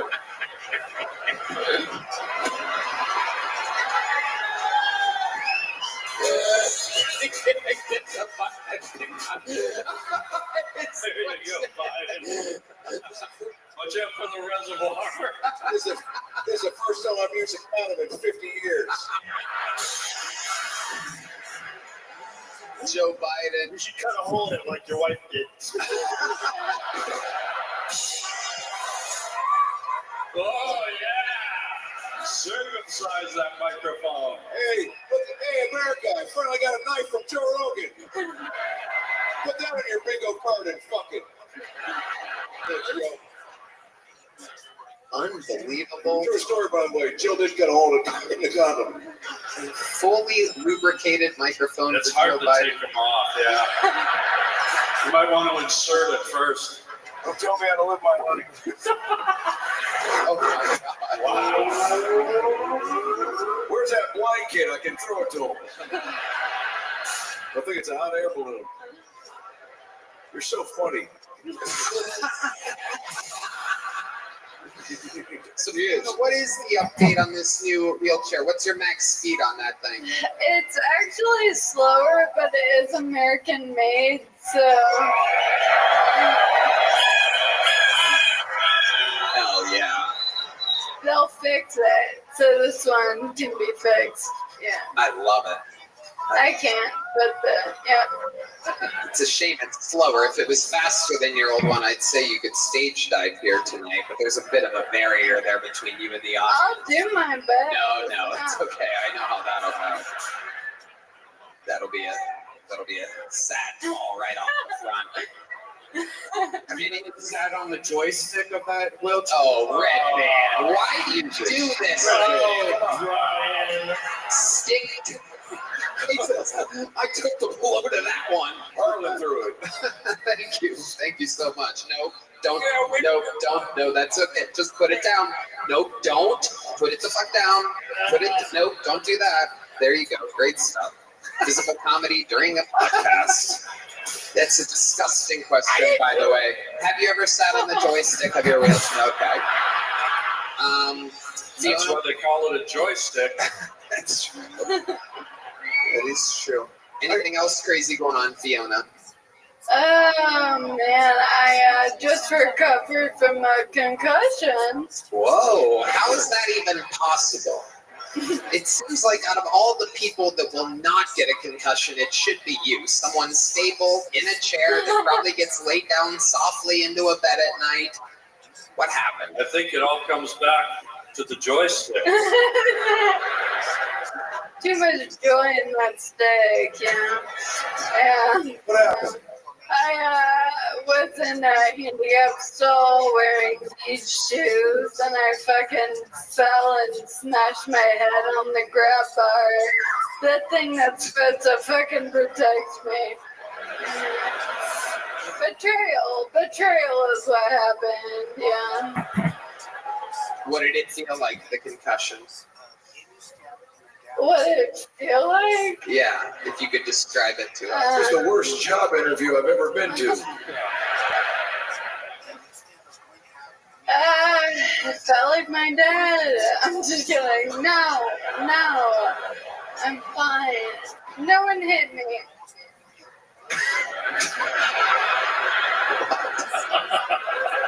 Sorry.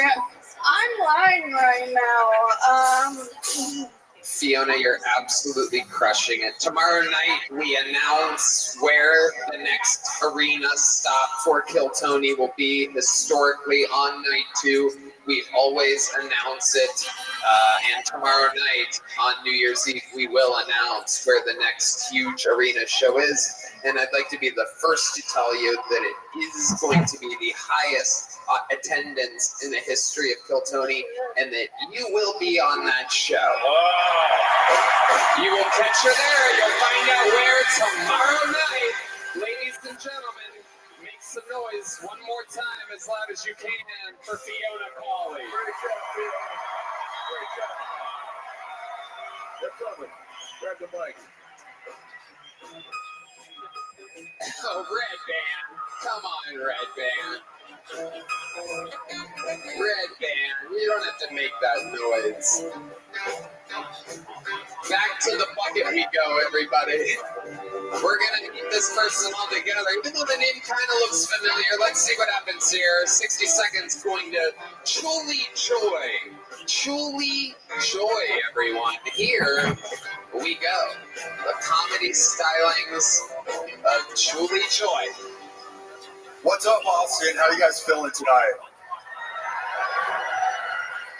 So I just moved to Austin a couple months ago, and I've already seen a bunch of fights. And the other night, I saw the most confusing one yet. It was 2 non-binary people fighting each other. I turned to the guy next to me, and I'm like, who's winning? And he's like, they are. And I'm like, who? And he goes, they. And I'm like, okay. How the fuck am I supposed to know which one he's talking about? Well, I guess all that matters is they won.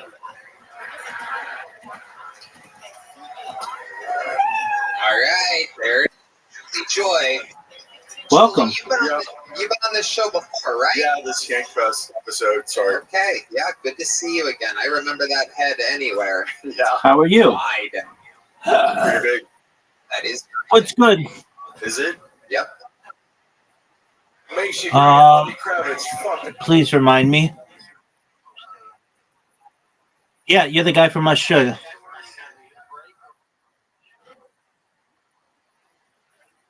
Yeah, everything's good. I'm just finishing up a marathon of Kill Tony. Then I'm going to be on to the Lex Friedman podcast. Then I'm going to be on to the Joe Rogan podcast.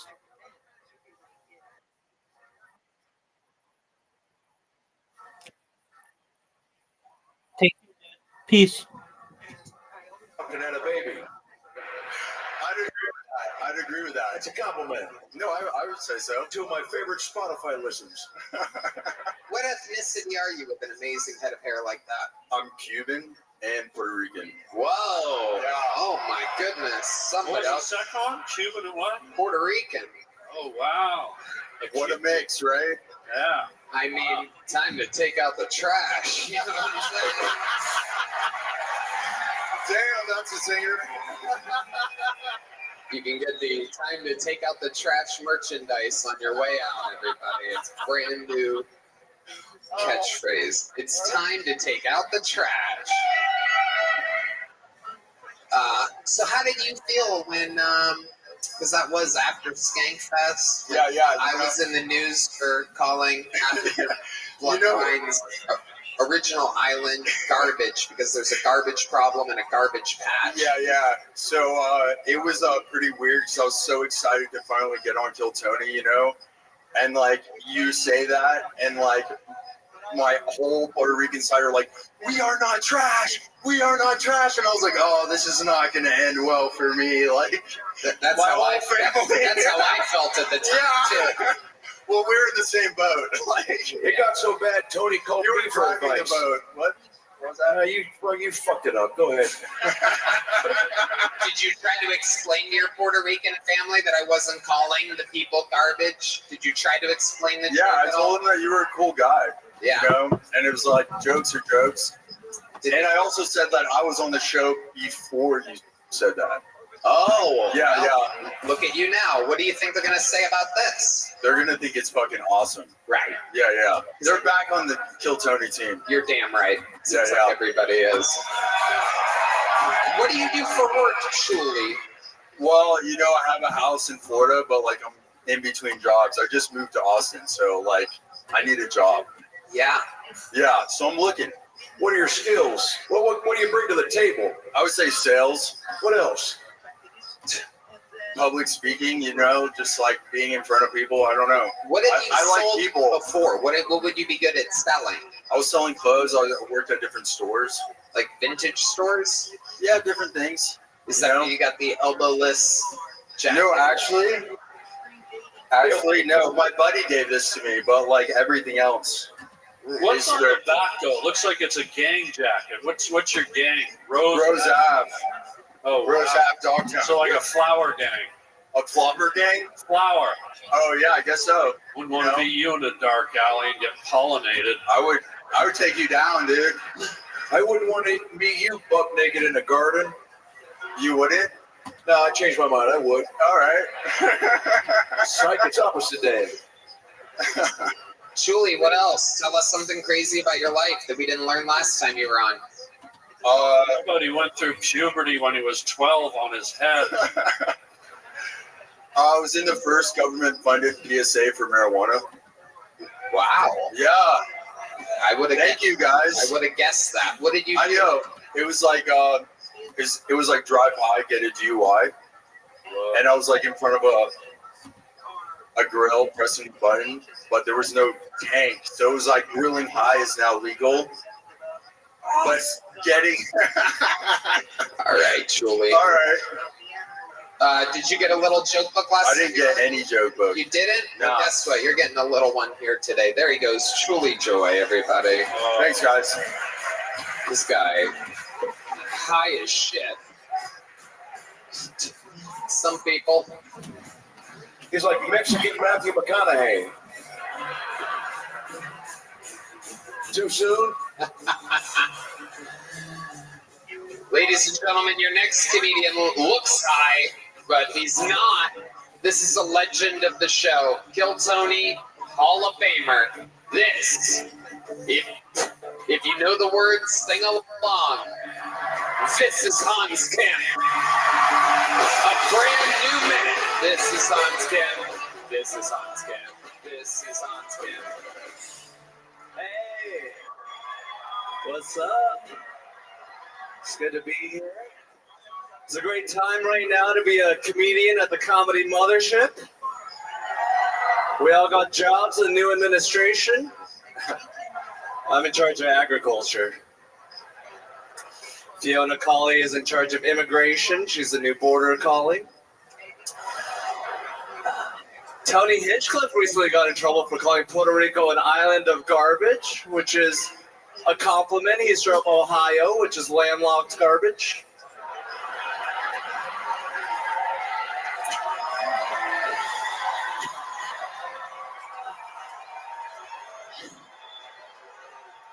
I'm glad Trump is in office again. I can't believe the Democrats shut down the whole country for a disease that only kills old people. What are we going to ban next? Stairs? I'm glad COVID happened. It got rid of a horrible group of comedy audiences. I can't wait for a pandemic that targets bachelorette parties and Dominicans. But that's my time. Thank you so much. Hans Kim, one of the legends of the show, has returned. How did that feel, Hans? It felt great. After the first joke, it felt amazing. Yeah. But yeah, the second and third were great. Yes, there you go. They might play analysis of your performance. Fun. I had a lot of fun. You're lucky that people from Ohio all speak English and have a good sense of humor. Yeah, like those Puerto Ricans. Whoa, nobody said that. Jesus Christ, Hans, you're gonna get me in trouble over here. So how's life been going? What's going on? It's been great. I have just been, as you said when I saw you on Friday, I've just been staying at my house, farting on my girlfriend for a couple months. Yeah. I recently went hunting. I was in a blind next to a feeder, so not really the kind of hunting that Joe does. But yeah, I actually killed a whole deer, and it was kind of small. It was a small deer, which is even harder to hit, so I think. You killed a baby deer. Yeah. Oh my God, Hans, that is not cool. Did anyone tell you how old they thought the deer was? Did they analyze the size of it? No, we just were shooting out there. I missed two, I hit one. Dude, how bad of a driver do you have to be to drive through a zoo?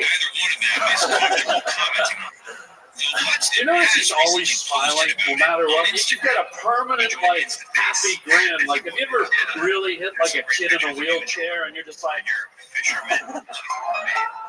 Yeah, I only have two expressions. Eyebrows up, eyebrows down. He has two, too. Pants up, pants down.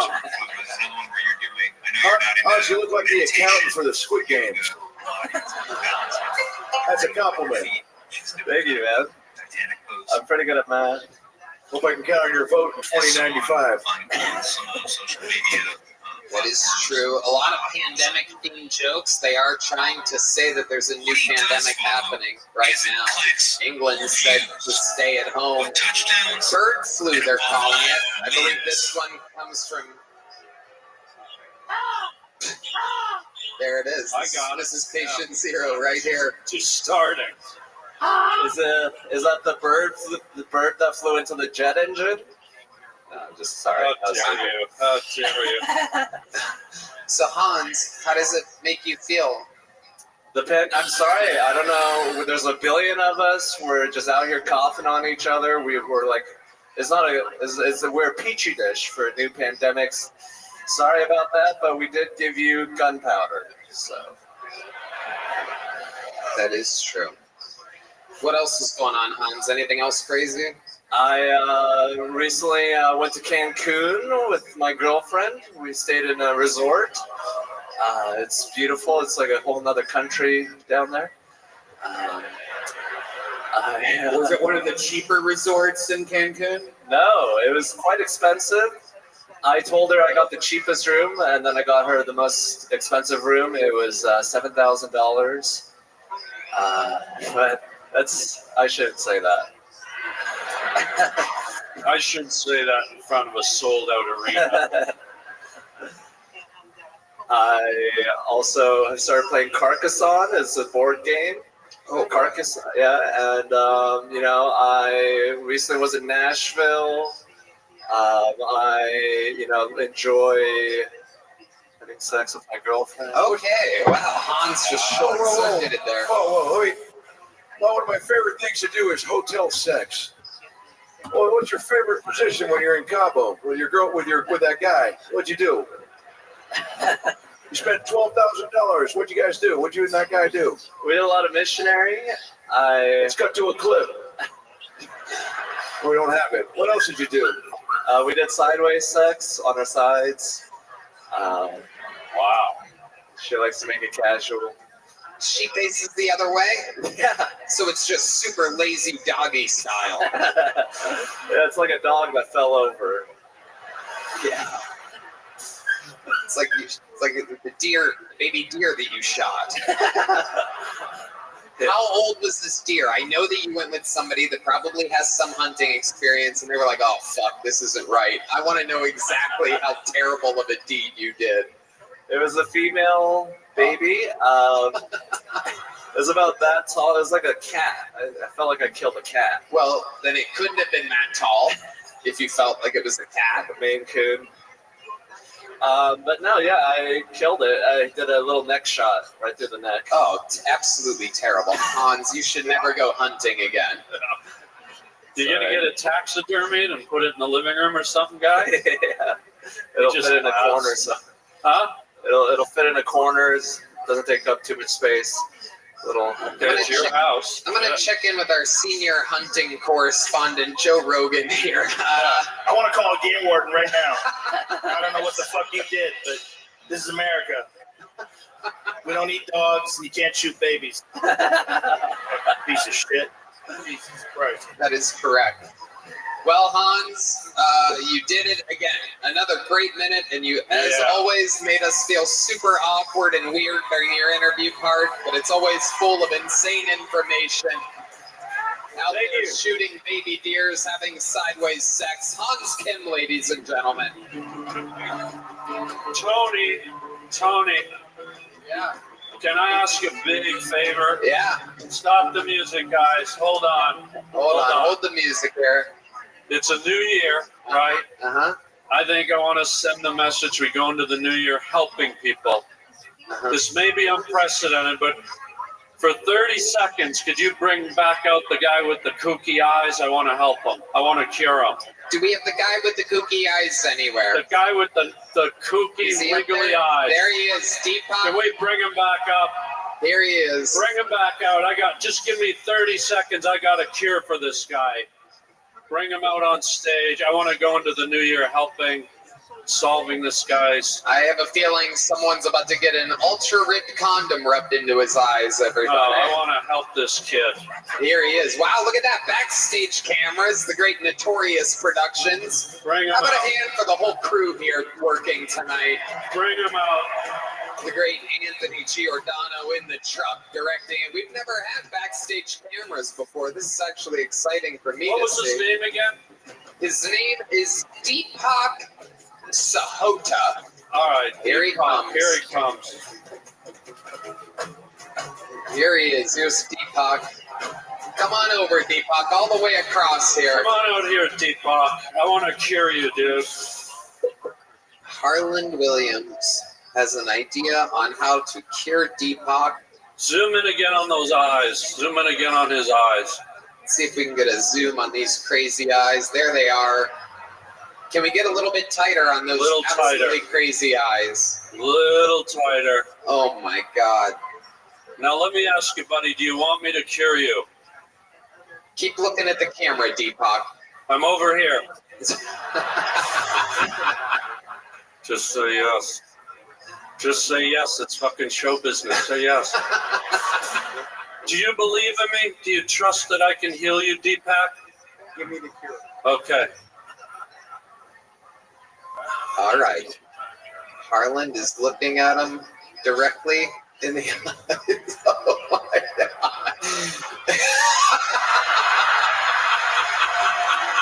Wow! Ladies and gentlemen, he is cured. Oh my God. Does it actually work? That is absolutely incredible. Let's zoom in on Deepak again. Deepak, look out there at the people. Let's get that close cam. Step up to the microphone, Deepak.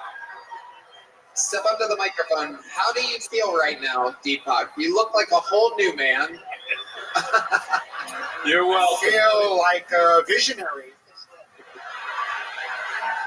I'm telling you right now, if we could just brown up the skin around those straight eyes a little bit, you would be unstoppable. You actually look better with those glasses on.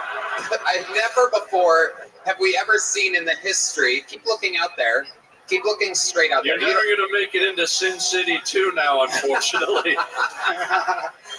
Never before in the history have we ever seen anyone put on comedic glasses and become a good-looking man. These are great glasses to challenge somebody to a staring contest in. I beat you at that, for the record. Whoa. Deepak, just for old time's sake, put your finger on the glasses like that. Hold them steady. Yeah, hold them. Now shake your head. Yeah. Just for old time's sake. There he goes. Harlan Williams has the touch of a god as he has cured Deepak. Do I get to keep the glasses? Those are for you. You are healed, my man. Welcome to 2025. Wow. 2025. Healing is alive in 2025. Deepak has been cured of his old shaky eyes. And now we roll on to the fifth bucket pull of the night. Make some noise for Andrew Champion, everybody. Here's Andrew Champion. Bucket pull number 5. One more time for Andrew, everybody. What the fuck is that monster?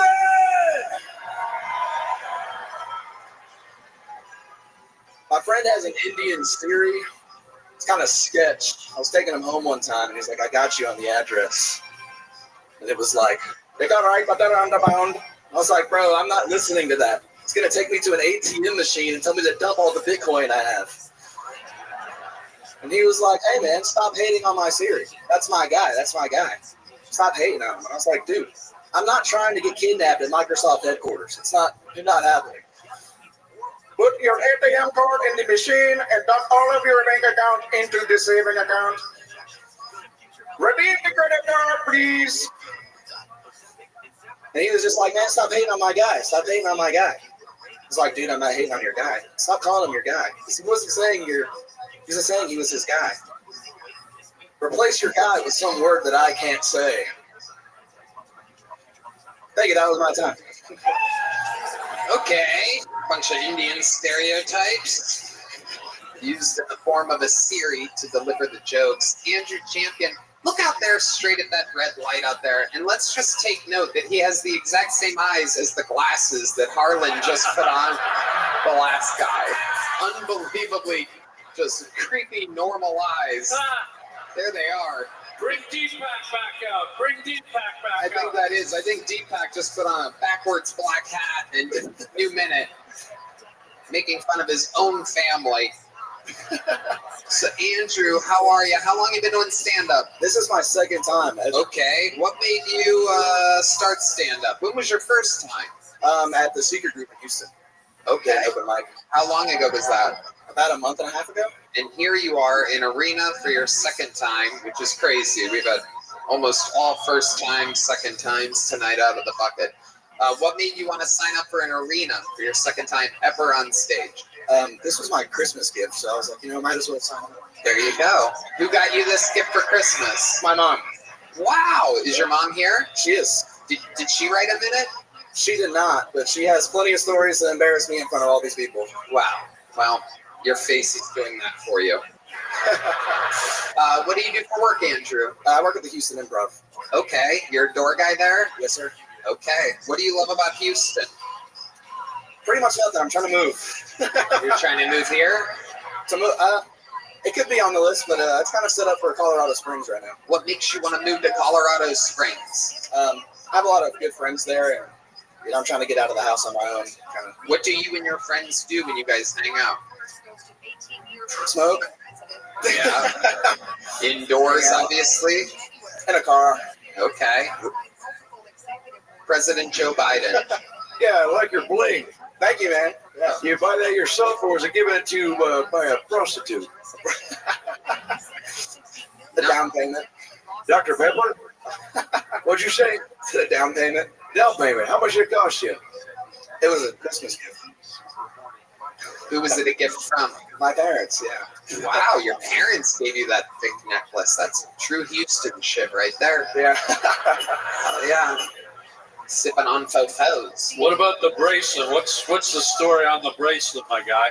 Hey, move forward a bit. You're kind of hiding behind everyone. I can't see. There you are. What you tell us about the bracelet, my guy? One of them's a shark tracker, and the other one. A shark tracker. Yeah. You know we're like 3,000 miles from the nearest ocean, right, buddy? You're afraid of sharks? Not really. Why do you have a fucking shark tracker? Ah, good question, Harlan. Then the other bracelet's from an ex-girlfriend. That's what? It's from an ex-girlfriend. And you still wear this bracelet from your ex-girlfriend. I do. What fucking bitch gave you a shark tracker bracelet? That one was from my mom, but oops. We'll be right.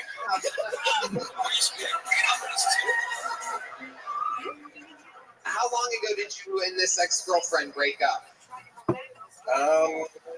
Officially like 3 months ago. Okay. Did she ever give you any hammerhead? Occasionally, you know. When I asked. If you could say anything to her right now, look at that red light down there and say something to this girl that broke your heart 3 months ago. And wiggle your eyes back and forth like you're in an earthquake. And put your hand on your head like you're a shark. We actually have a, hold on, we have her on, why don't you look at the red light?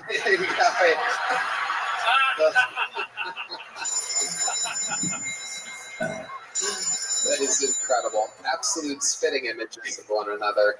Here, put the condom on your microphone. You do it, no, don't, yeah, definitely don't do that. Just put that in your pocket, put it in your pocket.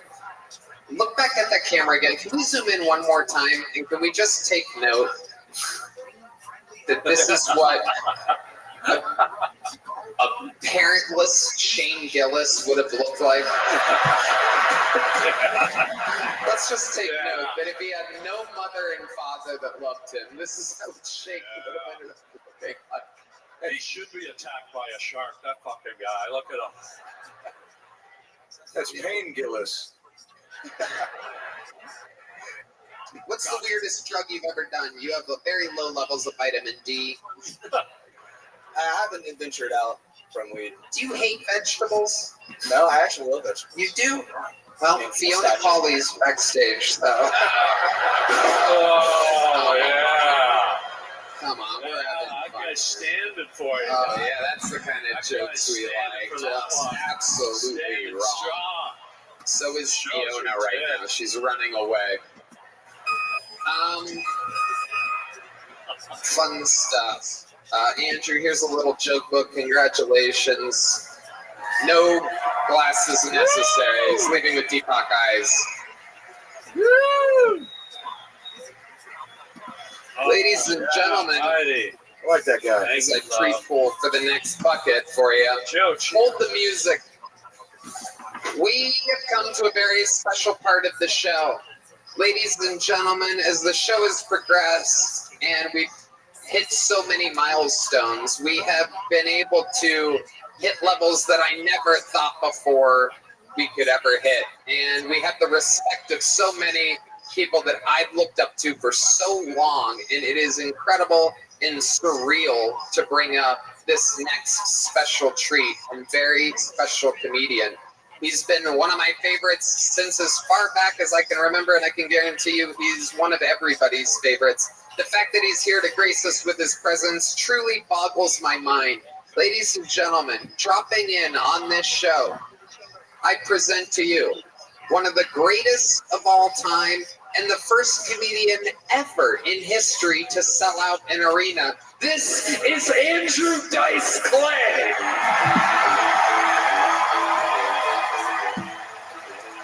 Live and in the flesh, baby. Oh my God.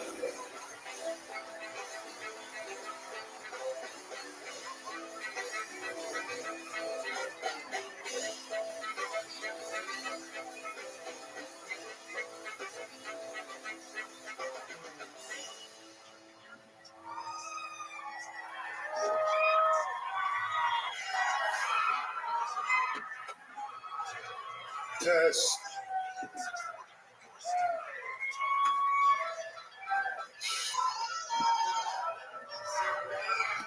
tell you the truth. I didn't even know I was going to make it into the macaroni. You know what I mean, Joey? Mr. President, you gotta understand, half these planes don't even take off anymore. And I wanted to be here. So I'm walking around the airport, and I see this Spirit Air. Some guy there with a pit noodle trying to fucking check in. And I just cut him off and I say to the lady, I go, look, I got to get on this airline. I see you going to Austin. How much for first class? She's going, $35. I go, 35, here's 100, keep the fucking change. And she goes, but the bags are going to be $750 a piece. Yeah, okay, good for me, right? So now I get on the plane. It's not even like a real first class. It's like folding chairs. And it's first class and last class. Like standing room, like a fucking train. And the first class, there's no movies, there's no entertainment of any kind. I'm thinking, this is going to be a long fucking flight.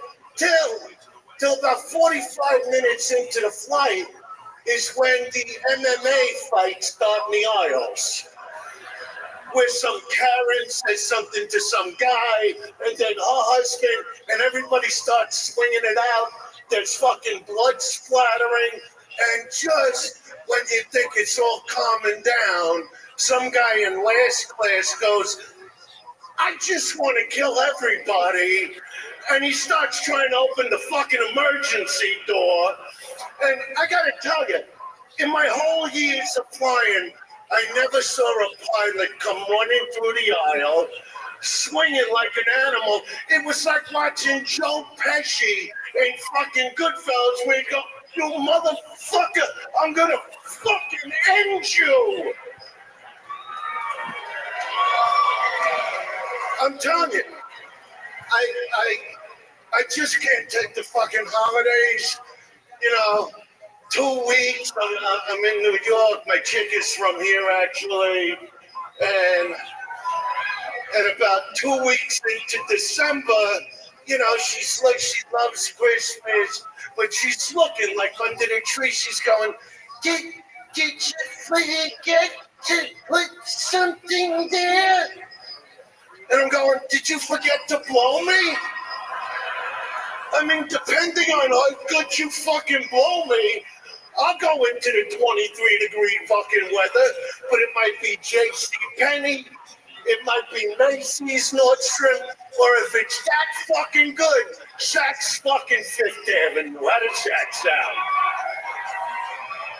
And then everywhere you go, every party, it's a fucking turkey.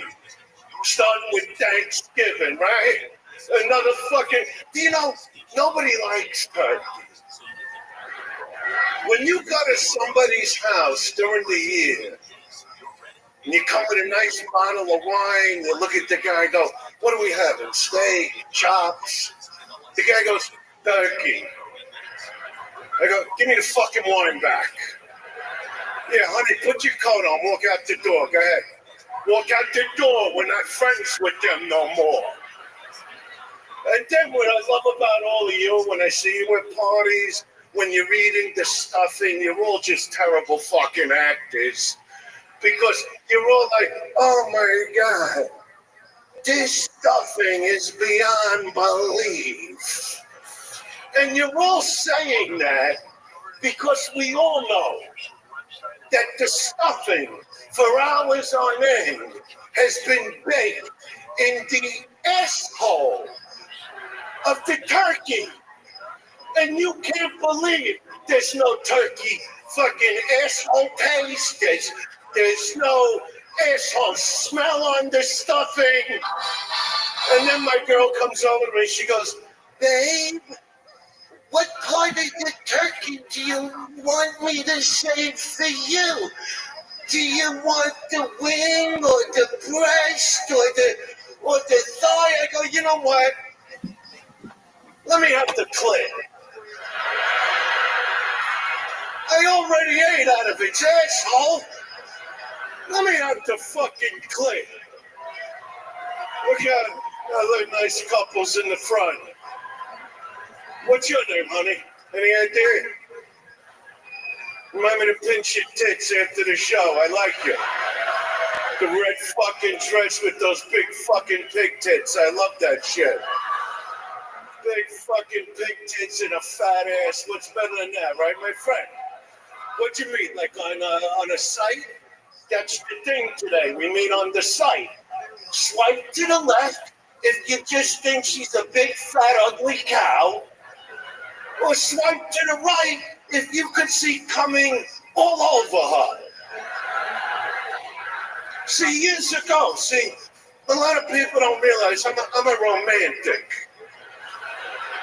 Okay?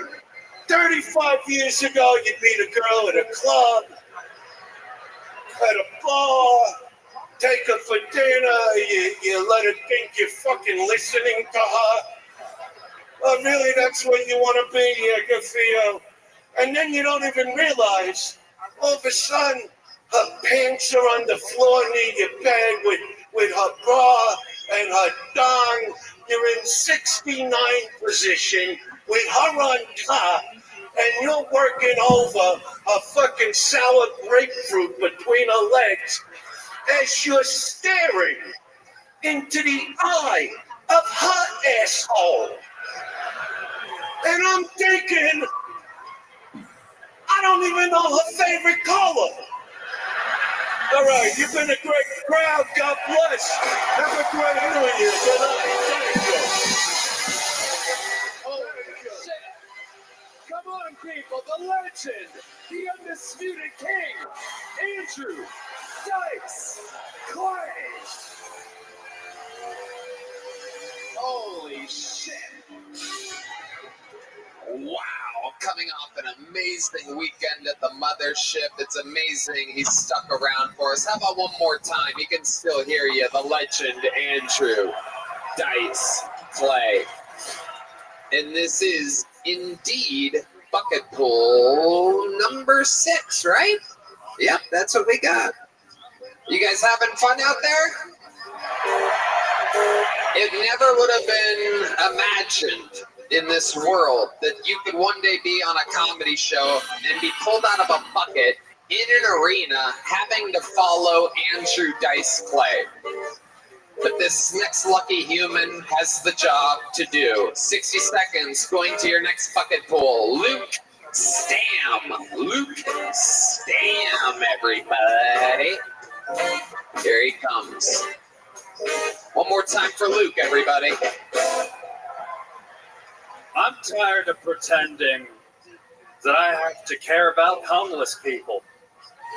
Because I fucking hate homeless people. They always come up to you, ask you for something they don't need, like $1. It's like, bitch, you don't even have legs. What are you going to go spend it on?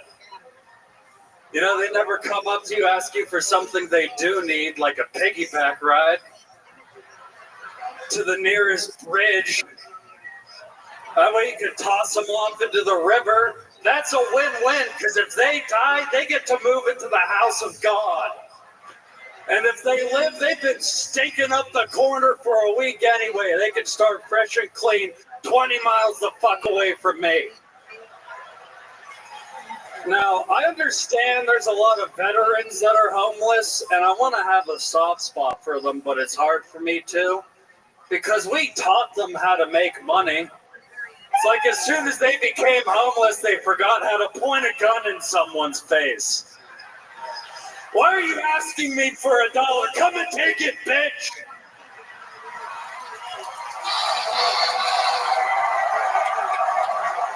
I fucking love it. A real bucket pool.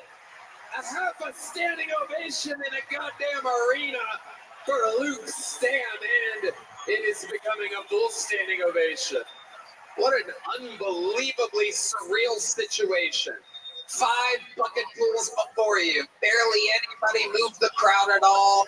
Andrew Dice Clay comes up, crushes, and you have no problem following it. A true professional and an unbelievable performance that you will undoubtedly remember for the rest of your life. And you're going to remember you did it all with that stupid fucking mustache on your face. I almost trimmed it today, too. Welcome back to the show, Luke. You've been on once or twice? This is my 3rd time. Yep, 3rd time for Luke Stam. You live here in Austin? Yeah. How long you been doing stand-up? About 4.5 years, something like that. And how? Yeah, Joe? I was going to say that homeless veteran shit. That's a solid joke, dude. Oh, yeah. Very, very funny. Yeah, it's great. Especially your passion. You held onto the mic stand. You stayed right in the pocket. You knew what you were saying. You looked at the audience the whole time. You see these people that have been doing it. That's from his reference of tripping from 45 seconds ago, for those of you wondering how far Red Band is behind on the soundboard right now. And you delivered it passionately. You believed in what you were saying. You thought it was funny to you. And That's because I hate homeless people. Yeah. You don't have to pretend. And you also played They're on... fucking disgusting. It is true. It is true. And I was one for a while, so it's fine. Yeah, you still are wearing the same clothes you were then. Yeah. Let's go with the President of the United States for... First of all, I've never seen someone so angry about giving out a piggyback. The second of all, what was your favorite thing about being homeless? The no cares in the world, I guess. I was hammered the entire time. I don't remember. What was your favorite food when you were homeless? My favorite food when I was your mother's. Wow, Jesus Christ. That's what you get, Joe Biden, for asking soft questions. That is the correct answer. Wait. You mean my mother's dead? You fucking pervert.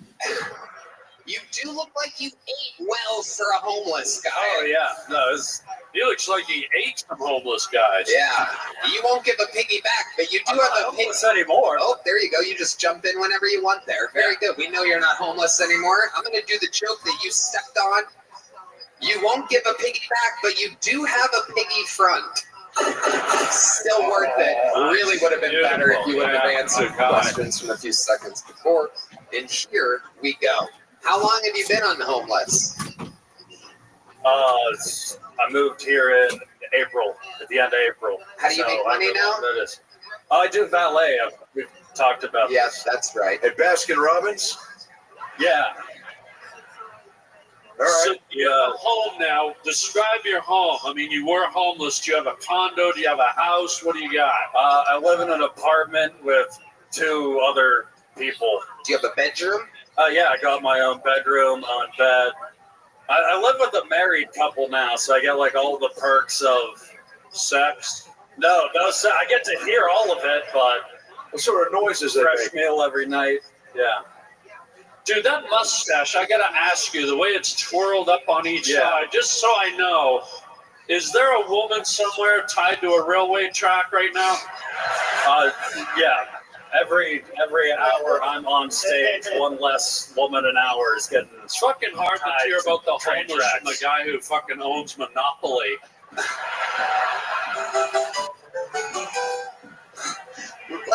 Let's go back for a second to this living situation. Yeah. So you said that you hear them fucking and stuff and having a bunch of fun from the other side of the wall? Yeah, it's the only way I can fall asleep peacefully. Amazing. So you've gotten used to it. Yeah. Right. Does hearing people have fun on the other side of a wall make you a Mexican? I hope not.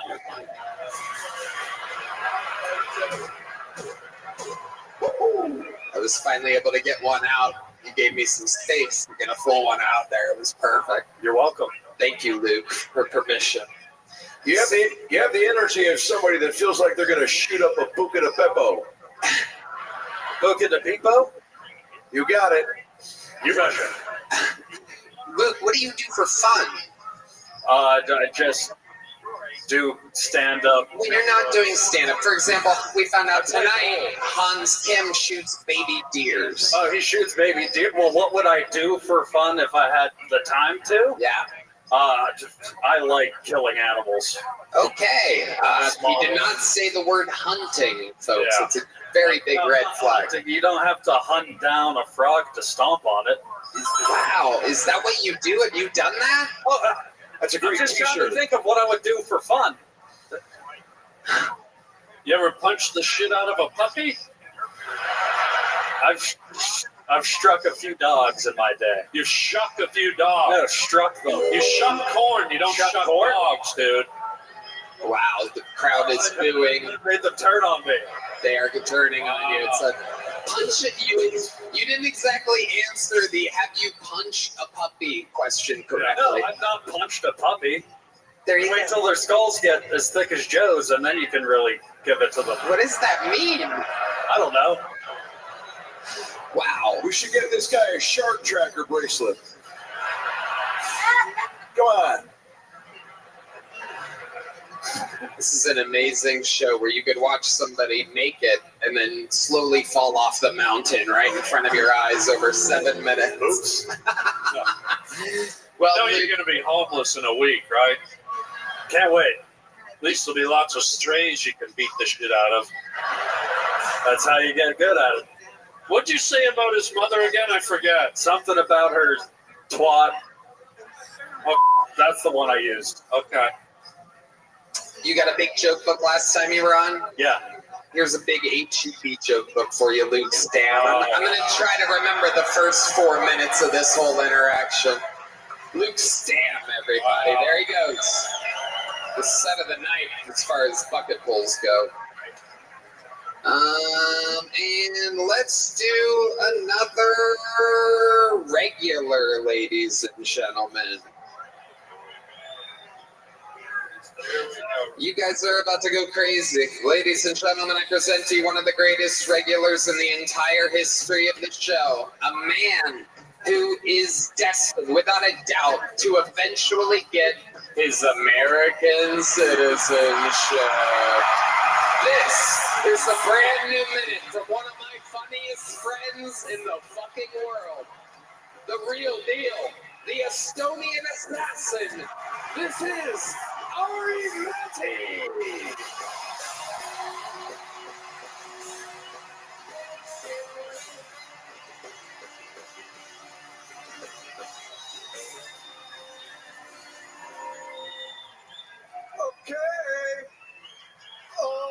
Okay. Which one of you bitches do I gotta marry to get this fucking passport, huh? Can be a guy too. I don't give a fuck. I don't care about the gender. I care about the documents. I'll easily suck dick for freedom, you know what I'm saying? And I'm like a professional immigrant. I know everything about visas. I watch 90 Day Fiancé like it's fake, dude. The key that I've learned, the key is pregnancy. That's why Texas is perfect. No abortion sounds like a guarantee. Who's trapping who, bitch? But to be fair, knowing my luck, it would be very me that I do get someone pregnant here, but then it turns out she's also an illegal immigrant. Now we give birth to a Mexican Estonian, the most useless passport in the world. Thank you very much. Hey, hey. The one, the only, the great, the powerful, the established Estonian assassin, Ari Matti, wearing a very fancy Estonian Fila full jogging suit this evening. Yeah, it looks like you just came from a badminton tournament. What the hell's going on? Badminton? Yeah. What's that? It doesn't matter. It's you make iced tea. I love a badminton. I don't know. What are some big Estonian sports? They don't have badminton there? No, we have like, oh my God. One time I said on this podcast that we don't have any athletes and all the Estonians lost their mind. We have a female disc golf. Whoa. Ooh, what a sport. Yeah. This is a big disc golf crowd. What a stupid sport. Have you ever played it? Yeah, I tried it. Wow. What an experience. You did it with like the heavy disc and everything and people that knew what they were doing? Yeah, it's boring. I think it's cool. Walk around in nature like an asshole with my little discus. Even Redband just said he thinks it's a cool sport. Yeah, of course Redband loves that sport. It's all in the wrist. It's like golf, but with a frisbee. He plays biscuit golf. Yeah. He throws biscuits into his mouth and he celebrates after with the biscuit. So stupid. What do you love? What do you do for fun here in America? I don't really ever ask you that. I got my first BB gun. Oh, shit. You can just get them at the store. It's crazy, huh? Yeah. Just $30. Kill a squirrel. You're killing it. Did you say a BB gun? Sorry, what? Did you say a BB gun? BB gun. He calls that a stutter gun. Yeah, I thought you said a BB gun. Where are you from? Great question, Joe Biden. He's from Estonia. Hey, Joe Biden, can you take a moment from pardoning rapists and give me this fucking passport? What do you think, American? Should I pardon the Estonian assassin? Are you from the USS Hard R? I'll give you a pardon. Hit me up on Venmo. Gee, ew. How you doing, Joe Rogan? This is the closest you two have come to doing a podcast together. I offered. I was on Facebook. This is a great moment. President Joe Biden, why did you not do Joe Rogan's podcast? I was asleep.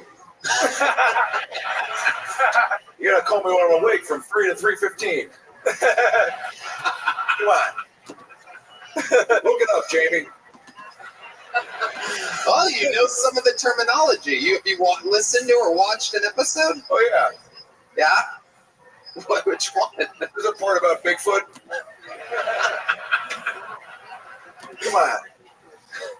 I think you just say things that your advisors tell you and you remember key words. Huh?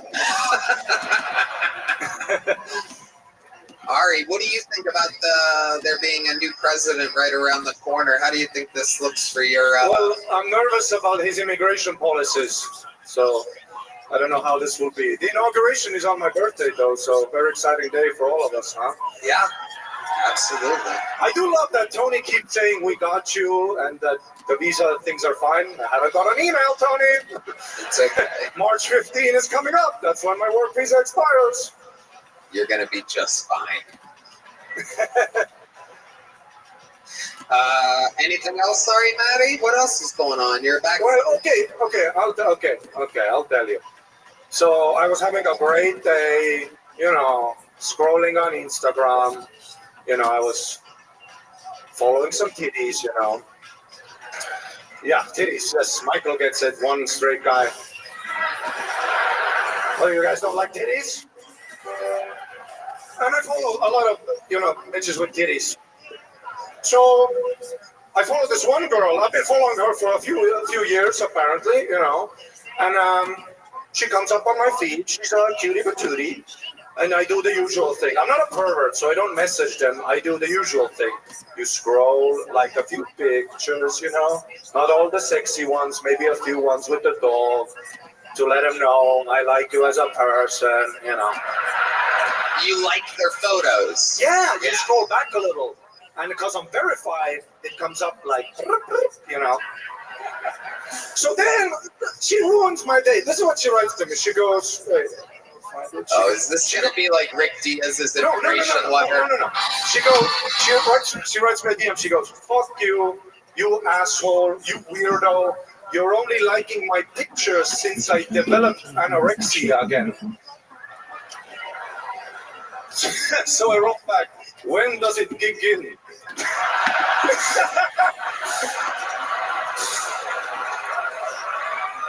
Don't step into the snake pit if you don't want to get bit, bitch. No. This is what she writes before she reported me. She goes, you ruined my day, you piece of shit. So I wrote back, no, I didn't. Dinner is still ahead. XOXO. Oh my god. Fucking rude bitch. I was trying to be nice. I didn't know you had fucking anorexia. Fuck you. Wow. That is anger in the air tonight. It's weird. Yeah. It ruined my day. I'm not a pervert. You know, I'm a nice guy. I just like your pictures. Also, yeah, you post big titties. Of course I'm going to follow. It's a great t-shirt. It's incredible. I have a feeling her day gets ruined pretty easily. Yeah, probably, right? And booty, bitch. Yeah. Amazing. Did you say she had big titties? Big titties. But she's anorexic. I know, right? That's what I didn't even notice. What's her Instagram? Let's look at it. Oh, Red Band's interested. Red Band. Anyway, no, definitely don't do that. Rude, you know? Definitely don't do that. Well, Ari, you did it again. Thank you. You're killing it Thank you in so a much, Fila everybody. suit. The Estonian dream. Thank you. Ari Maddie.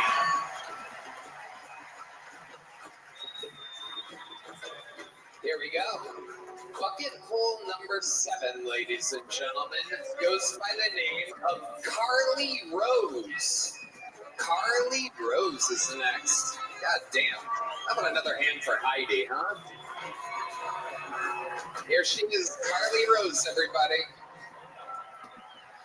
I always hear people talk about being the personality hire at their job, but I'm disabled, so I do not work.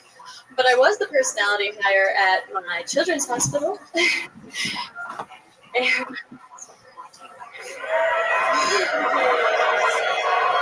And that's a lot to ask of a dying 13-year-old. Morale is super low, and my jokes just don't kill like cancer on the 6th floor. But honestly, being disabled is not that bad. I come with like built-in party tricks. I have 2 different options for body shots. And I also don't need any alcohol to black out. I'm really easy to date rape. You just have to make me stand still for 5 minutes and I will hit the floor.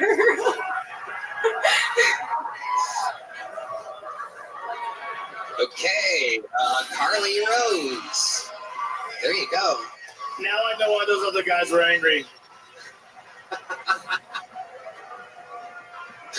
Carly, you performed like someone that would have purple dyed hair.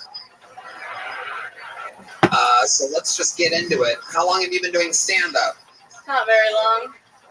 Okay, you want to be more specific?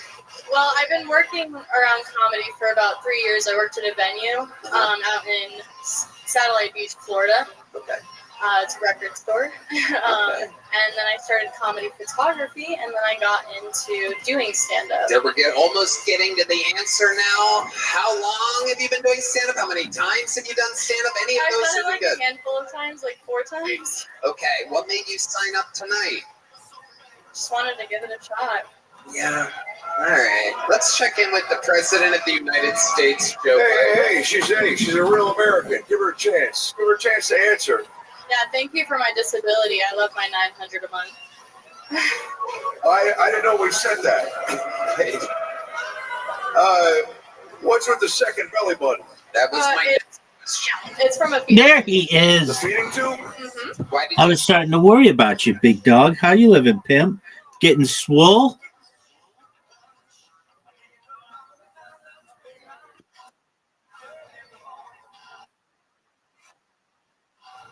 Okay, well, I'm here to make it normal. Now, you know my first question to you. You know what it's going to be.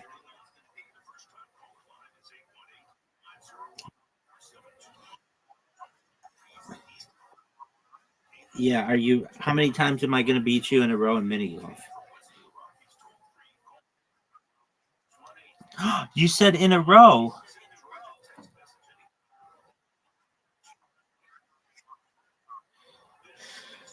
You just said it. Yeah, I did. WTF, bro? So you're starting to use one in a row. Oh, that's so beautiful. Because that's how normal people. You just said it. You just said it. I said how many in a row can beat you, and you said one in a row. If it's not a thing, why would you use it?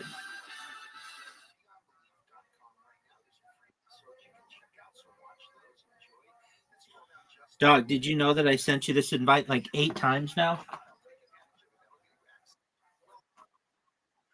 Dog, accept it. Quit with the questions and just accept it.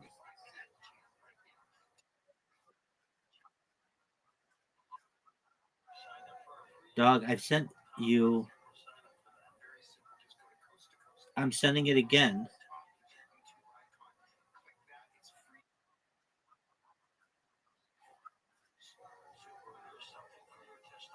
Okay. Why'd you reject it?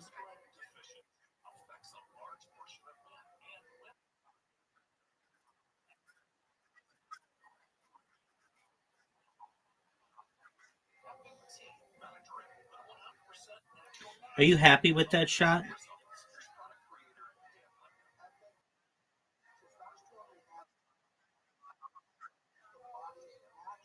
you want to see an amazing shot?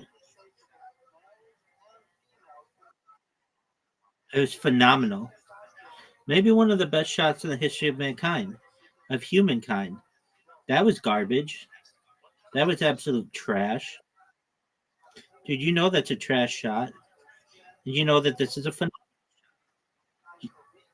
It doesn't matter about closer to the hole. My shot is uninhibited. Yours, you have to deal with all kinds of garbage in the way. Watch, dog, overdo it as in put this fucking ball in the hole. Is that what you meant, son? Is that what you meant? You want a ball with the kid? Watch your step. You might fall trying to do what I did. Mama, on the Ojo side in the middle of the club with the rubber dub. No love for the haters, the maters. Mad because I got 4 seats at the Lakers. 50-yard line with the Raiders. Muhammad Ali told me I'm the greatest.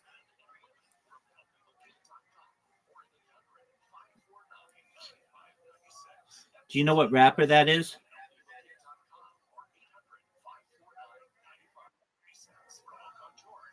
Here's a clue.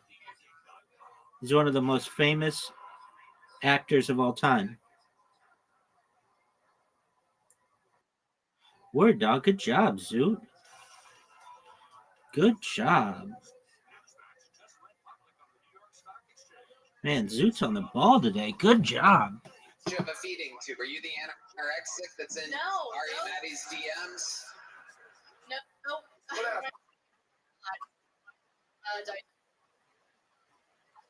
Yeah, but he had a bunch of hits. Big Willie Style was one of the biggest albums of all time. This is getting weirder. So give me some time. I think he will. Let's check in with Joe Rogan here. Joe, what do you think? I was just going to say Red Band.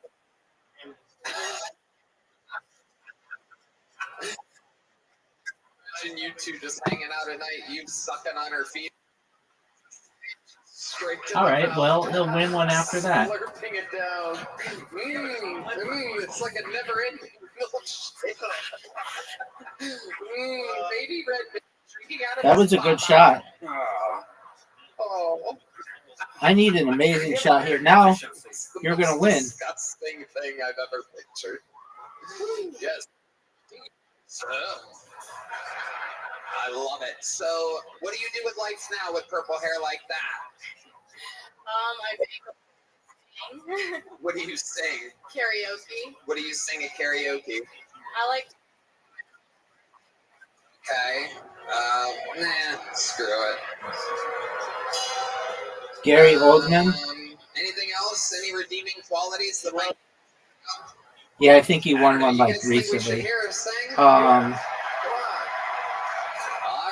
Great call, Joe. Can I just start whenever? Well, you're gonna hear the band they're gonna play, and you know the kind of the song. Kind of, yeah. Do you know how it goes? I'll start you. Yeah, I just feel like I'm That one creepy guy. Oh, Tom Cruise. I remember when I lost Tom my Cruise. mind. There you go. Oh. There was something so pleasant about that. She said, oh, Yeah, but they should just give him one. He's done so much.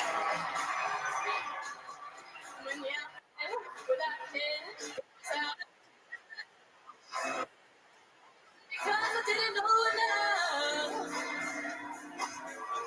I just knew too much.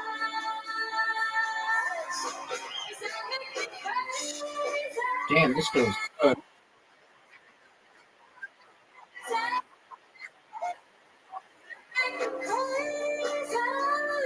I think you get so big that eventually you just want to become your own religious figure. Dude, Scientology is going to be huge in the future. So here's an interesting fact. You ready for this one? I have more data online than any person in global history. Do you know who has more writing than any person ever? Meaning the person who wrote the most ever. Do you know what their name is? You got it, man. And it's all like science fiction. And people are going to embrace that in the future.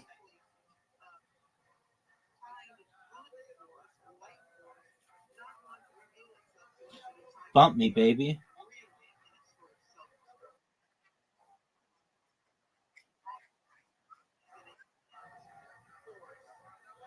I mean,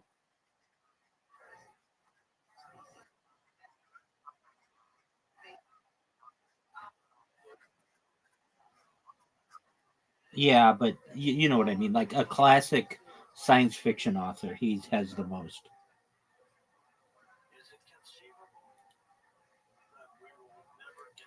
He has some quote.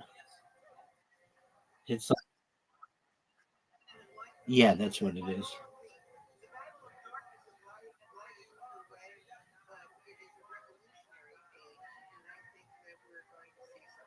Dog, you almost got me this game. Not with that shot.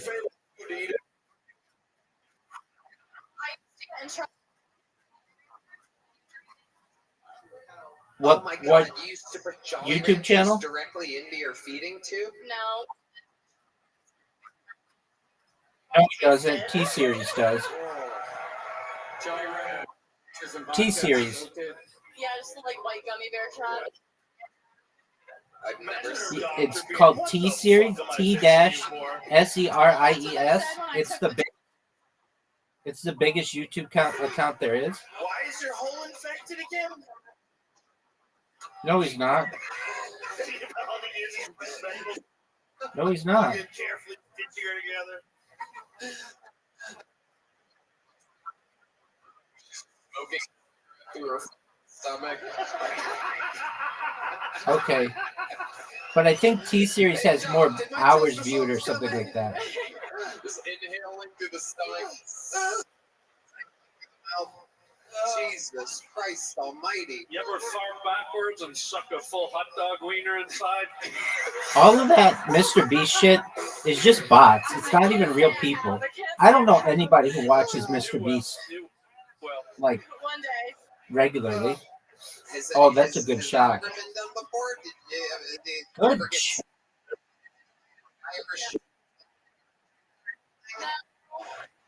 No, but I did get my uterus removed, and that has been very fun sexually because there's just no worries anymore. Why did you get your? Wait, there's some barren women clapping in the audience. Woo! What made you get your uterus removed? All of my illnesses are genetic, and I just felt like it was a responsible decision to not pass this shit on.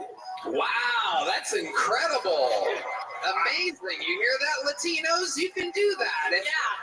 If you put your mind to it. You don't have to procreate. Stop. The Latinos are actually nodding and agreeing. I'm gonna make this shot. You're like, hey, not a bad idea, dude. Tony, what'd I say about doing the accent? It's hilarious. So how long ago did you get the uterus removed? How long ago? Yeah. Oh, almost. It was actually last year, Friday the 13th in October. Wow. Amazing. Jason Voorhees would be very proud. Thank you. So how exactly did sex change after getting your uterus taken? I used to have a lot of pain with sex, so there's Welcome, none of Marty. that. And I knew I wanted to move to Texas, and obviously the whole abortion thing here. So it's really nice to not have to worry about that ever. You can't get me pregnant. It's great. You don't have to worry about Audie, if having you to want, get we'll an send you an abortion. invite for the next game. That is correct. That is true. There's a lot of horny men cheering for this. You can really tell who jerked off today and who didn't. Sorry to disappoint. I have a boyfriend. There's already someone loading shit in there. Wow. What does your boyfriend do? Hit for my a ball, living? Zoot. He's a comic. He's a shop vac. Zoot, you ready for this dick move? He's the guy with the mustache. Oh, Is his work. money being a full-time comedian? He works at a dispensary as well. Right. There it is. Aren't you a dispensary in a way?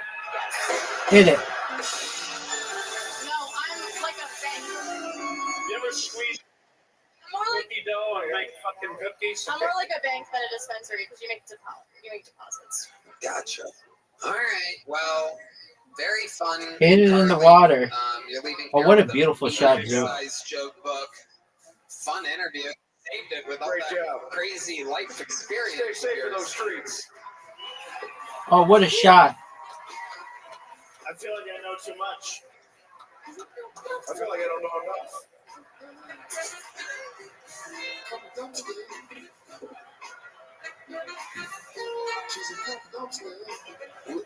We have I've been informed by somebody's advisors that we have a special treat. I don't know if you remember this, President Joe Biden, but somebody just put in my ear that some of your advisors said that you prepared a little something for tonight. You guys, I'm going to be done being president in about 2 weeks, and I'm looking to pick up a new hobby, and I thought I could do a minute here on Kill Tony tonight. You guys mind if we do Which way you gonna go, Zoot? Ladies and gentlemen, this is amazing. The President of the United States of America. Zoot. We've seen this before, always great sets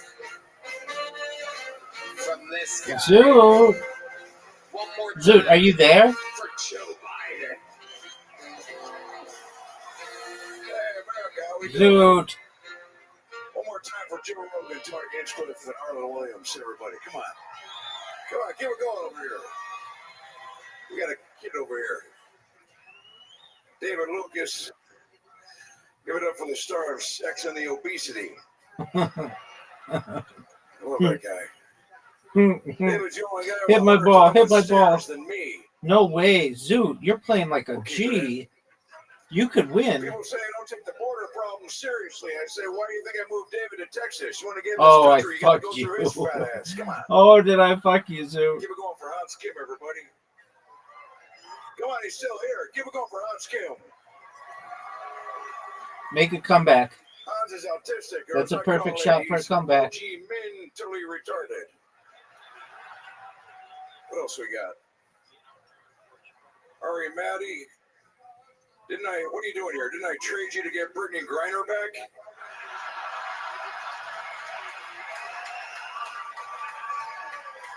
Happy holidays. Ari, you look like you have a 401 KKK. Ari, you look like you watch his Disney movies just to see Zoot, parents. it all comes down to this hole. Roofie Oh, has way an too ending. hard, All right, what else we dude. got? Oh man, I Red fucked Band's up. here. Red Band looks so sad. Zoot, don't mess Just this up. he saw the list You of foods messed that it up RFK is gonna too. ban. I'm surprised we don't have this down. bagels and fruit. Like, whatever the percentage is. I'm surprised we don't know it Red very Band well. looks like even his knees have double chins. Hit I my love ball. Red Be a Band. G. Congrats on the engagement. Hit my ball. Hit my ball. Hit my ball. What else we got? Hans Kim buys his clothes Oh, on no. Amazon. Tony looks like Marty McFly got on the DeLorean and sent it to gay guy.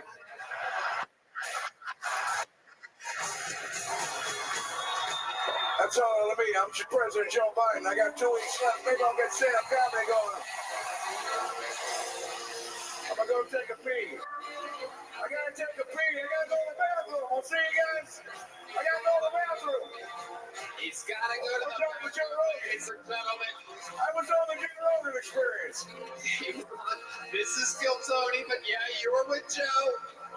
He's going pee. Look at that walk away. Is that not iconic or what? Oh, make it. He's just in character every step of the way. I got you. Oh, he doesn't know he's on the backstage camera. That's Adam Ray, everybody. Look at that. Audie, do you want an invitation?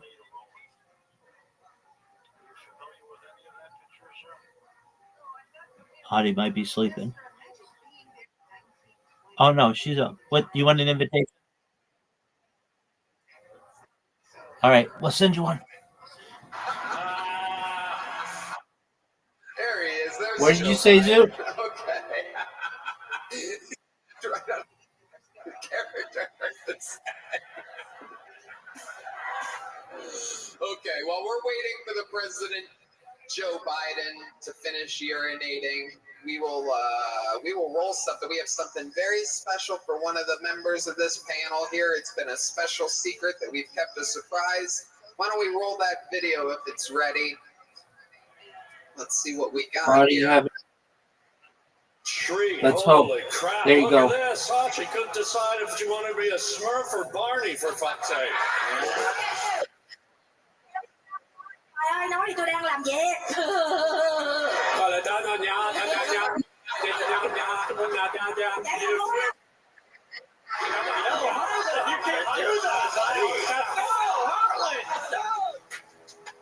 I present to you the great and powerful Harlan Williams. Oh, shit! Harlan Williams, first time on this show. We wanted him for 10 years. We got him. Get it, get it, get it. Harlan Williams. Harlan Williams. Audie's got a perfect shot. He's the only comedian on the stage with a degree from DeVry. Coconut Well, Zoo. coconut pie. Have you ever eaten a baby? No, more of an angle. Hang on, sorry. Oh, no. Fucking Lyme disease.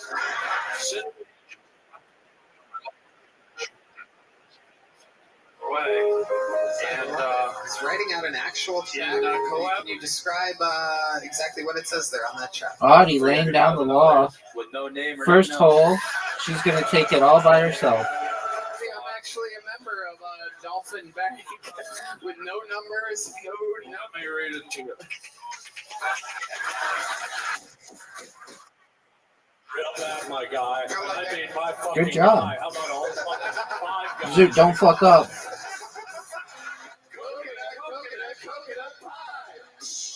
Harlan Williams, you look like Tyler Perry presents Back to the Future. Zoo. Well, at least I'm not back to the fucking buffet. How about that? This is the only guy I know. Everyone else in the country has Lyme disease. This guy's got key lime pie disease. Yo, this motherfucker cooking. Fuck this old bitch.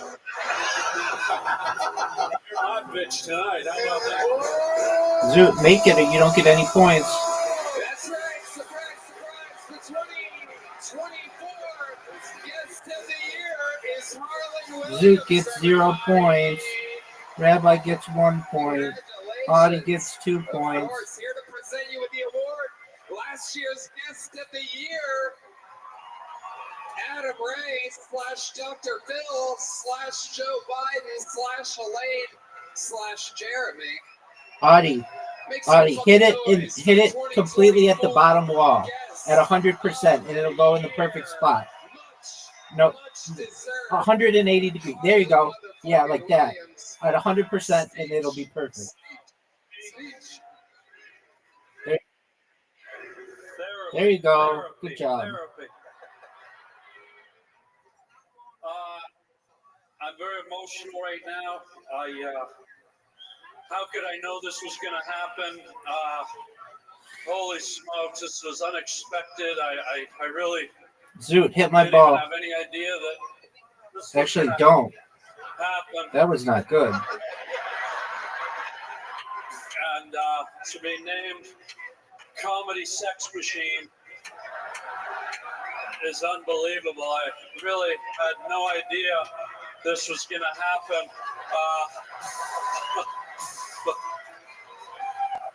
But honestly, I'm very That's a grateful. shot. You know, I just threw them on Oh. the ground.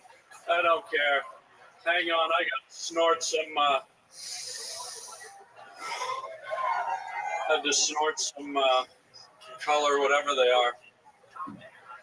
I'd like to thank a few people, if that's cool. I'd really like, sir, if you could sit down. I'm in the middle of a fucking speech. I hate when my dad comes to these things.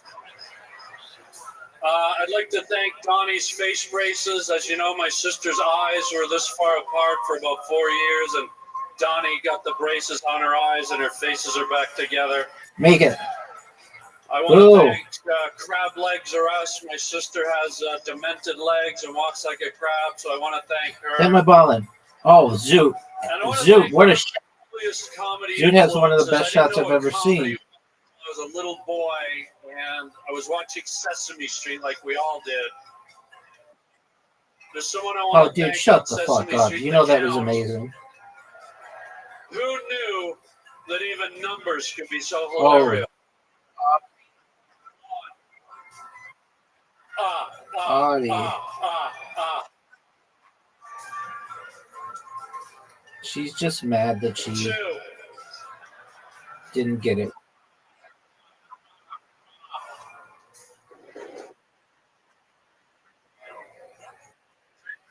Spoil it, fuck you. 4. Folks, I want to great thing, bringing Pardon comedy me? to a whole new level. Unbelievable. It's really unbelievable. Sort of starting a whole new revolution. Joe Rogan, who kicked it off with his wonderful Apologies. podcast. And What'd you say? She likes my nose. Oh, okay. Well, thank you. everything he's contributed. Joe, you're amazing. Tony. And folks, my joy in life is to bring laughter to you guys. So the only thing I'd ask in return, go to my Harland Highway. Everyone watching, subscribe. Take 5 seconds, subscribe, and let me bring We are the all laughter to tied. you. Thank you, Dude, don't Tony. fuck this Thank up. you, Joe. Thank you, Joe Biden, if you know who you are.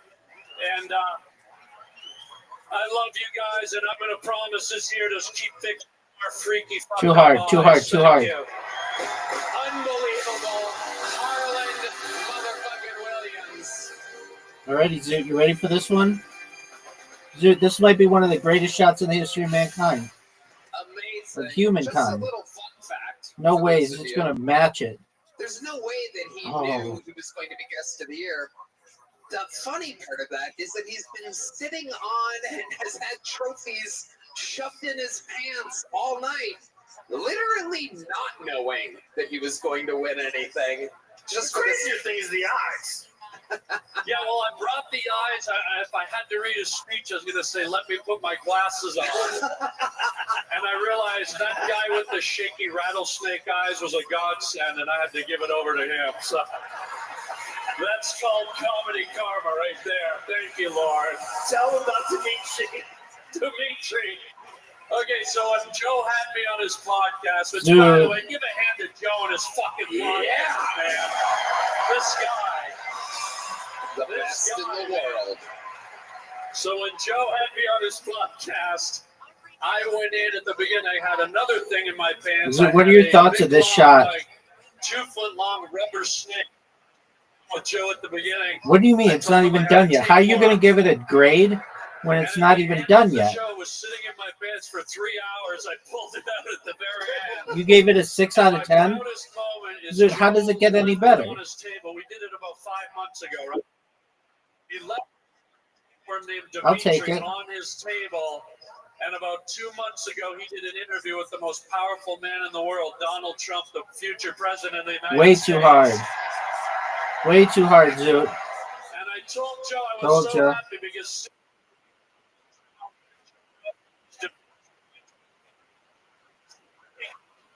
Not the whole game, but the whole. thank you, everybody. Harlan Williams, Thank you, Red Band. Joe Rogan, President. Indeed. All the time. Ooh, Artie, that's a Much good deserved shot. 2024 Get guest of there. the year. We've done a Oh, lot just on the tonight. edge. We've seen two, seen it all. With My wobbly finger eyes. slipped. Guest of the year, the return of Rick Diaz, Fiona, and Ice motherfucking No, play. it's not. To end an That's how it's episode done, like son. this. Just time. Record holder I don't think so in either. appearances. The record holder in interviews. Overall minutes on the show. The living member of the Kill Tony Hall Oh, of Artie, Fame good and the shot. reigning and I hate when I do that. I do that all the time. regular in the history of the show. You're gonna hit the corner. The HEB produce manager. The crown prince of Cedar Park. The aardvark of Austin. Too hard. Just barely touch. The pervert of Portland. The strangler. I don't think anybody will do it. If humanism is a thing, then I'll just continue doing it for the rest of time. This is the Big Red Machine. William Montgomery.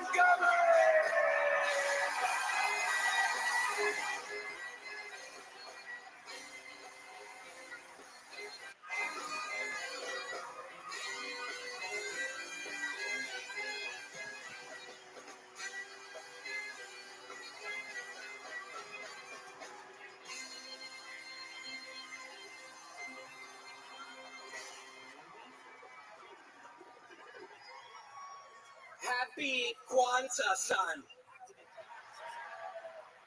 Oh my Audie might take home gosh, second Texas place, is so a tie for second. wonderful to be No, here she tonight. would. I'm actually No, wearing that would. this Yeah, tie outfit for second. She as a wouldn't make sign that. of respect for the ancient Chinese tradition of Kwanzaa.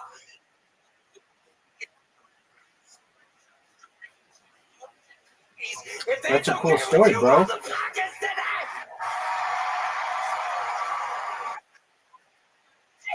Okay.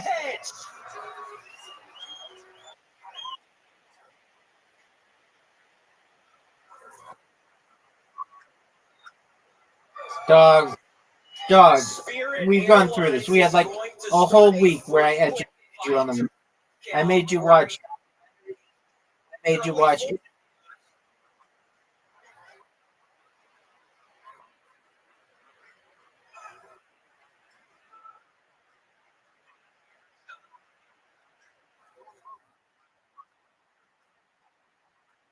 Dog.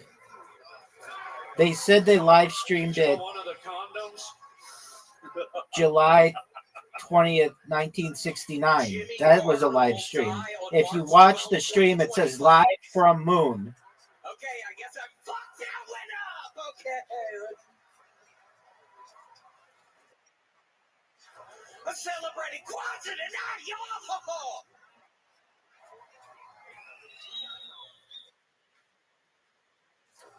All right. Oh, this is a long one. Okay.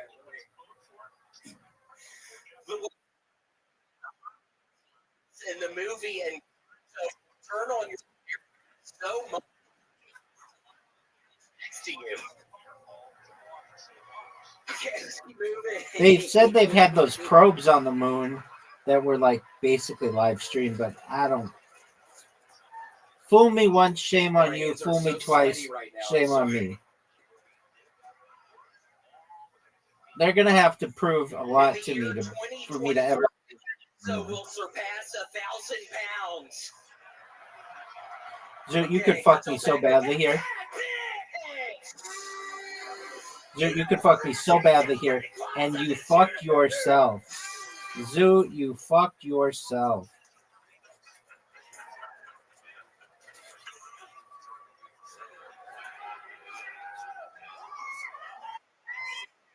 As a part of Make-A-Wish, your son upside down Spider-Man. What the hell is an SDR check? Tobey Maguire says no.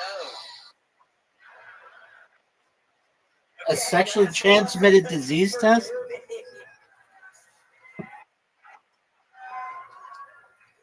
The waiter. All right, why do you have to do that? Did you put your hand on something that you shouldn't have?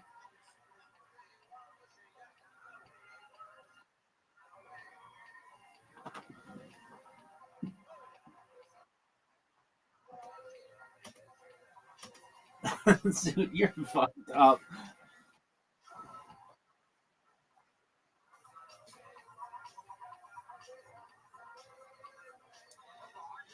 Dude, I literally play this game with you every single night. You would have mentioned, oh yeah, I've got an orgy on Thursday. I don't believe that you've had sex with anybody. Only thing that you've had group sex with is your right and your left hand.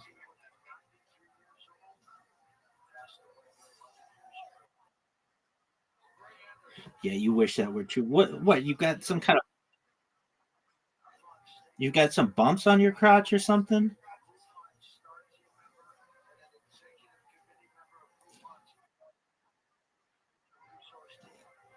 You know they're becoming extinct?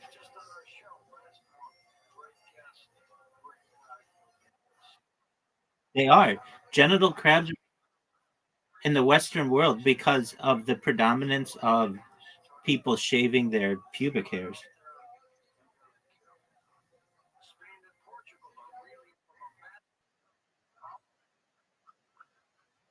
Oh, it's totally disgusting, but I find it interesting as well. You could get to my level that, I mean, I don't have anything. I've had tests for it, never had anything. But if I had something, some lady out there would be like, I want whatever he's got.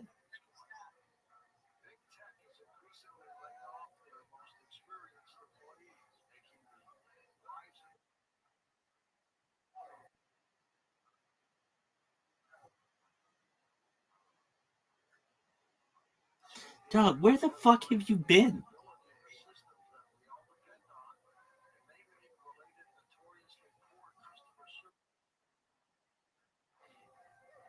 Dog, what are you even talking about? What kind of fucked up parties are you imagining?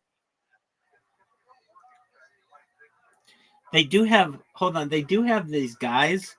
They're generally guys. I've never heard of any women doing it. They're called bug chasers.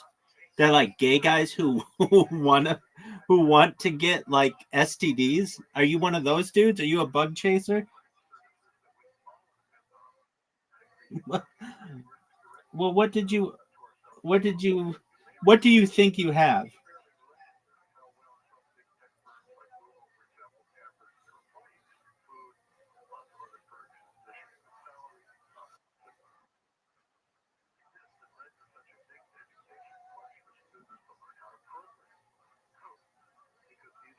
Dude, it's so difficult to talk with you. Like normally in conversation, you're like, "Hey, what did you have?" And the other person would be like, "Well, I think I've got chlamydia, and I think that I've got crap."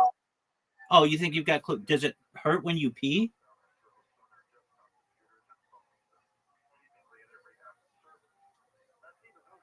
So, again, the way. Okay, no, it doesn't. So then you don't have chlamydia.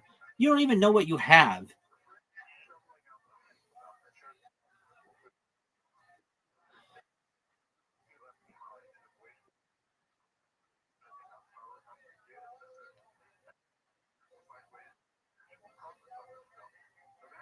Zoot wants something. Zoot, go down to your local brothel. Yeah, same thing. Go to your local brothel. Ask any woman. Actually, generally they're gonna have tests.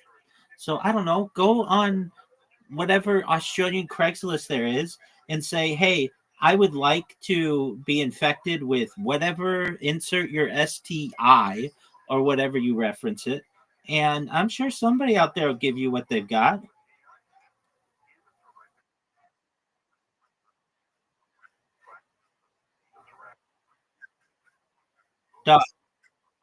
Dog, you know that you can just get another. You just go anonymously on Craigslist. It's like what Craigslist is about. Anyway, I don't know why you brought this topic up. Hey guys, I need to have a dog. No one knows.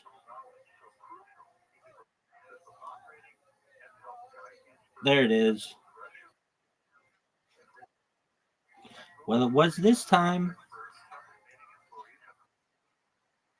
because I'm sexy. No, I'm sexy, and I guessed. Hit it. Dog.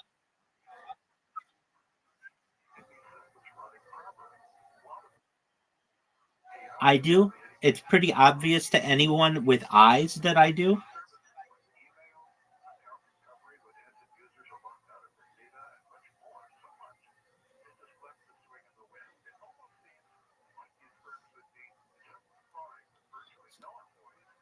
You've neglected to answer a very important question, and it's fine if you don't want to answer, but you're the one who brought up this topic. What STD do you think you have? And you said chlamydia, but then it doesn't hurt when you pee, so it's not chlamydia. So what do you think you have?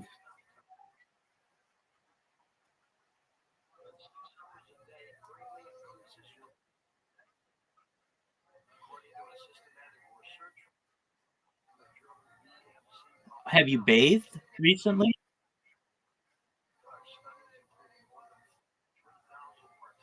All right. Your balls are itchy. Like itchier than normal? Do you have like a rash?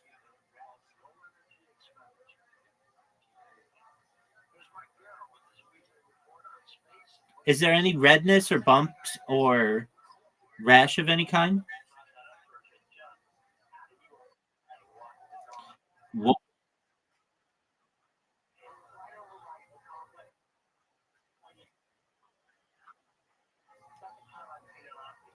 is that why you were saying you had such a weird day? You just had group sex uh, during the day on a Tuesday, just randomly? How many dudes were there?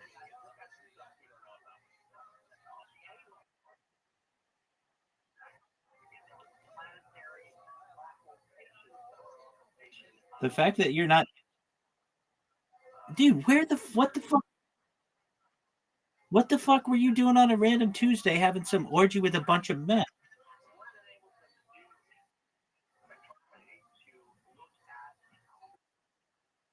So there's one girl and a bunch of dudes. So you just ran a train on somehow. Man, what a weird Tuesday activity. I'm surprised you could all find open slots in your schedule.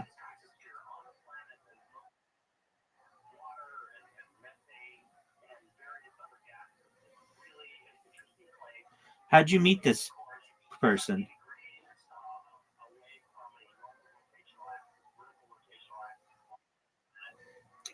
Fuck yeah, it matters.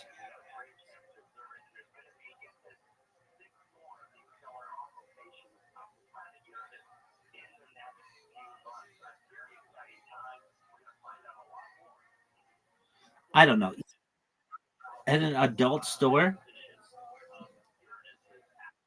So you just gangbang some bitch at an adult store?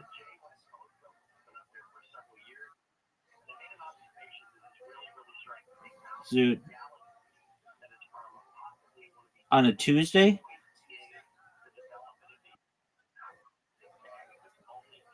All right, man. Well, whatever you've got going on in your pants. What? Okay, so then just go get an STI test or whatever. I guess they call them STDs. Where, yeah, I don't believe that either.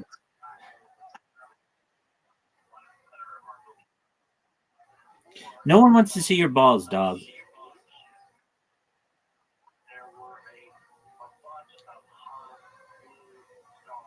Did you use a condom, Zoot?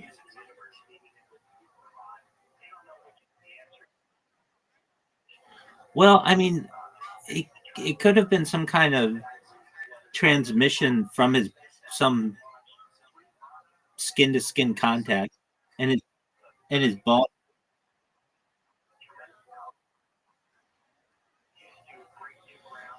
All right, dude.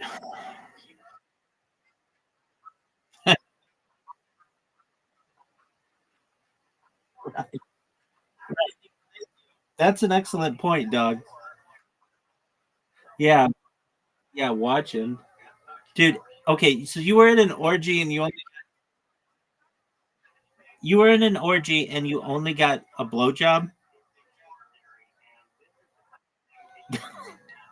That's like beta status.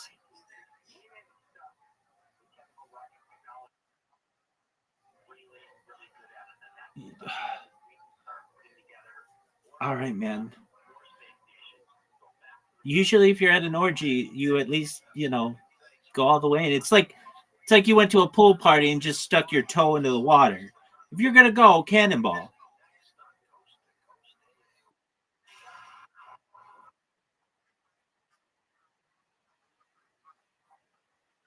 It's right. And now you've got itchy balls. Dude, did you shower yet after your fucking?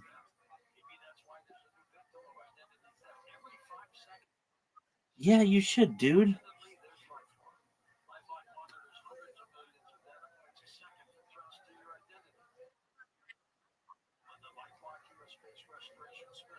Exactly. I mean, I asked, did you shower, but I didn't realize that you had, I don't know, some fucking glory hole party at your local bookstore.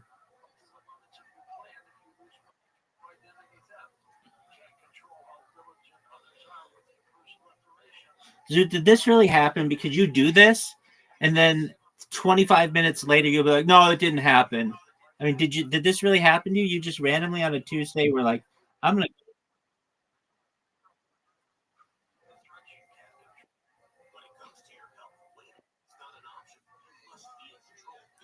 All right, then go make an appointment to get an STI test.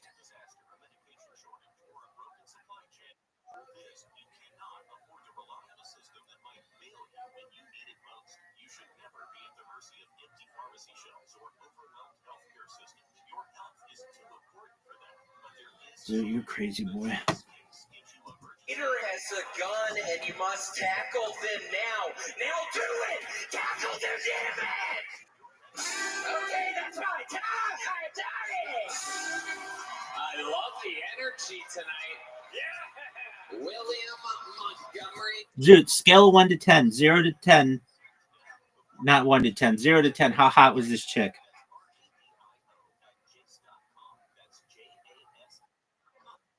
Oh, Has done it again. This continues. William. I'm making Joe sneeze over here! Did you make me sneeze? That's a new COVID. We got to play. Joe is allergic to overly processed fortune cookies flying through the air, obviously. We're finding this out tonight. What made you go with this Asian theme tonight, William? Yeah, I am feeling so good. I'm going to the American Ninja Warrior tone. Duty, I'm off of duty. I worked out for the first time earlier today, Tony. I'm gonna win American Ninja Warrior. Wow. where'd you fire, Zoot? In her mouth? Wait a second. So you just let her suck your dick and then you got blue balls and left? Well, that's why your balls are hurt, because you got blue balls.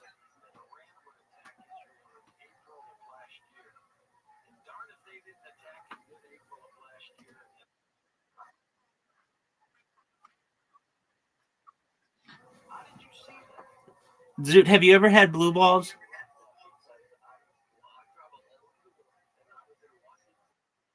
Dog, then that's an obvious no. It's like, it's extremely painful. I mean, extremely painful. But it's basically like when you have an erection, a prolonged erection without ejaculation, all that gets built up in your ball sack and it causes extreme pain.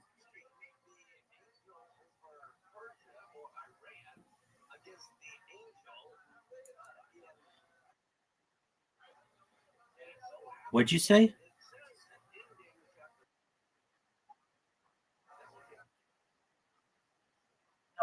Not what I mean. That's not what I mean. That has nothing to do with the subject. No, I mean like you had an erection for a long period of time, but you did not ejaculate, which it sounds like you did at your local library or whatever the fuck it was. So basically, you could be experiencing blue balls. Do your balls hurt? Not with a 5.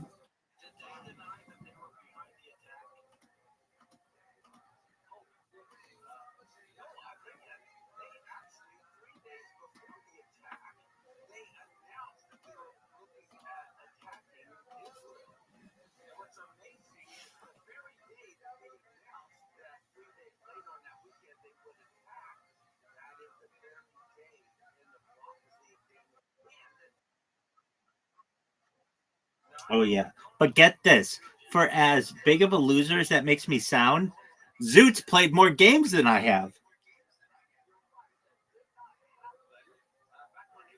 I just beat him a lot.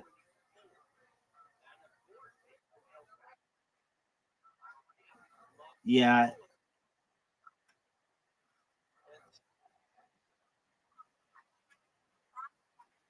those are wins.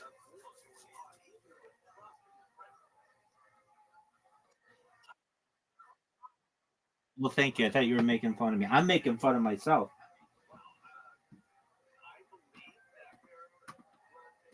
But I need to keep myself entertained while I give sexual education advice to people in Australia. No, Zoot hasn't given me blue balls. In fact, I've only experienced it like twice in my life, and it hurt a lot. I mean, like, I would imagine. I would imagine. I don't want to say it's like the equivalent of this, but it's. I don't know what the percentage. It's more about. You're okay. It's more about the angle.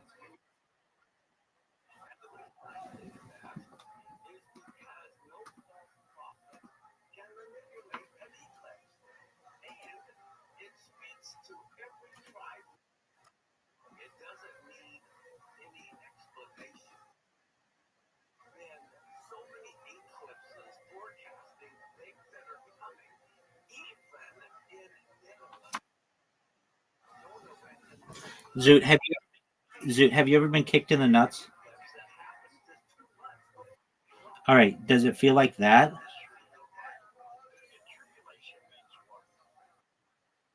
No. Does it feel like you got kicked in the nuts, or is it like red?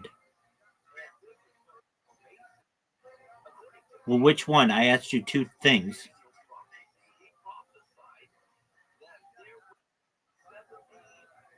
Then why would you bring it up?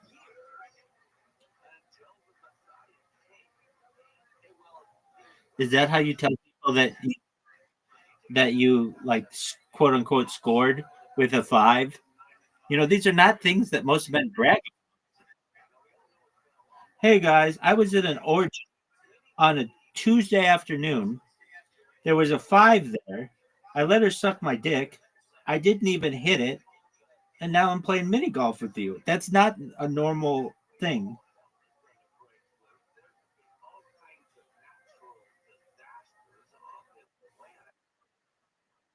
Oh fuck. Well, Zoot, then just go to your local. I don't know. Do you have like Planned Parenthood or like go to your local doctor? They'll do a test on you.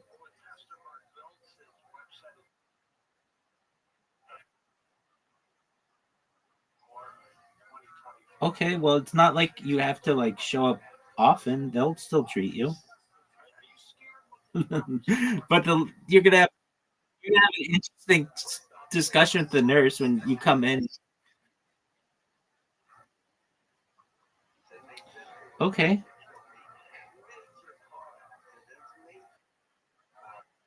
So then you could have given this poor five some kind of fucking disgusting disease.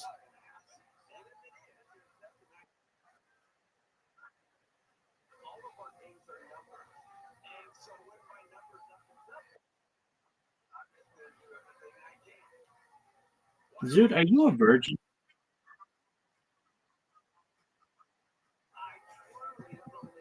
Wow. Zoot, are you a virgin?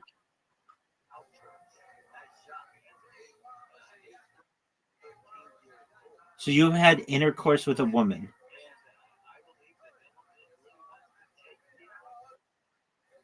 Okay.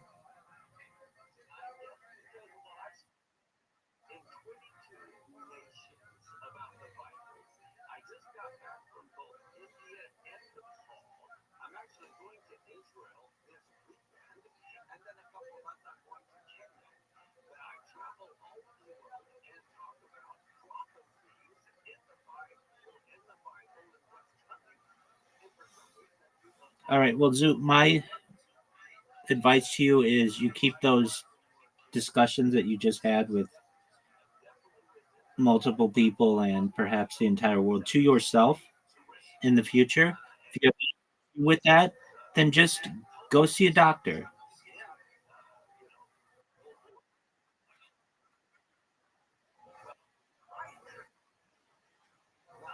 Yeah, I mean, now it just makes me kind of think you're disgusting, but okay.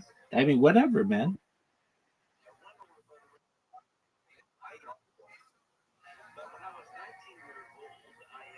Nice shot, Audie.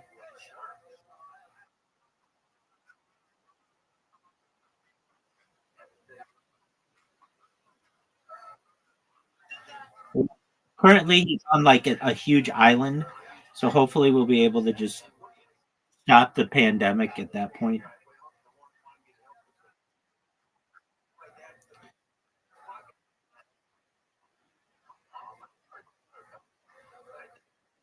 Yeah, but you could have given something to that girl, that five. And by you saying she was a five, in my mind, that's a two.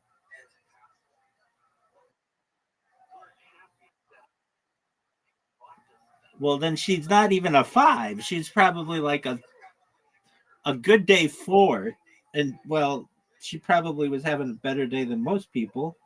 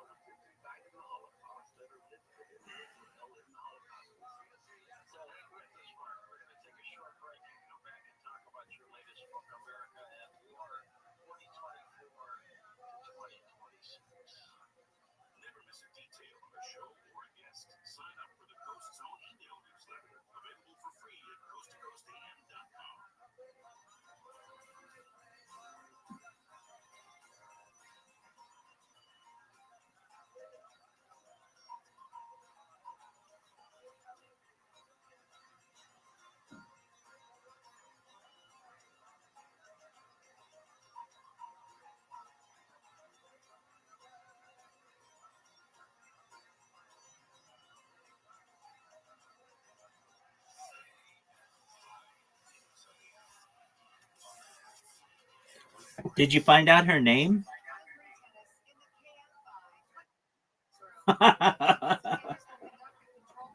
Who learned somebody's name in an orgy? Did she like introduce herself? Hello, my name is Bonnie. I'm a three. I'm here to suck your dick. You're gonna want to get an STI after this.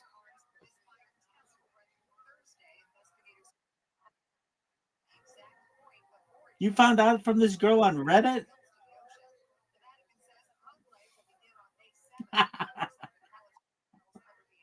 Oh, so you're disgusting.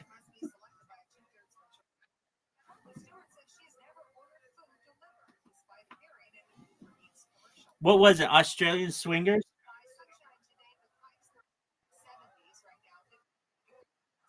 Pretty much. All right. Well,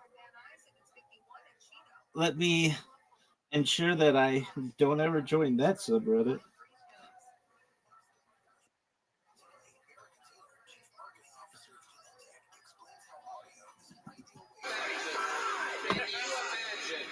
If the legend of Kill Tony If I don't win American Ninja Warrior 2025, heads will roll! Wow. You better hope throwing isn't one of the competitions. Because they're gonna fucking get on. Okay. You can feel. I think you just killed somebody with a fortune cookie. Zoot, you're terrible at this What hole. type of workout did you do today? I just have to announce. I am as well. I have to announce to the world that Zoot has never finished this hole. He's played over like 1,300 games and has never finished this hole.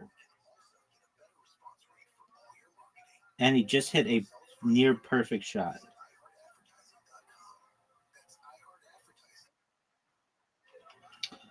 Yeah, pretty close. He didn't hit a hole there either.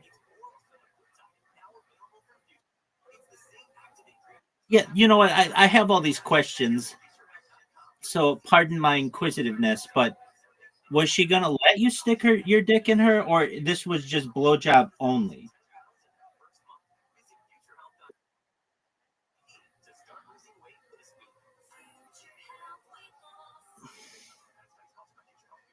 Why did you leave?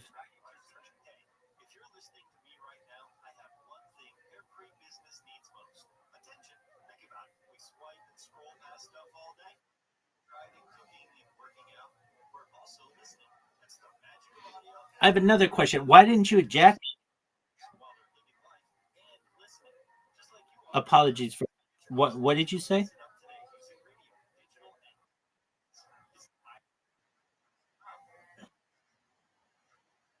Wait. No. You didn't finish your turn. The key part of ejaculation.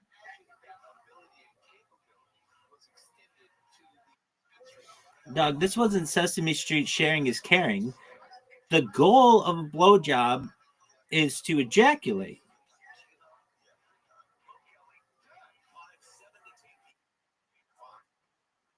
No, it's not debatable. Since the beginning of time, ask any dude who has gotten a blowjob. The goal is ejaculation. It is. It's not debatable at all.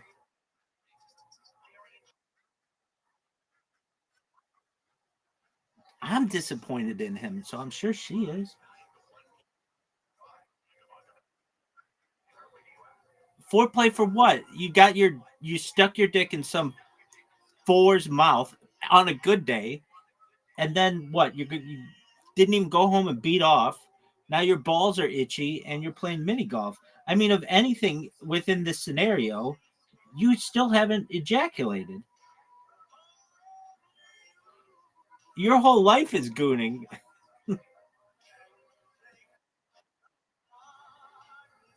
Dude, I don't understand what makes you happy in this world. Dog, the goal is to have ejaculated. You did not do that. You said that you were, I don't know, waiting your turn or allowing other people to go. The key would have been to fire and then leave.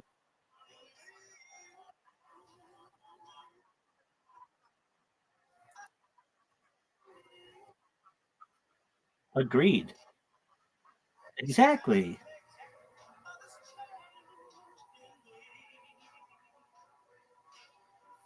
Zoot, remember when I would call you an AFC?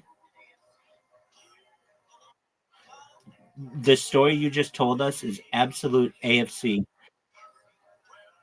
Average, frustrated chump behavior.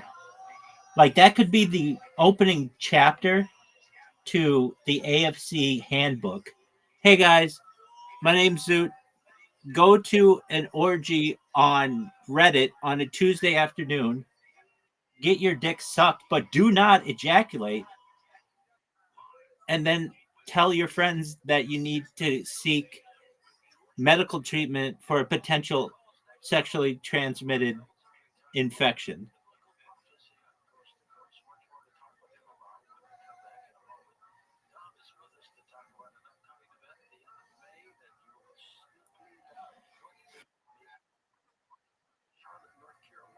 I don't think that's how people get.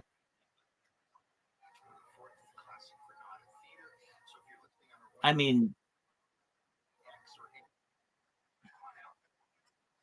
so you still haven't scored on the soul. But Audie asks a very good question. How many guys were there?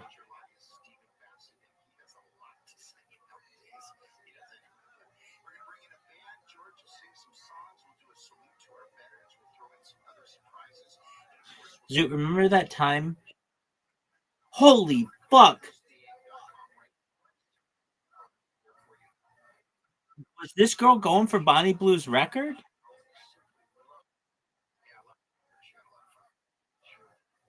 There were 25 guys there. How many women were there?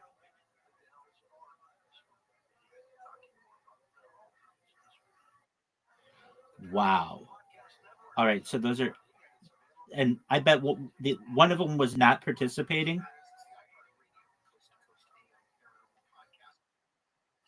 So it's 25 to 1 guy odds.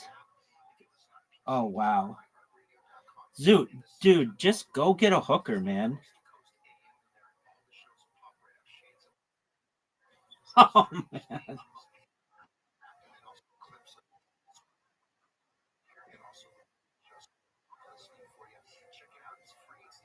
So how is she a hooker?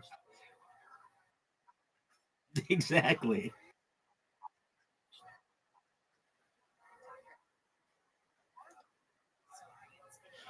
No, when she's getting paid, okay. When she's not getting paid, she's just a hoe. All right, so she was on her hoe time, not a hooker time. And you didn't even tip her? I mean, you know she does this for a living.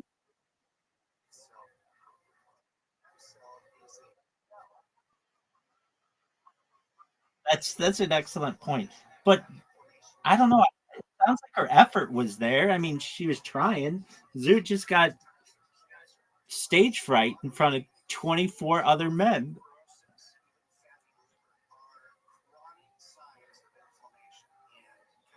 Well, Zoot, were you even one of the first guys to get your dick sucked, or were you like towards the back?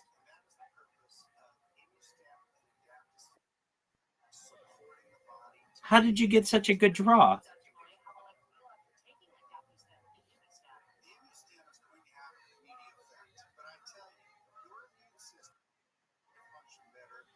So there's 4 on a good day liked you, and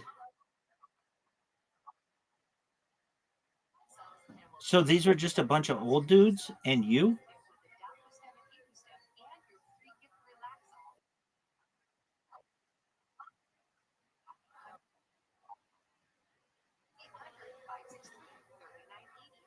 Okay, so why didn't you let her finish the job?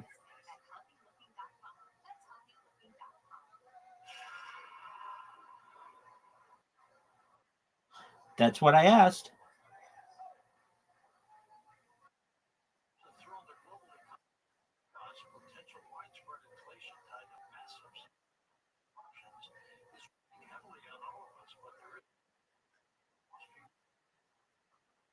What? No, no, no, no. No, dog. That's not how it works. It's not like, dude, I'm holding in my ejaculate days in advance of another under 35 event. No, dude, you could fire and then refire within 10 minutes.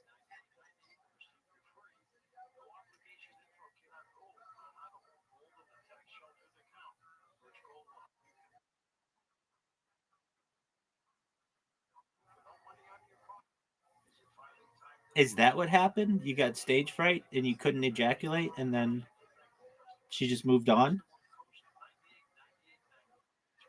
Oh, that's like a really sad story. I went from making fun of you to like now feeling sad and making fun of you. So you couldn't ejaculate.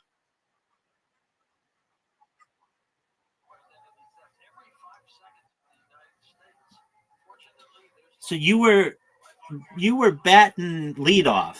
Let me get this straight. You're batting leadoff on a 4 on a good day, on a Tuesday afternoon. A bunch of women, or a bunch of two women. One's not even participating, so there's one woman there.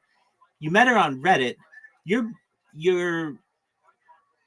the first person. You couldn't come to orgasm, and she was just like, next.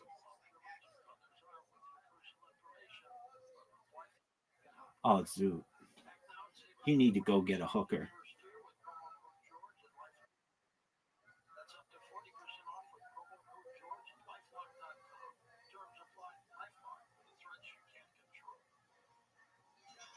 This is one.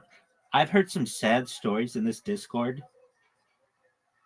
but the story that you just told is up there with the saddest of them all.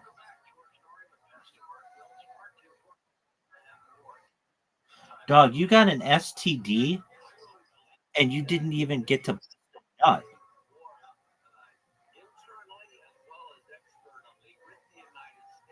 I'm sure that's happened in human history, but I bet it's rare.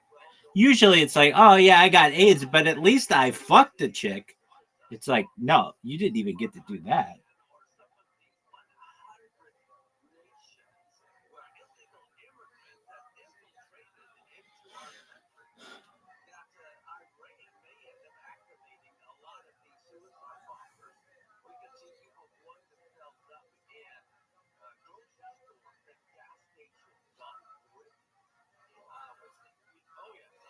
All right, well, no wonder you're having such a strange day, Zoot.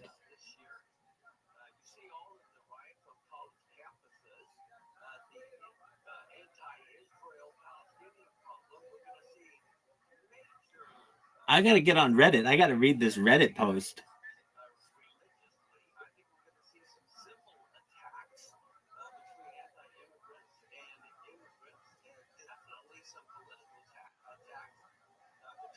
Oh, that was terrible.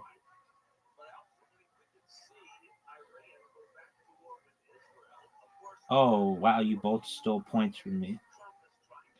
Garbage. I'm distracted. I'm distracted by Reddit. Dog, I don't care if you won 100 games of mini golf in a row against us. You, my friend, were the loser of today.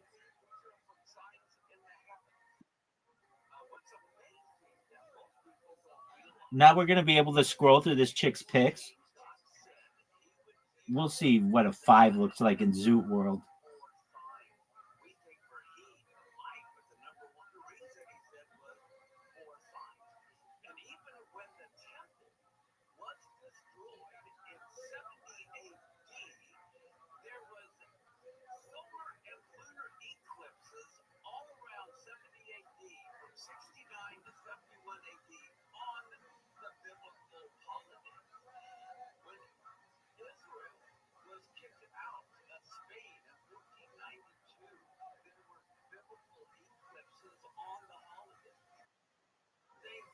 Zoot, was this lady just letting dudes bust in her without protection?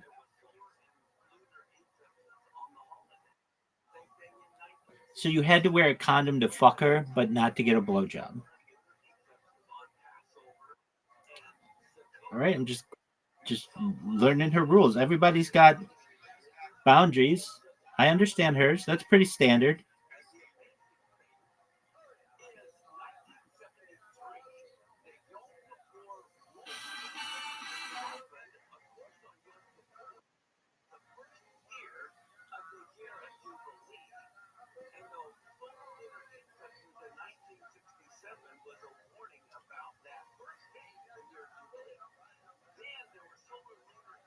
Was this the first orgy you'd ever been to, Zoot? Well, it's technically, I mean, I guess it's not even an orgy. It was more like a gangbang.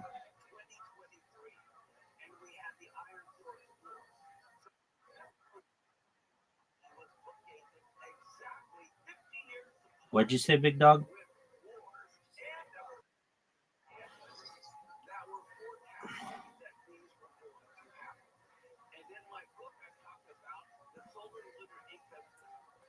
And now your balls itch? Do your balls still itch?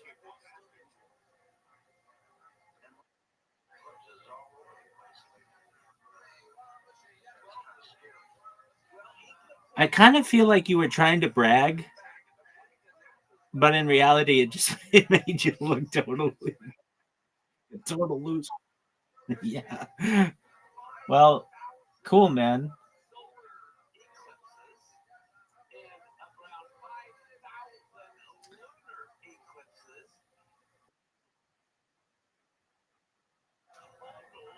Doug, Bonnie Blue isn't a 4, number one.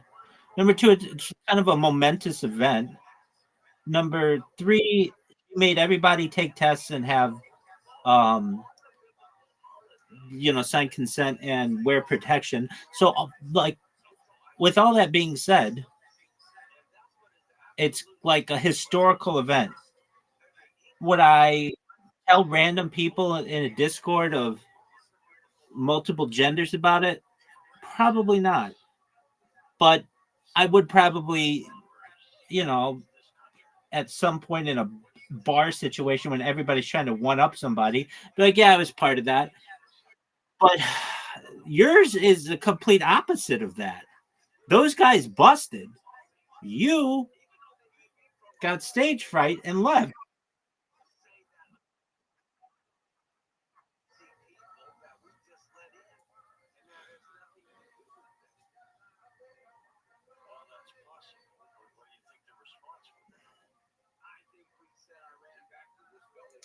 Zoot, I'm disappointed in you.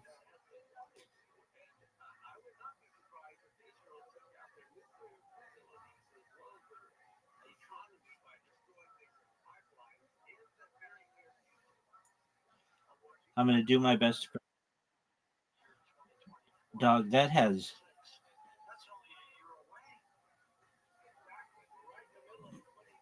Zoot, you should just go get a hooker. You obviously got sex on your mind. And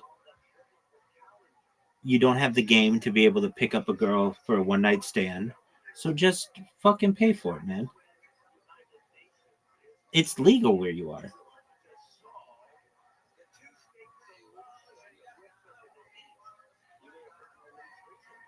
And whatever it is, it's going to be. They changed the law in California in like 2018, and there's like an interesting loophole that people don't really know, that the woman can't really get in trouble for it anymore. So it's become more prevalent. But is it legal like it is in Nevada? No. Well, in some areas of some counties, I think it's only like 5 counties in Nevada. No. But Zoot, there are ways. I mean, if you're smart, you can just totally avoid everything by just essentially asking the woman, "Hey, do you want to be a photographer?" She'll be like, "Yeah, sure." I'll be like, "Okay, take a picture of my hand." "Okay, now I'm going to pay you for your photography services." Or, "Do you want to go get a bite to eat?" "Okay, sure." Or you could bring somebody something, and then it's a date. There are all kinds of like loopholes that people can use. And then the ultimate loophole, which I've never used, fortunately I don't have to use these things, but is, hey, let's just put this on film, and then you're an actor.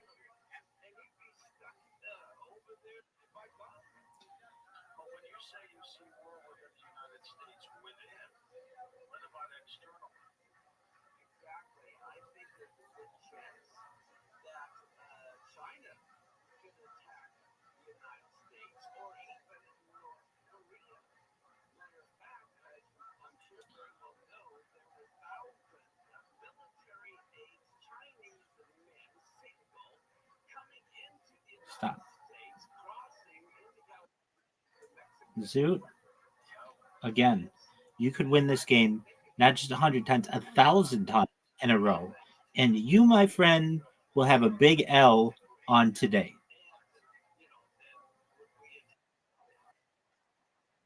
Not necessarily, not if that STI test comes back positive.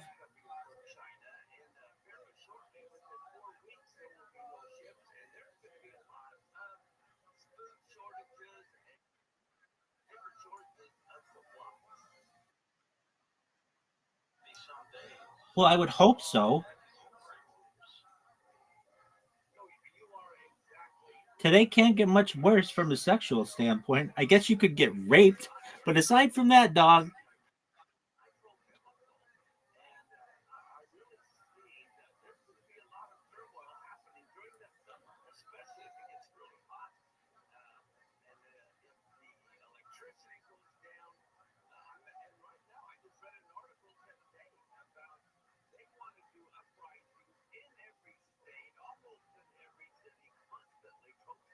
Oh, make that. Oh.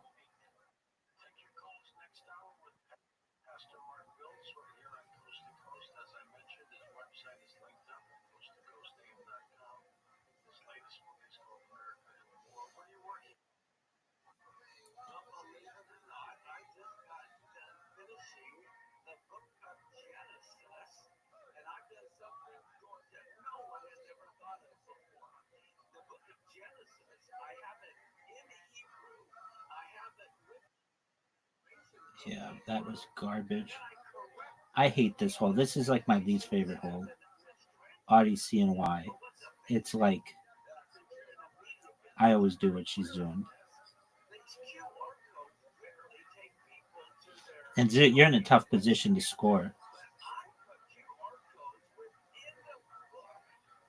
Oh, what a shot, though. Dude, that was an amazing shot.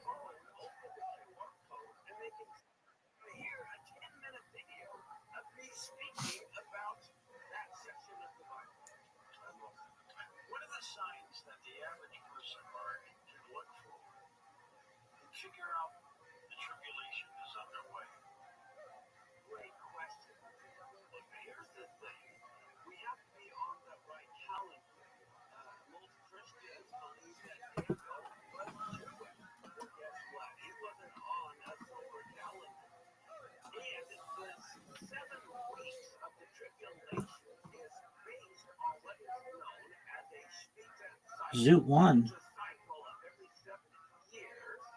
Good job, Zoot. After like 12 games. All right.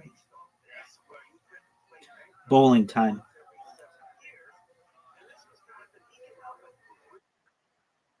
Zoot, you can win all the bowling that you want.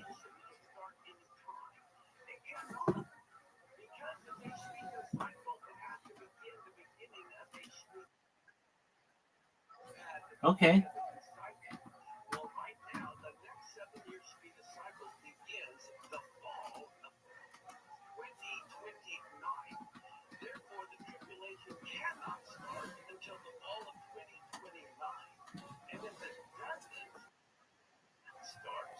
Excellent, man.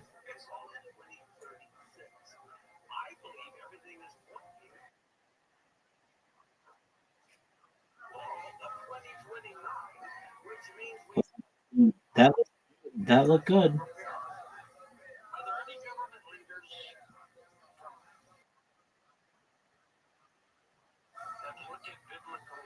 Zoot, what's your high score in this? Oh, get it.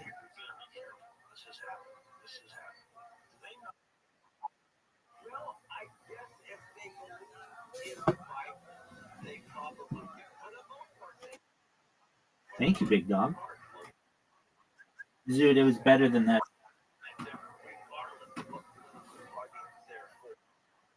Zoot, I can't get that story out of my mind right now, so please do something to distract me.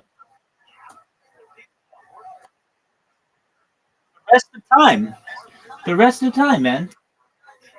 You were the leadoff hitter, and you're like on an indefinite timeout with this chick.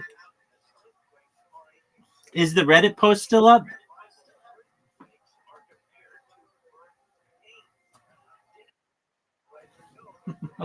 It's even funnier.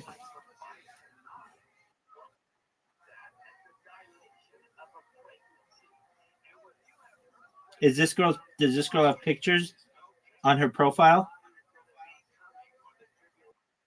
Oh boy.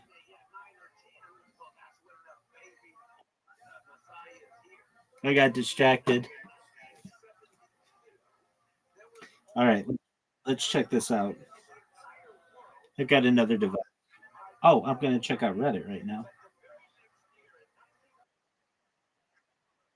All I have to type in is for Adelaide gangbang and probably shows up right away.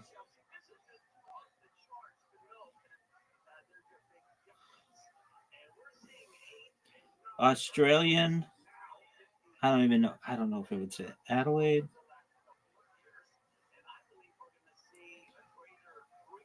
It could just be Adelaide. Adelaide singles over 40. No. She wanted it under 35 or something. Oh, no, there's a 35 party coming up. All right, new.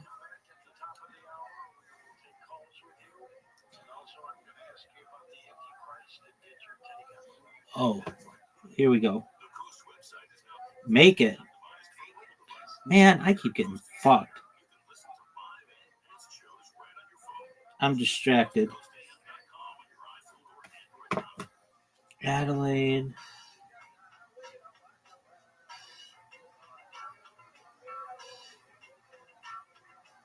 Group. Maybe it's just called a bookstore.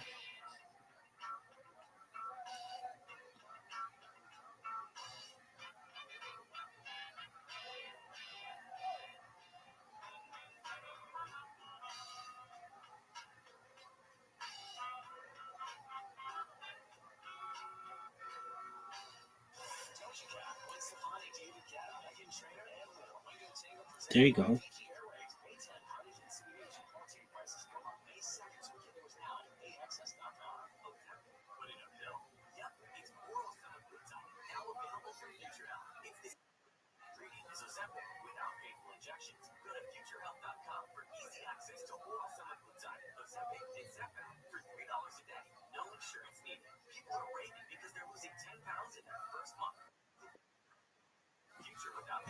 We'll see. Hardy's pretty good. Yeah. All right, I'm going to get this one. Guaranteed. Got it.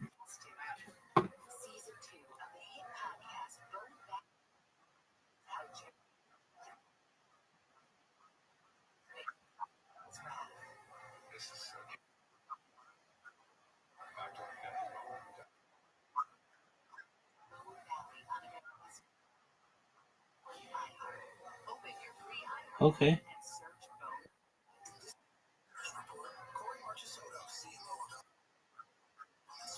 Not necessarily. Not necessarily, dog. She's got to make this.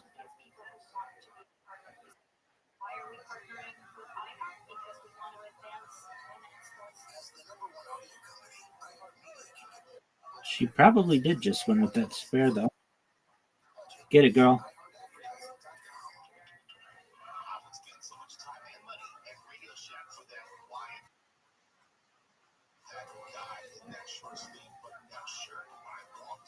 Get it. Boo.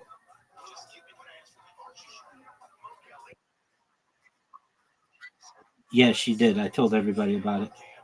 All right, here we go. I'm not letting her win. Not so fast, my friend. Oh, no. I got her by one. No, I won.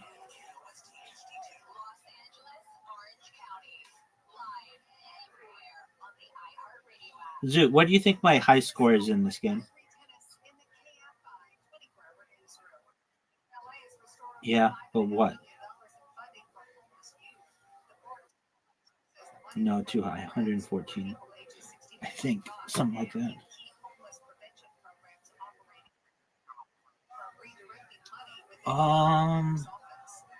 Except Zoot.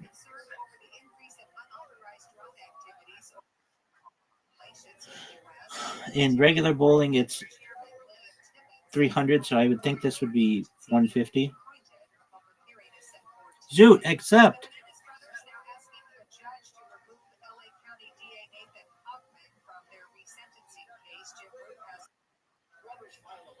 Horny Adelaide. A place where Adelaideans can share their horniness.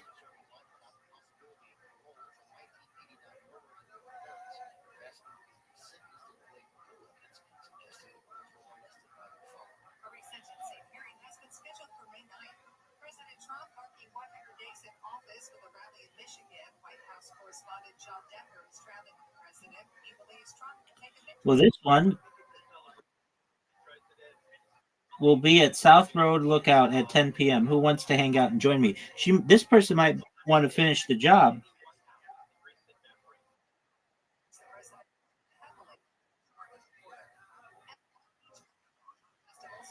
Yeah, I didn't read it. I had to turn on my adult settings.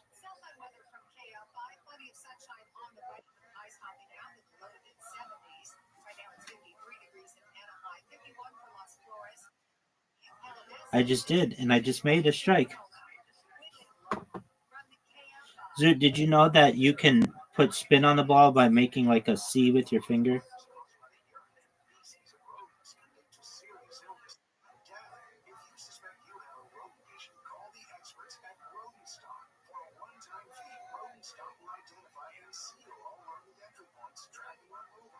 Dog, there are tons of chicks who are, I'm sure, way better than this chick. Just go to Horny Adelaide. I'm not looking anymore because I don't really. Those are bots. All right, Audie, why didn't you go? Audie, are you there?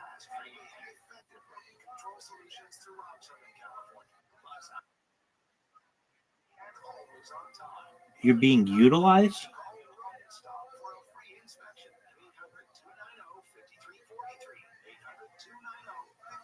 Do you know what I don't know what utilize means or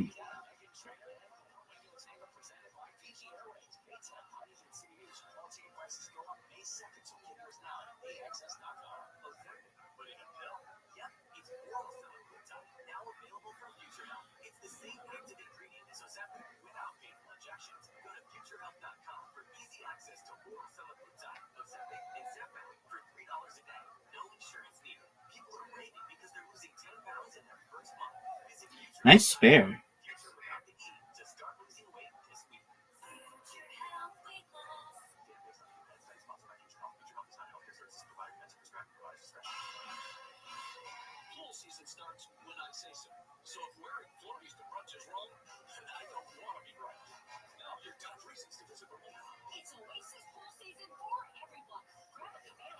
Yo, Zoot, are you gonna go?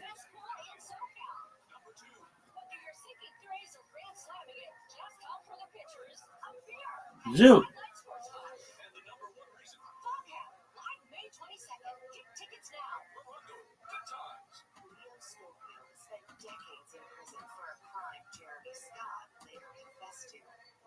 Season 2 of the hit podcast Bone Valley investigates how Jeremy's violent past unfolded and who else may have suffered his wrath.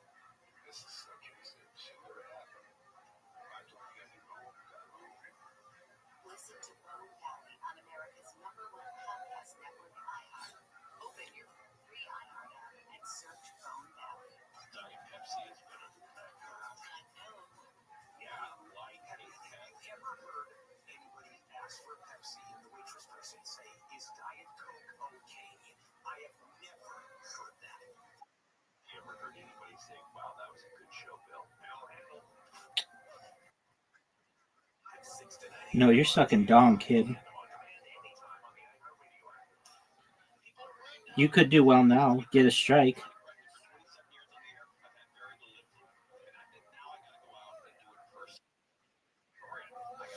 Well, I think it was by going on Reddit, but I don't know. That's subjective.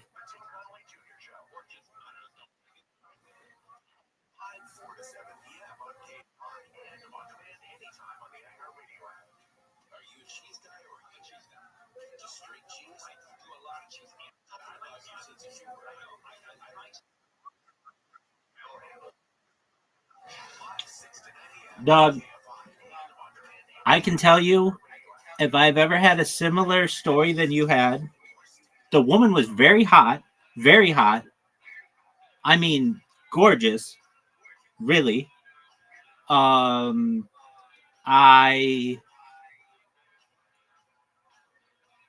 was able to finish, and I'm proud of my work.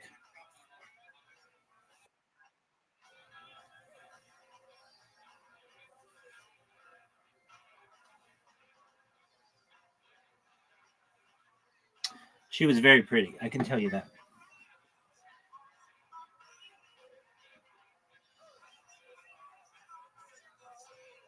And if anything, I can tell you, aside from that, she had some of the best skin I've ever seen or felt. She was like had great skin.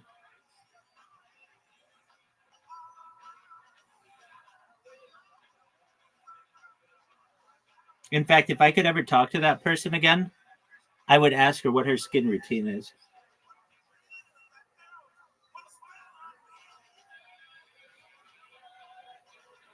And she was not a hooker. Not that there's anything wrong with being a hooker, but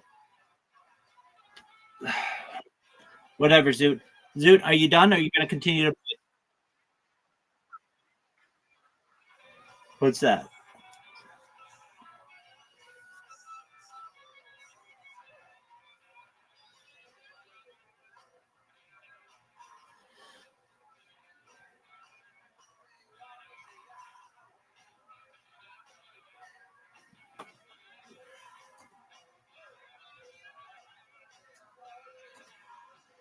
I'll just say this.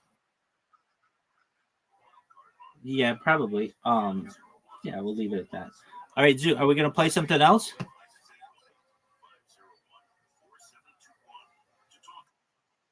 Yeah, she is. You're the one who's like, I have to go when you have absolutely nothing to do if you're having midday orgies on a Tuesday.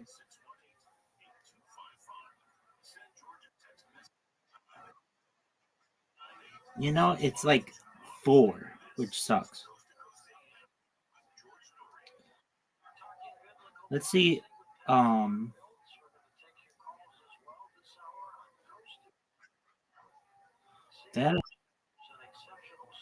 I don't know. All right, let's try. What is pusso dose? It looks like pussy dose, but pussoy dose. Big 2.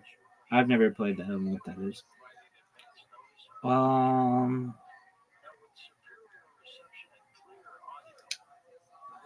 Let's play skee ball. 3 people. No, I don't know.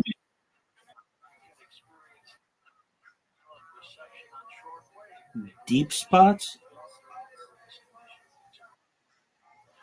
Deep thoughts. Where are you seeing this? Oh, I see it. I don't know what that is. But I don't think. Find something for 3.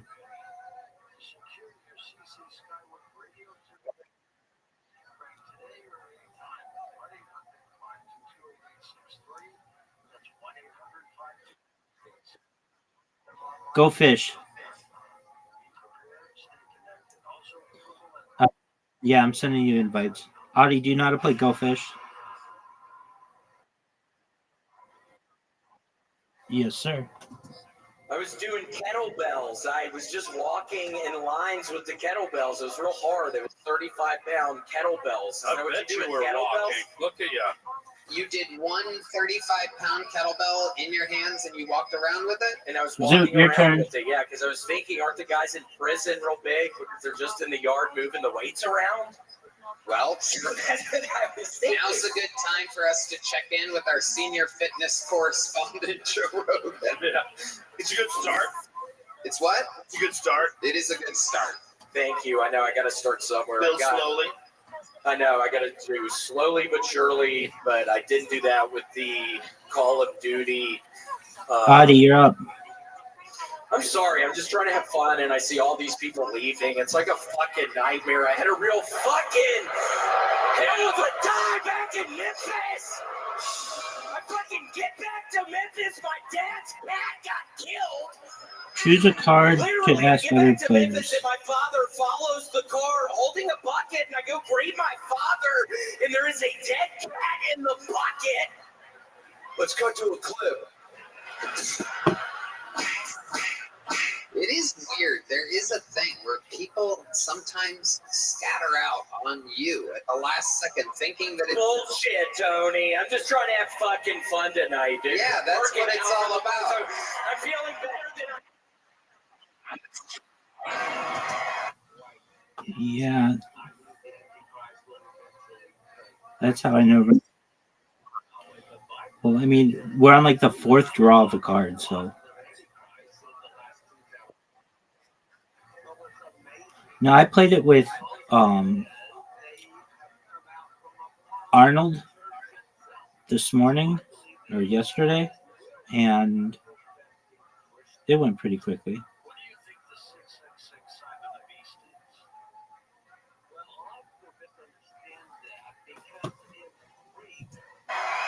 You look great. William, you look great. Your body's in great shape. You're almost for Bass Pro Shop. That's a compliment. Take it off, he said. people are yelling, take it off. You out took my there, 10. William. You want to show off this new body? I don't think y'all want to see my thing right now. Yeah, we do. It looks like they want to see it to me. want to see my thing right now. I'm serious. It'd be a disaster. Everybody would laugh, so I can't do that. There we go. I mean, there was a woman up here earlier with a feeding tube hanging out of her stomach. I'm pretty sure. Yo, pimp. The people have spoken, William. You want to see? Uh-oh. It appears as though we're going to get it. Wow. Oh, my goodness. He's going to do some Ninja Warrior. Oh, what is he doing? Whoa!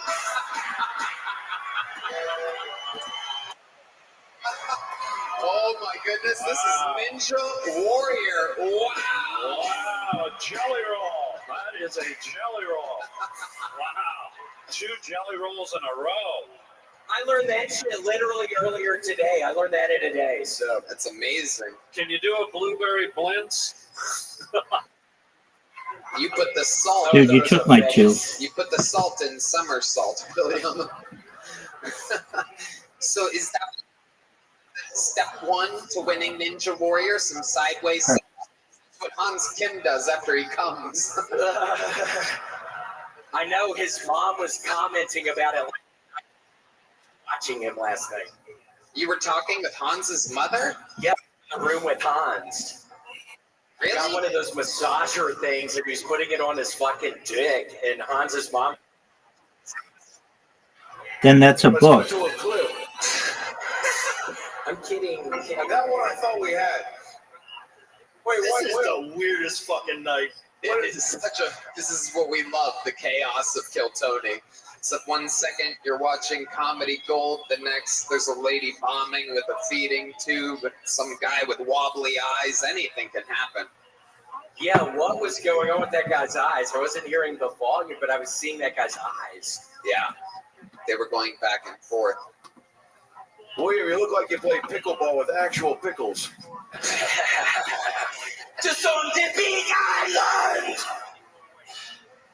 You got it. What? That's where I would play. I'd play on the big island. I thought that was going to Why do you keep stealing all my cards?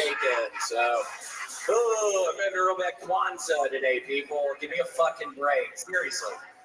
So you came out dressed like an Asian with an Asian hat, an Asian kimono, Asian pants. Dude, But I Audie's getting noticed all you the didn't cards. do an Asian voice at all. Oh, Tony, me so What are you sorry. doing to me, girl? That's so funny. Tony, me so horny. Wow. Wait, that wasn't really a good one. Can you do Me it? so horny. Wait. Can you do an Asian? He's so sorry. Little Jamaican there. Yeah, one day he's going to run for president. This clip's going to surface. He could win. William, what else? Before we see you tomorrow night, anything else? Just probably gonna start playing a little Call of Duty when I get back. We are fucking double XP weekend, Tony. I gotta chill. I gotta fucking chill. I'm getting so close with my. Heyo, I got a can't remember book. the camos I'm working on right on zombies, but. William, tomorrow's New Year's Eve. I'm sure we're gonna go hard tomorrow. Big night. You always go big for those big shows. Tony, I think you know we ain't. Let's go. Make some noise for the great William Montgomery, everybody. This is Kill Tony, brought to you by the Yellow Rose and the Red Rose. Free entry at the Yellow Rose with a ticket stub tonight. Make some noise. I can't believe we were lucky enough to have him stop by. The great Joe Rogan, everybody. Come on. She got all the queens. The queen got the queens. For 2023 guest of the year, believe it or not, that's Adam Ray behind Joe Biden's beautiful face and hair. The legend, the newest guest of the year 2024, Harlan Williams. The Harlan Highway. Check out everything Adam Ray. Let's check out the art from the artist Chris Rogers drew tonight, and Ryan J. Ebel are both here. We're gonna check out their live art that they did. Ooh, Chris Rogers and Ryan J. Ebel. Hell yeah, amazing. Ooh yeah. Chaos, I love it. Ryan J with the guests. Beautiful, stunning. Make some noise for yourselves. How many of you are coming back tomorrow night? Well, we will see. It's going to be a wild one. Congratulations to you guys. You also have a episode that dropped on YouTube while we were all here hanging out. So go enjoy that if you want. You'll get 3 episodes in 40 years. We love you. God bless this audience. Go fish. And God bless the United States of America. Joe Rogan, Adam Ray, Harlan Williams, we love you. See you tomorrow. Thank you. I think Audie's got it too. Uh-oh.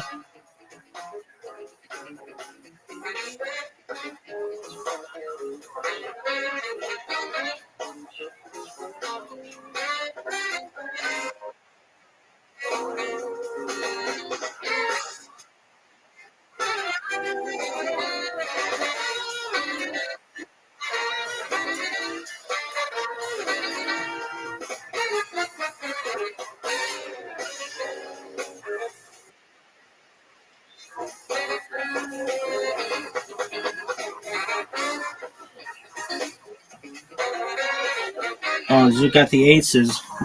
Whoa.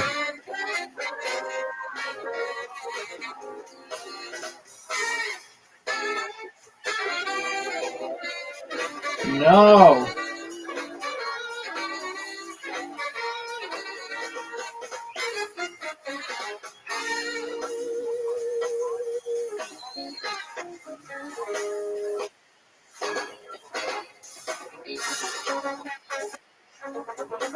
No.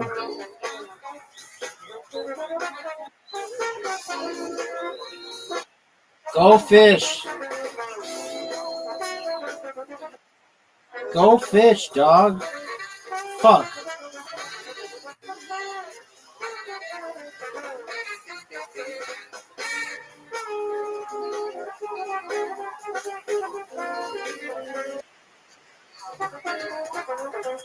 Fuck.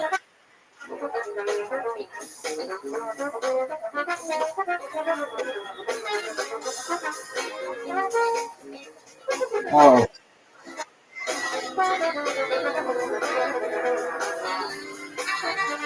Finally. No.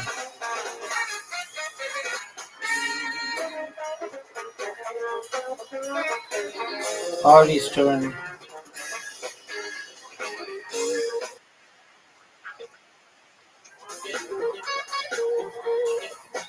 I mean, I've only seen 2 of these games, so.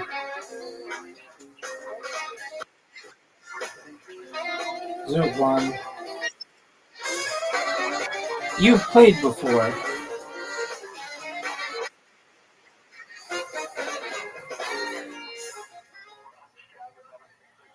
I'm not very good at this game. I always start badly at things and then I get good. So be careful, people.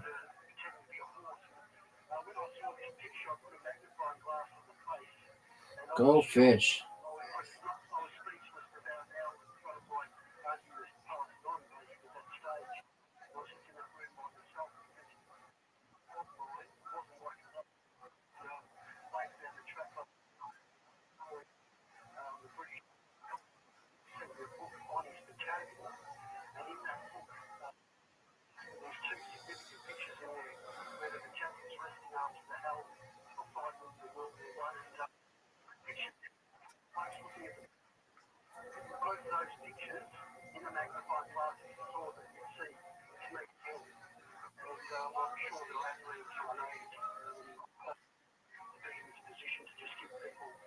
To forget about the terrible day he had.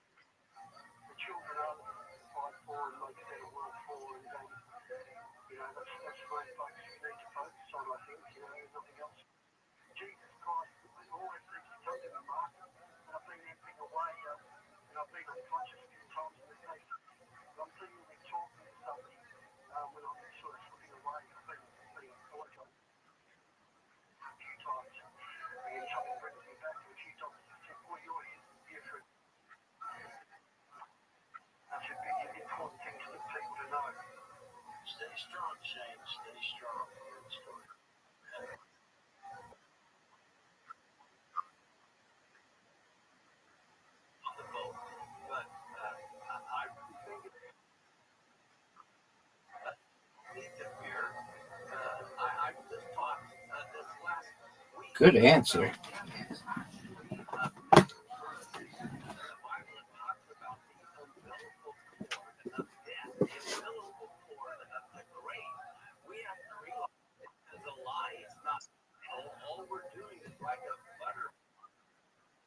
Okay. You said that like 6 games ago.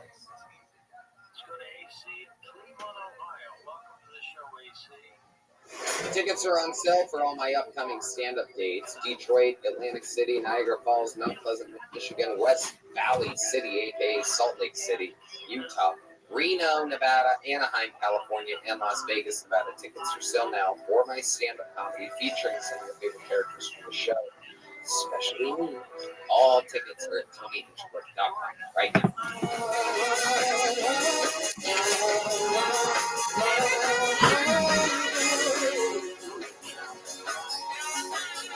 That's what we are.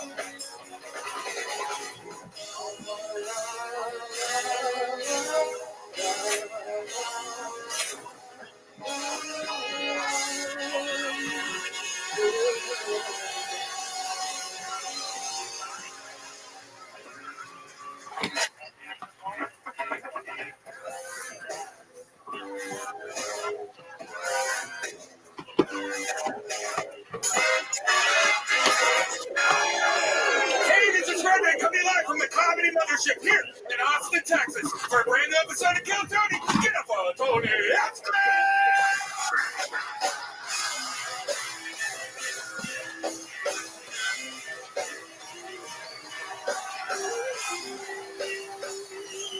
Who's ready for the best fucking night of their lives, huh?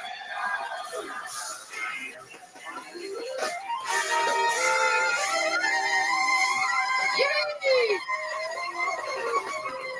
Brian Redman. Hey, everybody. The best damn band in the land, everybody. Raul Vallejo, Fernando Castillo, Carlos Sosa on the horns, Big Mike, Michael Gonzalez on the drums. The mutilating Matt Muling on the electric guitar, John Dees on the keys, and that is indeed Deep Madness on the bass guitar, ladies and gentlemen. Wow. The energy in here feels great. Before we get started, here's a little There we bit of go. the amazing sponsors that made it all possible.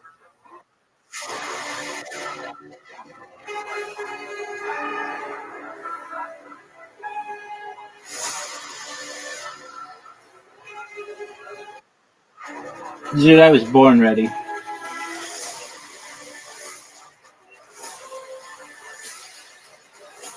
Go fish. Oh, STFU, dog. This podcast is sponsored by Tacova. That was garbage. Anywhere worth going is worth going in good boots. Find your perfect pair with Tacovas. Tacovas crafts quality Western for traditional ranchers and lifelong cowboys to first-time boot buyers. Born in Texas in 2015, Tacovas makes it easy for anyone to find their perfect boot. Every one of Tacovas boots are handcrafted with over 200 Nice meticulous jack. broken in comfort right out of the box. Whether it's a long day or a big night, your Tacovas to last and impress. Get Tacovas.com/Kiltony when you sign up for emails and texts. That's 10% off at TECOVAS/Kiltony. Tacovas.com/Kiltony. See site for details. Tacovas, point your toes west. Are you guys ready? This is Kiltony, brought to you by Nicotine Pouches and ZipRecruiter. Every single week, I have 1, 2, guests. I look at it like a chemistry set. I know all these people. I know who goes well together and how to mix it. Tonight's 2-guest panel is one of the great. Audie, what are you doing? And also a guy who Took our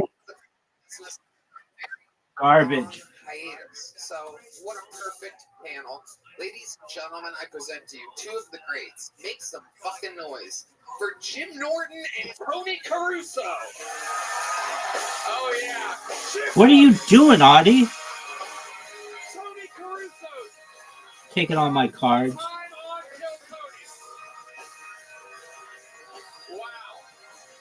Tony Caruso. Jim Norton, welcome.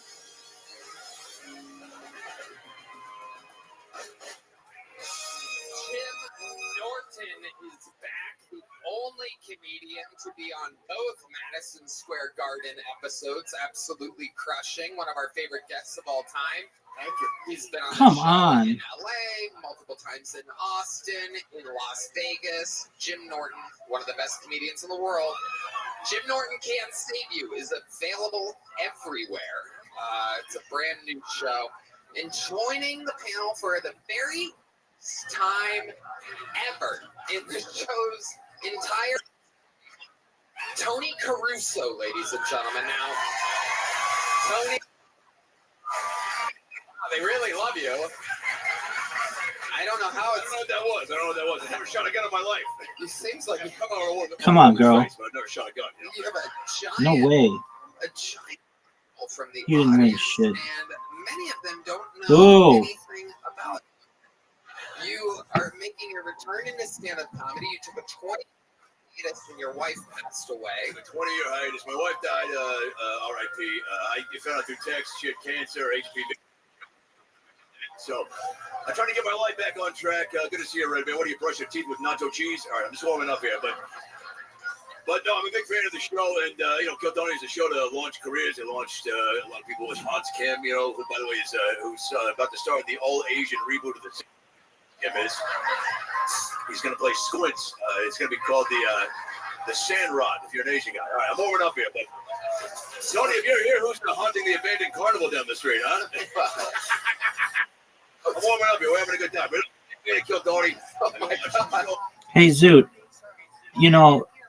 You were saying the thing about STIs. How's your cervix feel? Oh, your cervix feels good? There you go. Good job, man. How are your balls? All right.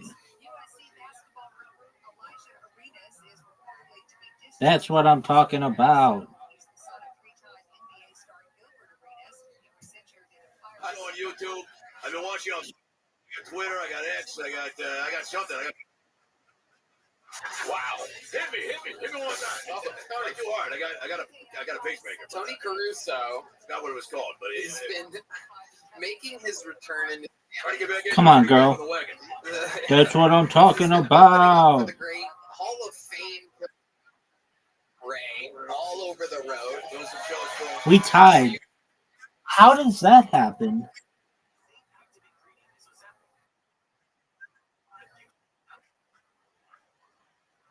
Because we both had 4 books. That's an interesting.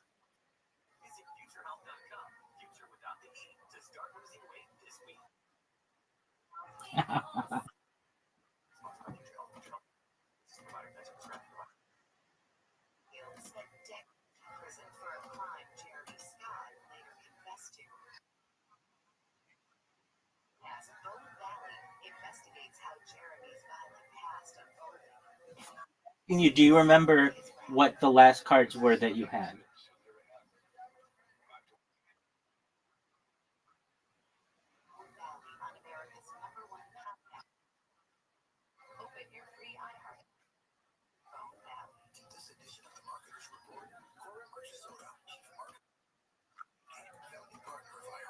Zoot, you won anyway.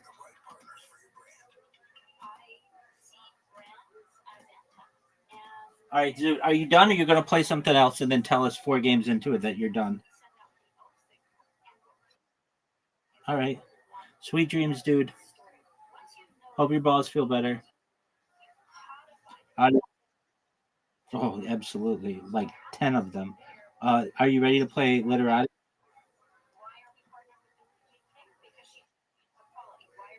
Yes, no, maybe so.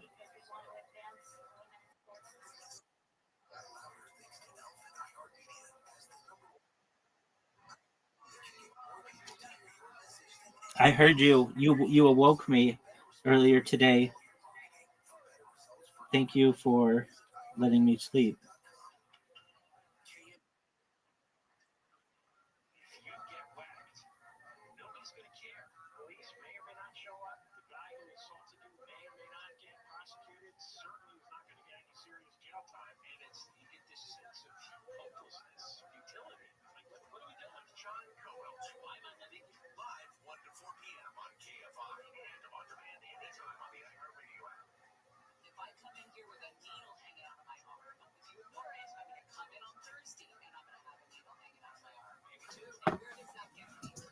To see Tony Caruso at AdamRayComedy.com. It is incredible. You've been doing some work with Dr. Phil, I hear. You're friends with Dr. Phil. DP, yeah. Yeah. DP. Yeah, we call him DP. But you know, DP's got several meanings. So double penne, double penetration. Just warming up. Just warming up. But Tony, it's good to see you. You look good. Yeah, thank you so much. You look like a vampire that only bites people with AIDS. Okay. Come on, hit me, boy. Little late. I invite you to the show, and this is how you treat me. I'm just trying to warm up. Okay. We're on the show, right? You're warming up. Hey, look at that fat fucking. Okay. Well, I mean, jeez. I want your show. Okay. I love it. Big fan. Okay. All right. Good Lord Almighty. So Tony, okay. So Tony, you know how this show works. Over 200 people signed up for the opportunity to be here. I pull their name out of the bucket. They get 60 seconds. You know their time is up, and you hear the sound of a kitten. That means they have to wrap it up, then or else they bring out the angry Hollywood bear, which interrupts them, and I ask them a bunch of questions. We find out more about them, and everything is improvised. Anything can happen. Are you guys ready to start tonight's episode?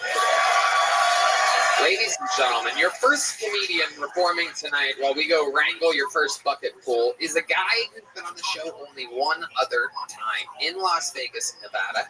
I'm not calling you that. I just wanted to be able to play it. On the episode, and I told him that when he arrives to Austin, Texas for his first time, that he gets an automatic show. This is that show. This is that moment. Ladies and gentlemen, your first comedian, 60 seconds uninterrupted, for the second time ever appearance of Peter Angelo, everybody. Here we go. It's Peter Angelo. What's going on, guys? What's going on? Who here likes rough sex? Who here likes rough sex with men? Yeah, just me? All right, cool. Yeah, I fuck a lot of dudes. It's weird. I get it. I look like this. But, like, I enjoy rough sex, but the problem is I date guys who are, like, way smaller than me. And people think I do that to throw them around like it's Cirque du Soleil. That's not the case. I want them to be the dominant one. Let them be in charge. But, like, for rough sex to be hot, there's got to be that element of danger. I don't feel like I'm in danger. The average weight of the guys I sleep with is 150 pounds. I weigh 320. They can't even get their hands around my neck. For me to feel like they were in charge, I had to give them a weapon. And I'm not sucking dick at gunpoint. Again. It's a great family reunion. You think the natural solution is I be the dominant one, you know, I be in charge, but like, I'm afraid I'm so much bigger, I'm gonna kill them, and now I'm like Gay Lenny from Of Mice and Men.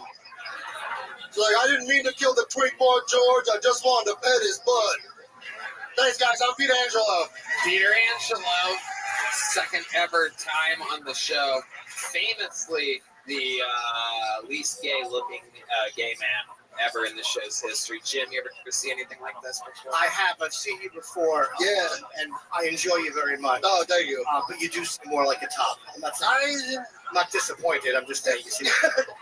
Yeah, everyone seems to be disappointed by it. I don't get it. Like, yeah, but like, it was for a long time, and then, you know, I got bored. I was like, all right, let them do the work. That material, it's like people don't think you're gay. Yeah. When It has been a drawback. Like, not many ladies coming around now. No. When you were a straight guy, did you have sleeves on? Like, do you go, all right, I like butt stuff. Yeah, you got rip them right off. Pants off, sleeves off, gone. Right, that's all I got. Absolutely. Peter, remind us all, where do you live again? I live in New York City right now. How long have you lived in New York? About 3 years. And before? I was a truck driver. Now it's comedy. Yeah, I was a big lead. But now I teach them to throw axes. Oh, wow. I'm an axe So many throwing instructor. straight jobs. Even your jobs are straight. I drop jokes and I teach people to throw axes and I take dicks in my butt. Like, it doesn't make any sense. Yeah. Great impression. It's incredible. It is Throws amazing. the axes at vaginas. Yeah. Not another one. God damn it. Get away from me. Absolutely incredible. Larry the Cable Gay. Yeah. Get him done. Have you always been gay? How old were you when you knew you were gay? I was a teenager, I would say. Teenager, just. Is there a moment? Is there something that happens? Are you like looking at a porno mag and you're like, me just like dick or something like that? I think so. Honestly, you know, the internet was coming around. I just started typing in gay and just wanted to check it out. Yeah. I was like, maybe this is for me. What was the first thing you saw that you were like, oh, how do I get to do that? You know? It's a butthole. Yeah. So it's what he saw and he wanted to do that. Yeah. So a feminine man, and I was like, all right, yes, that. So then just moved on from there. How do you go to your parents and you go, hey, how do I get those more buttholes in my life? When did you? My dad was like, become a trucker, truck stop. There you go. When did your parents find out you were gay? How did they know? When do you think they caught on? I'm not sure because I would say not that I told them they weren't positive. My brother knew right away because he kept taking my computer before I could erase the search history. Oh shit! And your brother's like, let me send this email to Google real quick. My account got hacked. What the fuck is that black guy fucking that other black guy for? And your brother let you know that he knows. Yeah, he didn't. Did he keep it a secret? Yeah, he did. He didn't care at all. He didn't bother. I like how vague you were with your searches too. Like just gay. There's a cock. I'll look at it. I don't care. We'll figure it out. Yeah, it was. Yeah, what should we have? The internet just started. I don't know. Do you remember the first time you blew a guy? Yeah. Where was it? Yeah, tell us about it. Paint the picture for us. Stone cold, like. What a way to kick off the show. I was at my house. I invited someone over. I thought he was. I had an inkling he was also gay, and I was. Hold on. What was the inkling here? By the way, I don't know anyone who doesn't look like me. I don't like. Right. Most people I think are gay. He's over your house. Hoping. It was like, oh, you want to watch porn? Yeah. But I'm porn. And then, yeah, I was saying what? Like a bunch of guys haven't watched porn with their friends and just tried to touch it once. Like, no, yeah, just a gay guy thing. Yeah. That is indeed. What the fuck are you talking about? Yeah, you guys. Fuck that. I'm not a gay guy. I won't even look at a cock. It's all good. Hey, agree to disagree. Agree to disagree. And then just like, oh, what is? Did Did you make a serious move on him, or did you try joking your way into it? Joking. I think it was. That's hard. No, it was like hands or hand. How you get to the guy's hand and the girl's hand, like that kind of thing. Held his hand? No, stroking his cock. That's less gay than holding his hand. Yeah. I'm not that gay. That's fag shit. Yeah. Nice. I'm starting Oh to my God. Both of those are T-shirts. I'm not that gay, and that's fag shit. Are great. Now, when you touched it, are you still friends with the guy who you jerked it? Is he gay too now? Yeah. Oh, that's kind of sweet. Yeah, we're still friends. We reminisce about it. Do you really? Yeah. Once in a while. We are still friends. Yeah, that's great. What's he do for work? It's a good question. Coding. Coding? Yeah. Big data shit. Coding you with his cum? That was funny. How's New York City treating you? Where did you live before? Vegas? No, Connecticut. Oh, Connecticut. Yeah. And you're in the middle of New York City now? Yeah. What's that like for you? What do you do there to have fun? A lot of metal concerts. Go to raves sometimes. I'm training to be a pro wrestler. Really? Yeah. Wow. Profession for you. Yeah. Stone Cold Steve Aoki over here. Yeah. What's your Hasn't wrestling? kicked in yet. What's your wrestling character? Yeah. It's a big doom. Wow. Yeah. The cock. Yeah, and I'm a gay trucker who hates straight people. Okay, so pretty much is me. No. Yeah, do we get to find out what you're transporting? You said you drive trucks, right? So what are you taking across state line? What are you taking from? Like, what? If you drove a truck to... Are we talking about my character or what I actually did as a trucker? Can I finish my fucking sentence? No. For a second? Are you? So what? You're a real truck driver, right? I was, yeah. So you were, yeah. So what were you driving in the truck? If you were taking a truck from like Austin to Dallas, what were you in the truck? Steel pipe. Yeah. Wow. Was that the name of the guy you were sucking off? I'm warming up. Did you mean to hold that, or did you say put some pipe in the rear and they went, okay? They just They knew I could handle it. You could take a big load. Peter, what's something that we would be surprised to know about you? There's the fart noise for the episode, out early tonight, 7 minutes in. Red band is red banding. Before we let you go, something that would surprise us about you. I recently just did comedy in China. Okay, we're talking about the female wrestler. Okay.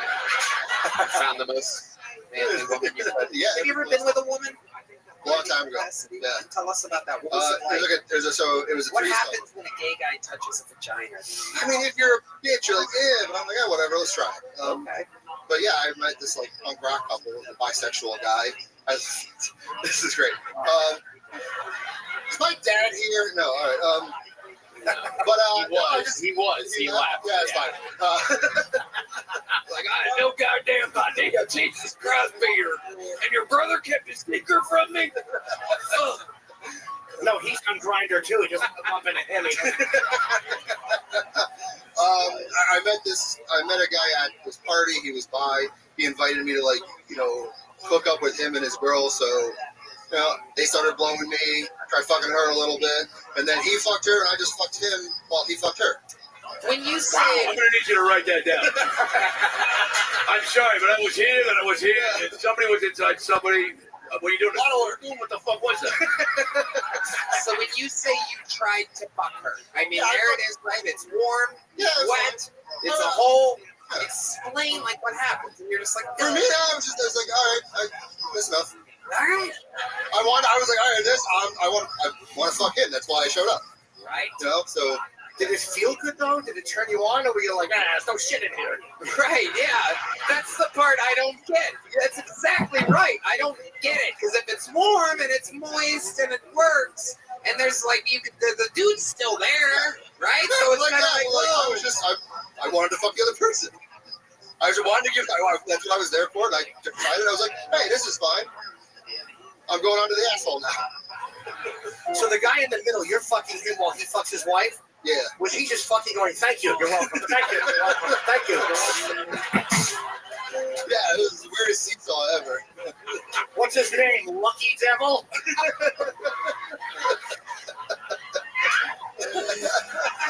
taketh and giveth.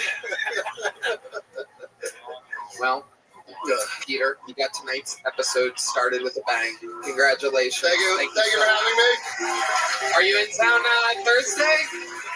Yeah, I'm here all month. There you go. You're doing the secret show. Oh, awesome.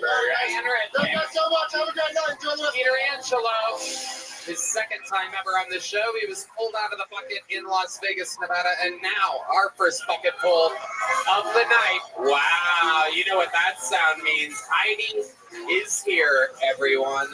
The lovely Heidi. Absolutely incredible. There she is. One more time for Heidi, everyone.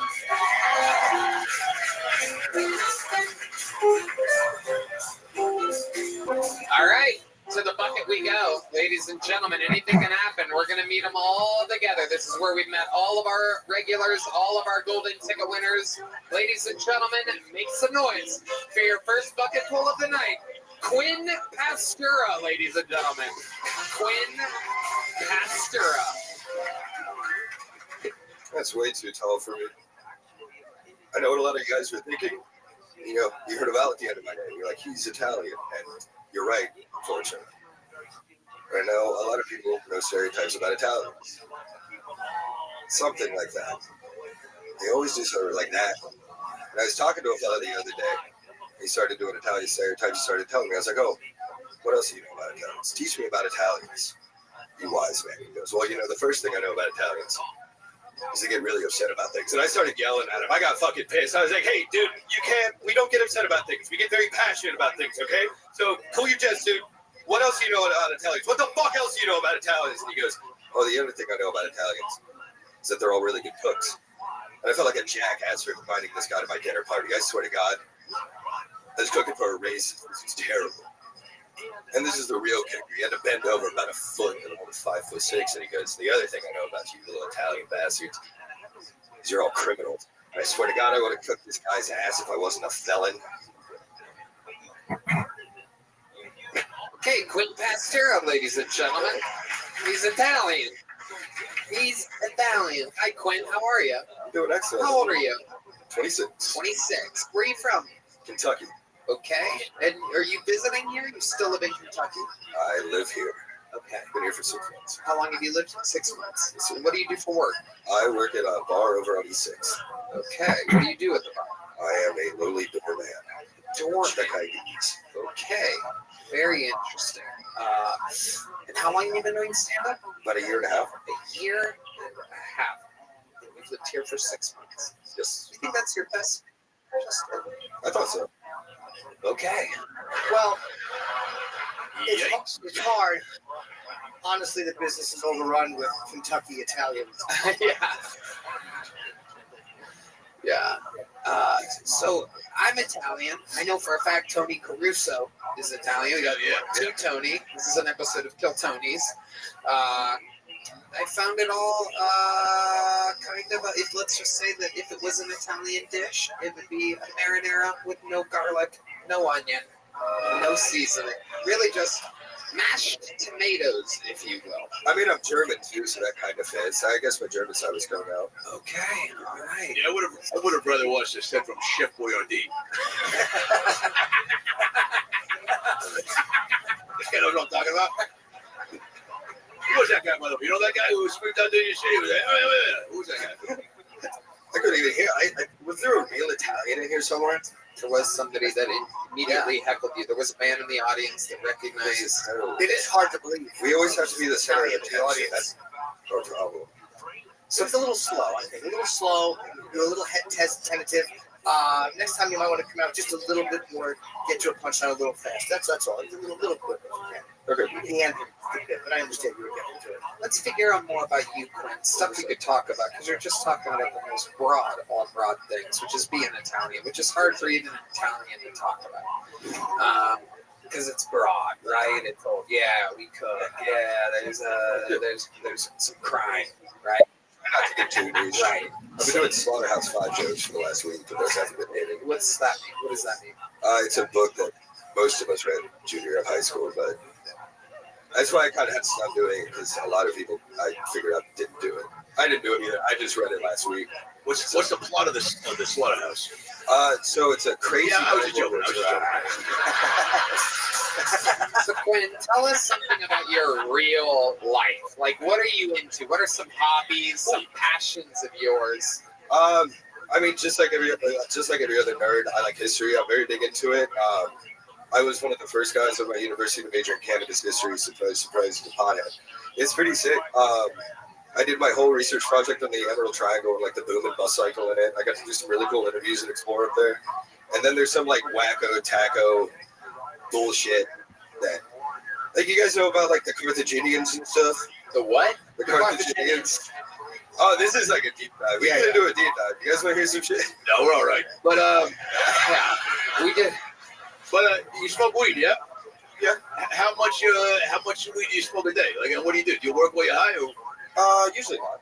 Yeah, it's just kind of a nighttime thing, or what? Yeah, typically. Have you had a really bad trip on pot? Like, any fun stories there? Oh yeah. There's one show around here. It's called.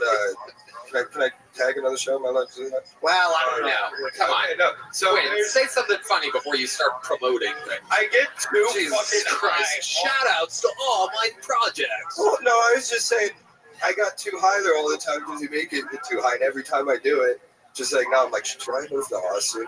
Am I freaking? That's my favorite thing about pot. I can smoke it. You know, I used to smoke it all the time. I could tell myself I'm not an addict. I was an addict. It was unfortunate. Talk to me about the Carthaginians. I want to know what the Carthaginians All right. are, and if we have disagreeable theories on them. Okay, so I think they were all fat homosexual truckers. that actually that checks out. They did travel the world. They did. They came to North America. There she I is. think so. What's the trashiest thing you ever saw in all your years in Kentucky? The trashiest thing I've ever seen in all my years at Kentucky. You were in Kentucky. You know what it is. Yeah. What was it? That's Anything? Yes. I don't know. There's a lot. I live next to a Greyhound station, so there's like a constant amount of cars going out and out of there. That was pretty tough. I saw my dad's car go in there once. You saw your dad's car go into where? The Greyhound station. There's buses or dogs? Well, there was. That guy just broke a beer bottle over his own head. This interview is so rough. Guy just fucking. This is rough, Quinn. Did someone in Kentucky tell you that you're funny and that you should move to Austin? That's the scariest part. Oh God, what's the answer? Yes. I don't think so. No one did. This was your own Oh idea. no, people did tell me that's funny, but again, it's Kentucky, and you don't have good education there. Right. Do you recognize that song? I do. Yes. Your parents white trash? They Kentucky trash? No, they're pretty cool. Yeah. What do they do for work? My dad, he does accounting for a pressure washing firm, so that actually is pretty trash. Yeah, pretty trash. Pressure washing. He's got his hands full. And then my mom, oh God, she does IT for a waste management company. Yeah, so that's pressure washing and waste management. Wow. This was a waste. And then you are a door guy on 6th Street. I am. Did you enjoy going there? You were there like 2 weeks ago. Oh, you got a stalker, Tony. You got a stalker. Where was I? Here we go. This is what people do when their interviews suck. You walked by me. No. I wasn't there. I have no. Well, what? I don't know. Maybe you remember spots that you know. I don't. Did you? Maybe I do. I don't know. What's the name of the place? Liberty. I wasn't at the Liberty. You're saying I walked by the Liberty? No. I was doing sound and doing a show over at Armor, but this is like a weird Craigslist disconnection. Yeah. You were walking by the Liberty. I was jerking off onto a It's like the craziest tradition. When people really, really bomb as hard as they can, they go, I saw you once on the sidewalk. You remember? No. Fucking no. Dude, How would that stand out? Did somebody tell you I was inside of the bar that you work at? Yeah, it was you and Ari. They said they literally like named you. They're like, hey, they were here last night. Ari Shapiro. Yeah. There's 0% chance of that happening. The Liberty. Okay. Oh, you got it in. I mean, I didn't see you. I was just old, so You're just trying to start a little conversation here. Yeah. Yeah, and we also landed on the moon. Nothing else is working. Fuck out of here. Unbelievable. One of the dumbest things someone can do is just reference. You remember? Remember a couple weeks ago? You weren't even there. I know. What kind of bar is the Liberty? It's like a little dive bar. Oh. Yeah, it's pretty sick. It's a good time. Can I ask one question before you leave? What's like the biggest thing in Kentucky? You go to Kentucky, and say Tony goes back to Kentucky. There's There's nothing. There's I nothing. have to go across the river to Cincinnati for there to do something. There's hardly anything there. There you go. Here's a little joke. You gonna catch it? There you go. Pentester for the love of God. What?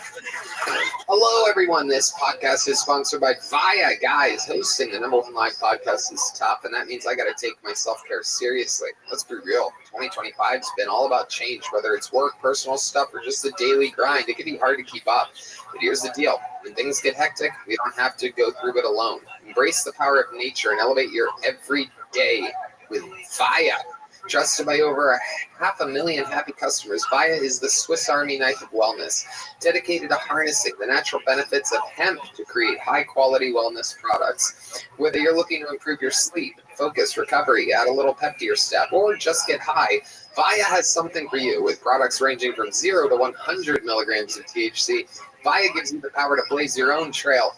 Via is well renowned for their award-winning THC and THC-free gummies and vapes, THCA flower, soothing topicals, and calming drops. All crafted with the highest quality hemp sourced from trusted, independently owned American farms. And the best part, Via legally ships to nearly all states of the U.S. in discreet packaging directly to your door with a worry-free guarantee. No medical card required. So if you're 21 or over, check out our link to Via's website link in our description and use code Tony for 15% off. And if you're new to Via, get a free gift card of your choice. Tony, I love Via. Their THCA flower makes me feel amazing after a long, stressful day. I personally use their gummies to help me with sleep. I love that they're made in the USA and that their products range from 0 to 100 milligrams of THC. If you're 21 or over, check out the link to Via in our description. Use code Tony to receive 50% off. And if you're new to Via, get a free gift of your choice. After you purchase, they ask you where you heard about them. Please support our show and tell them we sent you. Enhance your everyday with Via. Hello, indeed. This podcast is sponsored by ExpressVPN. Going online without ExpressVPN is like forgetting to mute yourself on a Zoom meeting. Do you really want your coworkers to hear you trash talking them? Because all your traffic flows through their servers, internet service providers, including mobile network providers, know every single website you visit. ExpressVPN reroutes 100% of your traffic through secure, encrypted servers, so your ISP can't see your browsing history. Red Band? Tony, ExpressVPN is the best. It hides your IP addresses, making it extremely difficult for third parties to track your online activity. It's also easy to use. Just fire up the app and click one button to get protected. Not to mention, it works on all devices, phones, laptops, tablets, and more, so you can stay private on the go. I personally use ExpressVPN when we travel, so I can stay private. Know that all my data is safe and sound. It's personally important to me to not have my data hacked by some Hugh Jackman in the movie Swordfish type of guy. Protect your online privacy today by visiting expressvpn.com/KillTony. That's expressvpn.com/KillTony. And you can get an extra 4 months free. expressvpn.com/KillTony. Ladies and gentlemen, this is very, very exciting. I pulled the name out of the bucket of a young man who works here all the time. This is very special. I have no idea if he's even ever signed up before. This is truly one of the top young rising comedians in the world. I think maybe he's been on this show in LA. It's been a long time. Either way you slice it. Ladies and gentlemen, let it be known, this is a new minute from Hassan Ahmad, everybody. Make some noise for Hassan, everybody. So Israel and Palestine just signed their ceasefire, so Hamas will talk to them. The whole thing started when Hamas paraglided into a raid, which, take the context of everything that happened outside of it away, that does sound like a great day with the boys. You know what I mean? Just smoking weed in the cave, just Abdul, get the paragliders. Just fucking, holy shit, Abdul, it's working, it's working! Just 2 flags on your paraglider, 1 Palestinian, the said for the boys, and just fucking committing a terrorist attack to a rave, to techno, just digga digga da, digga digga digga da, digga digga digga da, digga digga digga da, digga digga digga da, digga digga digga da.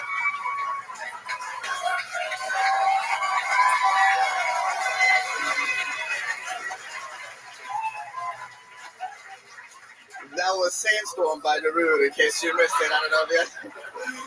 I've been Hassan Ahmad. Hassan Ahmad. Oh my God. Wow. Coming up here, cleaning up after a fucking bore of Kentucky. Holy shit. You know what's funny? He was talking about the Liberty, and I was going to tell you that was the bar that we were at with Ari Shafir the night of the picture. Wait. No, it wasn't. No, it wasn't. You're being funny. That was not it. That was one of them. That was the White Horse. No, the picture was that one. No, Liberty's west. We went east. Okay. I thought Liberty's east? Oh, okay. Maybe we were. We were on a bar crawl. That's what Ari wanted to do.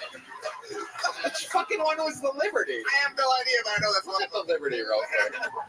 There's no way. Isn't the Liberty fucking west? It's east? I was there? Fuck. The poor guy. I'm like, fuck you. You're not funny. Get the fuck out of here. Oh, it's just blatantly east. Same street, but that way. It is literally just 5 minutes just due east on 6th Street. My location is still there. I'm still at the Liberty. There's a blue dot. Holy shit, the poor guy. The poor guy. Well, now he's going to be a hero. Quinn, just hear the internet. Quinn, your comedy sucked, but dude, you got Tony good. You know, geographically accurate about the whereabouts of Tony Hinchcliffe. Ari Shafir absolutely insisted that to celebrate his special release on Netflix, he wanted to go east and do a shot and a drink at every single. Did I talk about this last week? Yes, we literally. Yeah, and fucking God, yeah, that was one of those nights. Yeah, so Hassan, you were along with us. We had a blast. Yeah, he was right. Yeah, he was right. It ended up working out. You're so funny, man. That fucking making that stuff funny. That is fucking great. Really, it's so odd. I love the angle you took to hear it. You say that. Hamazel Tov is going to be my new catchphrase. I'll let you, we go halvesies out of it. You can have it. It's yours. You're Okay, great. You guys heard it. It was really funny. Yeah, you're very sharp, very quick. I like the pace. Yeah, it's great. Hassan always killing it, always part of the actual scene here. I mean, the equivalent to like a high-level comedy store paid regular. You are the equivalent to here. One of the first people from LA to move here with your homie and podcast co-host Eric Poston, who we all love. You've actually been the one-man panel on an episode in 2022. I've been on the panel 3 times, but I had this Israel-Palestine joke, and I was like, it's the perfect time to drop it. I'll sign up for Phil Tony. I love it when my buddies sign up for the show and are lucky enough to get pulled out of the bucket. Happened with Matt Edgar a few weeks ago, and now you. What else is going on in life, Hassan? What have you been learning? You're kind of like, how long have you been doing this? Ooh, 12 years. 12 years. That's a comedy store level. You are a former comedy store door guy. Oh yeah, I watched this. I started working with the shows in the belly room. Yeah. The one thing I noticed is that the people who do poorly on this show always ask the audience how they're doing. So I was like, when I get up here, just start the joke. You only have a minute. Why waste the time? Exactly. You are absolutely correct. How does your hair go like that? Come on, we're all thinking it. Well, you're funny. You're funny. The grace of Allah. That's a joke. Phrase too. You got a little fucking Gaza Strip right down the middle there. That shit is unbelievable. Shit. It reminds me of the bar, the Liberty. It's, I love it. Hassan, what else is going on? Tell us something else crazy about your life before we get you out of here. I mean, I've taken you to your homeland, San Jose, right? Well, yeah, not his homeland. San Jose. Hey, I like that. And I've met your adorable parents. They're tiny, absolutely adorable, little, super tiny Indian. They are just the cutest things you've ever seen. I do have the most adorable parents. They really are. You're like a giant compared to them. Yeah, I am 5'6" and I'm 6 inches taller than both of them. Yeah. I'm the tall guy in my family. It's They crazy. bring you home free chocolate after work every day? They are very, very short, yet somehow they are both 7'11" and 9'11". Yeah. It is incredible. For those of you that don't know, Hassan is the new head of the FBI. I don't know if you guys have been paying attention to that. Watch out, Mexicans, I'm coming. That's right. That's right. It's going to sneak right up on you, people. He's brown, too. Looking brown, do for you. Okay, Hassan, so much fun. Great stuff, as always. I'll fucking see you tomorrow. We'll do it again. We do stand-up together all the time. One of the best comedians around. Killing it. Growing, thriving. Back to the bucket we go, ladies and gentlemen. And your next bucket pool goes by the name of Jake Kennedy. Time for Jake Kennedy. Big noise for Jake, everybody.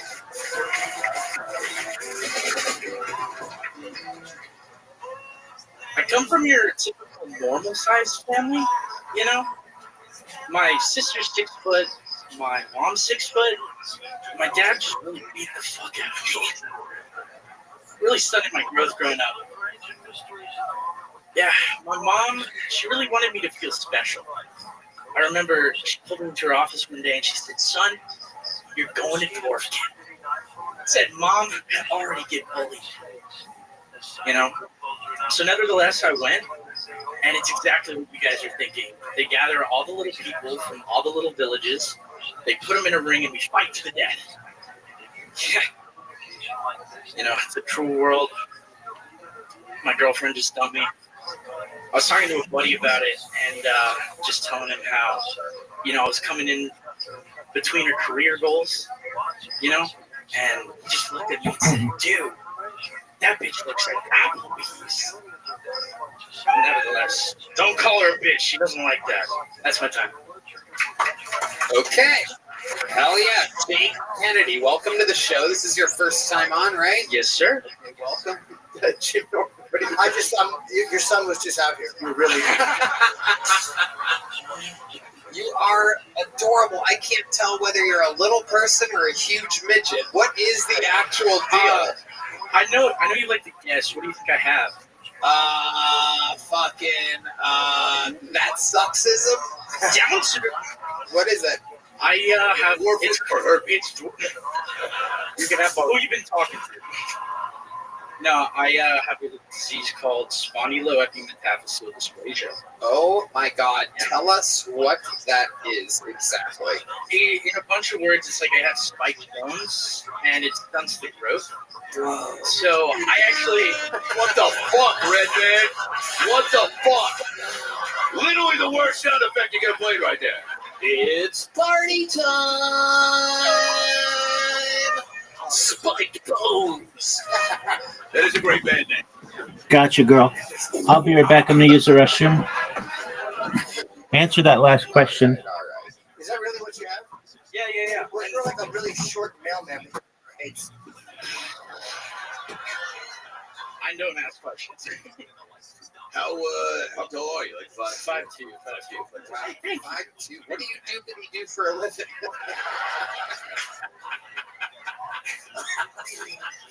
We've got a guy that loves hanging out in chocolate factories. Peter Angelo was on earlier. It's an asshole joke, by the way, because he's a fat gay guy. All right, back to you. You're dressed like a baby swim coach. Yeah, it is. It is adorable. That's a cupcake to get, so that's not an insult. $50 Very an hour. tiny, very tiny soprano. Yeah, tiny soprano. Forever 21 inches. I love this getup. You're absolutely a cutie pie. This is how people like dress teddy bears and shit. This is up to your chest thing. This is the most compliments I've ever gotten, so I want to thank you guys. You're taking it in stride. That's a compliment. Now, what do you ask? I asked the question. This fucking guy. Ever since you started working with that Dr. Phil character, and you had this new hosty thing that you tried. So, what do you? We're watching you think about the question. All right, I'll pick it up. No. Oh, he's got spiked boots. Be careful. Wait a second. Oh my God. Oh my God. I bet he's heavy. I can tell by the look. I can tell by the look on Tony Caruso's face. This motherfucker's heavier than he thought he'd be. That's a fucking dead weight. I got spike bones. Fuck. I fucked that up. Edit it out, Yoni. 2 Tonys and a Spike Boney. This is a party in here tonight. Jake Kennedy, how long you been doing stand-up? This is my first time ever, Tony. Wow, look at that. That's a good first time. The goat of the first time. How old are you? 25. 25 years old, absolutely adorable. The 25 years old, I guess the math works. He has the body of a 12-year-old and the face of a 40-year-old. This is incredible. You just got to do the math, divide it by 2, figure it out. What do you do for work, Jake Kennedy? I'm a violinist. You're a professional violinist? No fucking way. Yeah. No. No, he can't reach the notes up there. That left hand. He needs a tiny little cello. Tiniest. What's the tiniest?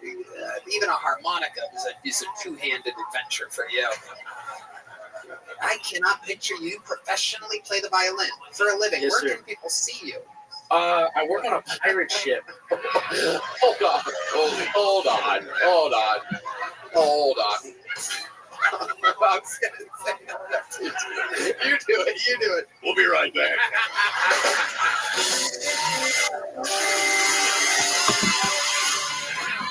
I mean, you're like the movie Jack. You ever seen the movie Jack? All right, yeah, just out, Yoni. Okay, so when did you start playing the violin? When I was 10. Wow. And look at you now. You make a good living doing that? I can sustain myself, kinda. You know. Where's this? How far is your violin from here right now? It's at my house I'm on East Kent. Oh shit. In which? Well, Jesus Christ! Yeah. Keep it in, Yoni. Keep it in. How far away? How many minutes away is it? Like 10. I have an electric bike, so like 10 minutes. Can you hop on your electric bike, go grab your violin, and then we'll close out the episode with a little song from Jake Kennedy? Is that okay? Here, take this on your way. There you go. Don't let it crush you. Jake Kennedy. Hey, you know what? It's only fitting. Jesus Christ, Tony, sit the fuck down. It's only fitting you get a little joke book too. Jake Kennedy has arrived. He will be back in a little bit. A very little tiny bit. Oh my goodness. Jake Kennedy. Wow. How adorable. All right, you want to play again?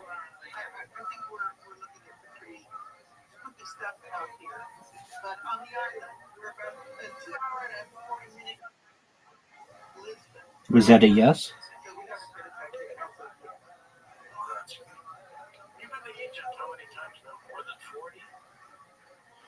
Yes? No? Maybe so? Okay, excellent.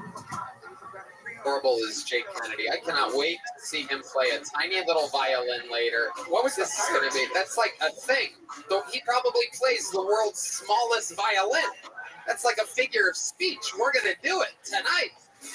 He's going to take his little tiny electric scooter, and everyone in the city's going to be like, look at that happy little guy. What's he so happy about? He's out there like a little rubber ducky, and he's going to be smiling ear to ear. Hopefully he makes it back okay, all in one piece. He's out there riding around on these streets with spiked bones, taking a chance. Just out there like a little fucking absolutely adorable thing. Hello there. This podcast is sponsored by Tecovas. Anywhere worth going is worth going in good boots. Find your perfect pair with Tecovas. Tecovas crafts quality Western boots for everyone, from generational ranchers and lifelong cowboys to first-time boot buyers. Born in Texas in 2015, Tecovas makes it easy for anyone to find their perfect boot. Every one of Takova's boots are handcrafted with over 200 meticulous steps for broken-in comfort right out of the box. Whether it's a long day or a big night, your Takovas are built to last and impress. That's why Esquire loves them and says there's a reason we keep coming back to Takovas. And speaking of Esquire and men that should be on the cover of the next issue, here's the great man. Tony, I love Tacovas. Being in Austin, you see a lot of boots, and Tacovas are by far the best. They are just so dang comfortable. I wear them when I'm out in the town, at the grocery store, you name it. They make me feel great when I put them on. I feel like the freaking Marlboro Man, Tony. Wow, you smell like them too. Ever wonder if you could pull off the boots with your personal style? You owe it to your feet to put on a pair of Tacovas. Plus, the Takova's best in the West guarantee. You get free returns and exchanges for 30 days. Right now, get 10% off at tacovas.com/Kiltony when you sign up for emails and texts. That's 10% off at TECOVAS.com/Kiltony, tacovas.com/Kiltony. See site for details. Tacovas, point your toes west. Hello, everyone. This podcast is sponsored by Prize Picks. All-Star Weekend is almost here, and Prize Picks is the best place to win cash while watching your favorite players during the game and the Saturday night events like the three-point contest. Sign up today to get $50 instantly when you play $5. You don't even need to win to receive the $50 bonus. It's guaranteed. Think Steph Curry will get more than 5 3-pointers next week? Giannis for more than 35 points? Cook up hot takes with your friends and win real money this basketball season when you and your crew run your game on Prize Picks. Sports specialist Red Band. Tony, I love Prize Picks. There are so many amazing opportunities to get in on this week on Prize Picks. I'm looking at the football board and selecting Jason Tatum for more than 29 points and Anthony Edwards for more than 25 points. You know who those guys are? That sounds very strong, Red Band. I like those picks. Download the app today and use code TONY to get $50 instantly after you play your first $5 lineup. Again, download the app today and use code TONY to get $50 instantly after you play your first $5 lineup. Prize Picks. Run your game. All right, let's get back to this bucket, and then we'll get a regular up here. Ladies and gentlemen, let's do it. We're going to meet them all together. 60 seconds uninterrupted for Frank DeMint. Frank DeMint.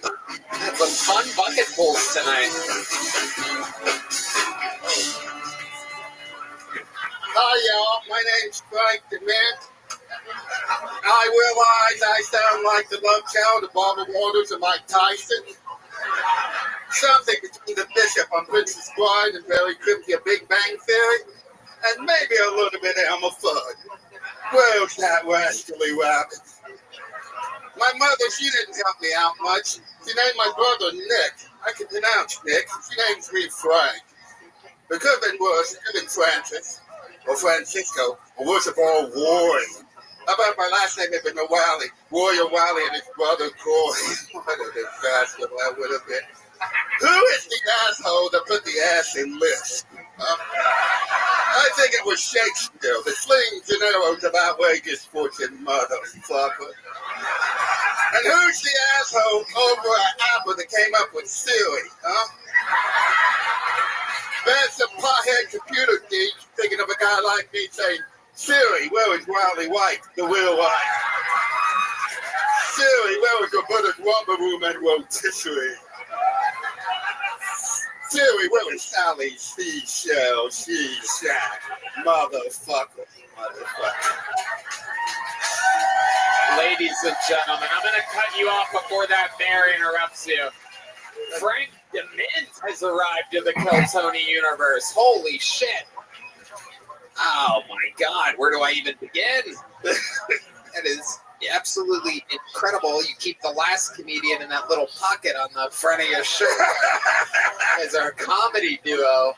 Absolutely incredible. Frank, I have about 2 million questions for you right now. Let's just get it going. First, I want to check and see Jim Norton. What do you think? I have loved you ever since you threw Mama from the train. Thank you. That's a reference. The bitch deserved it. This is incredible. Yeah, speaking of Mama, you look like the mom from the Goonies. Yeah. That's a compliment. That's a great part. It is incredible. You look like such a character. You're built for comedy. How long have you been doing it? Going on 6 years. Okay. Where at? Where exactly? What fucking Columbus, Ohio. Columbus, Ohio. Holy shit. Did you ever walk by a bar and see Tony Hinchcliffe? Very good. So, Columbus, Ohio, you still live there? I actually live in Kingston, Ohio. Oh, okay. Which is about an hour south of Columbus. Kingston? Yeah. Near Chillicothe. I know you're from Youngstown. Yeah. Oh, shit, I love your delivery system. This is absolutely incredible. You're such a likable guy. How do you make a living? I'm retired currently. Oh, what are you retired? I practiced medicine for 27 years. You were a doctor? Yes, I was. Oh my God. Can you fucking imagine? Wait, can you fucking imagine?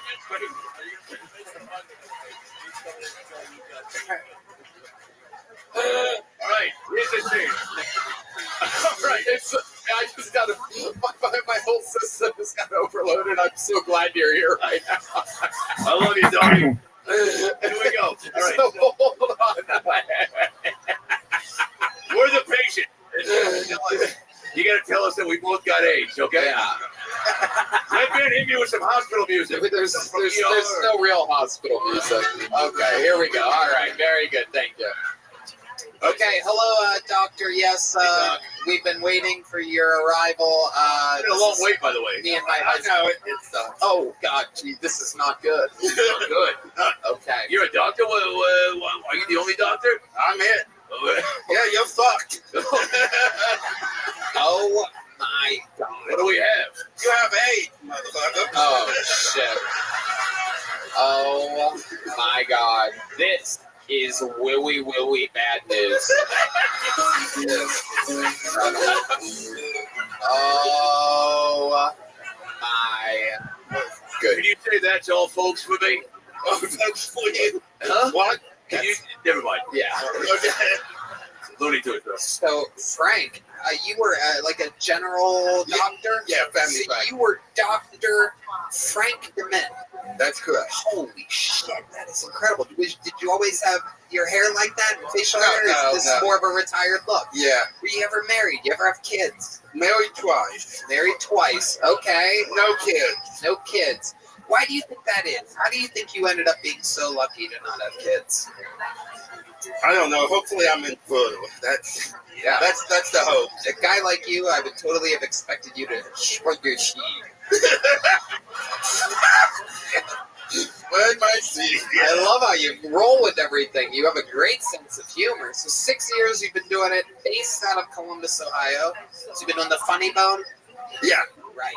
In other places. Yeah. What do you do for fun? What does a retired doctor do for fun? Actually, just the comedy is most. Let me ask you this. You had 2 wives. How did the first one end? You cheat on her? No. Okay, what happened? Well, it was one of those things. She was a high school dropout, and I was a college dropout. And I grew, and she didn't. How are you a doctor and a college dropout? Well, at the time, I'm not. You at the time. Then I went to college. I went to the army, and then I went to college. What the fuck did you do in the army? I was a medical lab tech. Wow. They asked me to go into linguistics, but I said, well, I'm not fucking this language up bad enough. You need me to fuck up another one? Always kind of had a speech impediment? All my life. Where do you think that comes from? How does that happen? If you were a former doctor, where do you think, how does that even happen? I have no idea. I don't know of any trauma, but I understand my father sounded like this, but he grew out of it and I didn't. Wow. How old your father hit him? And your dad didn't want to do that to you. How old are you, Frank? 66. Oh, what a terrible age for a guy with your speeches. Literally the worst year. 666 and 6 days I turned 77. Jesus Christ almighty, that thing is aggressive. Yeah, you just lie about your age next time. You're 42. You're way over 50. What is there one word that if people bring up in a sentence or like they ask you a question, do you ever get in your head, you go, fuck, I don't want to say that? You seem like a pretty confident, fearless guy, which I think. But yeah, well, there's sort of 3 words that people don't understand. Forward and well. I have no idea what's going on right now. Look, This. I think you just put a curse on me. What the fuck did you just say? You say whale forward and whale. Whale. And the problem is, I like my steak medium rare. Oh yeah, God. Oh my God. You know, if I were the waiter, I think you would say. I heard you say you like your steak medium whale. But yeah, that's what they usually say. You want that well done? I said, no, I don't want too well. I want it wet in the middle, but that didn't help much either, did it? Do you have like a long tongue or something like that? I'm trying to figure this out. I don't know. I started eating pussy at the age of 13, though. Oh, hell yeah. Absolutely. And I think my tongue became a little muscle bound. Okay. Did people tell you you were good at it? Did the ladies? Oh, yeah. Okay. You can lick it, just don't say it. Wow. Great. I'm taking that catchphrase. Incredible. So the second marriage, how did that end? I cheated on her. Oh my God. Can you look at those women's faces? She's like, how the fuck is that possible? Wait, please tell me you sat her down and you go, so look here, you're about to experience a little bit of trauma. I've been eating another pussy. The guy should always Guino. I've been fucking my priester. Do you have like extra teeth, or like is it like what's the is it the tongue thing? It's like the tongue, yeah. So your dad grew out of it. How did he grow out of it? I don't know. Most people grow out of this. Yeah. So do you think a lot of your patients back in the day always got a second opinion? Like, it seems very risky putting their lives in your hands.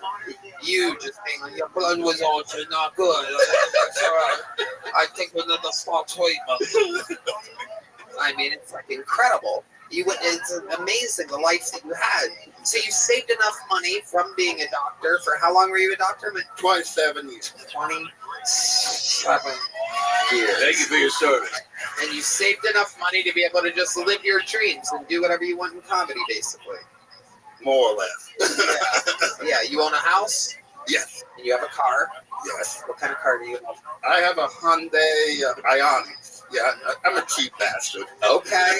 All right. What's the nicest thing you've ever bought for yourself since you? I had a Mercedes.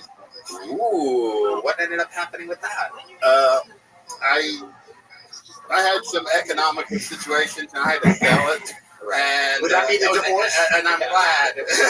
I'm glad. It was a pain in the butt. So it was expensive to do upkeep on it. Yes. Yes. Parts of Mercedes are expensive. Did you get killed in the divorce? Did you get killed in the divorces? No, financially? Well, the first one. Second one, I have a prenup.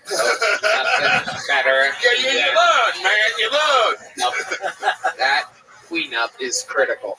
Yeah. You know, I'm actually looking for a new doctor, and I'm serious. I would love if you would step in. I don't know what you charge, what your rates are. It's just okay, but can I just text you? A lot of things I'm like, can you is this bad? Like there'll be a spot on my cock and I'll be like, hey, is this but don't anytime. You know what I think we should do? I think you guys should go behind that curtain. I think you should check your prostate right now. How does that sound to you? Look at that. Look at that finger. Do that again. Look at that. Oh my God. All right. Well, I don't know. Yeah, get back there. And then Tony, if you want to stick your face out of the curtain while he does it, you can feel free to do that. Tony? Oh, yeah, they might be making fun by this point. I don't know what's happening. This may have been a crazy idea. Well, there it is. Okay, here we go. Tony says, whenever you're ready, let's see. I think we're probably... Oh, okay. What? Okay, come back out, Frank. Okay. He's so adorable. He almost stayed back there. I'm not even joking. He put a little bit of his finger in my butt. I wish I was joking. I thought that was a bit, but he actually put a finger in between my legs. Nobody could see him, yet he's still committed to the bit. Give it up for this guy. That was, wow. Absolutely. I'm going to need a new pair of pants and a new doctor. Frank, you are a fucking little angel. Welcome to the Kill Tony universe. You are absolutely going to be loved by the people. When you came out, I thought this guy looks silly as hell. We're going to have a lot of fun talking to him, but the comedy's probably not going to be there. And boy, you absolutely crushed the room. I loved it. You are as funny as you look. You are as funny as you sound. I love how you make fun of yourself and laugh at the jokes. Welcome, welcome. Come back, sign up again. All different shapes and sizes of people here. Absolutely anything can happen. We pull names out of a bucket, and that is where we find all of our regulars out here changing lives, giving people an opportunity. Like your next comedian, who is one of the top regulars in the history of the show. Ladies and gentlemen, here with a brand new minute, this is the great and powerful Cam Patterson, everybody.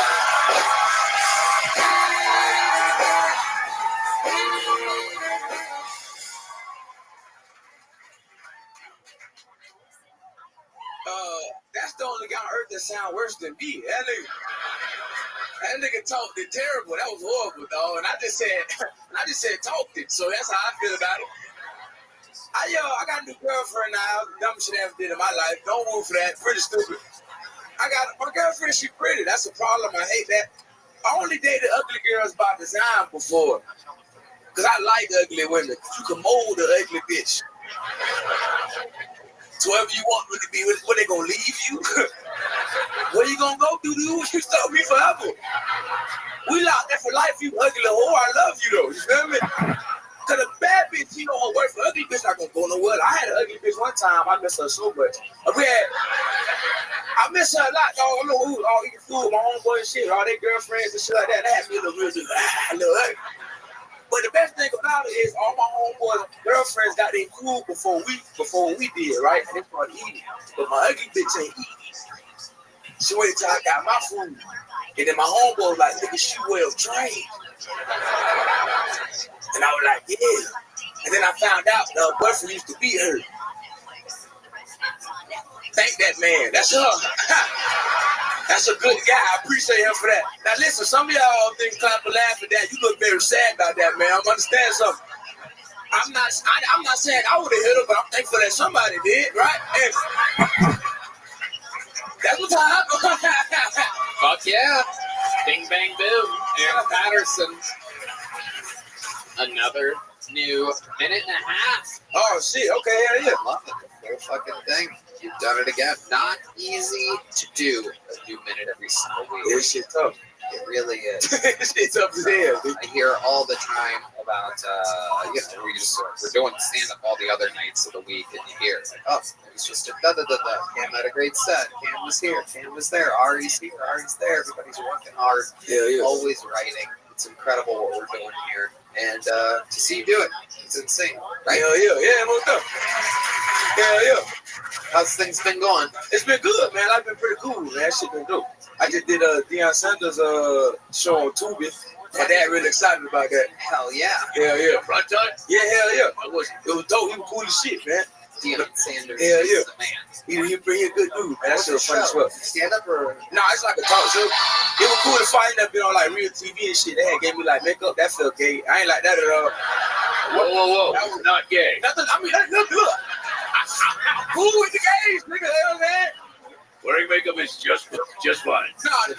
Nah, makeup pretty gay, man. Right. Makeup work on you? What the fuck that mean, Red man? Yeah, what exactly? What did that mean at all, What exactly did they do? What exactly did they do? What kind of makeup did they have? They had regular. A lady came in and did shit to my face. What was it? What color was the shit? What? I don't know. I didn't ask no question. I was You like, didn't look. You didn't want to know. I didn't want to know. Close your eyes. Yeah. She probably put powder on you because you look like you were baptized in Hennessy. You know what I'm saying? You gotta just dab it up and clean you up a little bit. You're an attractive guy. So you What the fuck that even mean, man? I don't know. This is what he looked like before the makeup. He going to a funeral? Where he going? Who died, man? Who the fuck is dressing D Magnus, man? I love it. You got on a turtle suit, nigga. You know that? He's got a bolo on tonight. It's fun. It's fun seeing what Deep Madness wears. It's fun getting to tell Deep Madness what he's wearing tonight. It's the only person you get to break the news to. You won't believe this shit, nigga. He's just for Prince's funeral, nigga. This shit is crazy. The style king. We bust his balls a lot, but meanwhile, he is weekly the best dressed band member on the show. You would think they're all blind, but no, they just don't fucking. Michael Gonzalez has been wearing a fucking upside down nacho bowl for the last year. No one's talking about it. The old family tortilla over there, the fucking guy. Absolutely incredible. So Cam, you hung out with Deion Sanders. So you're gonna be at some like Colorado games. I went to one a couple months ago. Yeah, when I was playing this shit, that's what dope. Yeah, I would have noticed, but everybody on the sideline looks exactly the same. But I had a Colorado shirt on, and everybody thought I was a recruit. Yeah. And I was lying my ass on too. I'm going, yeah. Who know I might come for sure? Hell yeah. Oh, lying like shit. Yeah, I don't want this to sound racist, but okay, wait a minute. That's a terrible start. I know. That's one of the worst starts in America. Well aware of that, but is there like a Deion Sanders is known for being a flashy, flair-filled guy, right? Yeah. So is there like a cool, like did he do a really cool black handshake that even threw you off? You know what I'm saying? That's a good question. Was the handshake complex? We both from Florida, so we got the same shit. We both from Florida, so it's like, you know what I'm saying? Can you show us? Can you air show us what a handshake would be on? He do it. That fucking guy can't do it. Probably do it. A white guy in sunglasses. Why do you have sunglasses on right now? He could do it. What's wrong with you, nigga? Yeah. And you're looking at your wife like you better not. Oh no! Look! Go to the Puerto Rican with the gold drill over here. Here he is. Oh, that's it. Oh, come on. It's real simple. Tony Caruso has a better handshake than that. I can show you a blacker handshake than Yeah, let's go. Come on, Tony. Ladies and gentlemen, follow my lead. All right, follow my lead. Now play some cool rap music for me. Come on, like give him a good So let's say I walk into like a black nightclub, right? Which I love, by the way. I love because you're usually there to make some arrests of some kind. What are you doing? I'm usually looking for some big fat black pussy, Tony, but Tight shit. which is my website, big fat black pussy / Tony Caruso. So let's say I walk into the club and I go, Cam, good to see you. Yo.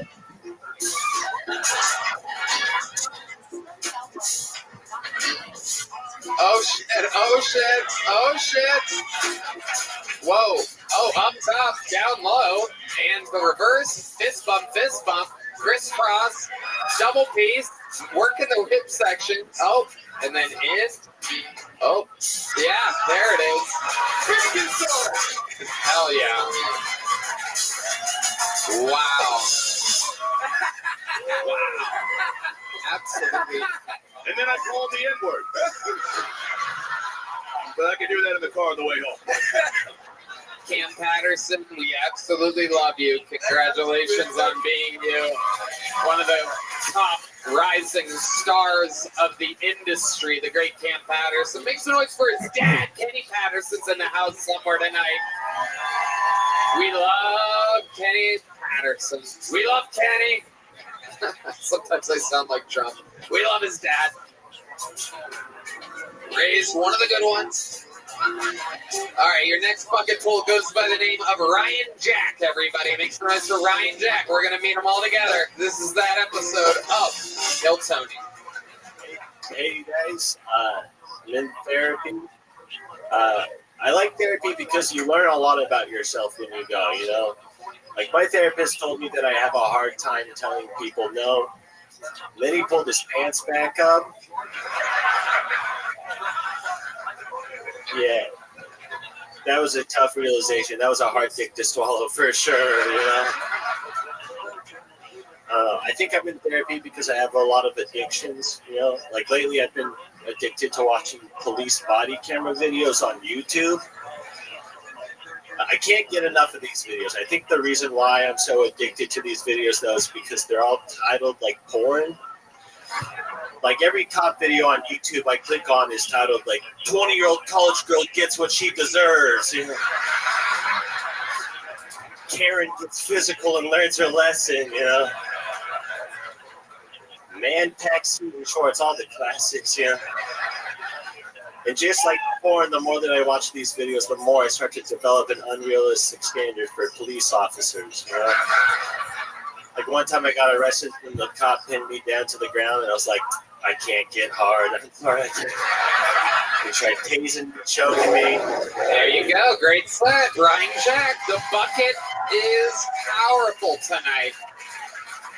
An incredible. Another bucket pull. Jim Norton thoughts. Very funny, and every punchline was hidden.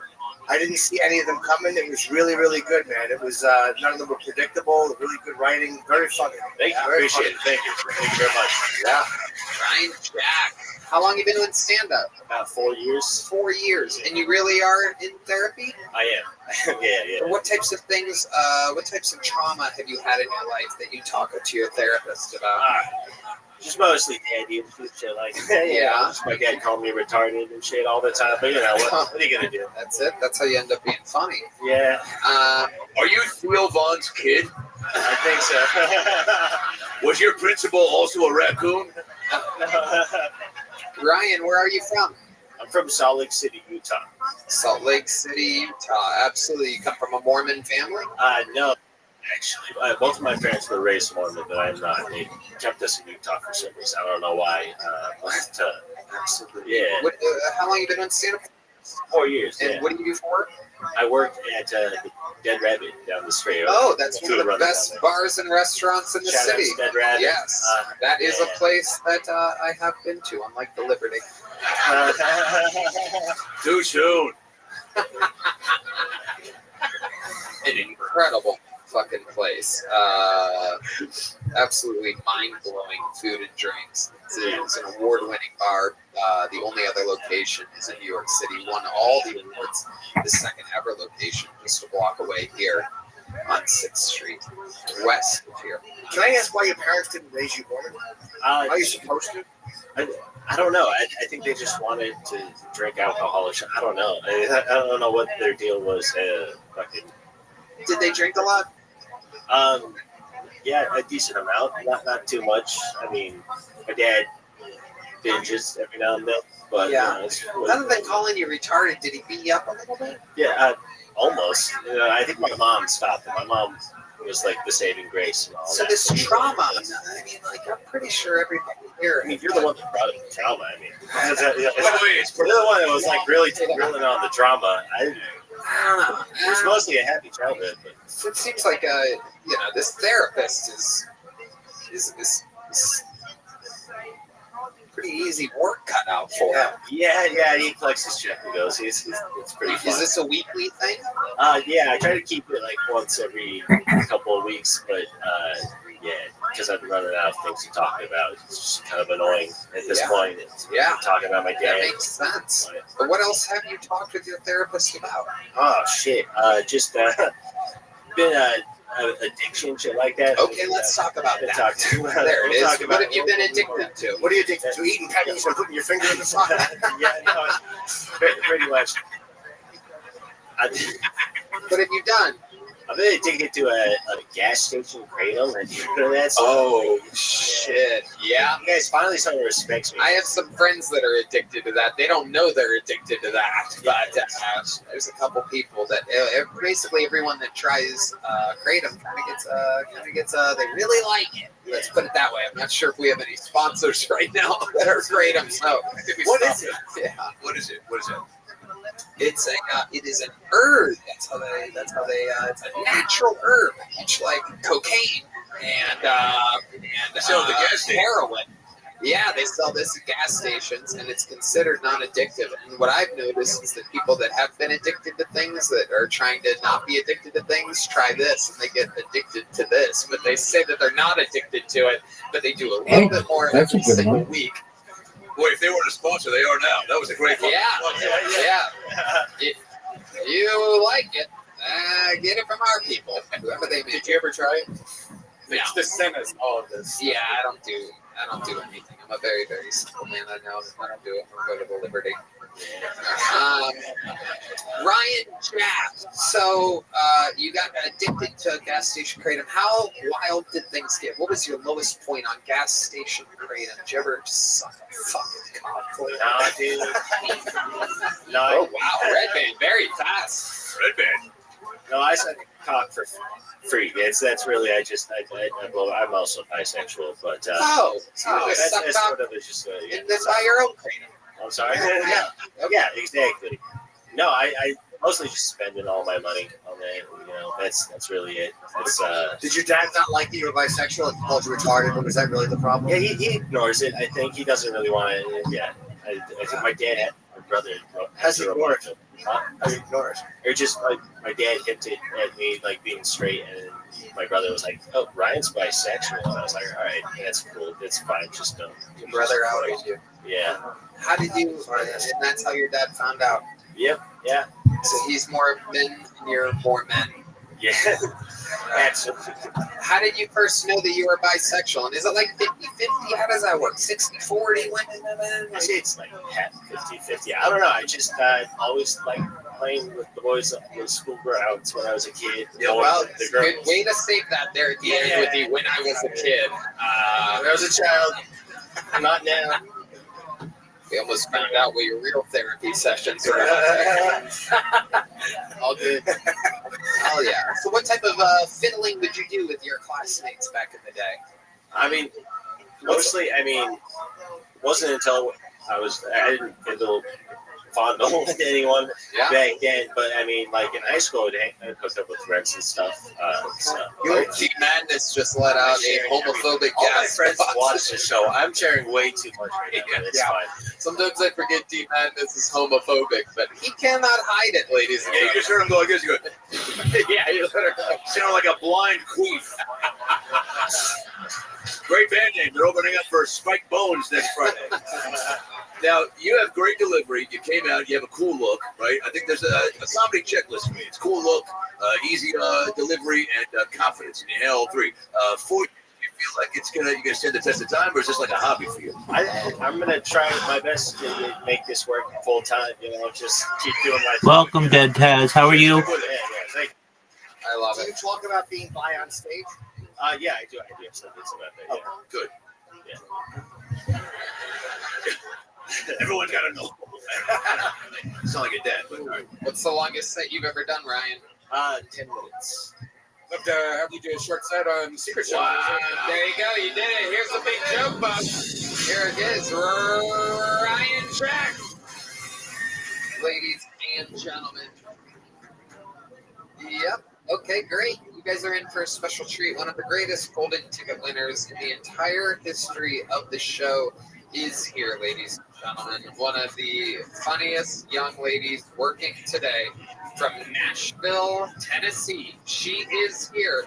Ladies and gentlemen, this is a brand new minute from Fiona Cawley, everybody. You know her, you love her, Nashville's finest. Many-time performer on the show, golden ticket winner. This is a brand new minute from, make some noise for Fiona Cawley, everybody.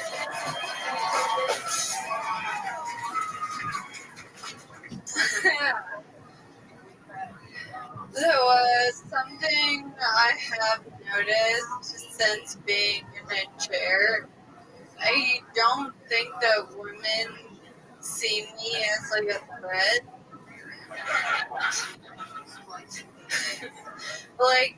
To their romantic relationships, which I find fucking ridiculous. Because I am perfect height.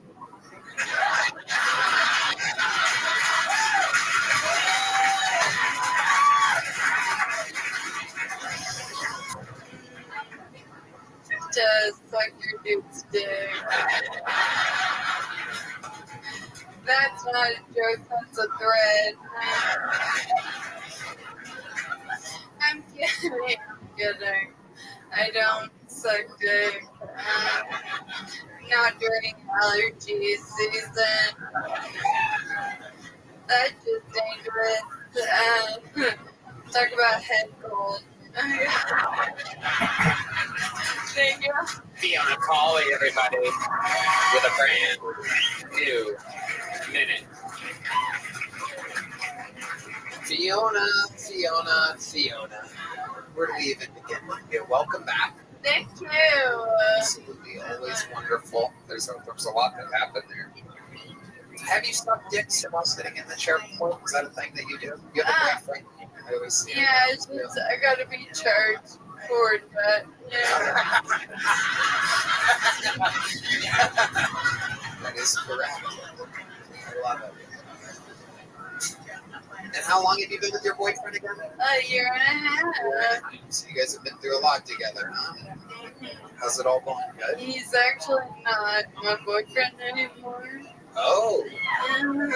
My fiance. Whoa! Look at that! Wow! Oh my goodness! Wow! Incredible. So until really soon to you part. Yeah. Fiona gets it. Yeah. Canadian. Okay, she's not laughing as hard as I was hoping she would be. Keep it in, Yodi. No, it's just nice. He doesn't have to worry about like a runaway bride. That's true. Or a prenup. That's true. Or a prenup. Good point. You get rid. No one knows how to stop the momentum faster than old Red Man here. A prenup? Anyway. So what's going on? Are your parents excited? Is your dad going to roll you down the aisle?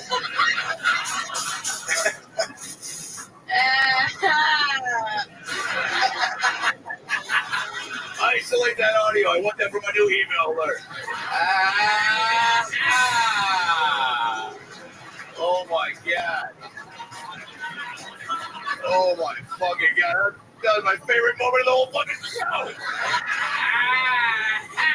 There are so many. The wedding. I mean, I can't even imagine. We're going to tie a bunch of like cans and stuff to the back of your chair. Just married on the back.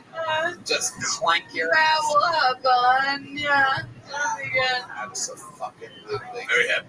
Yeah. Thank you. Anyone can do it, you know? It's true. It's true.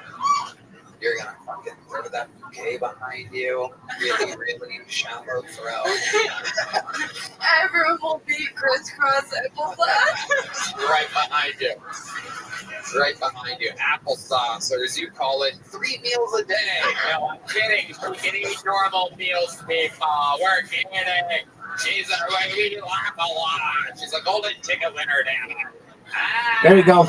I'll be right back. I have to use the restroom.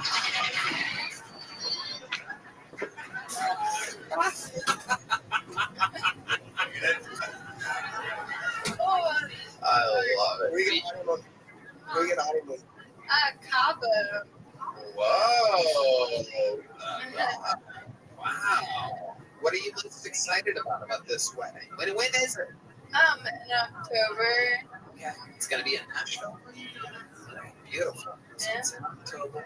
What are you excited about? What's it? The tax break.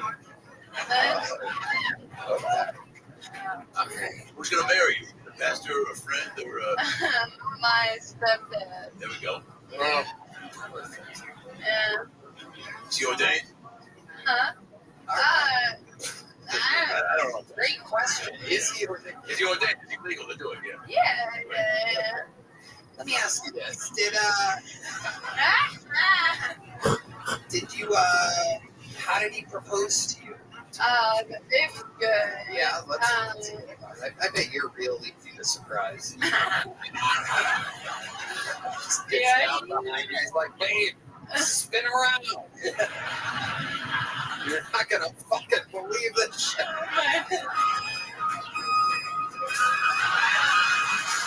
There he is.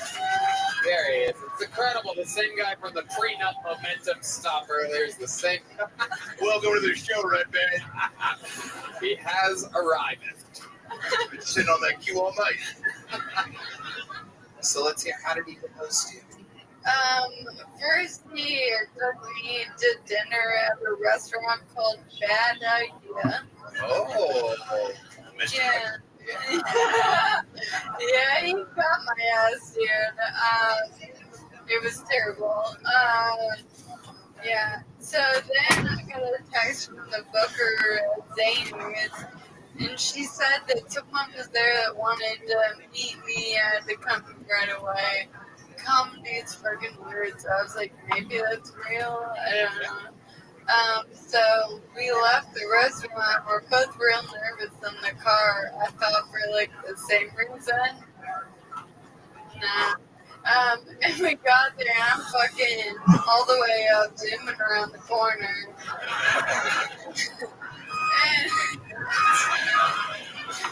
And then I see the zaniest photographer, and I was like, what the fuck? And There's always a photographer there, always there, ready to ruin a great surprise. and then Matt goes, come back here for a second. I looked up at the marquee, and it said, will you marry me? Oh my god. Wow. Now, did you say, that's so sweet. Did you immediately say yes, or did you go, let me think about it? No, it's a really beautiful story. Sorry, I had to do that. But wait, so how long ago again? A year ago? The proposal? Yeah. That was a week ago. Oh my God. A week ago, she's still on the same chair charge that she hasn't even had to plug in yet. Did you play PlayStation on that too? There's a fucking USB right here. Is it really? Yeah, I can charge a babe. That's incredible. Yeah.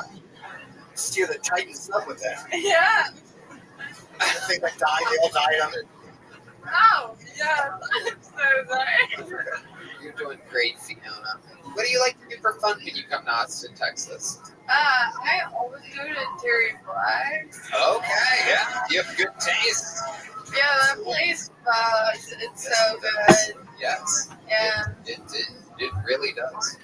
What's your favorite thing to get when you're there? You're gonna hate me. Oh boy. The mac and cheese. You go to Terry Blacks for the mac and cheese? Oh, look at all the fat asses going crazy for this. Just a bunch of people on their last breaths. No, everything else was good, but the mac and cheese, are you fucking kidding? Let me tell you something, Fiona. We're trying to take care of you here. I'm gonna have you talk to a doctor. His name's Frank DeMint. Why you didn't make him say prefix to text? Fiona, we'll call we bad news. Mac and cheese is not a good idea if you want to say it. Look where you say it. Fiona, you are absolutely unbelievable. Everybody loves you so goddamn much. You're such a part of the family. Congratulations on the October wedding. Make some noise for Fiona Cawley, everybody.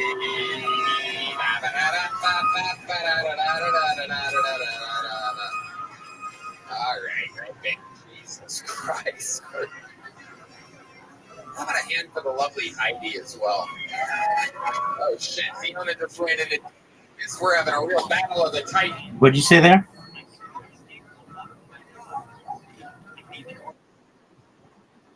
I think that's an excellent idea. I may be doing the same. Sweet dreams to you, and I will see you in the morning.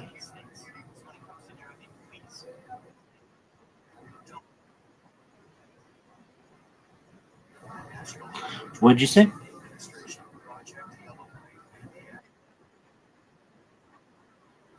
Why don't you just keep it plugged in?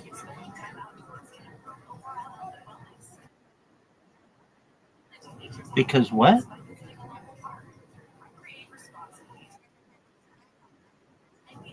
You don't have a plug on you?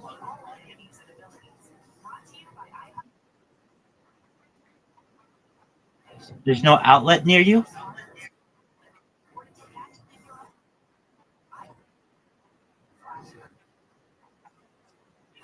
Do you have an extension cord?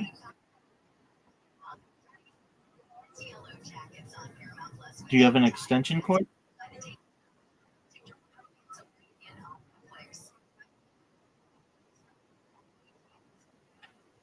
You are so difficult to hear. It sounds like you're talking with a pillow over your mouth. What are you saying?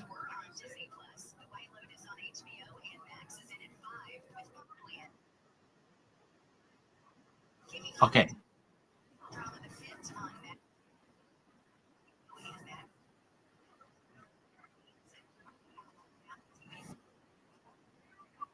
Okay. Sounds like a plan. I mean, hey,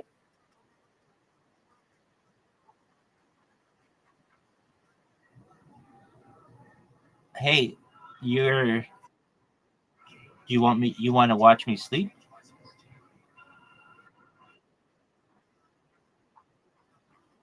Absolutely.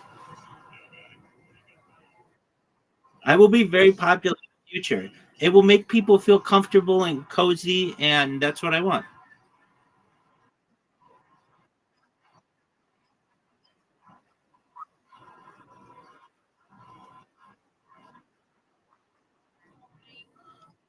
Okay.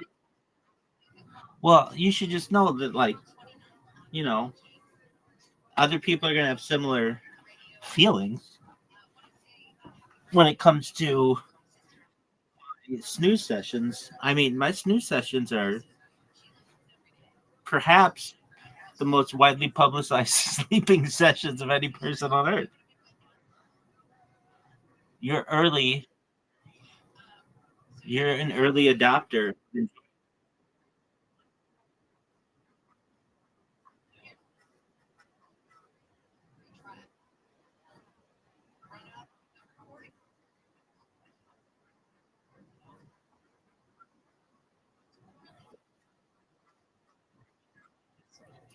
Okay. Do you have a Do you have an extension cord?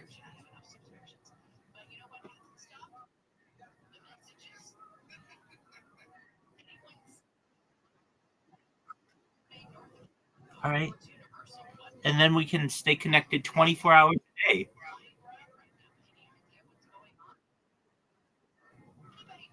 You know I love it.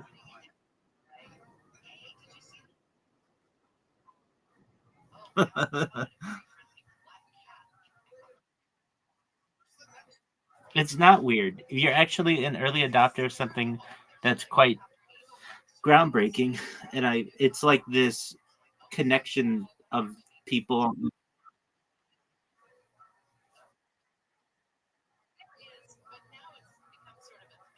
All right, you get your sleep.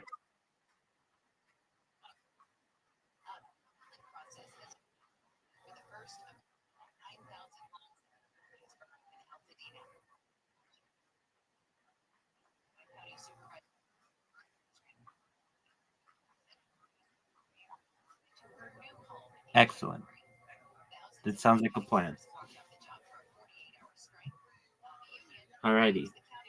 Sweet dreams to you, and I hope you get your beauty rest. Night night.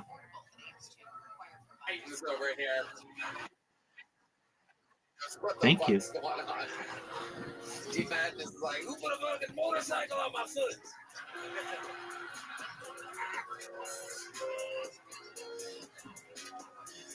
Oh my god. We having fucking fun tonight, huh?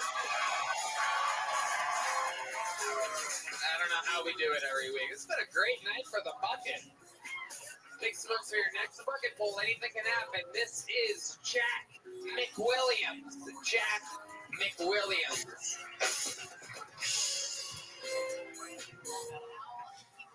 I hooked up with a girl the other day, and when I asked for consent, she said, before we go any further, I need to tell you my safe phrase so that you know when I feel uncomfortable and I want you to stop.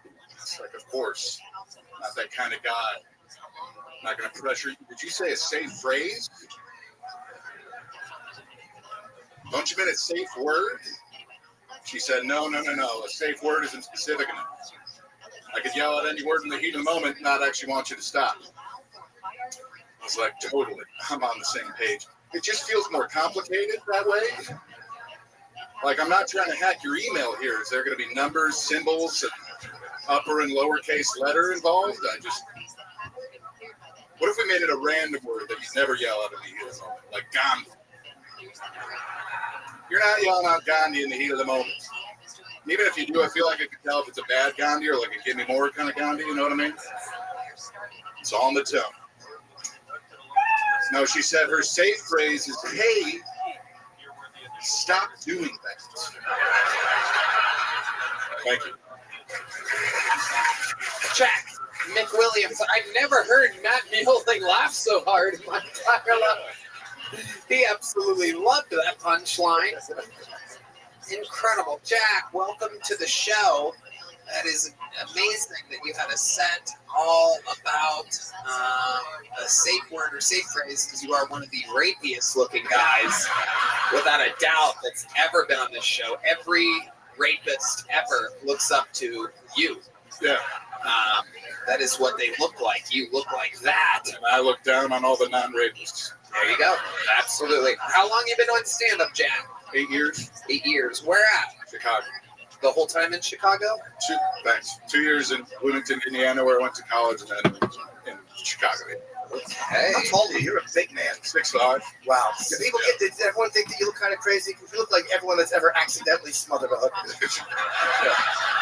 Like you didn't mean to do it. You apologize after, but it just happened. Yeah. No, I'm very apologetic afterwards, and it's hard to know my own strength and size. But yeah, we're figuring. Well, you're holding that mic. What a fucking giant. It's like me with a dog dick in my hands. Yeah.